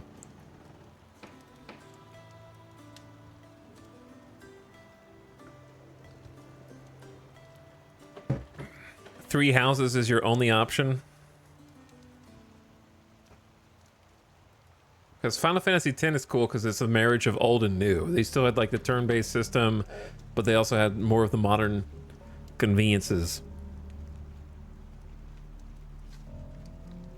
Yokarp says 3 houses. Okay, so basically 3 houses. You gotta enjoy the tactics. I like tactics. I don't know if the tactics of that game are fun.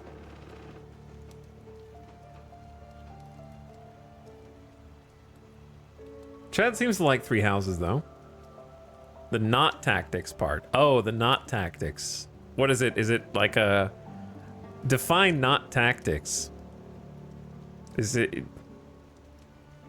like giving gifts to make the other characters love you? Like that kind of stuff?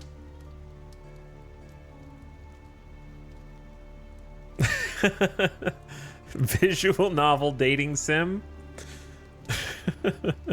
Okay.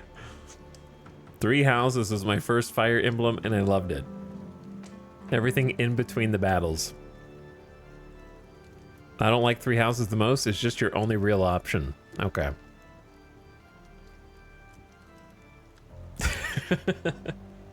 The Otter Cogs comment is so funny to me. The fact that you even have to ask says a lot.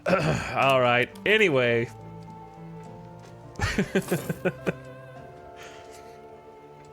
Sort of stat boosting gifts to motivate.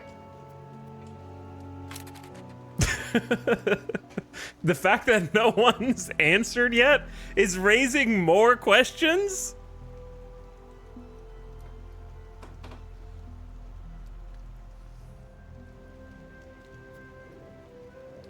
I'll give you 2 guesses.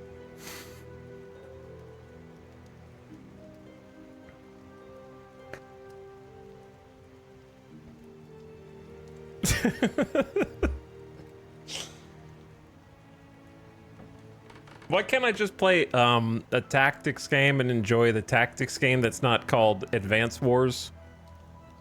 That actually has like a long form campaign with characters that you level up and continue to play with.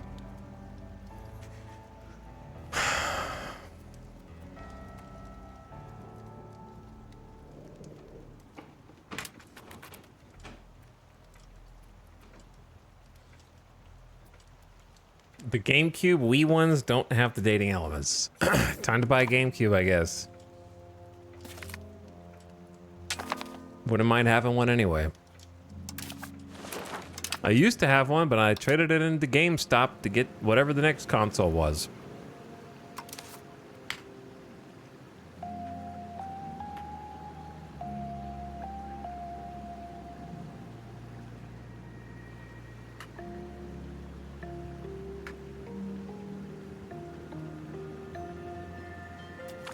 Moschiti.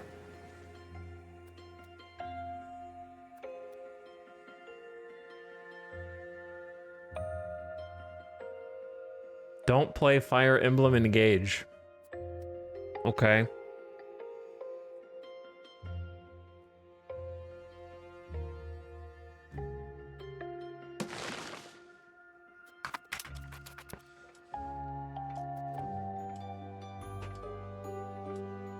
I played the shit out of the GBA ones. I never played any... I don't think I've ever played a Fire Emblem before, to be honest.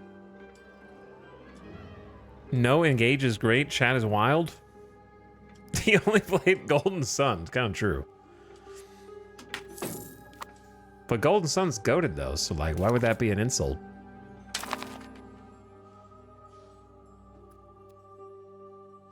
You're gonna act like Golden Sun is mainstream now?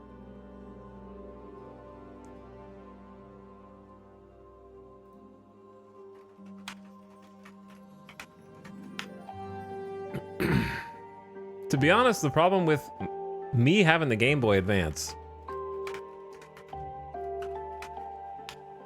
is it came out when I was 11 years old. And 11-year-olds in like 2001 are not as good at games as 11-year-olds in 2025. That's just a fact. People are better at games now as kids because they're playing like harder games earlier, and they are surrounded by people who can like help them and teach them, and like watch YouTubers if they can't figure it out to figure out what to do, instead of just reading a magazine and hoping it had a tips page, or hoping that some generous author penned a 100-page guide on game facts with a bunch of cool ASCII art on it. So I would get games that I remember playing, but I never was able to get past like the first level. You know what I mean? Like I vaguely remember playing like Metroid Fusion and not knowing how to do shit and then turning the game off. Whoever bought that for me for Christmas, waste of money, but Nintendo Power told me it was the coolest shit ever made. I didn't know how to play it.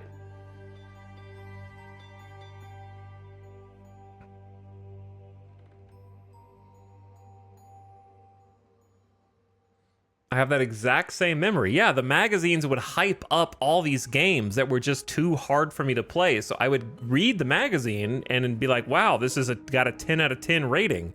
I have to get this game.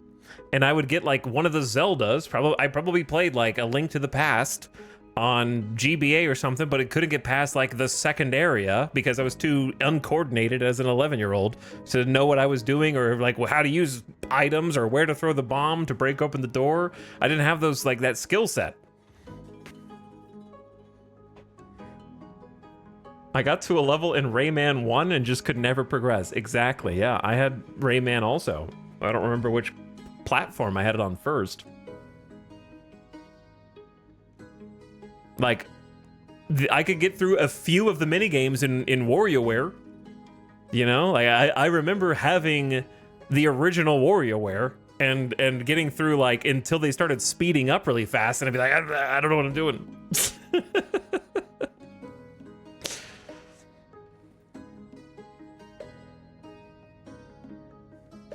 Yeah, water level in Sonic is a classic filter. Or like reading about how good Super Monkey Ball was. And I get some Super Monkey Ball. Not only did I not think it was fun, but it was insanely hard. Like Super Monkey Ball is like a 12-year-old. It's like, holy shit, the whole level is rotating and I'm supposed to know how to, like, the physics work on this ball? And you just keep falling off and game overing over and over again. Why did they rate Super Monkey Ball so highly back in the day? I don't understand. But they did, and I bought it.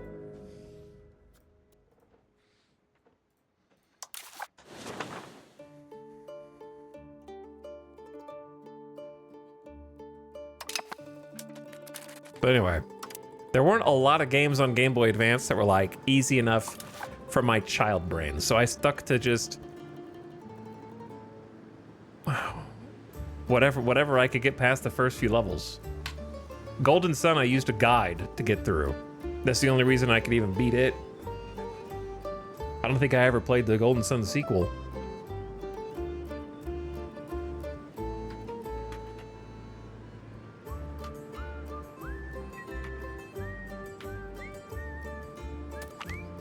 Grimogama.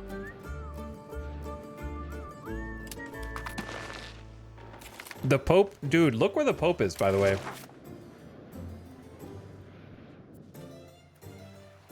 The Pope is right on our ass. Luckily, I'm like 43% on this already. Papal states have sent explorers into West Virginia.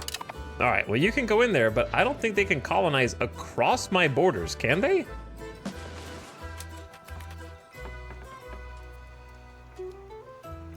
The Pope is spreading faster than the Great Pestilence.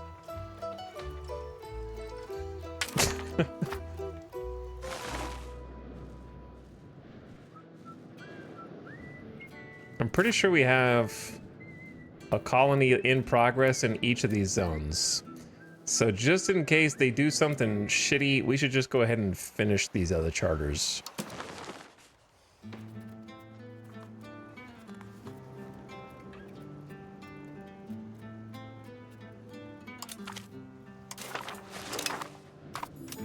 Just in case.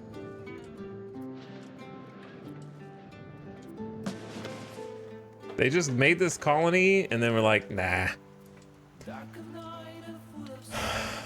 don't even know why they made this one, but the border gore is crazy. Pope is just sprawling out. There's no way we have infrastructure for this kind of markets. That's the other thing, right? I can't. We need a different soundtrack. They're gonna have to come up with mechanics in the future that, like, in 1604, I'm sorry, but it's just not possible for people who live in Mississippi to trade with people who live in South Carolina, effectively. You know, like, there needs to be some kind of mechanics for actually connecting places up to the market. Nobody's taking trips to the market from this far away, dude. This is hundreds of miles. How far do you think this is? This is probably like 600 miles. At least like 500 miles at least. How are they even doing business in this market? Like the only thing I can come up with is not that bad. All right, I've been challenged. Let's see.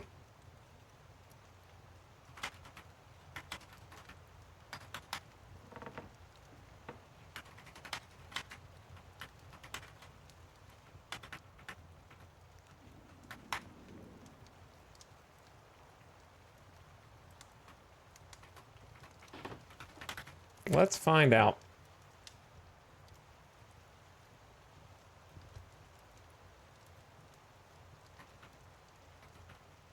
Let's see how far it is from Vicksburg, Mississippi to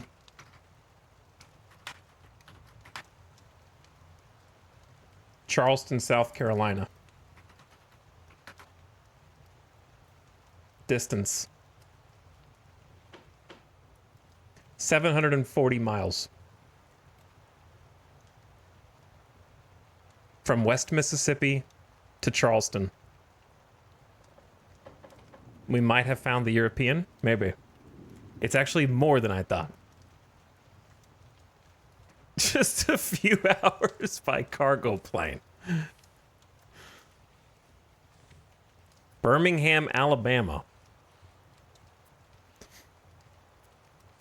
Now, you want to see what makes this even crazier, chat, is you guys don't know that Mississippi's actually over here.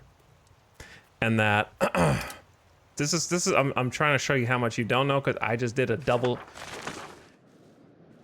all the way over here. You think this is Alabama, brother? This is Mississippi. That is western Mississippi all the way to what appears to be a market that is near-ish Charleston. I don't know if this is exactly Charleston. It's pretty close, though. Oops, wrong map. It's actually, yeah, it's pretty close. And bad at geology? Are you bad at geology and geography?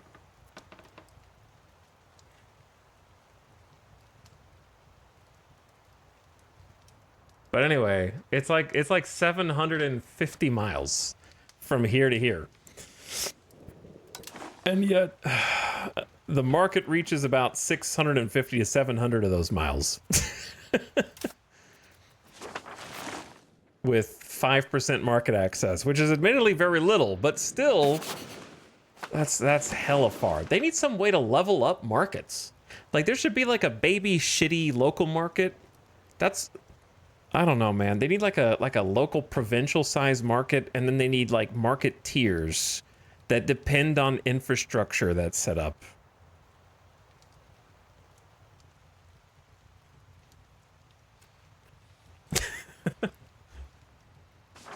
It's hand waved way too early in the tech tree. That's all I'm saying. Like we should not be able to be trading this far away until like the mid 1800s. Like 1800 plus. Technologically speaking. Because the crazy thing is they have trains in the game. You can make railroad. But if you can trade this, like half this distance without a railroad, then what do you need the railroad? There needs to be prereqs. More nobility in the army.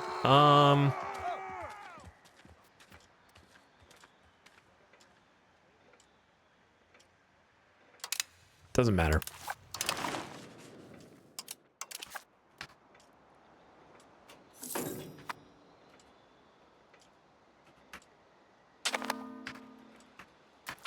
Center smudge, tobacco.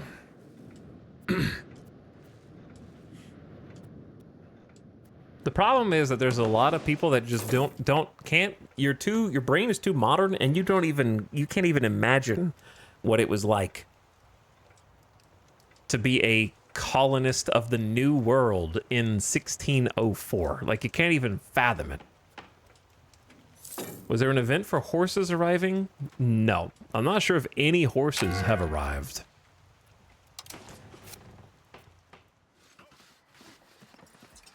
There are 0 horses in the New World so far. None.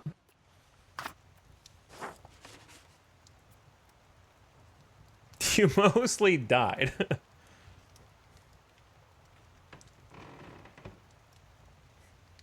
The Pope didn't bring any? Nope, 0 horses.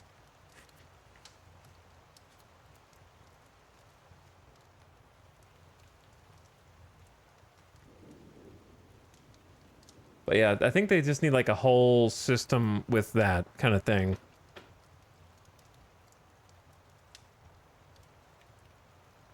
I need a soundtrack that makes beautiful music. I've got an idea.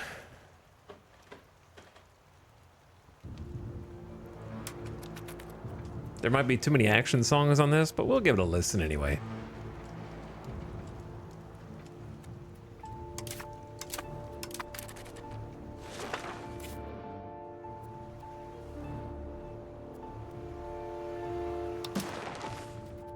All right, let's keep. I say just keep up the charters until we have everything and just be done with it so we don't get surprised by the Pope, because the Pope is insane. His thirst for new land is boundless. And I'm scared he's gonna find a way to sneak into the interior and create an exclave. So I'm just gonna keep it riding.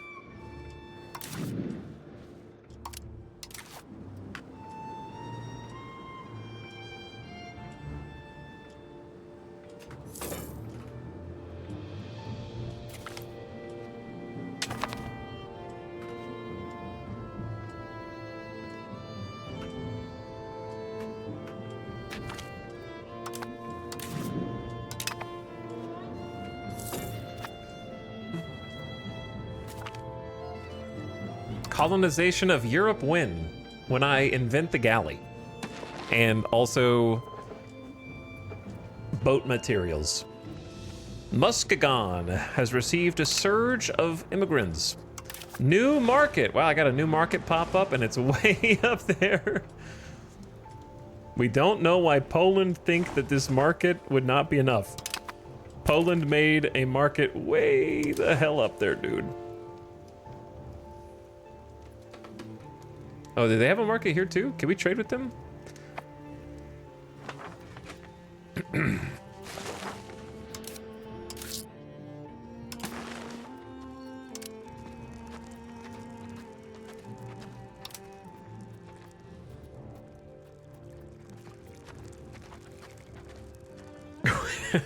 There's not much to buy from them, unsurprisingly.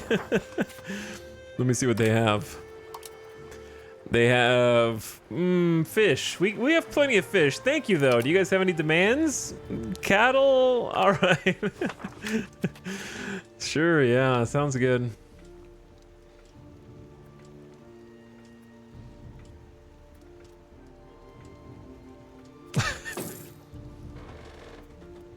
Their biggest demand is slaves? I mean, that's everybody. That's going to be all of these Europeans, yeah. Probably. Actually, did they just bring their own? How do I see their demographics?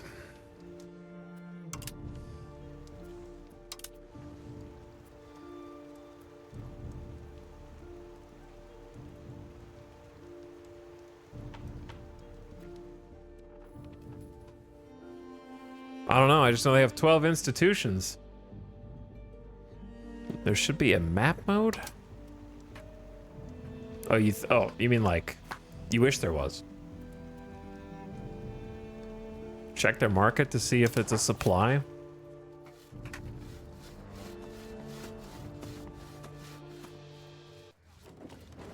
Burgers are importing. So they are. There is a map. There's only 5,700. I thought it was going to be like some kind of eureka moment that explained why they had almost 1 million people there, but there's 5,700 to almost 800,000 pop.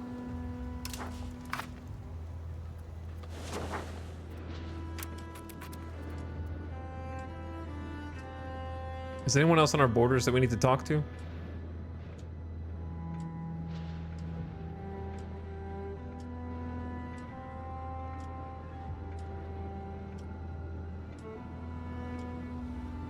Why do we have 6 slaves? I don't know, do we?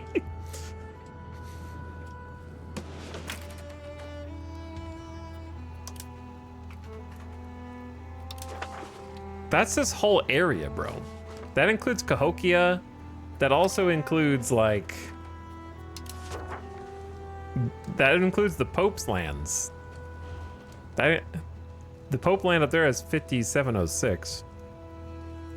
That includes all this. Wait, that's the other Native Americans. Those are from, I think those are from the other Native Americans. Because we just colonized this. I don't know. I don't see them as a breakdown here.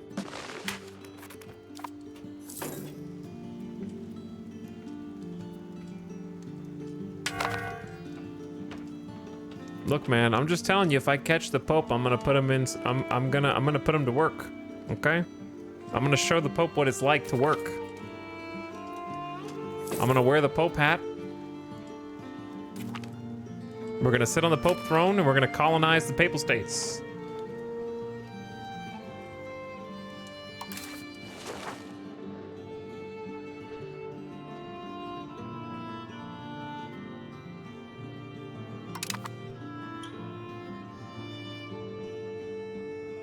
Why do we have a claim throne Cass's belly on our own vassal?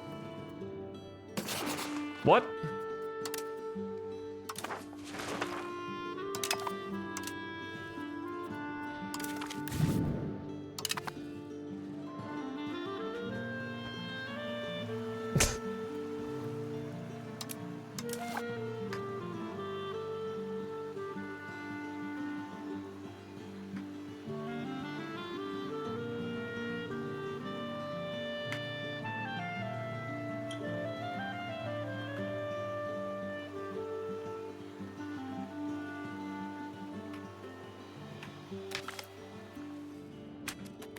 Elalumbo.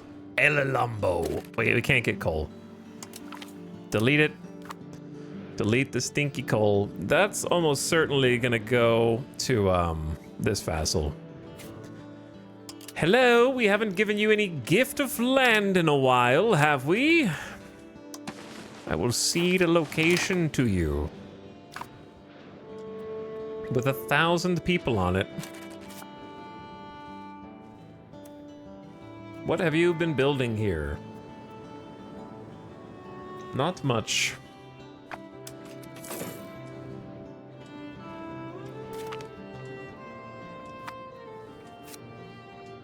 But they have, their tax base is going up, so that's good. We need to go up higher though. 73,000 people.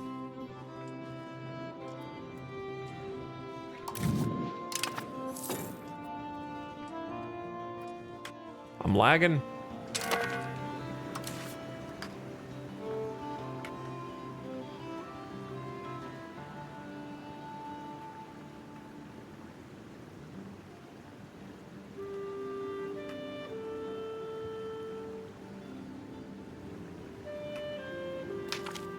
Mulgarosha. Block the Pope, please. Nobility ally with a foreign power. The nobility are unruly subjects. They've made common cause with Brunswick to advocate a pro-Brunswickian course of action in return for favors and promises. Is this spies?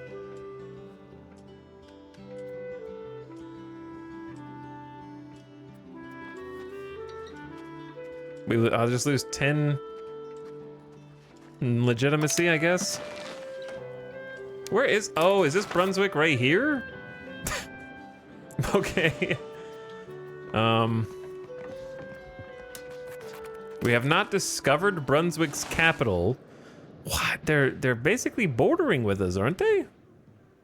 I can't improve relation with Brunswick because we haven't discovered them.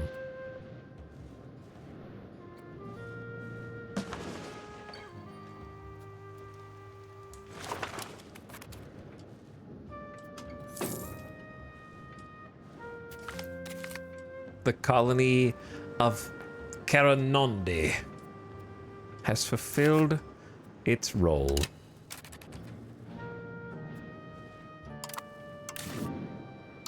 This was the last. One of these was the last. Saginaw. Saginaw. We'll name you.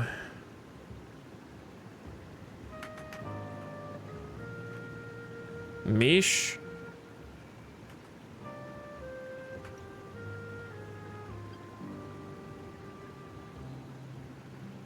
Again. I'm just gonna name it Mish.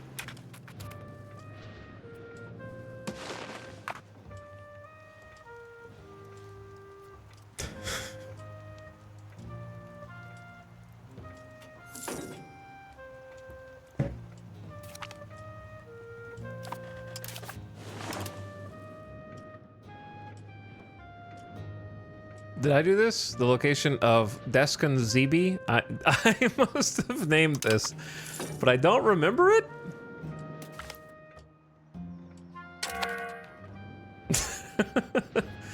I must have named. I have no memory of that. All right, well, what the hell are we doing? Muffin Tap? There's places here that were not solid a second ago that are solid now, so I'm gonna have to unpause and see what they are.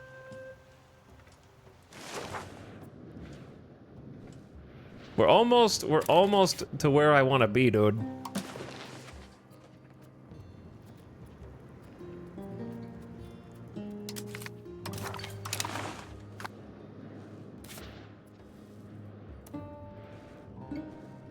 One more colonial charter in there. I need to start 2 more colonial charters, and then I'm done. No more chartering. And then I want to see the numbers go up. We're gonna work on infrastructure for the next 100 years. Garafraxa? I didn't name that for sure. That one's new. It sounds like something I would make though. Deskan Zibi is famous for its pizza.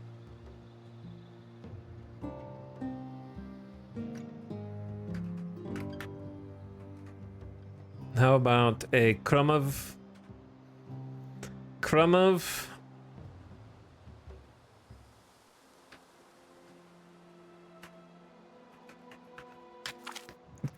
Bridbake.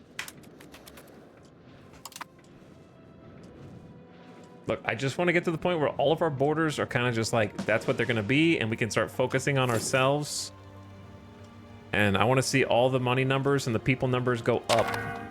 We're almost at 1.5 million troops. I want to see what that looks like. Rapid colonization into boosting the economy. Lumberjacks. I'm gonna name this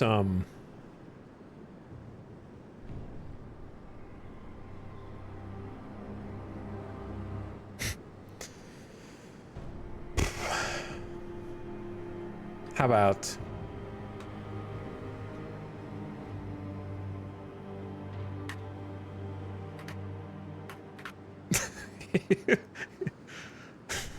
Hugh Jack. What's your favorite colony name? I don't even remember naming any of these. Do you understand? They've been named, and then they'll just be discovered at a future date.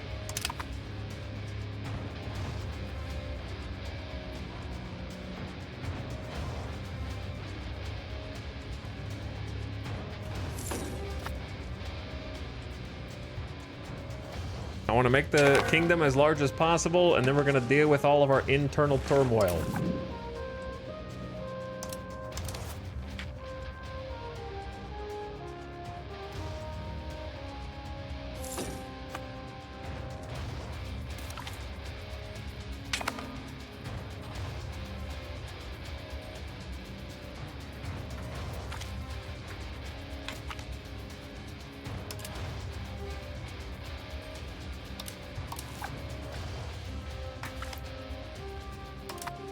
They came at night. Who's killing my people this time? The Duchy of Brunswick is kind of murdering me. How come they can interact with me, but I can't, like, interact with them?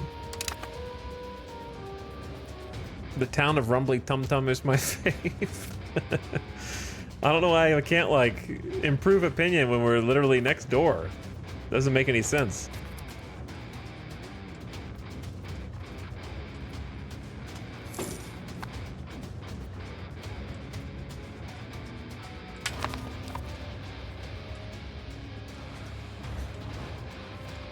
But yeah, we are trying to put the finishing touches on here.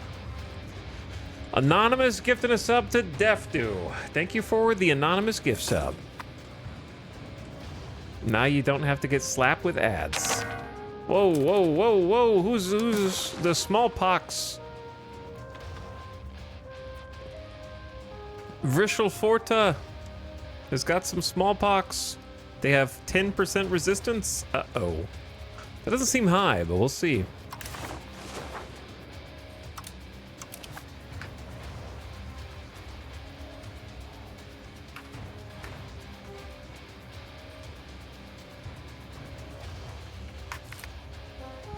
Hunsterchez, a new stone factory for us.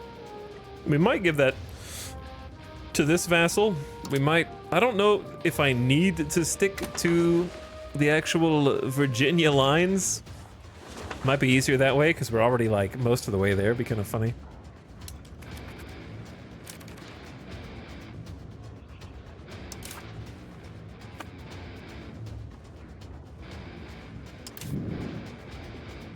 I don't know why these guys are even starred up here.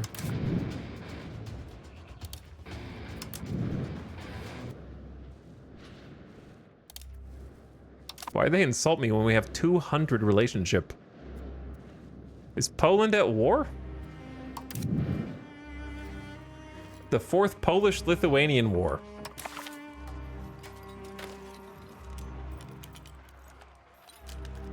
$10,000 Lithuanian troops versus 24,000 Polish troops.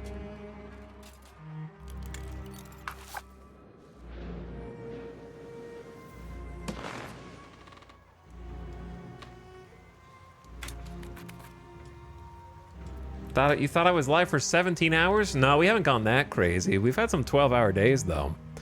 I'm just trying to, like, see what happens when we lock everything down and the borders close in and, like, this phase of gameplay is really underway. I did think that more stuff was going to be happening via them colonizing around me, but nothing's really changed yet.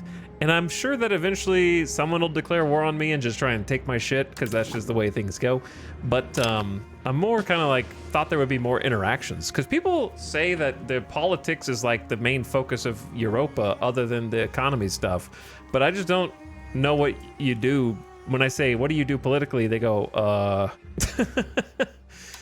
It's kind of like, improve opinion, profess trust, and that's all. Offer them military access, I guess, is pretty much it. Which is only 10 opinion. Seems risky.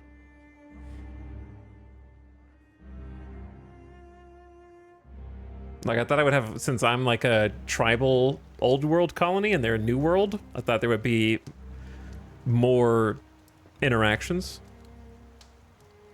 with them making demands or setting up trades or something. Throwing their weight around a little bit.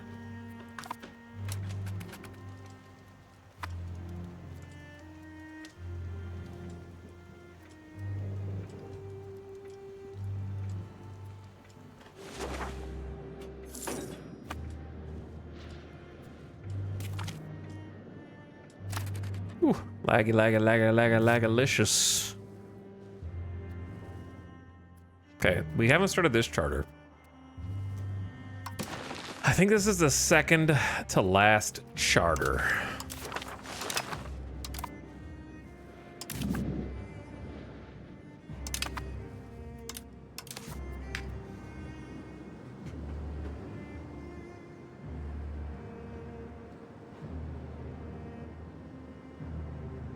Because, like, if you're Europa, like, even if I was playing in Europe and colonizing here, you still expect there to be interactions with the... I guess there aren't really any interactions with them other than colonize everything and then pretend like they don't exist, I guess.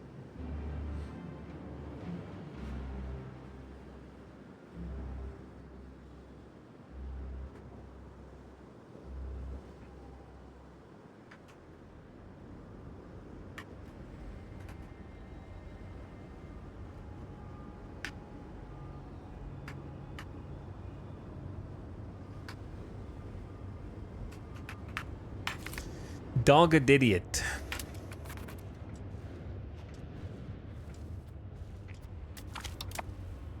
Agrarian communities.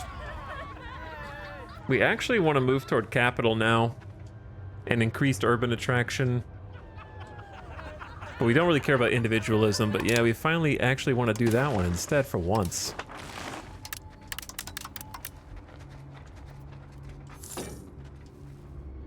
Where's the music?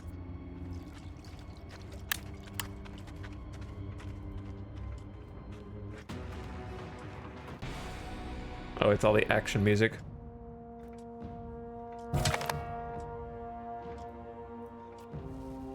Oh no.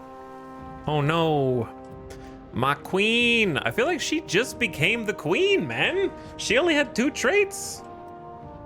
She didn't even get the 3rd one. She fell down the stairs to her death. Her advisors assure us it was best this way? What does that mean? How is falling down the stairs?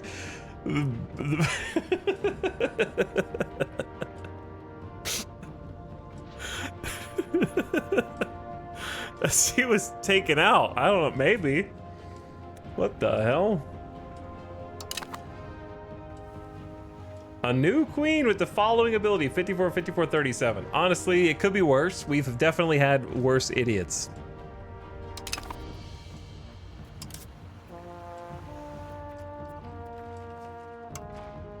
Okay, we're gonna need to work on the heirs a little bit here.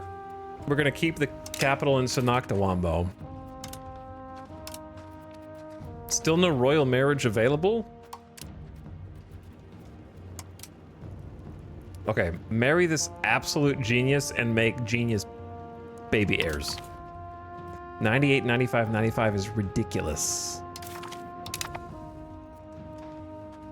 Absolutely crazy. Is this a matriarchy? No, it's best.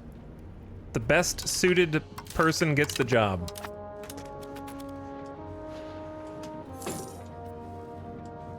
The highest aptitude individual.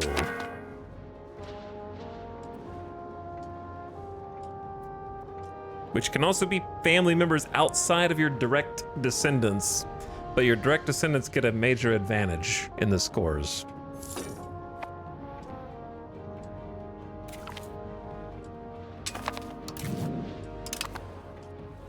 We're actually getting real close to being done. I'm kind of done with the expansion. I'm done. I'm almost done. I'm done, like, mentally. I'm not done physically yet.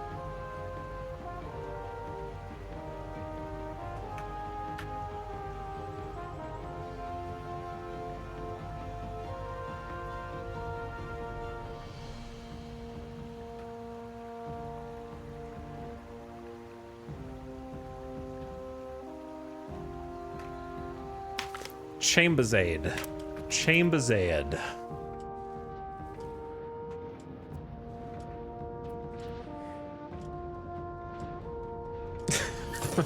I can't believe they're like, she fell down the stairs and died.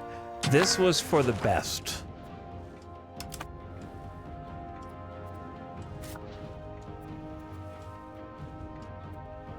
The Pope is colonizing right up in here. I was right to at least, like, hurry, because the Pope has a super nation here, man. This is crazy. I'm allergic to the Pope colonizing all of America.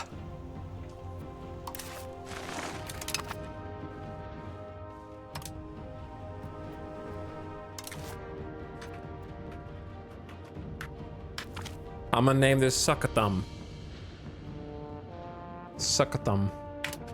Because of where it is. I wonder what South America looks like. I wonder what Europe looks like.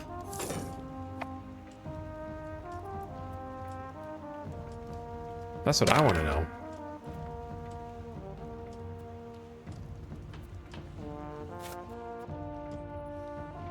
Pope, when is your hunger gonna be satisfied, brother?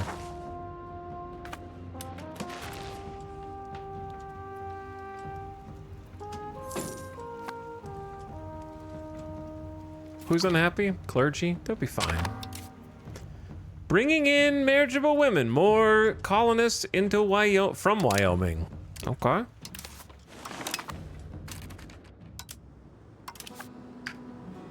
Making Poperica. We're trying to make Super Michigan up here.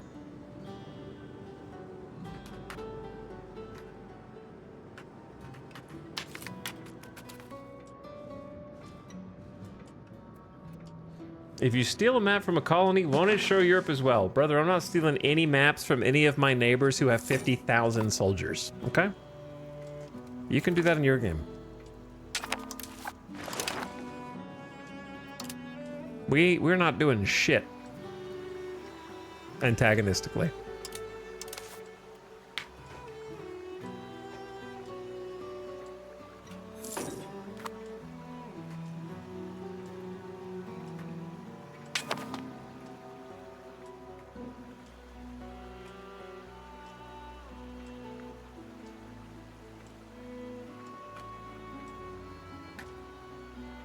Montadolcia. Honestly, having some clay will be nice. I do like watching the little recesses fill in. A little bit at a time. A little bit at a time. Just steal from the Pope. It's easy, dude. England, can I do any diplomatic stuff with you yet? Nope. They're still out of range. Our estates are upset because it's been 128 months since Parliament was called. Okay, whoops. I'll call Parliament. Where's the Parliament button? Oh, that is the Parliament button. It's just orangey now. I'm sorry. Speaking of maps, 85 Spy Network. I'll get to it. I'll get to it. That's the Tribe Network, which we're not sure how much that pisses other people off. My game's stuck right now. That's why I have to set the autosave every month just in case.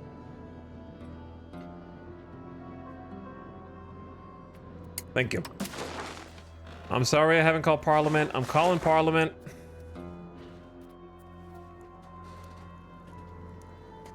I'd like to save the gravel network. Maybe we just fund farming. We don't need any of this food, but it's an easy dub. It is an easy dub. And I already have 50%. They do not want the printing press, strangely enough. We are 18.45%. to feudalism. It's actually getting pretty close now because it's spread much, much more vertically. Chill, man.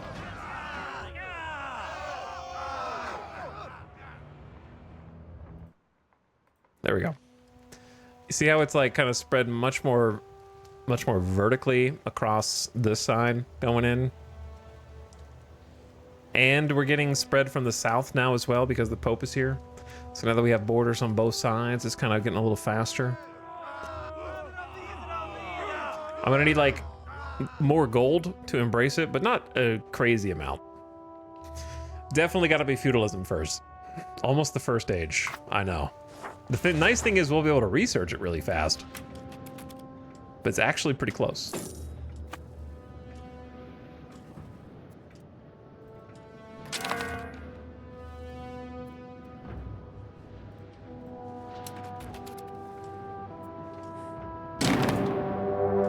Uh-oh, I'm dead. Your Majesty, the Duchy of Brunswick has declared war on us.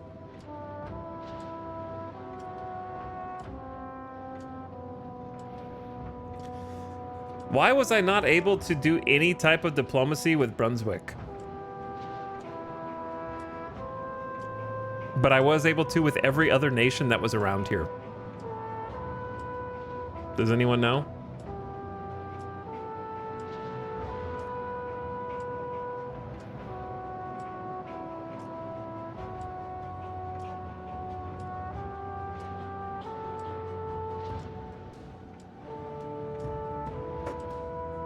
The countries on the defending side are us and Chesapeake. Oh, slow down, slow down. The 4x speed right afterward is... Now I can see their capital, so now I could improve opinion if we weren't at war. It seems like a bug.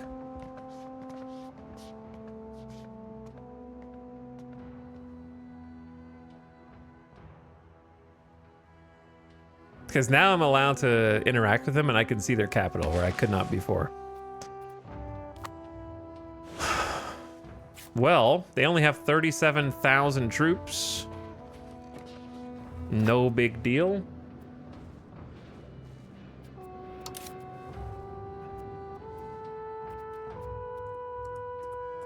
Thank God they only have 3 boats. Wait, their navy is 3 ships. So we might be okay. Who are their allies? This panel is so unfortunate.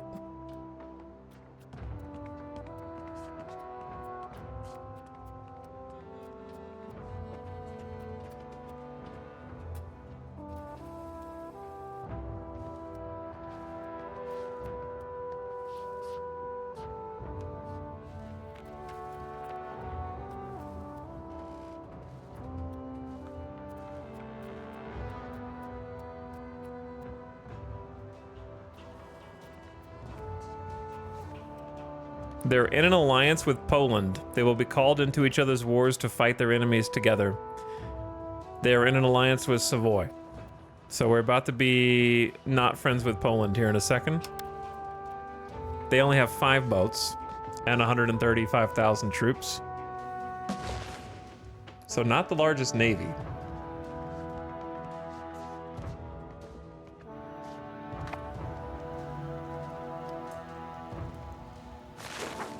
About to be punished for never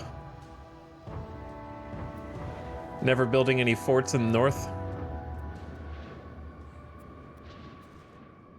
Chat, everybody just chill. I'm not even unpaused yet, chat. Just chill, man.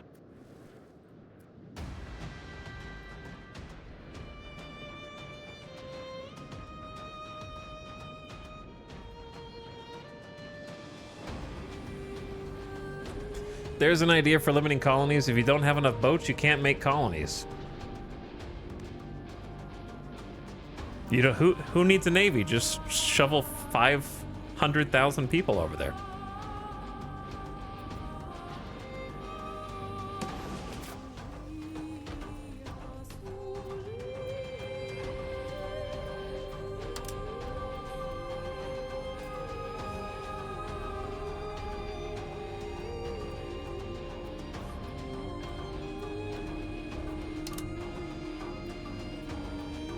Use favors to call into war.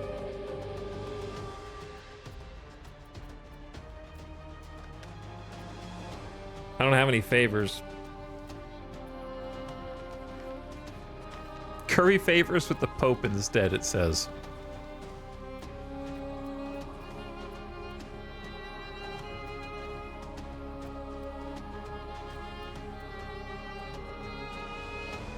Chat, it says that they're creating a humiliate rival casus belli on us, which is expected to be ready 1st of September 1607. That's this year.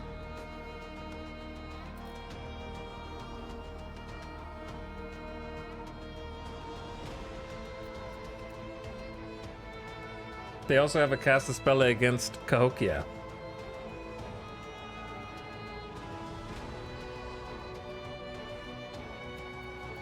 Why are they declaring war? Because they can. I don't know. We have 97 rep with them, plus 5 trust. Everything's positive. There's not really any other way to suck up except sending them a gift.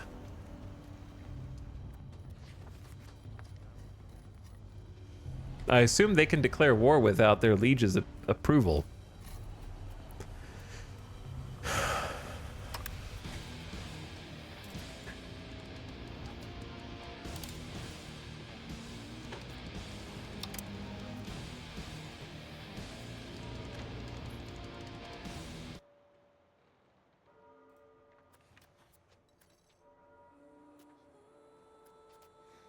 Now I can't even... Now the Pope is outside of diplomatic range, which, to be honest, this is just such a stupid mechanic. Their vassal is right here.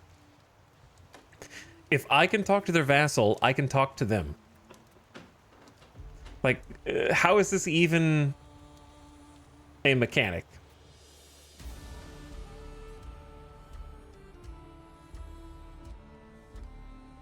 That you can't talk to a vassal's overlord because they're out of diplomatic range. Their vassal is the diplomatic range.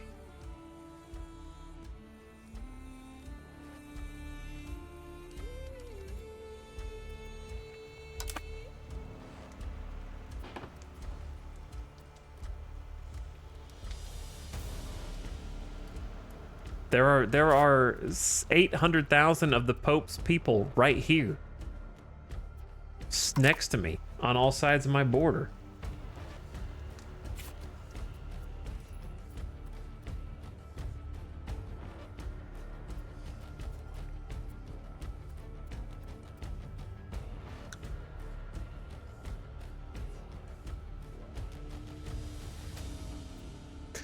If I send them a gift, I automatically get 5 favors.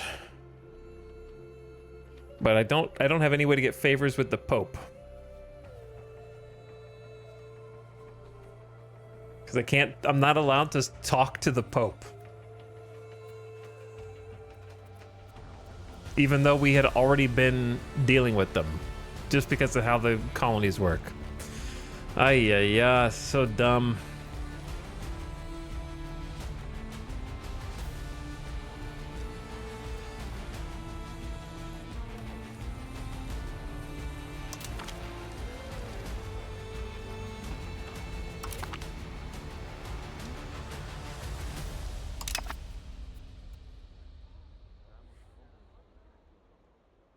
I don't know what trust does.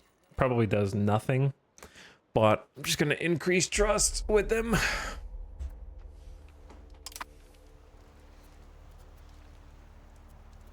The other reason this is dumb and shallow is just because, like, why not have a demand? They're not just going to come over here with no boats and no manpower and declare war. Why not, like, demand I cede some territory, and if I say no, then they declare war on me?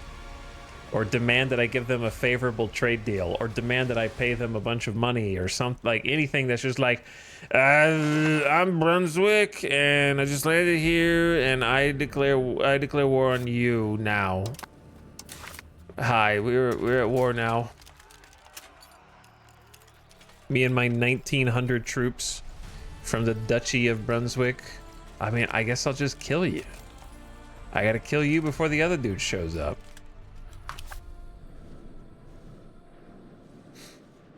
Time to raise some levies.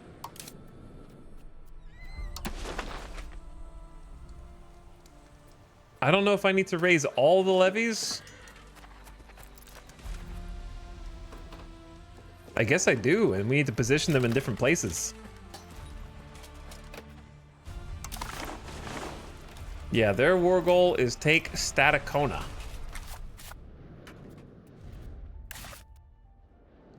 Which they call it, even if you rename it, they don't call it what it is, what you named it to. They call it what it is, which is even more confusing.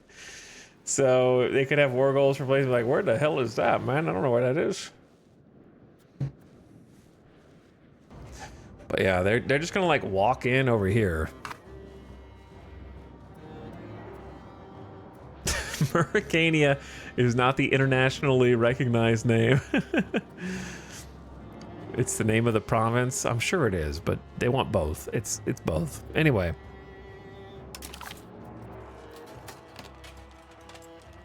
They could have a nested tooltip here, but they choose not to. So you could actually see what they want. I'm raising the goddamn levies! All of them!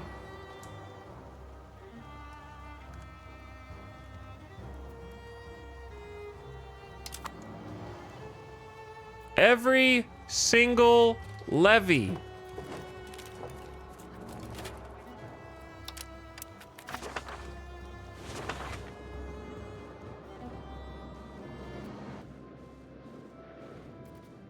Bring them all together. We're going to have to make some logistics regulars soon because they're going to declare war on us in September and it's going to be a lot worse because they actually have some armies. Oh, look, improved the diplomatic reputation for 10 years. Let's see if that helps us. You guys can, you can stop trying to fight us now, man. Or yeah, what if they tried to like convert us? They're not even trying to convert us. They just declare war on us. It's so lame.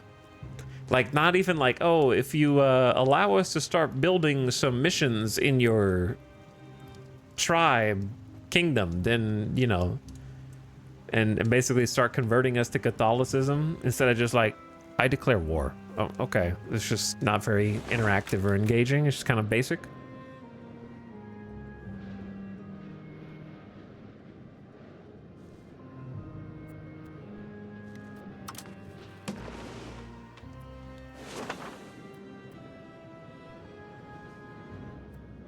Imagine raising armies this far south. Like, these guys wouldn't even show up. I don't think they would even care if we were under attack.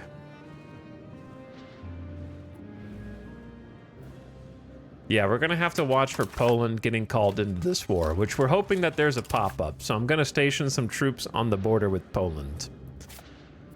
/ Labrador. The thing is, do they have military? How do I know if Brunswick has military access to walk through Naze? Like, you don't just get that by default, right?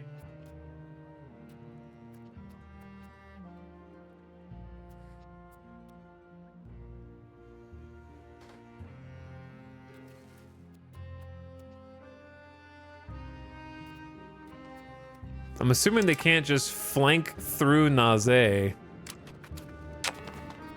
Oh, there it is. It didn't even pop up, brother. All it did was give me a possible rival flag as Poland declared war on me and there was no pop-up that someone joined.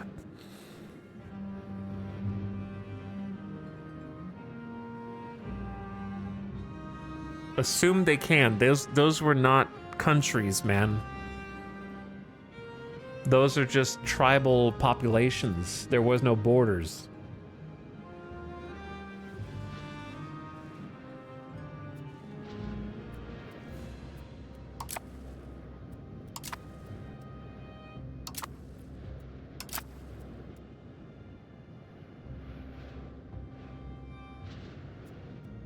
We need to pay, equip, feed, and clothe our armies or they will not be very effective. Army maintenance is a way of measuring how many ducats are diverting toward making sure the armies have what they need. Oh yeah, I need to raise army maintenance to max and fort maintenance to max.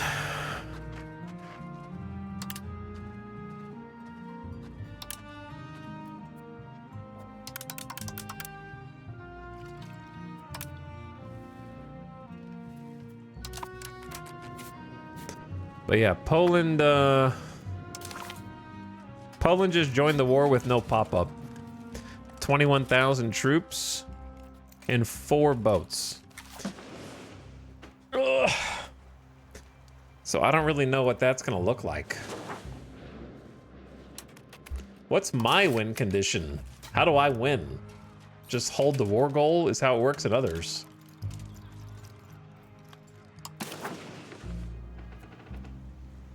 This is a whole page I'm not prepared for.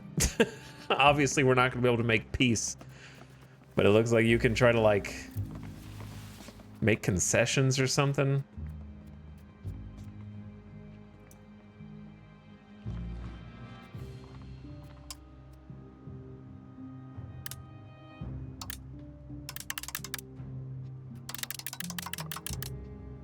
Is this what I'm asking for? I don't know, bro. That page is confusing.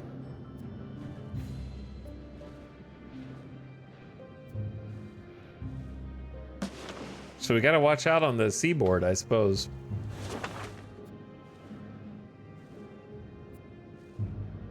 We're initially gonna really outnumber them.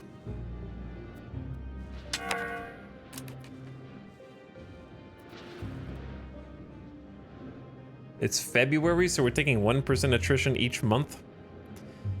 Is attrition in this game like a hard death? Regiments means that people die. Some attrition is unavoidable. Army without food. Winter. Topography, vegetation, climate. Well, we gotta do the best we can.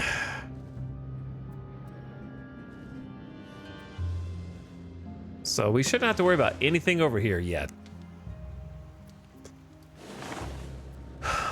I don't think they're gonna be able to muster that many troops. I say we just gather up our troops, push across.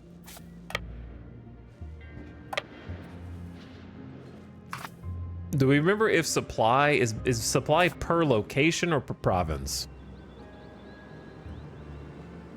It's per location, right? I don't even remember where to see supply of a given area. Time to learn again. That's not the right supply.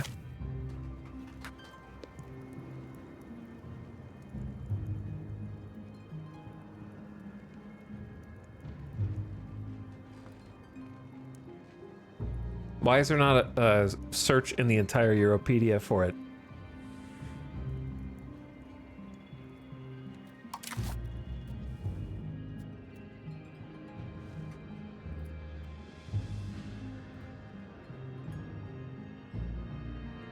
Do I have a professional levy? I do not have a professional levy. I have a levy of gods who have lived off of this land for their entire lives, going against the colonizers from Poland.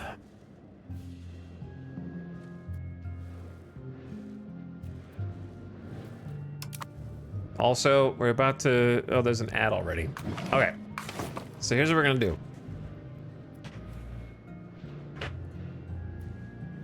We're gonna take a BRB. I'm gonna get a water and come back.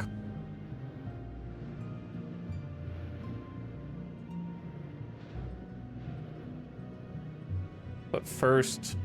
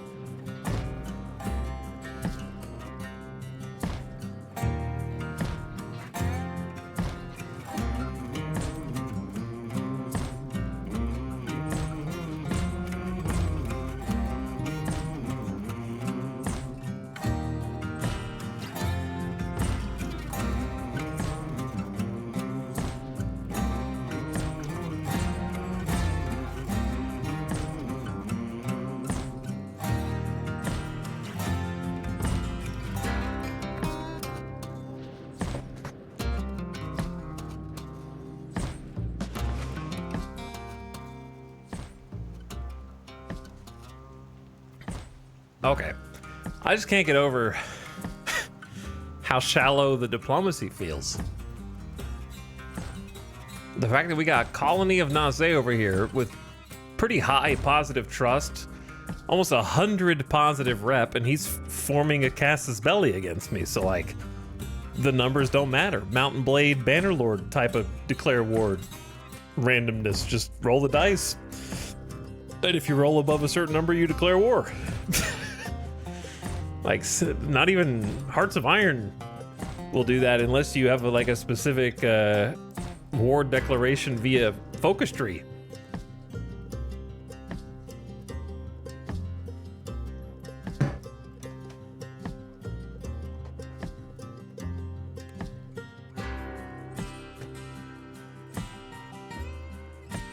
Like CK3, actually, opinion actually matters in that game.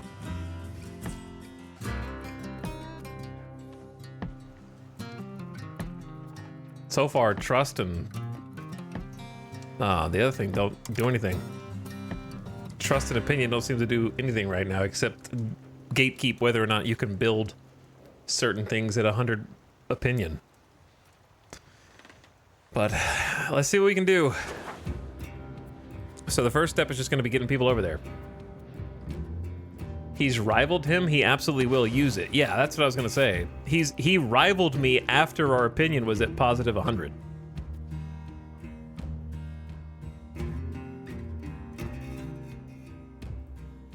We're just going to time out anyone who just makes up gameplay mechanics to try to explain the situation. I don't have patience for that tonight.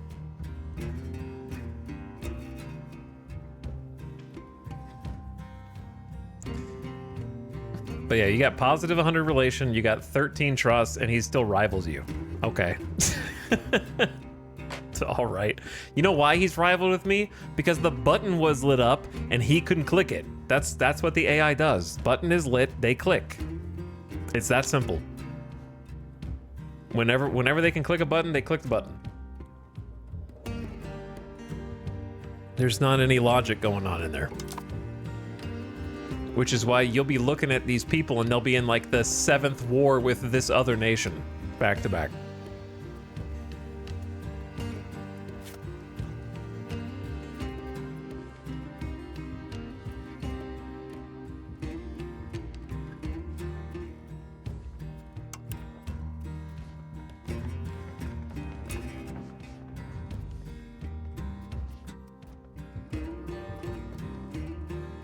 Who are your subjects?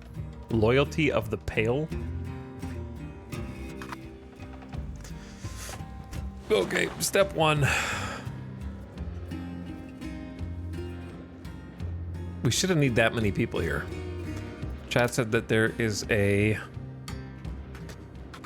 supply overlay, which kind of sucks. Because you have to mouse over every single location and wait for the pop-up. All right, location is 23.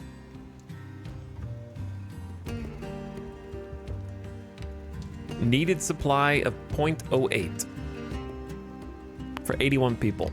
Okay, so basically like 100 people would be 0.1. So we should have like plenty of supply for half the army to go there.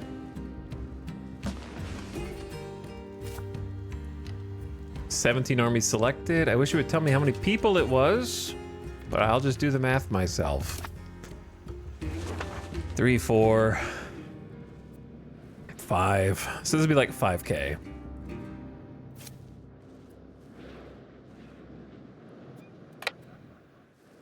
Let's get like 5K up here. This is where the gravel roads that we built, where available, will be very helpful. We don't have gravel roads out to the front. We need to build a lot more.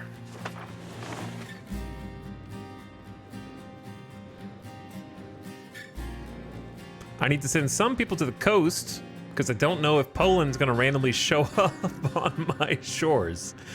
So we need some people spread out a little bit.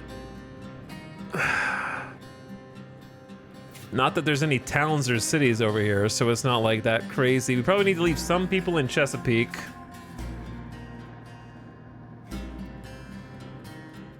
I'm gonna say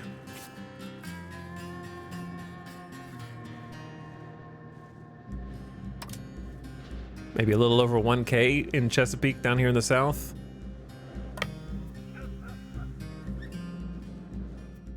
Then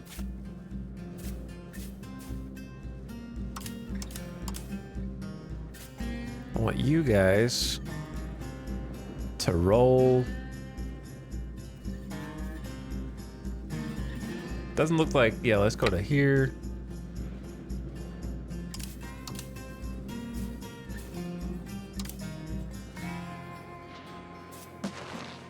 And then the rest of you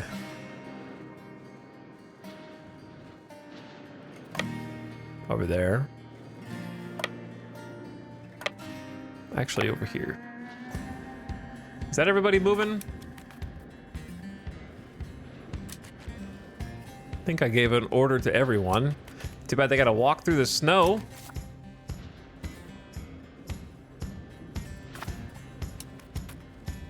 They shouldn't. Okay, so let's look at Naze. Naze doesn't have any allowances for people to walk through their territory.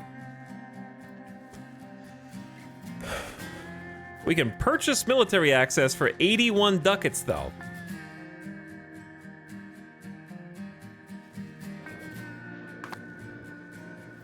There's also, this is not colonized yet, so they can go through here.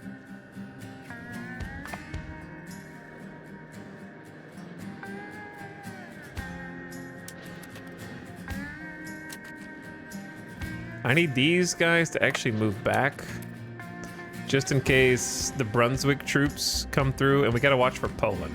So I'm just gonna get everyone moving up here. We'll take care of it as it becomes a problem.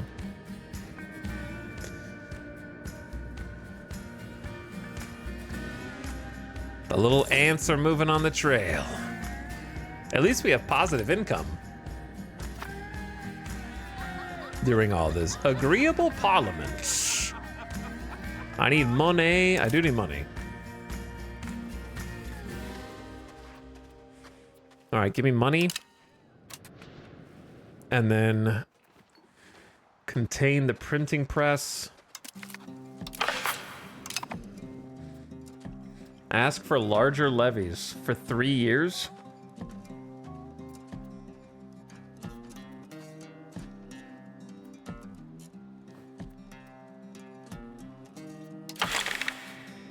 Perfect timing. All right, 25% larger levies for 3 years. And then give support to the serfs, which we want anyways. And then contain the printing press again.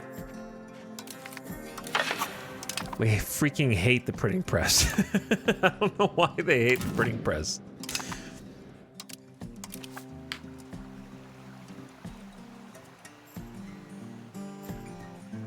All my homies hate the ability to make books faster.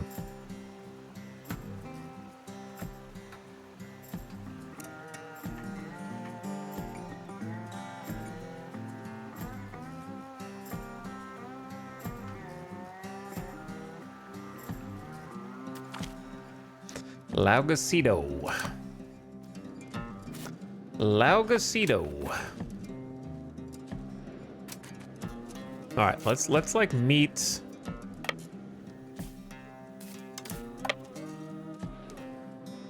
Wait, what? What the hell? Did you guys see that? Was anyone watching the screen when those guys just teleported? How do you explain what just happened there?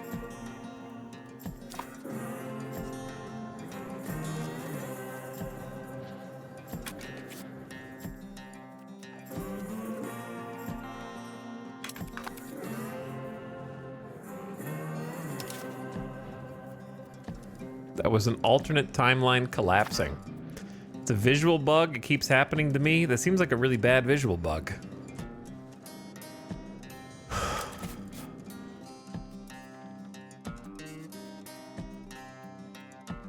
All right, on the 12th of March, we'll be able to request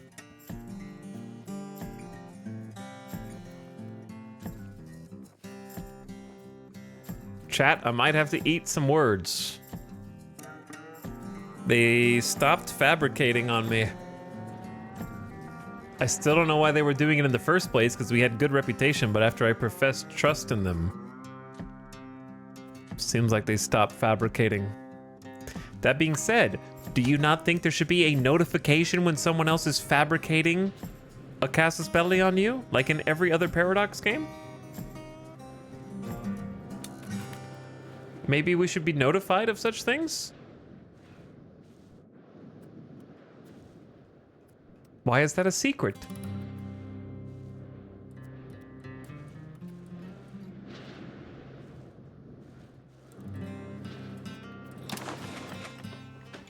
All right, you guys need to get on the roads and get up here as fast as possible, brothers. Who's this? Oh, this is Chesapeake's army. That scared me. I was like, no, they're already back here. I feel like 90% of my EU5 experience is going through menus to find something I should have been told. Correct. Yeah. Yes. And checking on whether the thing you think shouldn't be happening is a bug or intended. But yeah, I'm worried about somehow them sailing over. I assume it will take a long time to sail troops over to the new world. But this is a video game, so who the hell knows?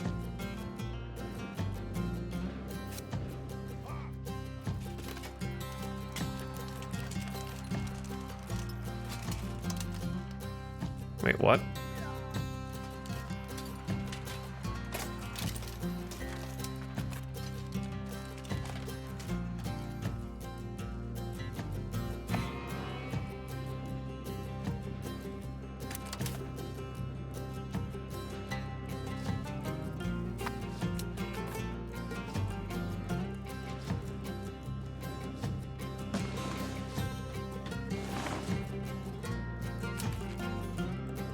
I might take like these 1,000 troops and leave them stationed in Gimigami. That way we have someone to respond to possible backcaps.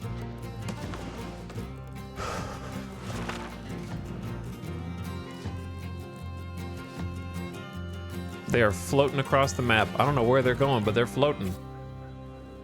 Yeah, the visual. What the hell? Why are they doing that? What an awful visual bug. What?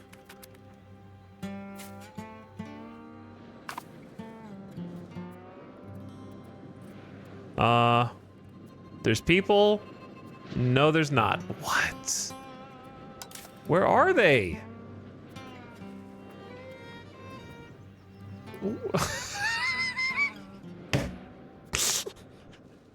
It must just be too sophisticated for me to understand.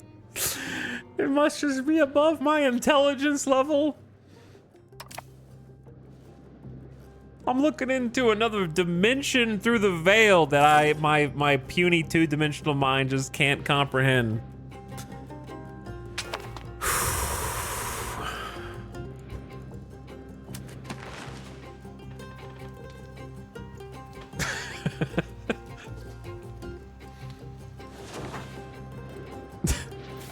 Here's a great idea. What if you just showed where the units actually are on the map? Where are you guys walking? Are you where you're supposed to be? I don't know what's going on here.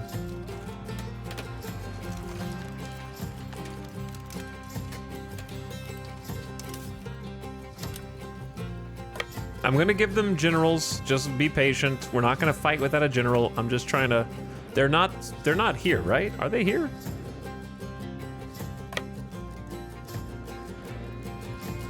I'm gonna lose my goddamn mind. How are you supposed to fight a war if you don't know where any of the units are because they are superpositioned until they are observed with quantum physics? Why do I have to physically click on and look at every unit to confirm they are where they're supposed to be? Are we doing like a little slit film type of experiment to find out where the units could be? They're anywhere on the map at any given time until you look at them. Jesus Christ.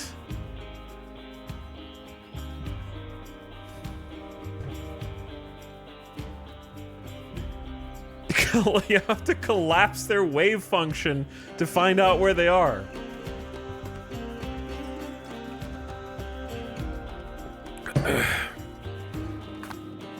They were just standing here, but no, they're actually over there. If you don't know where the military is, how are you supposed to play the game?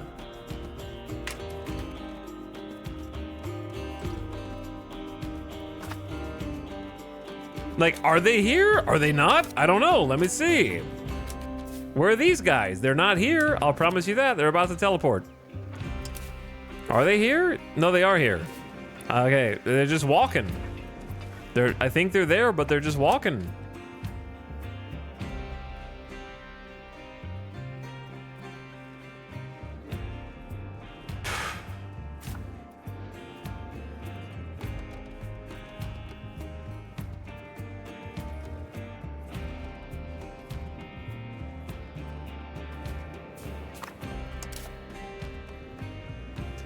I may have left too many of the levies in the south, but I don't want a surprise.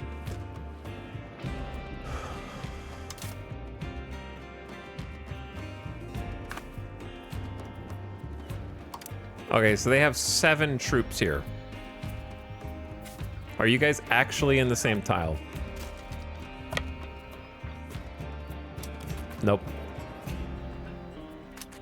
Are you guys in the same tile? All right, we're gonna give 7th Army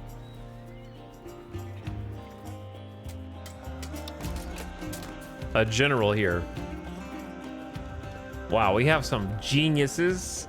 Is this one of our daughter's husbands or son-in-law? Yeah, this is our son-in-law. He is a master general. He gets 98% bonus logistics. He gets bonus 10% siege, frontage, 49% correct section chance. I don't know what correct section chance. The impact of a chance. This impacts the chance of a unit late to battle joining their intended section. Okay. 20% morale, 95% initiative, lower food consumption. They're all super efficient. 20% move speed. Bonus discipline, which is basically like tankiness and offense, and then 47% combat speed to move from the reserves to any other section in a battle. All right, son-in-law, you are the general here.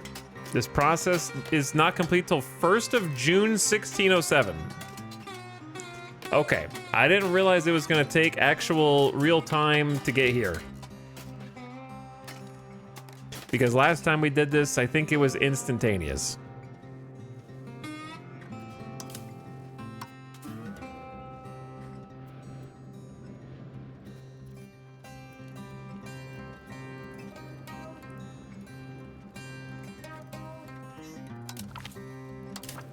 That guy's pretty goated.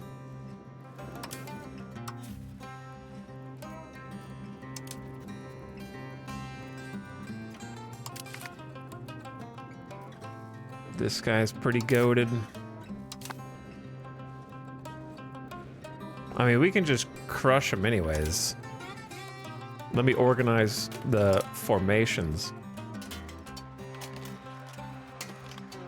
Actually, this is pretty well organized already, without me even doing anything. The green bar is their daily morale, but like, it's 7 guys. Just go destroy them. It is very likely that our side will win. You don't say.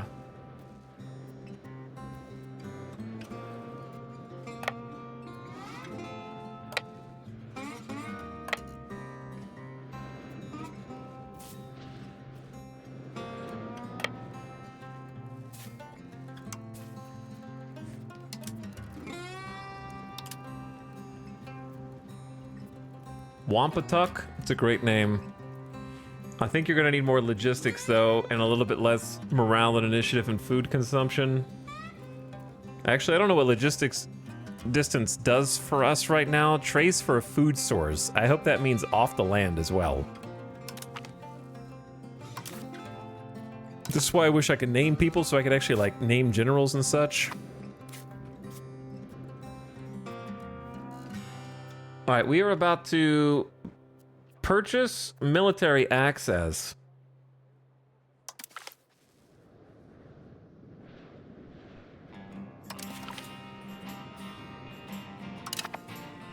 That way we can actually go through Nausea to get to the other Brunswick places and siege them.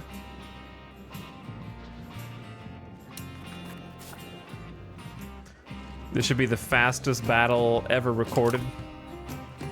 It's embarrassing to even call it a battle, to be honest.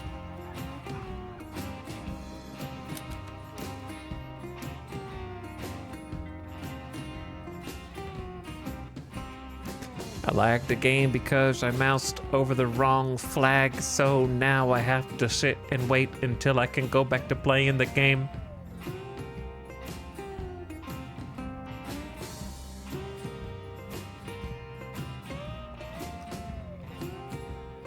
Holy, let me out. let me, thank you. Jesus.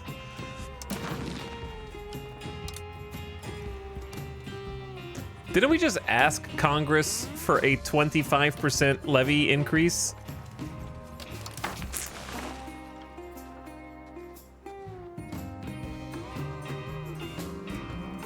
I got Parliament approved levies, which is 25% to levy size.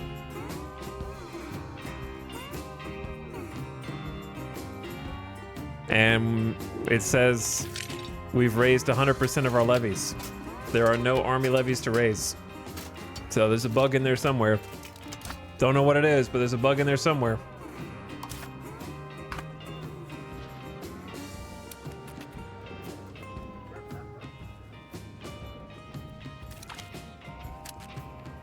They gotta reinforce.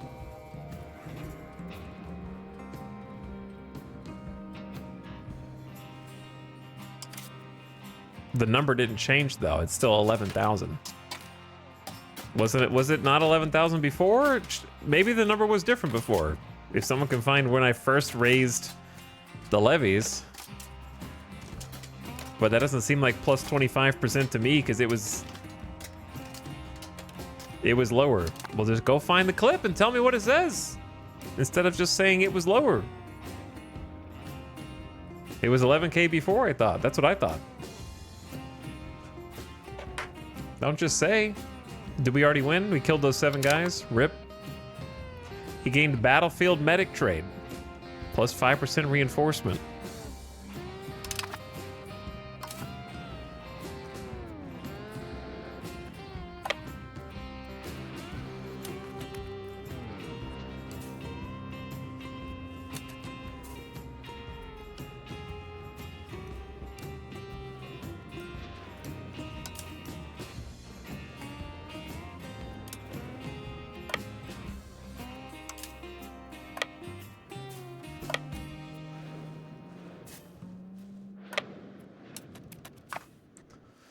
All right, let's go see what's on the other side of the general.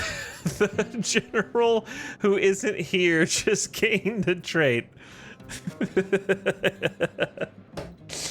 He was busy tending to the wounded, hence the medic trait.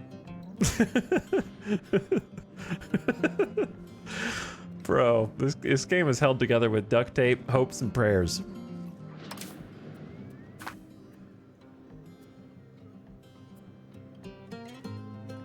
It's barely hanging in there.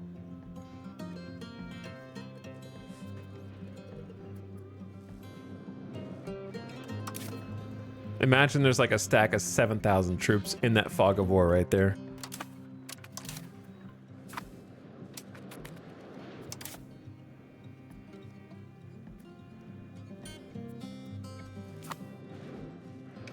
The zoom out, make sure you're not being back capped, check. We are currently occupying their locations.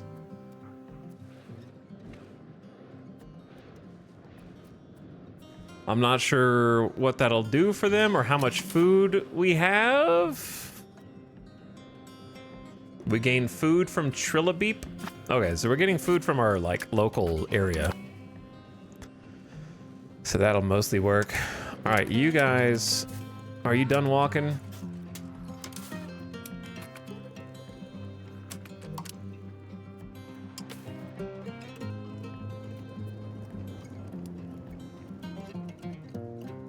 All right, Wampatuck.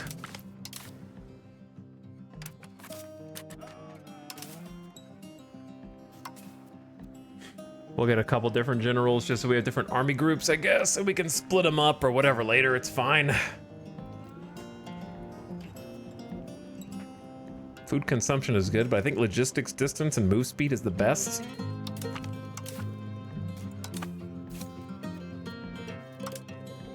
All right, this formation needs to change. I need more people on the left flank.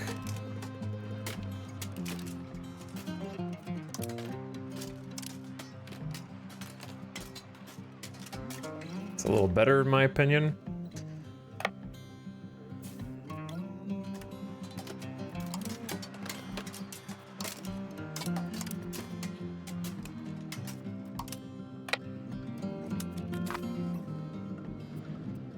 Finally, the cousins march to war.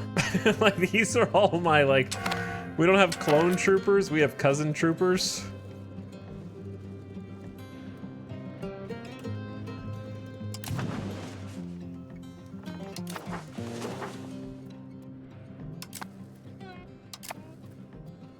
I know, we have a lack of commander. We'll get there, okay? We'll get there. We're still settling all this territory.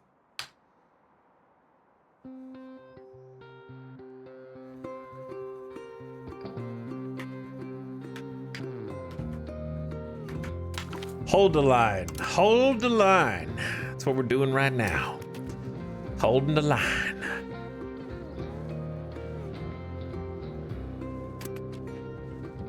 Why is this outlined in red?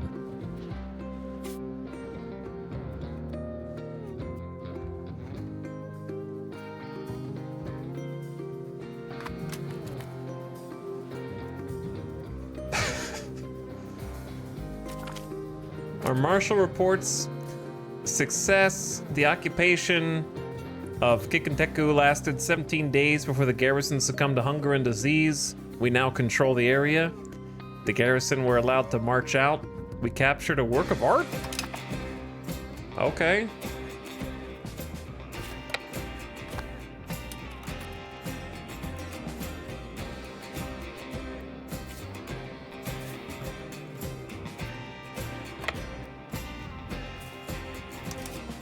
Am I teleporting super soldiers?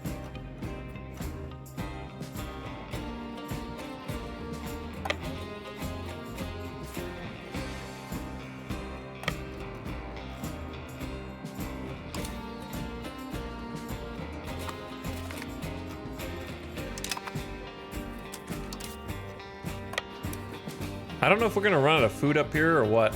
We'll see. I'll keep my eyes on it.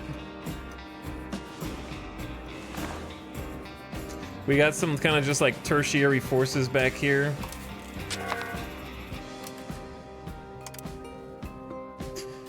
In case of emergency.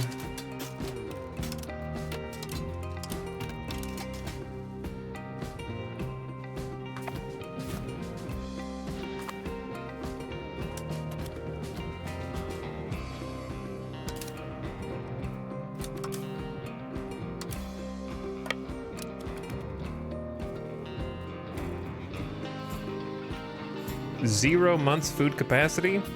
Monthly consumption is minus 0.8. Current food 0.61. We're gonna starve. We need logistics. We don't have any logistics. I need to get some, but they declared war on me so awkwardly and abruptly.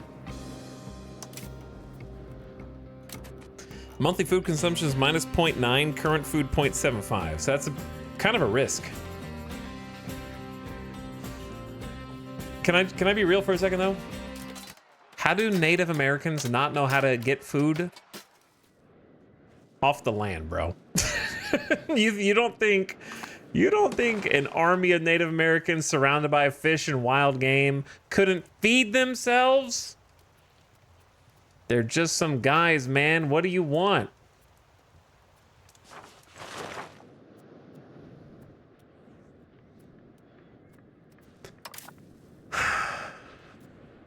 Literally just fish or go hunt.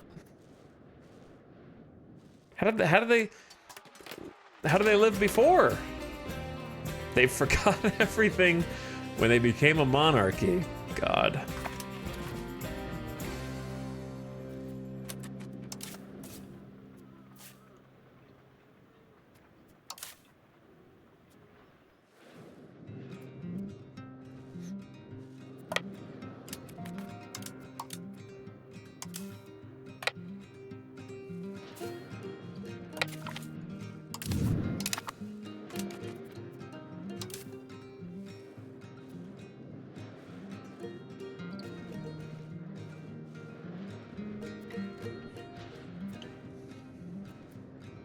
They're losing like no food per day. Brother, I'm just telling you what it says. It says monthly food consumption is minus 0.9. Current food is 0.69. Do the math.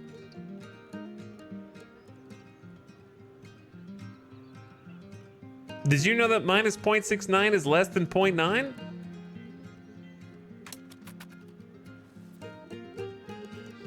The only thing that we got going for us is it only takes 15 days to occupy a location. So we're going to have to occupy this location and then just skedaddle on out.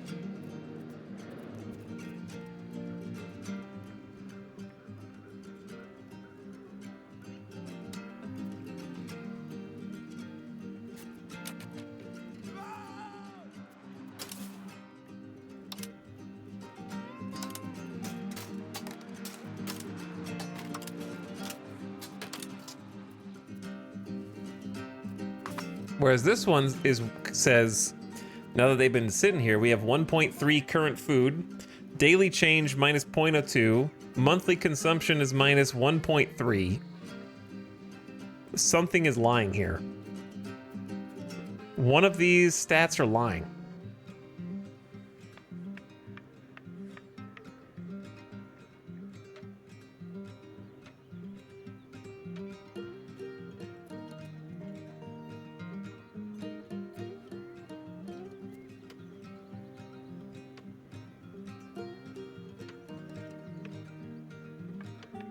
One of these stats is lying. I don't know which. It's possible that as long as they're not moving, the number goes up. Okay, let's see. We have 0.55, 0.52. Daily change says 0. And it's clearly going down while the daily change says 0. Now it's at 0.49. Now it's at 0.46, daily change still 0. Now it says now it says daily change minus 0.01. Does it not update how much they're consuming until the start of a new month? And it only updates how much an army is consuming once per month? The numbers changed as soon as we hit 1st of June. The numbers didn't update until we hit the 1st of June.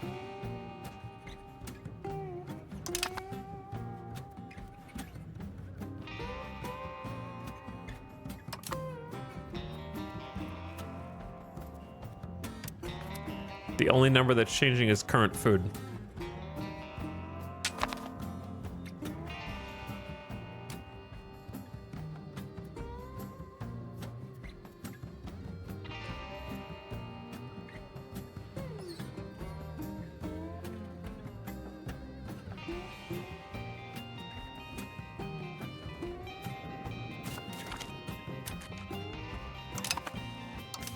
But as soon as they capture the territory, then they can get food. Because the food meter now goes back to full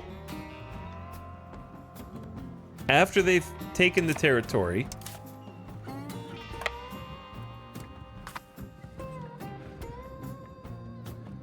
it's all, I don't really know what's going on as far as like how it's calculating all this stuff.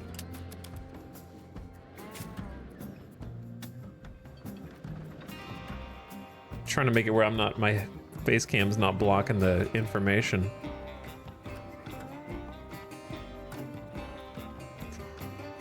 So they go over here and start occupying this area. Once they siege an area, they can get food off the land.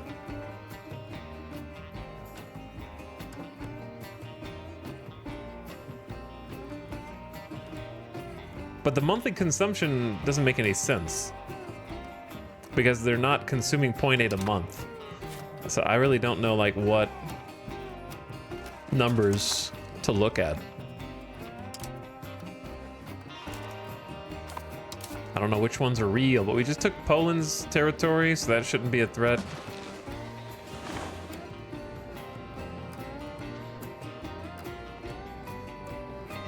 I think I'm gonna send these 2K back down. Like, it feels like these 5K can handle this. Right? There's also the unknowns of if, let's say hypothetically they had some transport ships, even though they only have like 1 or 2, but let's say they hypothetically did. I don't know what that looks like. For example, in Hearts of Iron, you can't transport troops into a new country unless you are allied and have military access with that country, or if you've planned a naval invasion.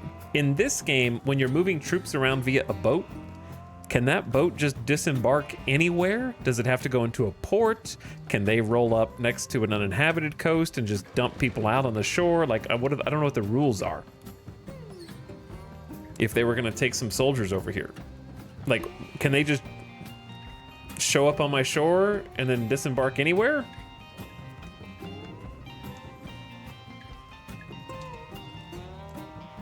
Anywhere that they have access to.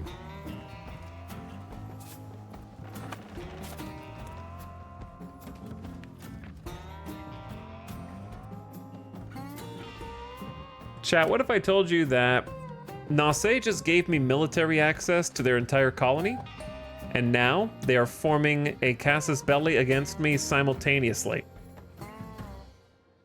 That's the kind of AI we're dealing with right now.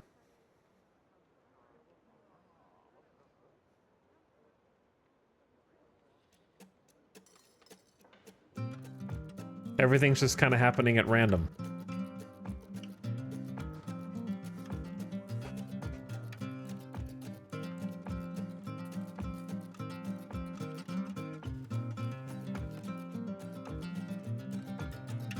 They'll never suspect the triple cross. I thought that they stopped creating it, but then they just started creating it again? I guess.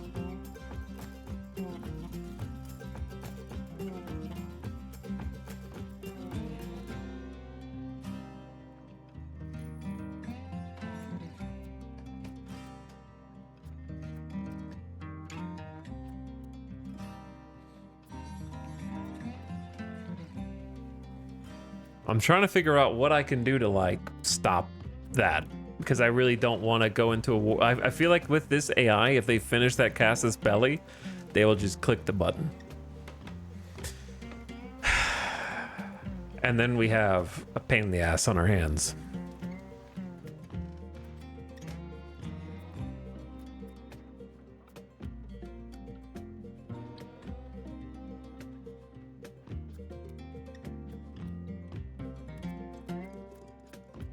The only thing I can do is improve opinion, which I already did. And then profess trust again.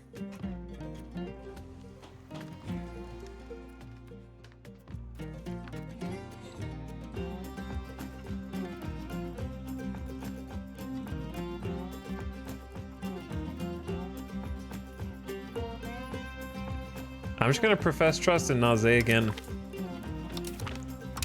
Now we have 24 trust. Does trust do anything? Probably not, but I'm just gonna trust him and see if it gets them to cancel fabricating a casus belli. I don't know. Trust is an enigma.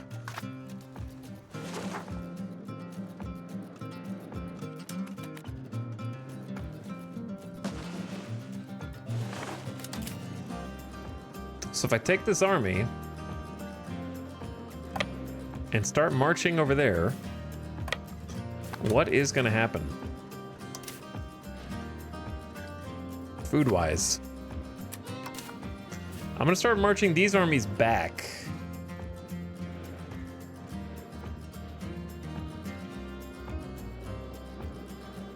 To different, like, crossroads. That way they can respond to threats from boat if a boat were to just randomly show up.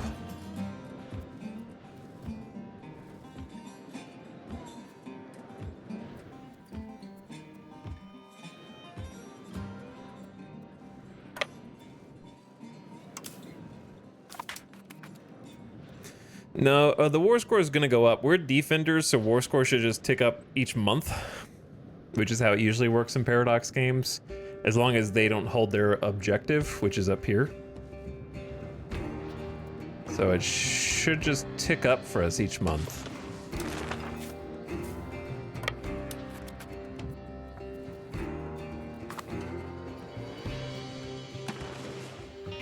I don't know where my allies are going, so that's going to be interesting as well.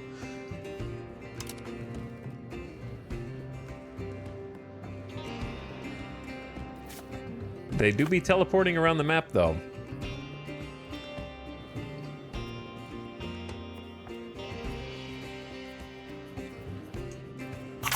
What does that mean? Movement locked. Okay. Parliament agrees. Sinoctawambo Fruit Farms, Arzu Maize, Laterus Amundus Legumes, and Flavortown Legumes. All +1 level. Do we really need it? Not really. Will we be able to use it anyway? Probably. Hello? Is this not enemy territory?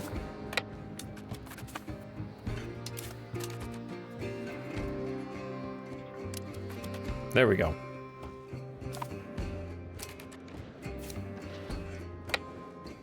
Can we make it all the way over there in time?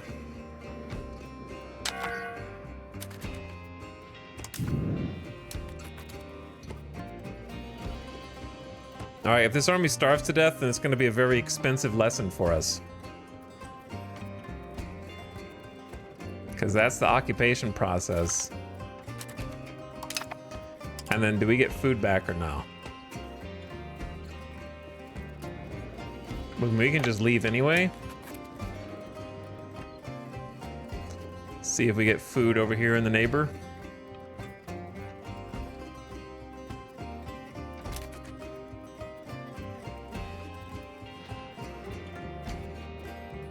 I don't know if we will or not. Are we just gonna starve in the wilderness? Maybe?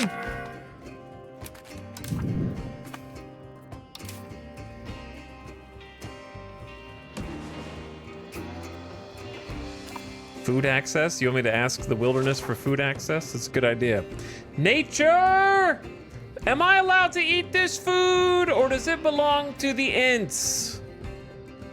What do you say? Can I have some?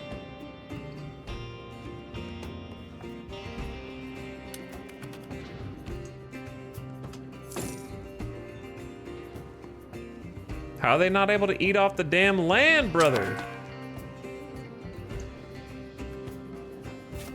Did they just claim this?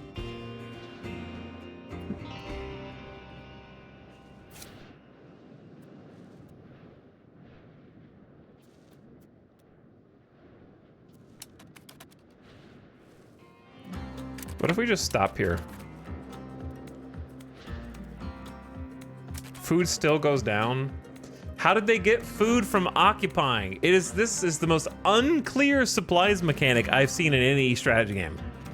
I just don't even know what's happening. No food access in nature, apparently. I don't even know why. Why did I gain food after? Well, it's been good, chat. Tactical misstep here.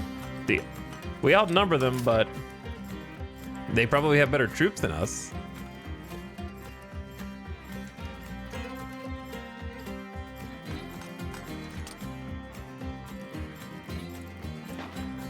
Why are all their troops on one flank? New tactic unlocked? How do I even see who's who? They have levies, matchlock levy. The development of the matchlock arquebus made it possible to arm large numbers of soldiers with gunpowder weapons on a scale not possible in the Middle Ages.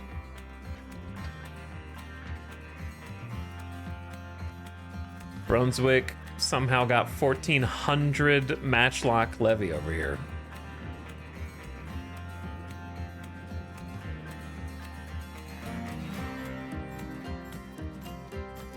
And they also have Cavaliers.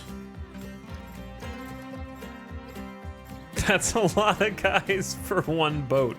Does one boat represent like a small fleet of boats?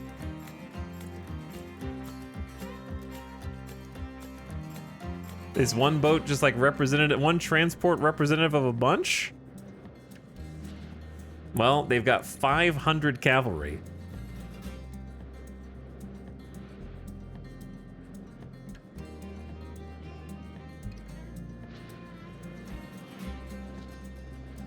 With like 4, holy.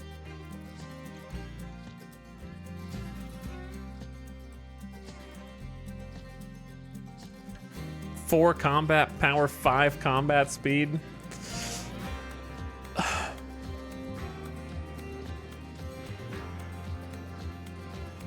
Here's a question.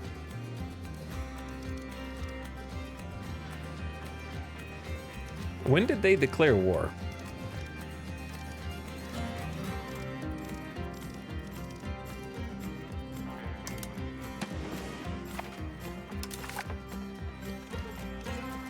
Does this say what date they declared war?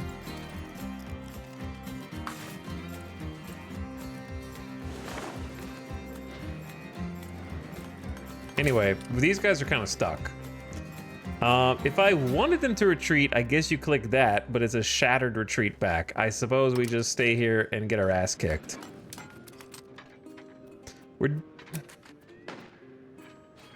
We do outnumber them, though. But they have cavalry, brother.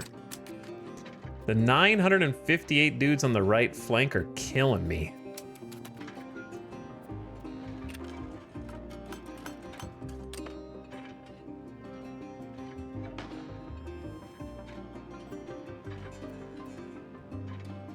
Oof.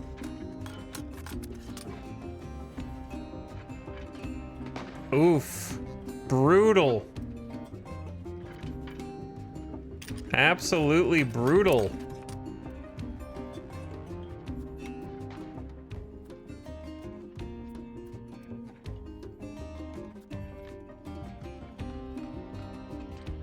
We got chieftains and peasant levies, noble warriors. Cortez brought 16 horses in his initial Aztec campaign. 500 is a lot.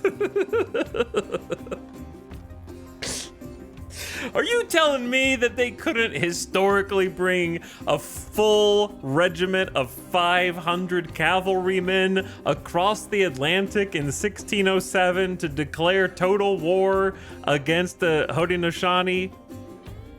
Is that what you're telling me? Do you know how many fucking boats it would take to fit 500 horses on there? Okay? Noah's Ark couldn't fit 500 horses on it.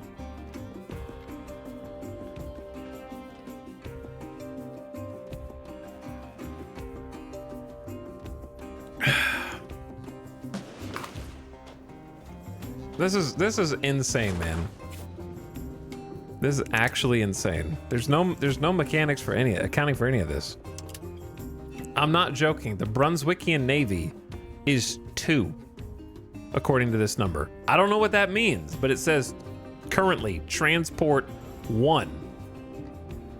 So I don't know what to make of that.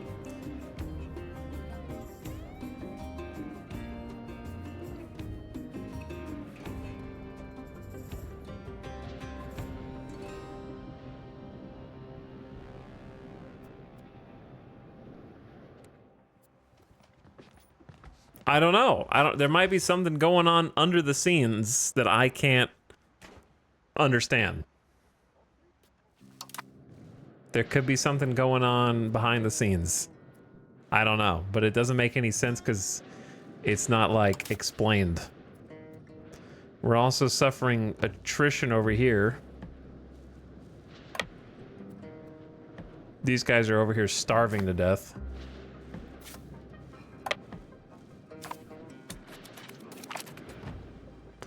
Somehow we won the first ever large-scale battle in North America by the hair on our chin, by complete accident and dumb luck. I am retreating out of here.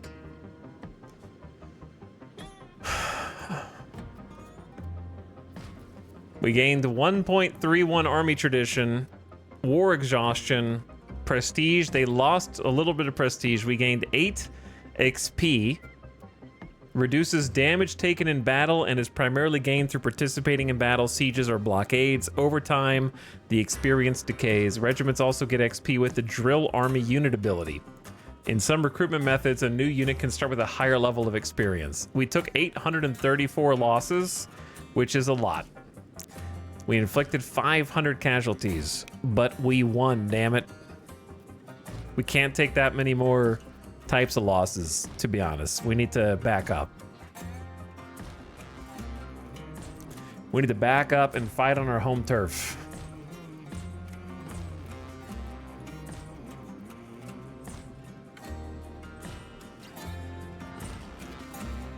Maybe it's not based on actual strength, but frontage. Levies just have nonsensically low frontage.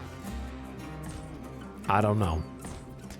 But they still got like 760 infantry, so we need to get out of here. This is great. The general in that battle, our third cousin, just gained goal-oriented 10% move speed. Chat, here's the first navy right here. This is their whole navy. It's one ship over here. One brig, which is a transport ship. That one transport ship just brought over 1,500 dudes.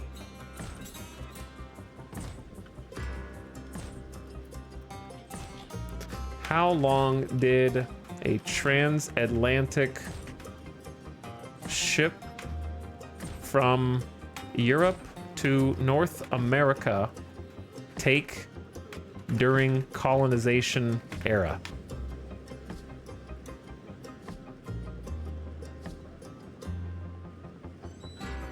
It took between 6 weeks and 4 months.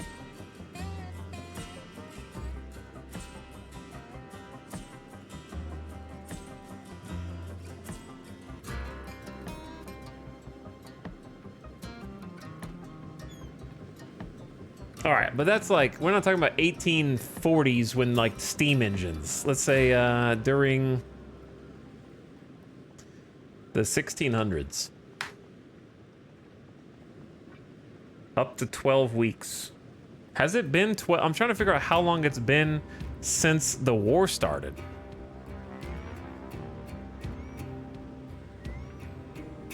Can we just appreciate that our tribe just beat 500 horses and dudes with guns? Our kingdom's never seen a gun before.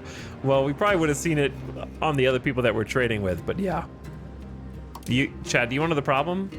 Because of how retreating works, we're dead now. They're retreating left. That's the direction I need to go.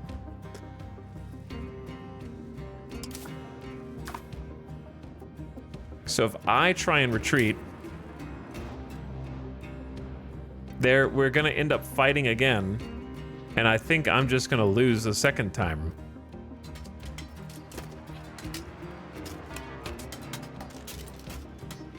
Well, not a second time, but you know what I mean.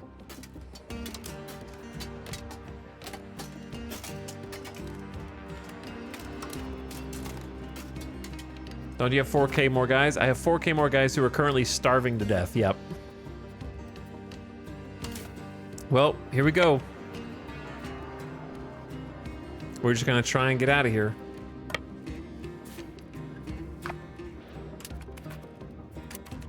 Maybe you can cut their supply and with a siege. They're just gonna come back around, build their morale, and fight me again, aren't they? But I guess I can try and stay here and be brave and siege this shit. There's only 16 days left. They're probably gonna come back and fight me for it, though. I need to figure out how to get these guys food.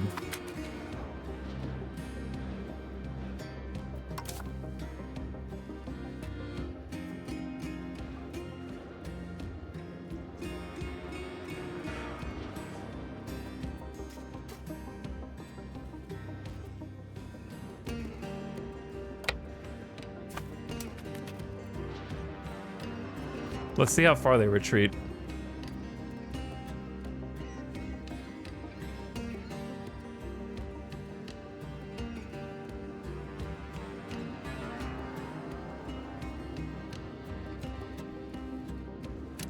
Oh, we have food here?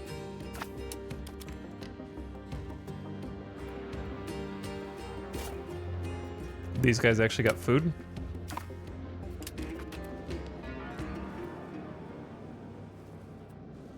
If we break this, they won't. They seem to have brought their navy over to where they have a port.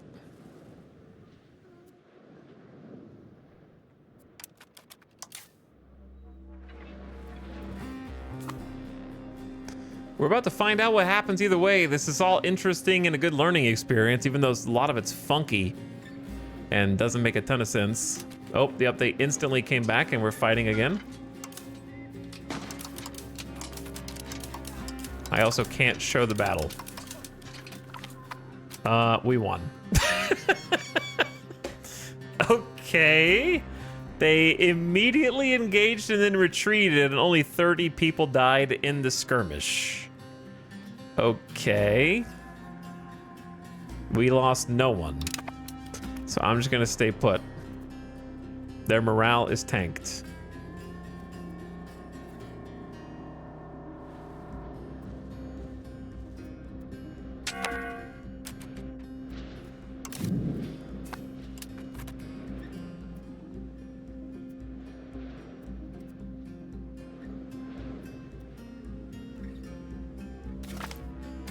Occupation successful.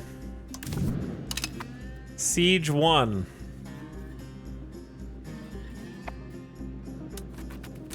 And now the ship... Chat, are you sure they can disembark anywhere? Because why else would their navy go to one of their own territories? It didn't look like it was parked inside of it almost, and then it just like moved out. Also, ads about to start, but I'll pause. So I mean, it's paused right now, but I won't play until the game is back, because we're gonna have to try and crush their army. It was parked there. They got ejected. But are you sure you can disembark anywhere? That's what I'm asking. Because it seems like they intentionally went to one of their own territories, parked, and then disembarked. It seems like they have to be in one of their own ports.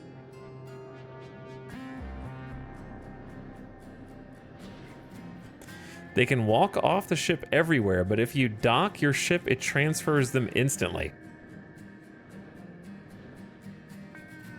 Okay. Can I hire someone's navy to go sink their single transport ship so they just can't bring any troops over here?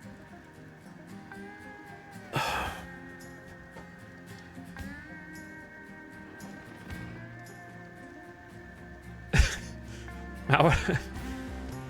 You can, but it's expensive? How do I even, can I hire mercs as tribal Native Americans?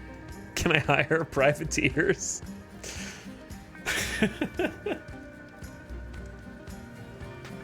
All right, we need a new soundtrack while that's going on.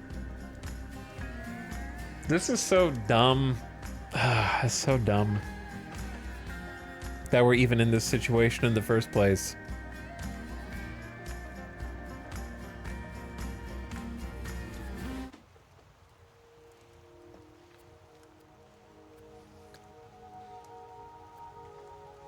Here's the question. When is Poland going to show up on my shores? They have a transport ship as well and 131,000 levies.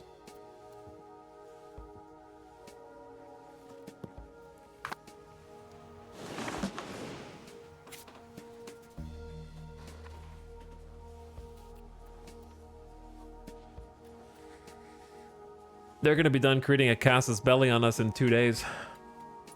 Nausea is. Let's see if they instantly fire it off with almost 100 positive rep and 22 trust.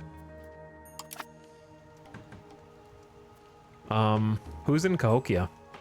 The Cahokia burgers are in Cahokia? Embroiled in war?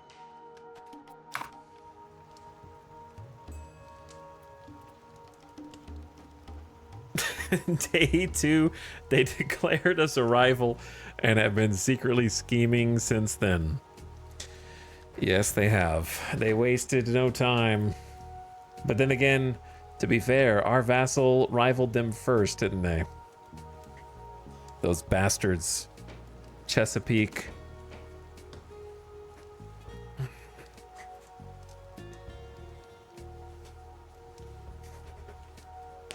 But yeah, we're just gonna have to like hold out here for months, man. And if I have a two-way war with Nausea, then it's probably over. In which case, like, if Nausea comes in and somehow the Pope gets involved because they call the Pope, I mean, it's just like...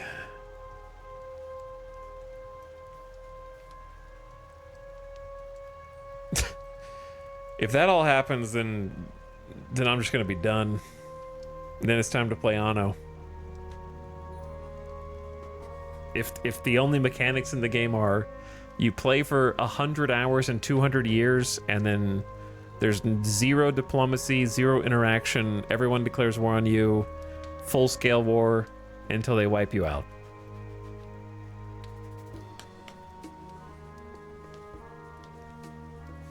All right, welcome back from the ad.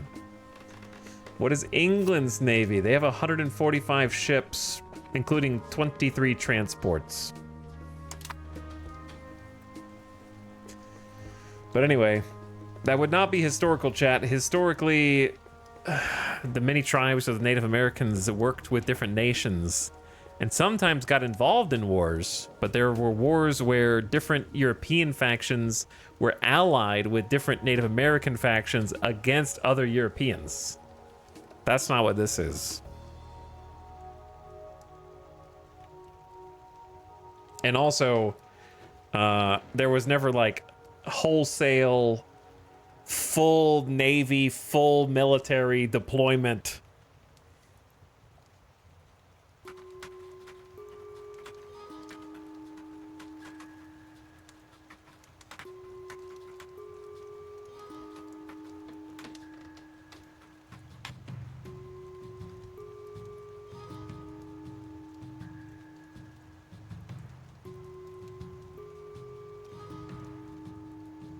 These were, let's see, in 1609 to 1774.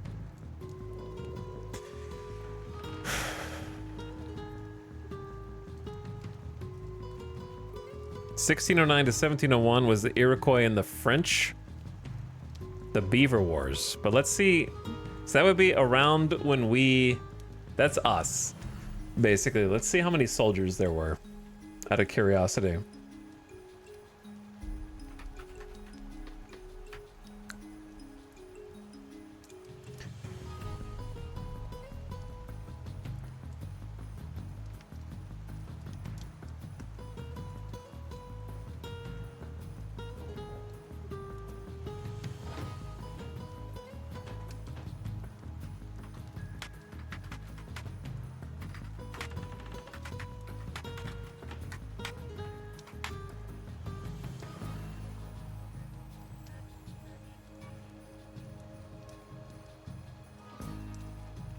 Okay, so they basically like over a 100-year period. Okay, from early 1600s to like 1696. An initial 500-man invading force in 1666 with 1,300 more men in the same year. Later conflicts had larger forces, such as an 1,800-man army in 1684 and around 2,000 men in 1687, with a final campaign of 2,000 French soldiers in 1696. So, like, estimated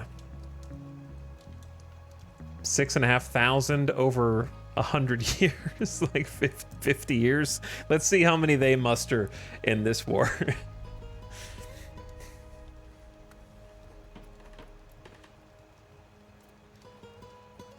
I'll be curious.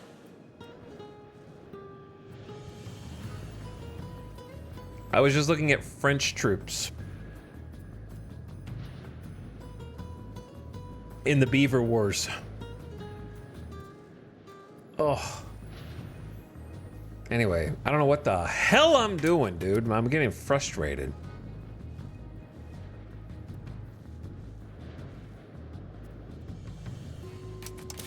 All right, so we captured this. We need to go find these dudes and finish them off. This is impassable.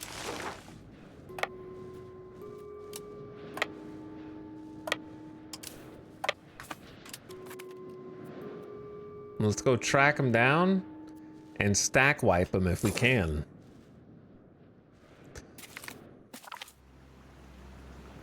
One of our colonial charters is done. Are they shooting at us with the boat?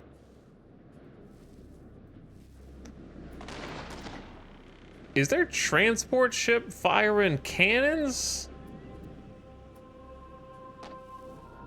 Do you think that's gonna do anything inside this whole forest, brother?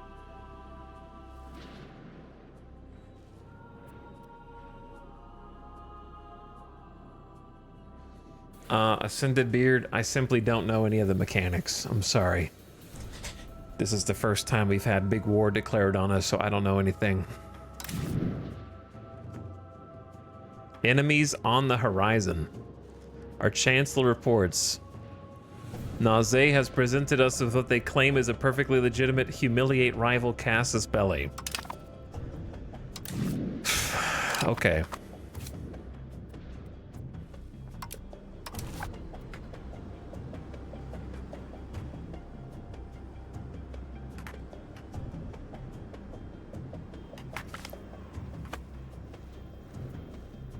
So Naze could declare on us anytime now. Just because. Just because. Alright, I'm gonna send these guys south then to try and hold, at least go to like Drosham, our westernmost, and have some troops there to prevent a siege. We need to find these like random scattered, this army that's in the forest somewhere.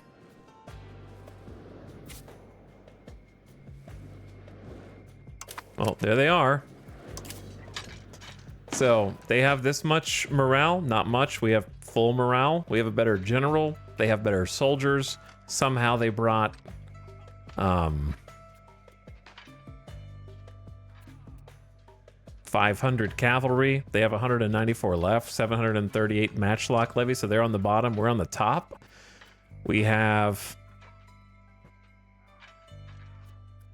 buttons. I don't know what these buttons do. Dice roll 3.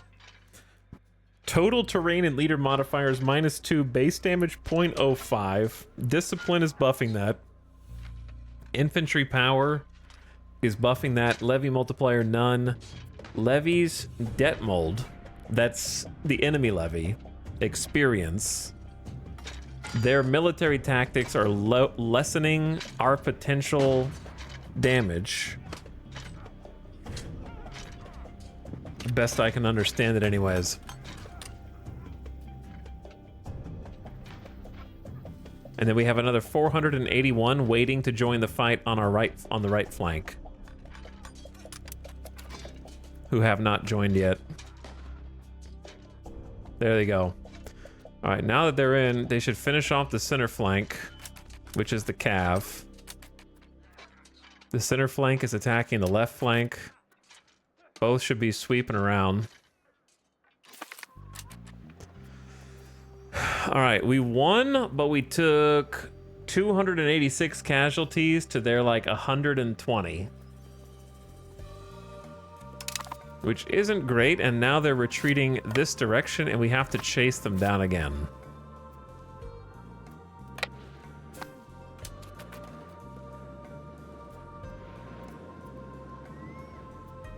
For some reason in Europa, they only retreat one tile so far. I don't know if that's going to change in the future, but they retreat one tile and you fight them again. It's really hard to stack wipe.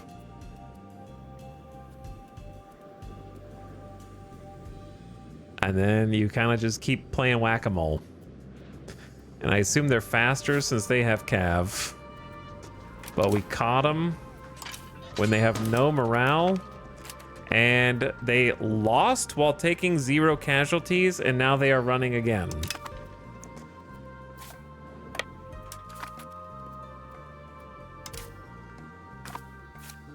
Except now I have my other group coming into pincer.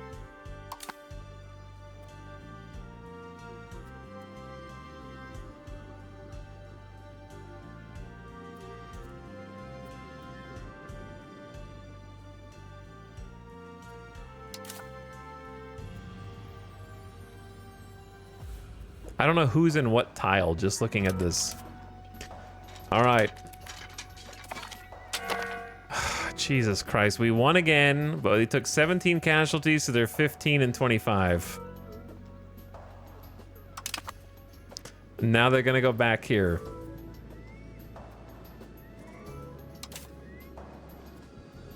I'm gonna splinter off some of my army.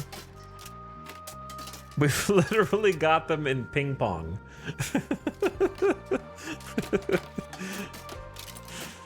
Ugh.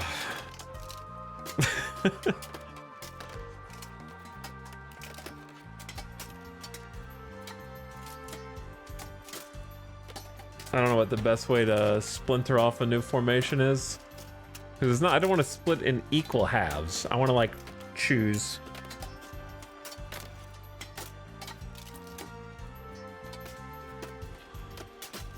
But I don't remember how to do that. I thought it was one of these buttons.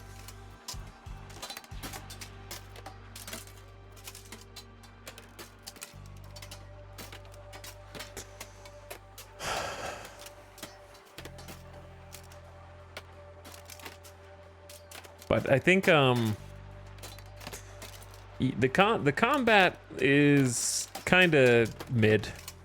I mean, but I'm also a Hearts of Iron enjoyer, so I'm gonna think any of these just dice roll combat systems are mid. Oh, this icon.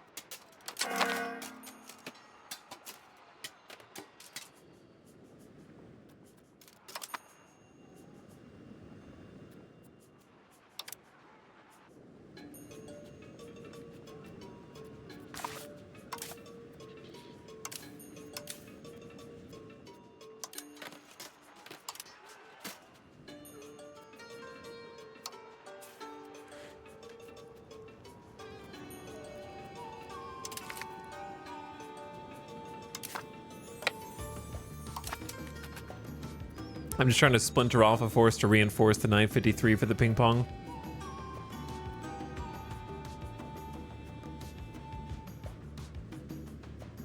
But yeah, there's no reason why we can't collapse on them and give them nowhere to run and finish them off here. There's no reason.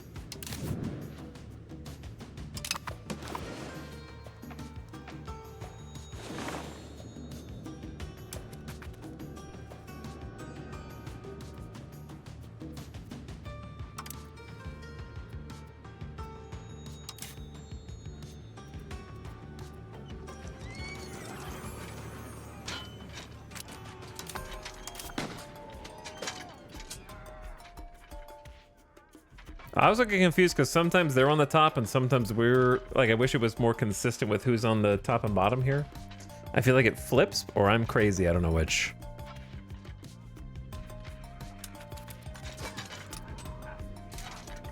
They're kind of murdering us because of bad initiative, but I don't know how you have bad initiative when you're just sitting there waiting for them to come to you to fight. Attacker on top. We lost 146 to their 151. This is just like, this is only one of their forces. Their boat is just going to go get more and bring them somewhere. All right, now they're retreating this way, though. Did it just merge armies to the guy who's not here as a general instead of the guy who is here as a general. Okay. I guess that guy just teleported back to the rest of civilization, probably. And if...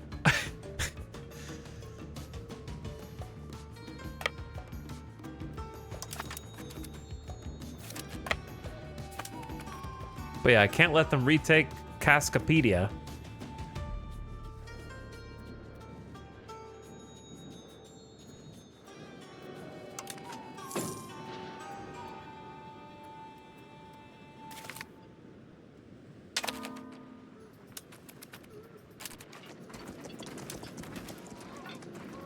How are they regaining morale while they're marching, but we aren't? Holy shit, why are we getting shredded suddenly? Because we don't have the general? Or do we? No, he's not here.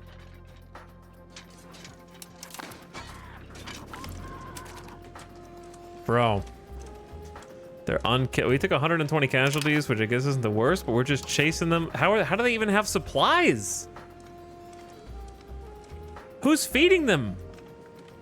Does the AI need to eat? It says not able to get food is all it says. They've been walking around in territories that they don't control for like a month. And I'm struggling more with food. How would morale go up when you're starving? Does the AI, are they beholden to food issues?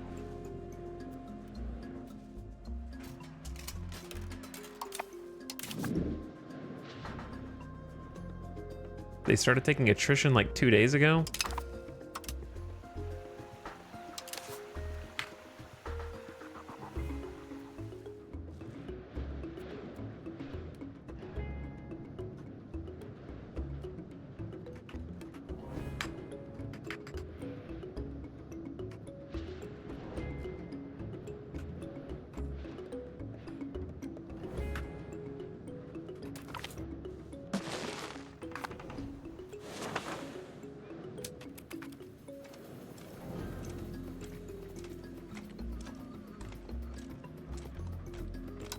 I forgot to chase.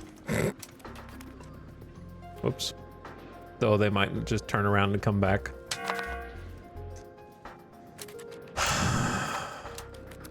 Why am I losing food like 10 times faster than they're losing food?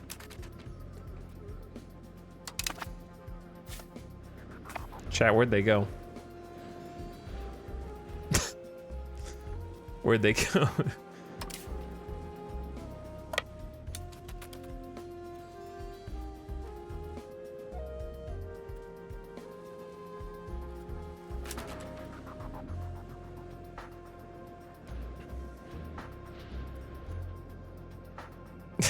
because the English were expert foragers and taught the natives how to live off the land.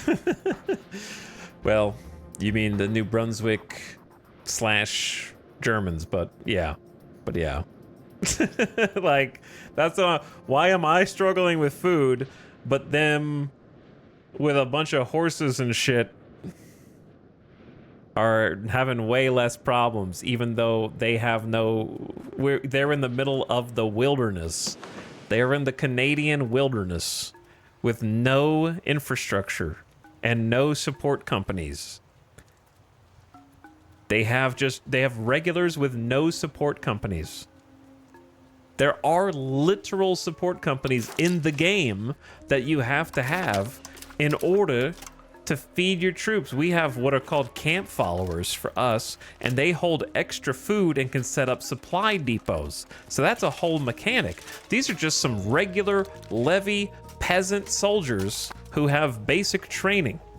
These are not like great fighters. These are peasants that they conscripted after teaching them how to ride horses and sent them off to the New World to kill us. These are not their elite soldiers. These are just dudes.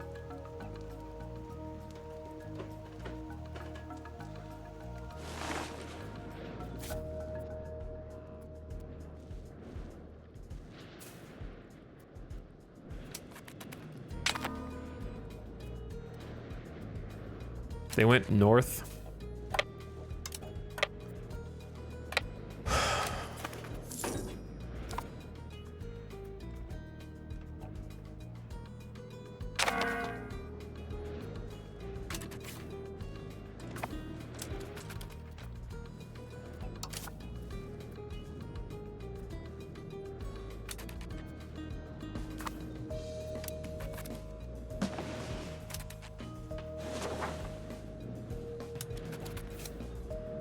The peasants are eating dirt. How is their colony expanding?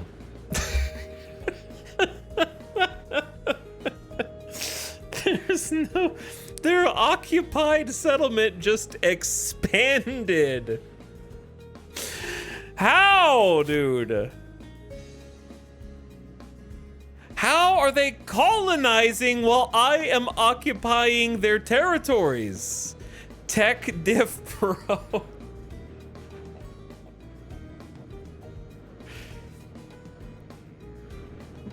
None of this is good.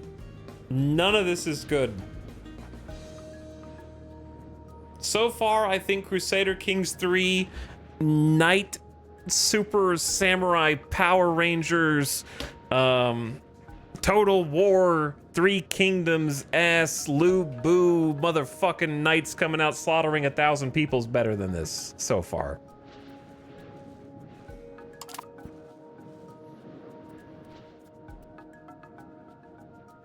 This is not a good first impression, man. Playing ping pong with these guys, literally have them trapped in a choke point between 4,000 soldiers, and we're just bouncing them back and forth, killing like 50 people at a time. This is gonna be like the 8th battle with this one single group, and they're on our home turf. We live here, man.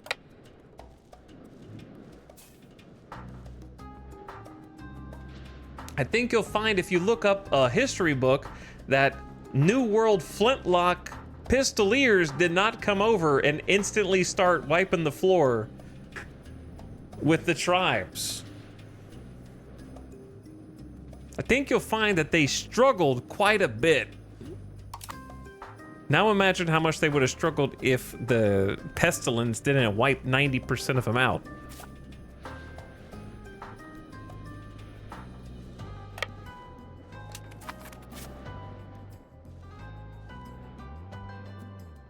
Now they got, now here's the problem is they've got full, don't tell me that now my friendly allies have chosen, maybe they'll help. Maybe they won't get wiped and they'll actually help. No, it says they're gonna lose. My poor allies just happened to walk in here.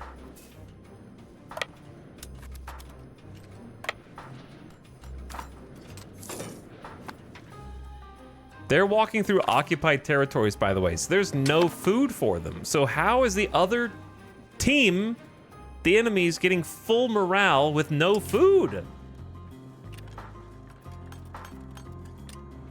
We occupy all their territory, so they're not able to get food from their own territory. I think that they're just either cheating or they have an unlimited supply of food.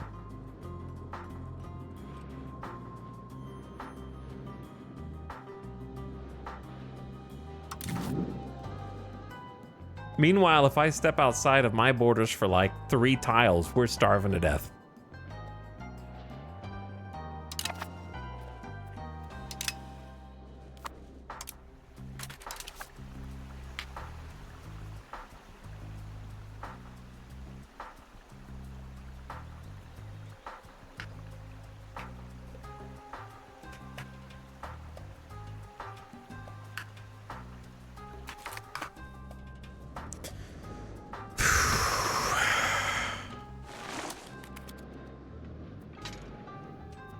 My allies actually won. But here's the thing. Did they wipe the stack or do they auto retreat to a neighboring tile that we don't even get to see which direction they went?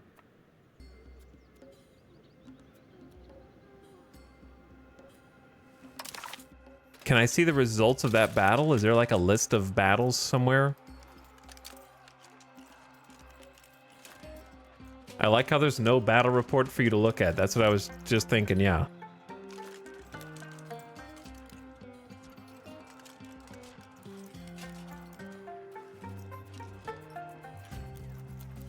I don't know if there's a count somewhere. They stole the glory.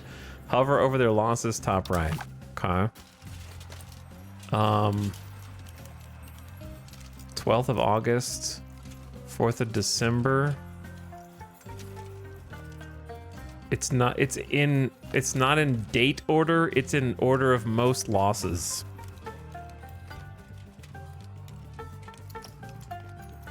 I assume it was this one, 4th of December, minus 253.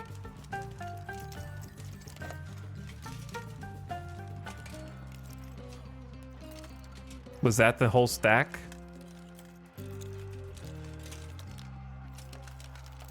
I think that was the whole stack. We might have actually got him. Okay, so we're sending 1,800 troops.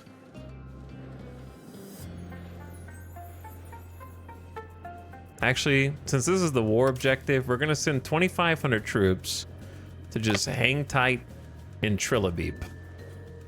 We're gonna abandon the areas that we've already captured and focus on the home front now.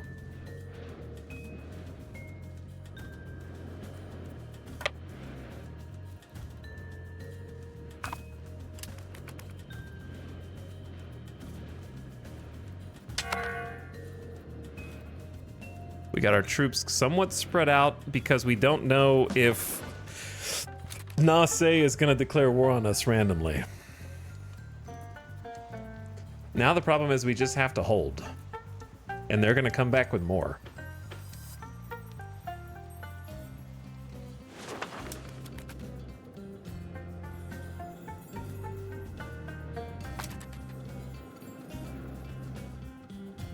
They're raising their levies, but not for me. They're at the Second Noble Civil War.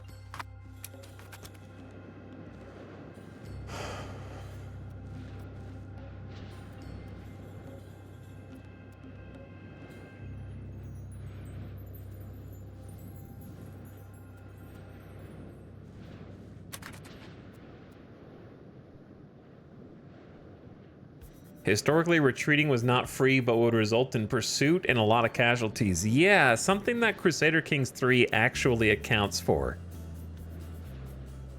via a statistic that you can lean into when one side is retreating. The pursuit stat. So that's at least calculated a bit in CK3. It looks like as soon as they decide to retreat, they just get to retreat. If you hit the retreat button, you get a shattered retreat, and I think they get to punish you more. But I don't think that they're hitting the button, quote unquote. I think that they're just losing the battle. But if you just lose the battle, you kind of just get to go for free. It seems. Or if you have no morale. Like the fights where we got into a battle and there were 0 casualties because they had 0 morale. That's not how that works. If you have 0 morale, you surrender. You don't get to just run faster. That's not how it works. Hearts of Iron figured that out 10 years ago, man. If you run out, if you have no morale, which is not called morale in Hearts of Iron, but the equivalent organization stat, if you have 0 organization, you get encircled or you're gone, you're a casualty, whether that means you're dead or you're just captured. Right?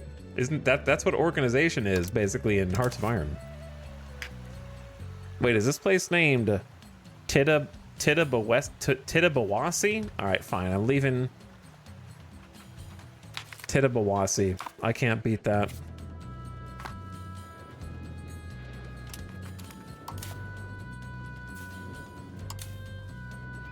Okay, so this is effectively the war goal, so we're just gonna leave these dudes here.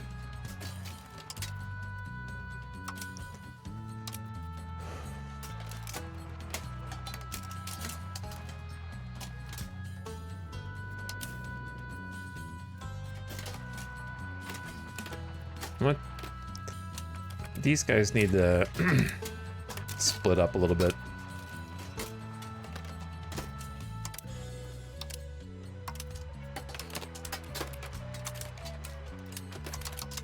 Create a new unit button's not working, but whatever.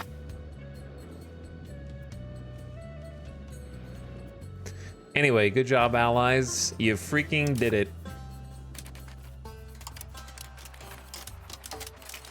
Can you guys just stop moving, please, so I can do this? Why can't I create a new unit? The button doesn't work. Am I stupid?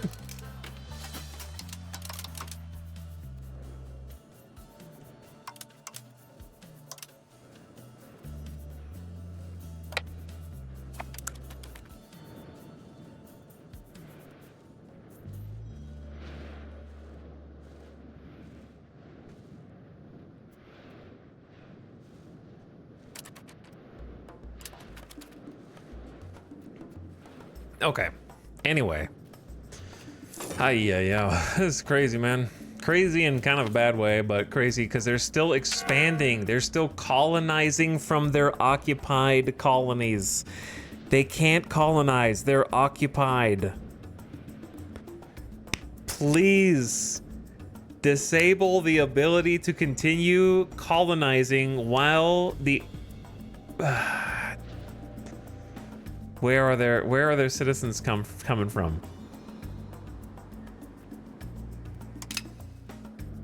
They're going deeper into the land.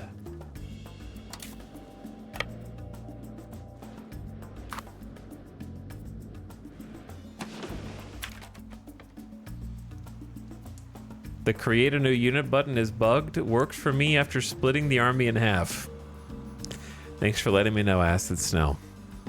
I shouldn't be surprised, but it feels like every singular aspect from every angle that you can look at it, from any perspective, just has like glaringly obvious issues. And it's just like, it's just overwhelming. You know what? I feel like I'm like Vegeta, just inside of a crater, and Goku's just up there, just 1 million ki blasts on me, and I'm just like, just like taking little shot after little shot. There's no like finishing move. I'm just in the ground waiting for him to stop. Enough. 1 million individual ki blasts is enough.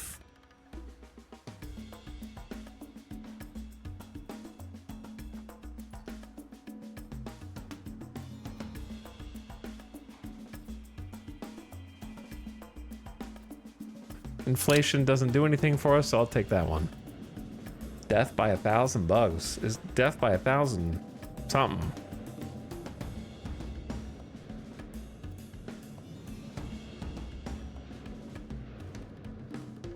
Eto's kidding. Tri-beam spammed. I guess I have to go like occupy anytime that they're trying to sneak away. The colony's trying to sneak away. I don't know what this music is, sorry. Chill, Age of Mythology?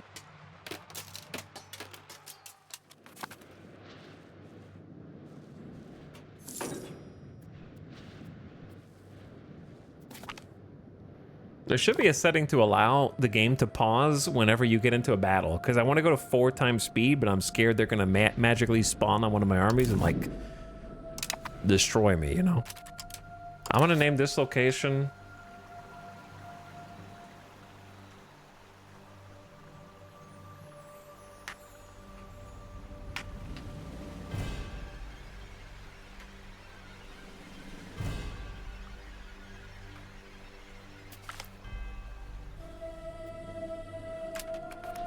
Since we're talking about it, you know they will.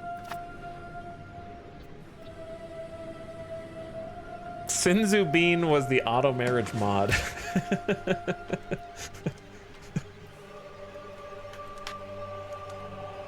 All right, chill.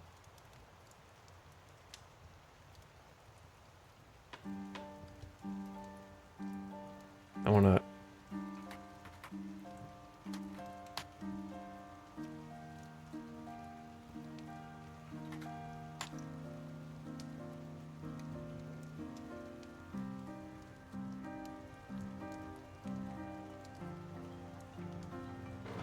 I was looking to see if there was a good Sinzu Bean emote, but I don't think there is. There is a setting which changes speed to a desired setting upon combat being entered. Is there? Game speed when war starts, lowest. Game speed when a selected unit enters combat, which is different than a unit. I guess I could just have all of them selected. And that might be the shortcut. Poland expanded. Damn it. They're still taking land.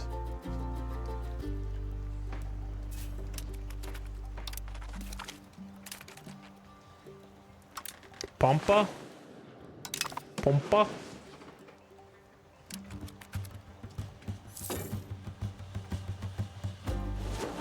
I saw something over here. What did I just see? I saw a yellow text.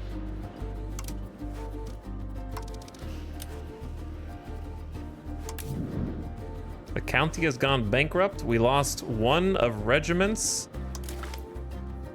while traversing hazardous lands. What do you mean you lost a regiment?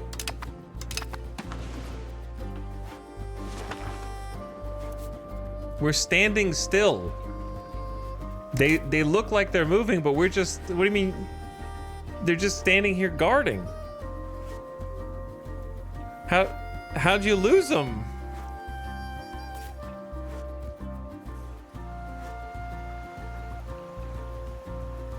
What?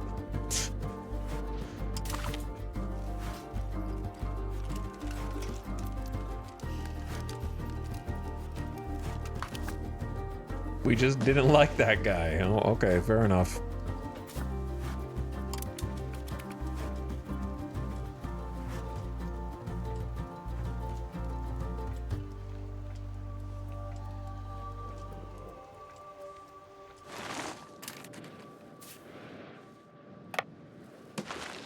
Do you know how long it's gonna take?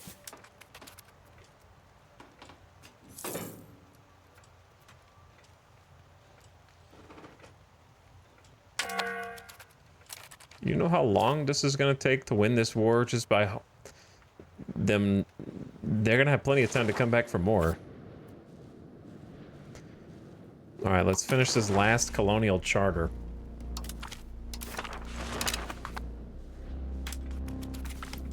I think that's the last one. Brunswick are going into Maryland. Kill them. Don't let them in. We control Maryland, bro. Literally just kill them on the way in. We're at war.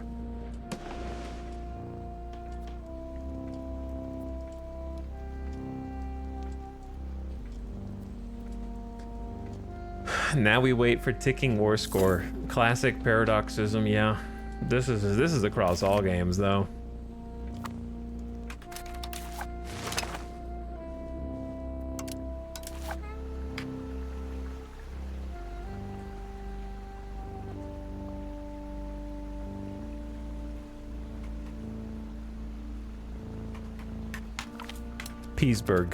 Petersburg. I just zoomed out looking for enemy placards and see what happens.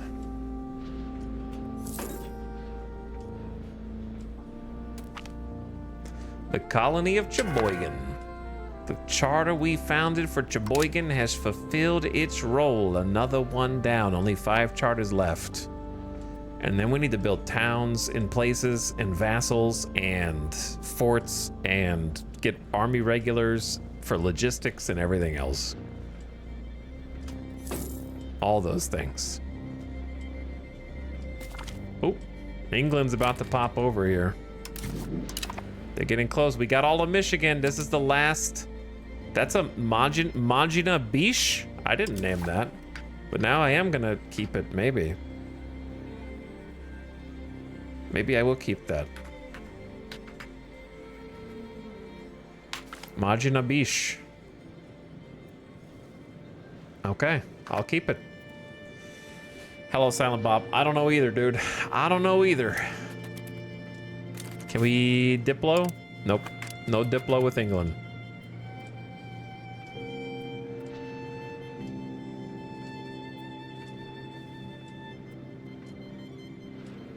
Since we're at war, I think it's a pretty good time to build a stockade on our newest towns, such as Shrimple as that.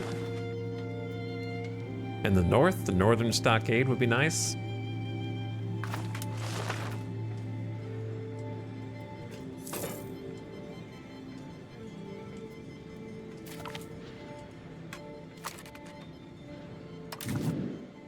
Manassas. Manassas Stone.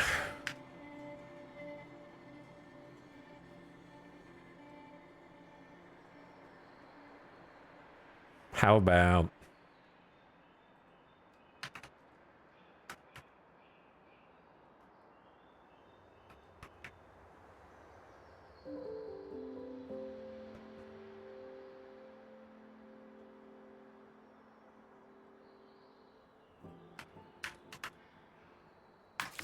Granite's Fault?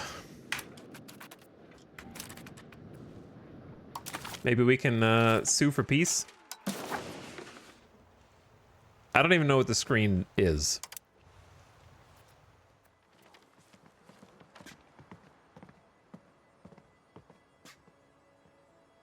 Is this me giving them land?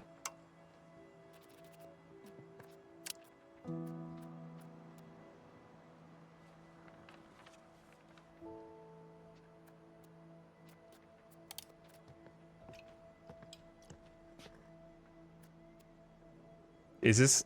I don't know what this screen means, Ben. Toggle country treaties, toggle dismantle fort treaties, toggle cancel subject treaties. Just cede all your territory. It's easy. What? I need a magnifying glass. I actually can't, almost can't read this. Haudenosaunee gives anti-piracy agreement to Brunswick. This is the smallest font I've ever seen in a video game, dude. Some of you guys can't read this right now. What is it? Chat, what does that say?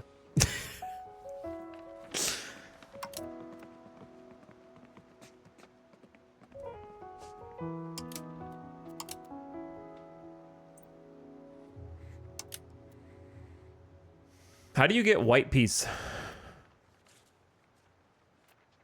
Like, how do you even attempt white peace?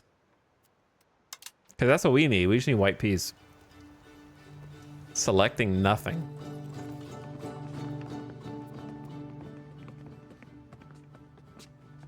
So every month at war, it'll get a little easier.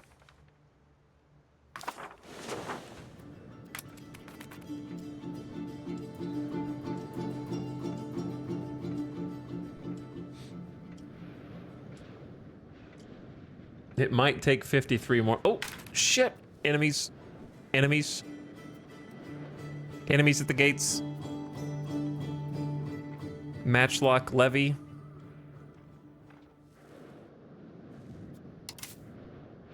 This group should be able to handle them. Make sure all my other boys have a general. This general's like 91, 192. Our ruler's husband. Our hubby is here.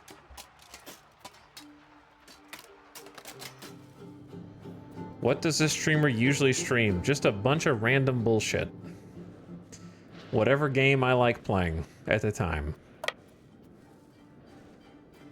Hopefully there's not another group behind him. That's what I'm worried about.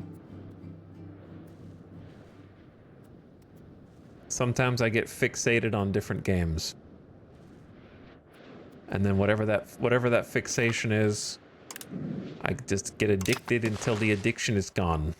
Then I do something else. What happened? Why did we teleport onto them? Wait, never mind.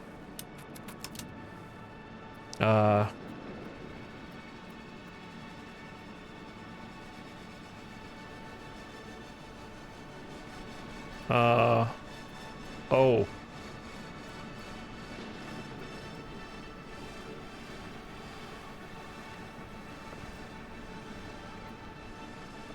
Okay.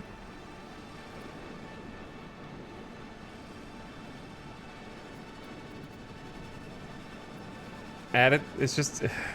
That's a really bad bug. That's a really bad bug.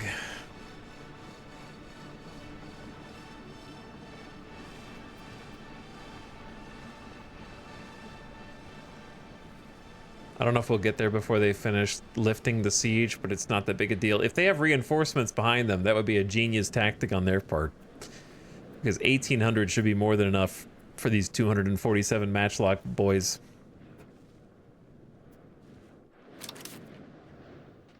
So we should be on top. What is a blue bar? Frontage that you're using?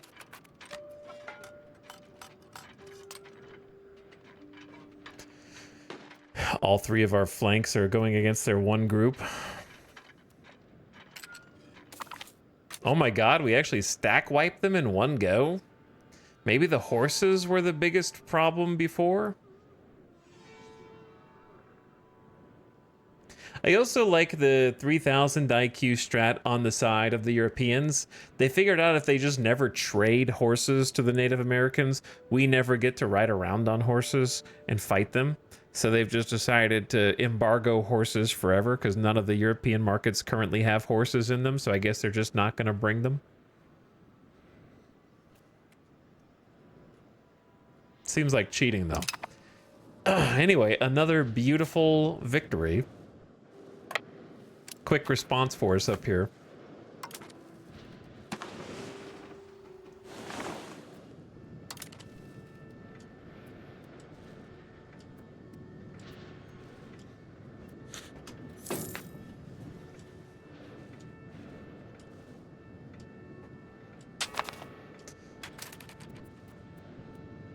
Oh my god, an institution.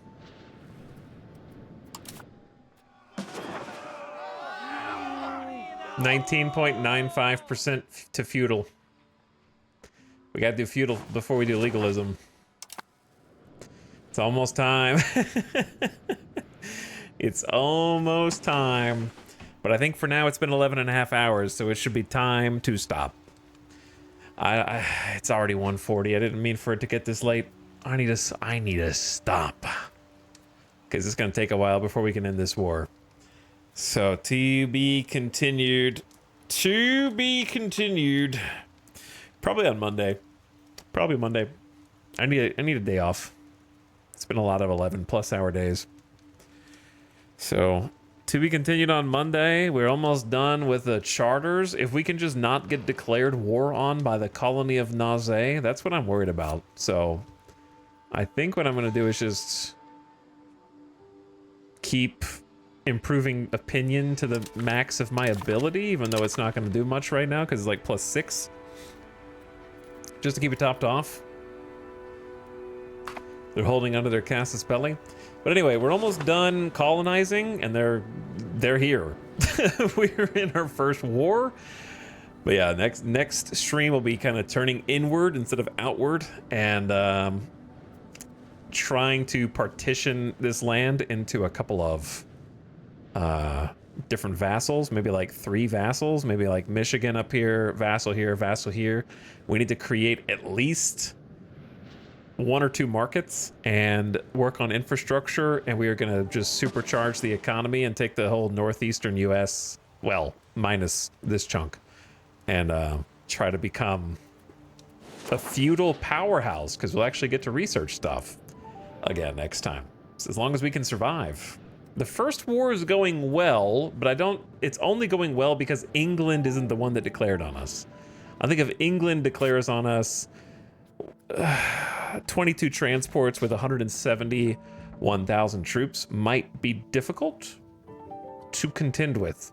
So the second I can improve relation with them, that's what we're gonna do. The second that option becomes available. It's crazy we know they're there, but we can't even talk to them.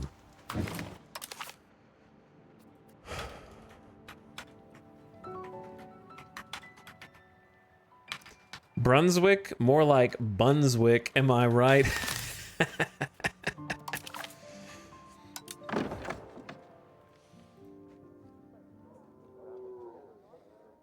got him. GG's. GG's. Thanks for watching.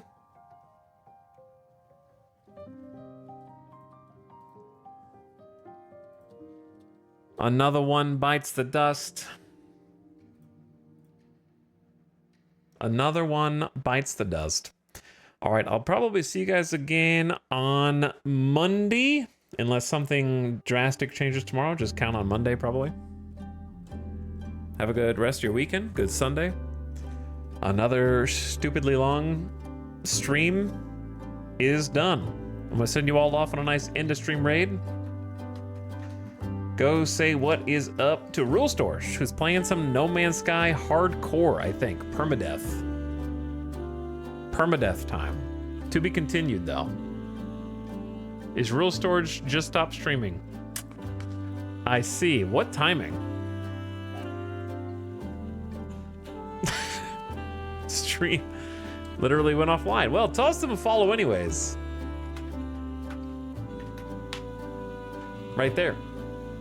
And go check them out for the next one.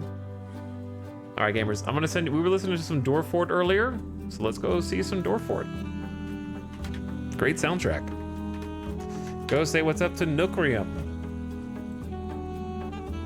who has got a nice fort with the Steam version of Dorfort going now. Maybe take a tour, take a look around, see if there's been any sieges there lately,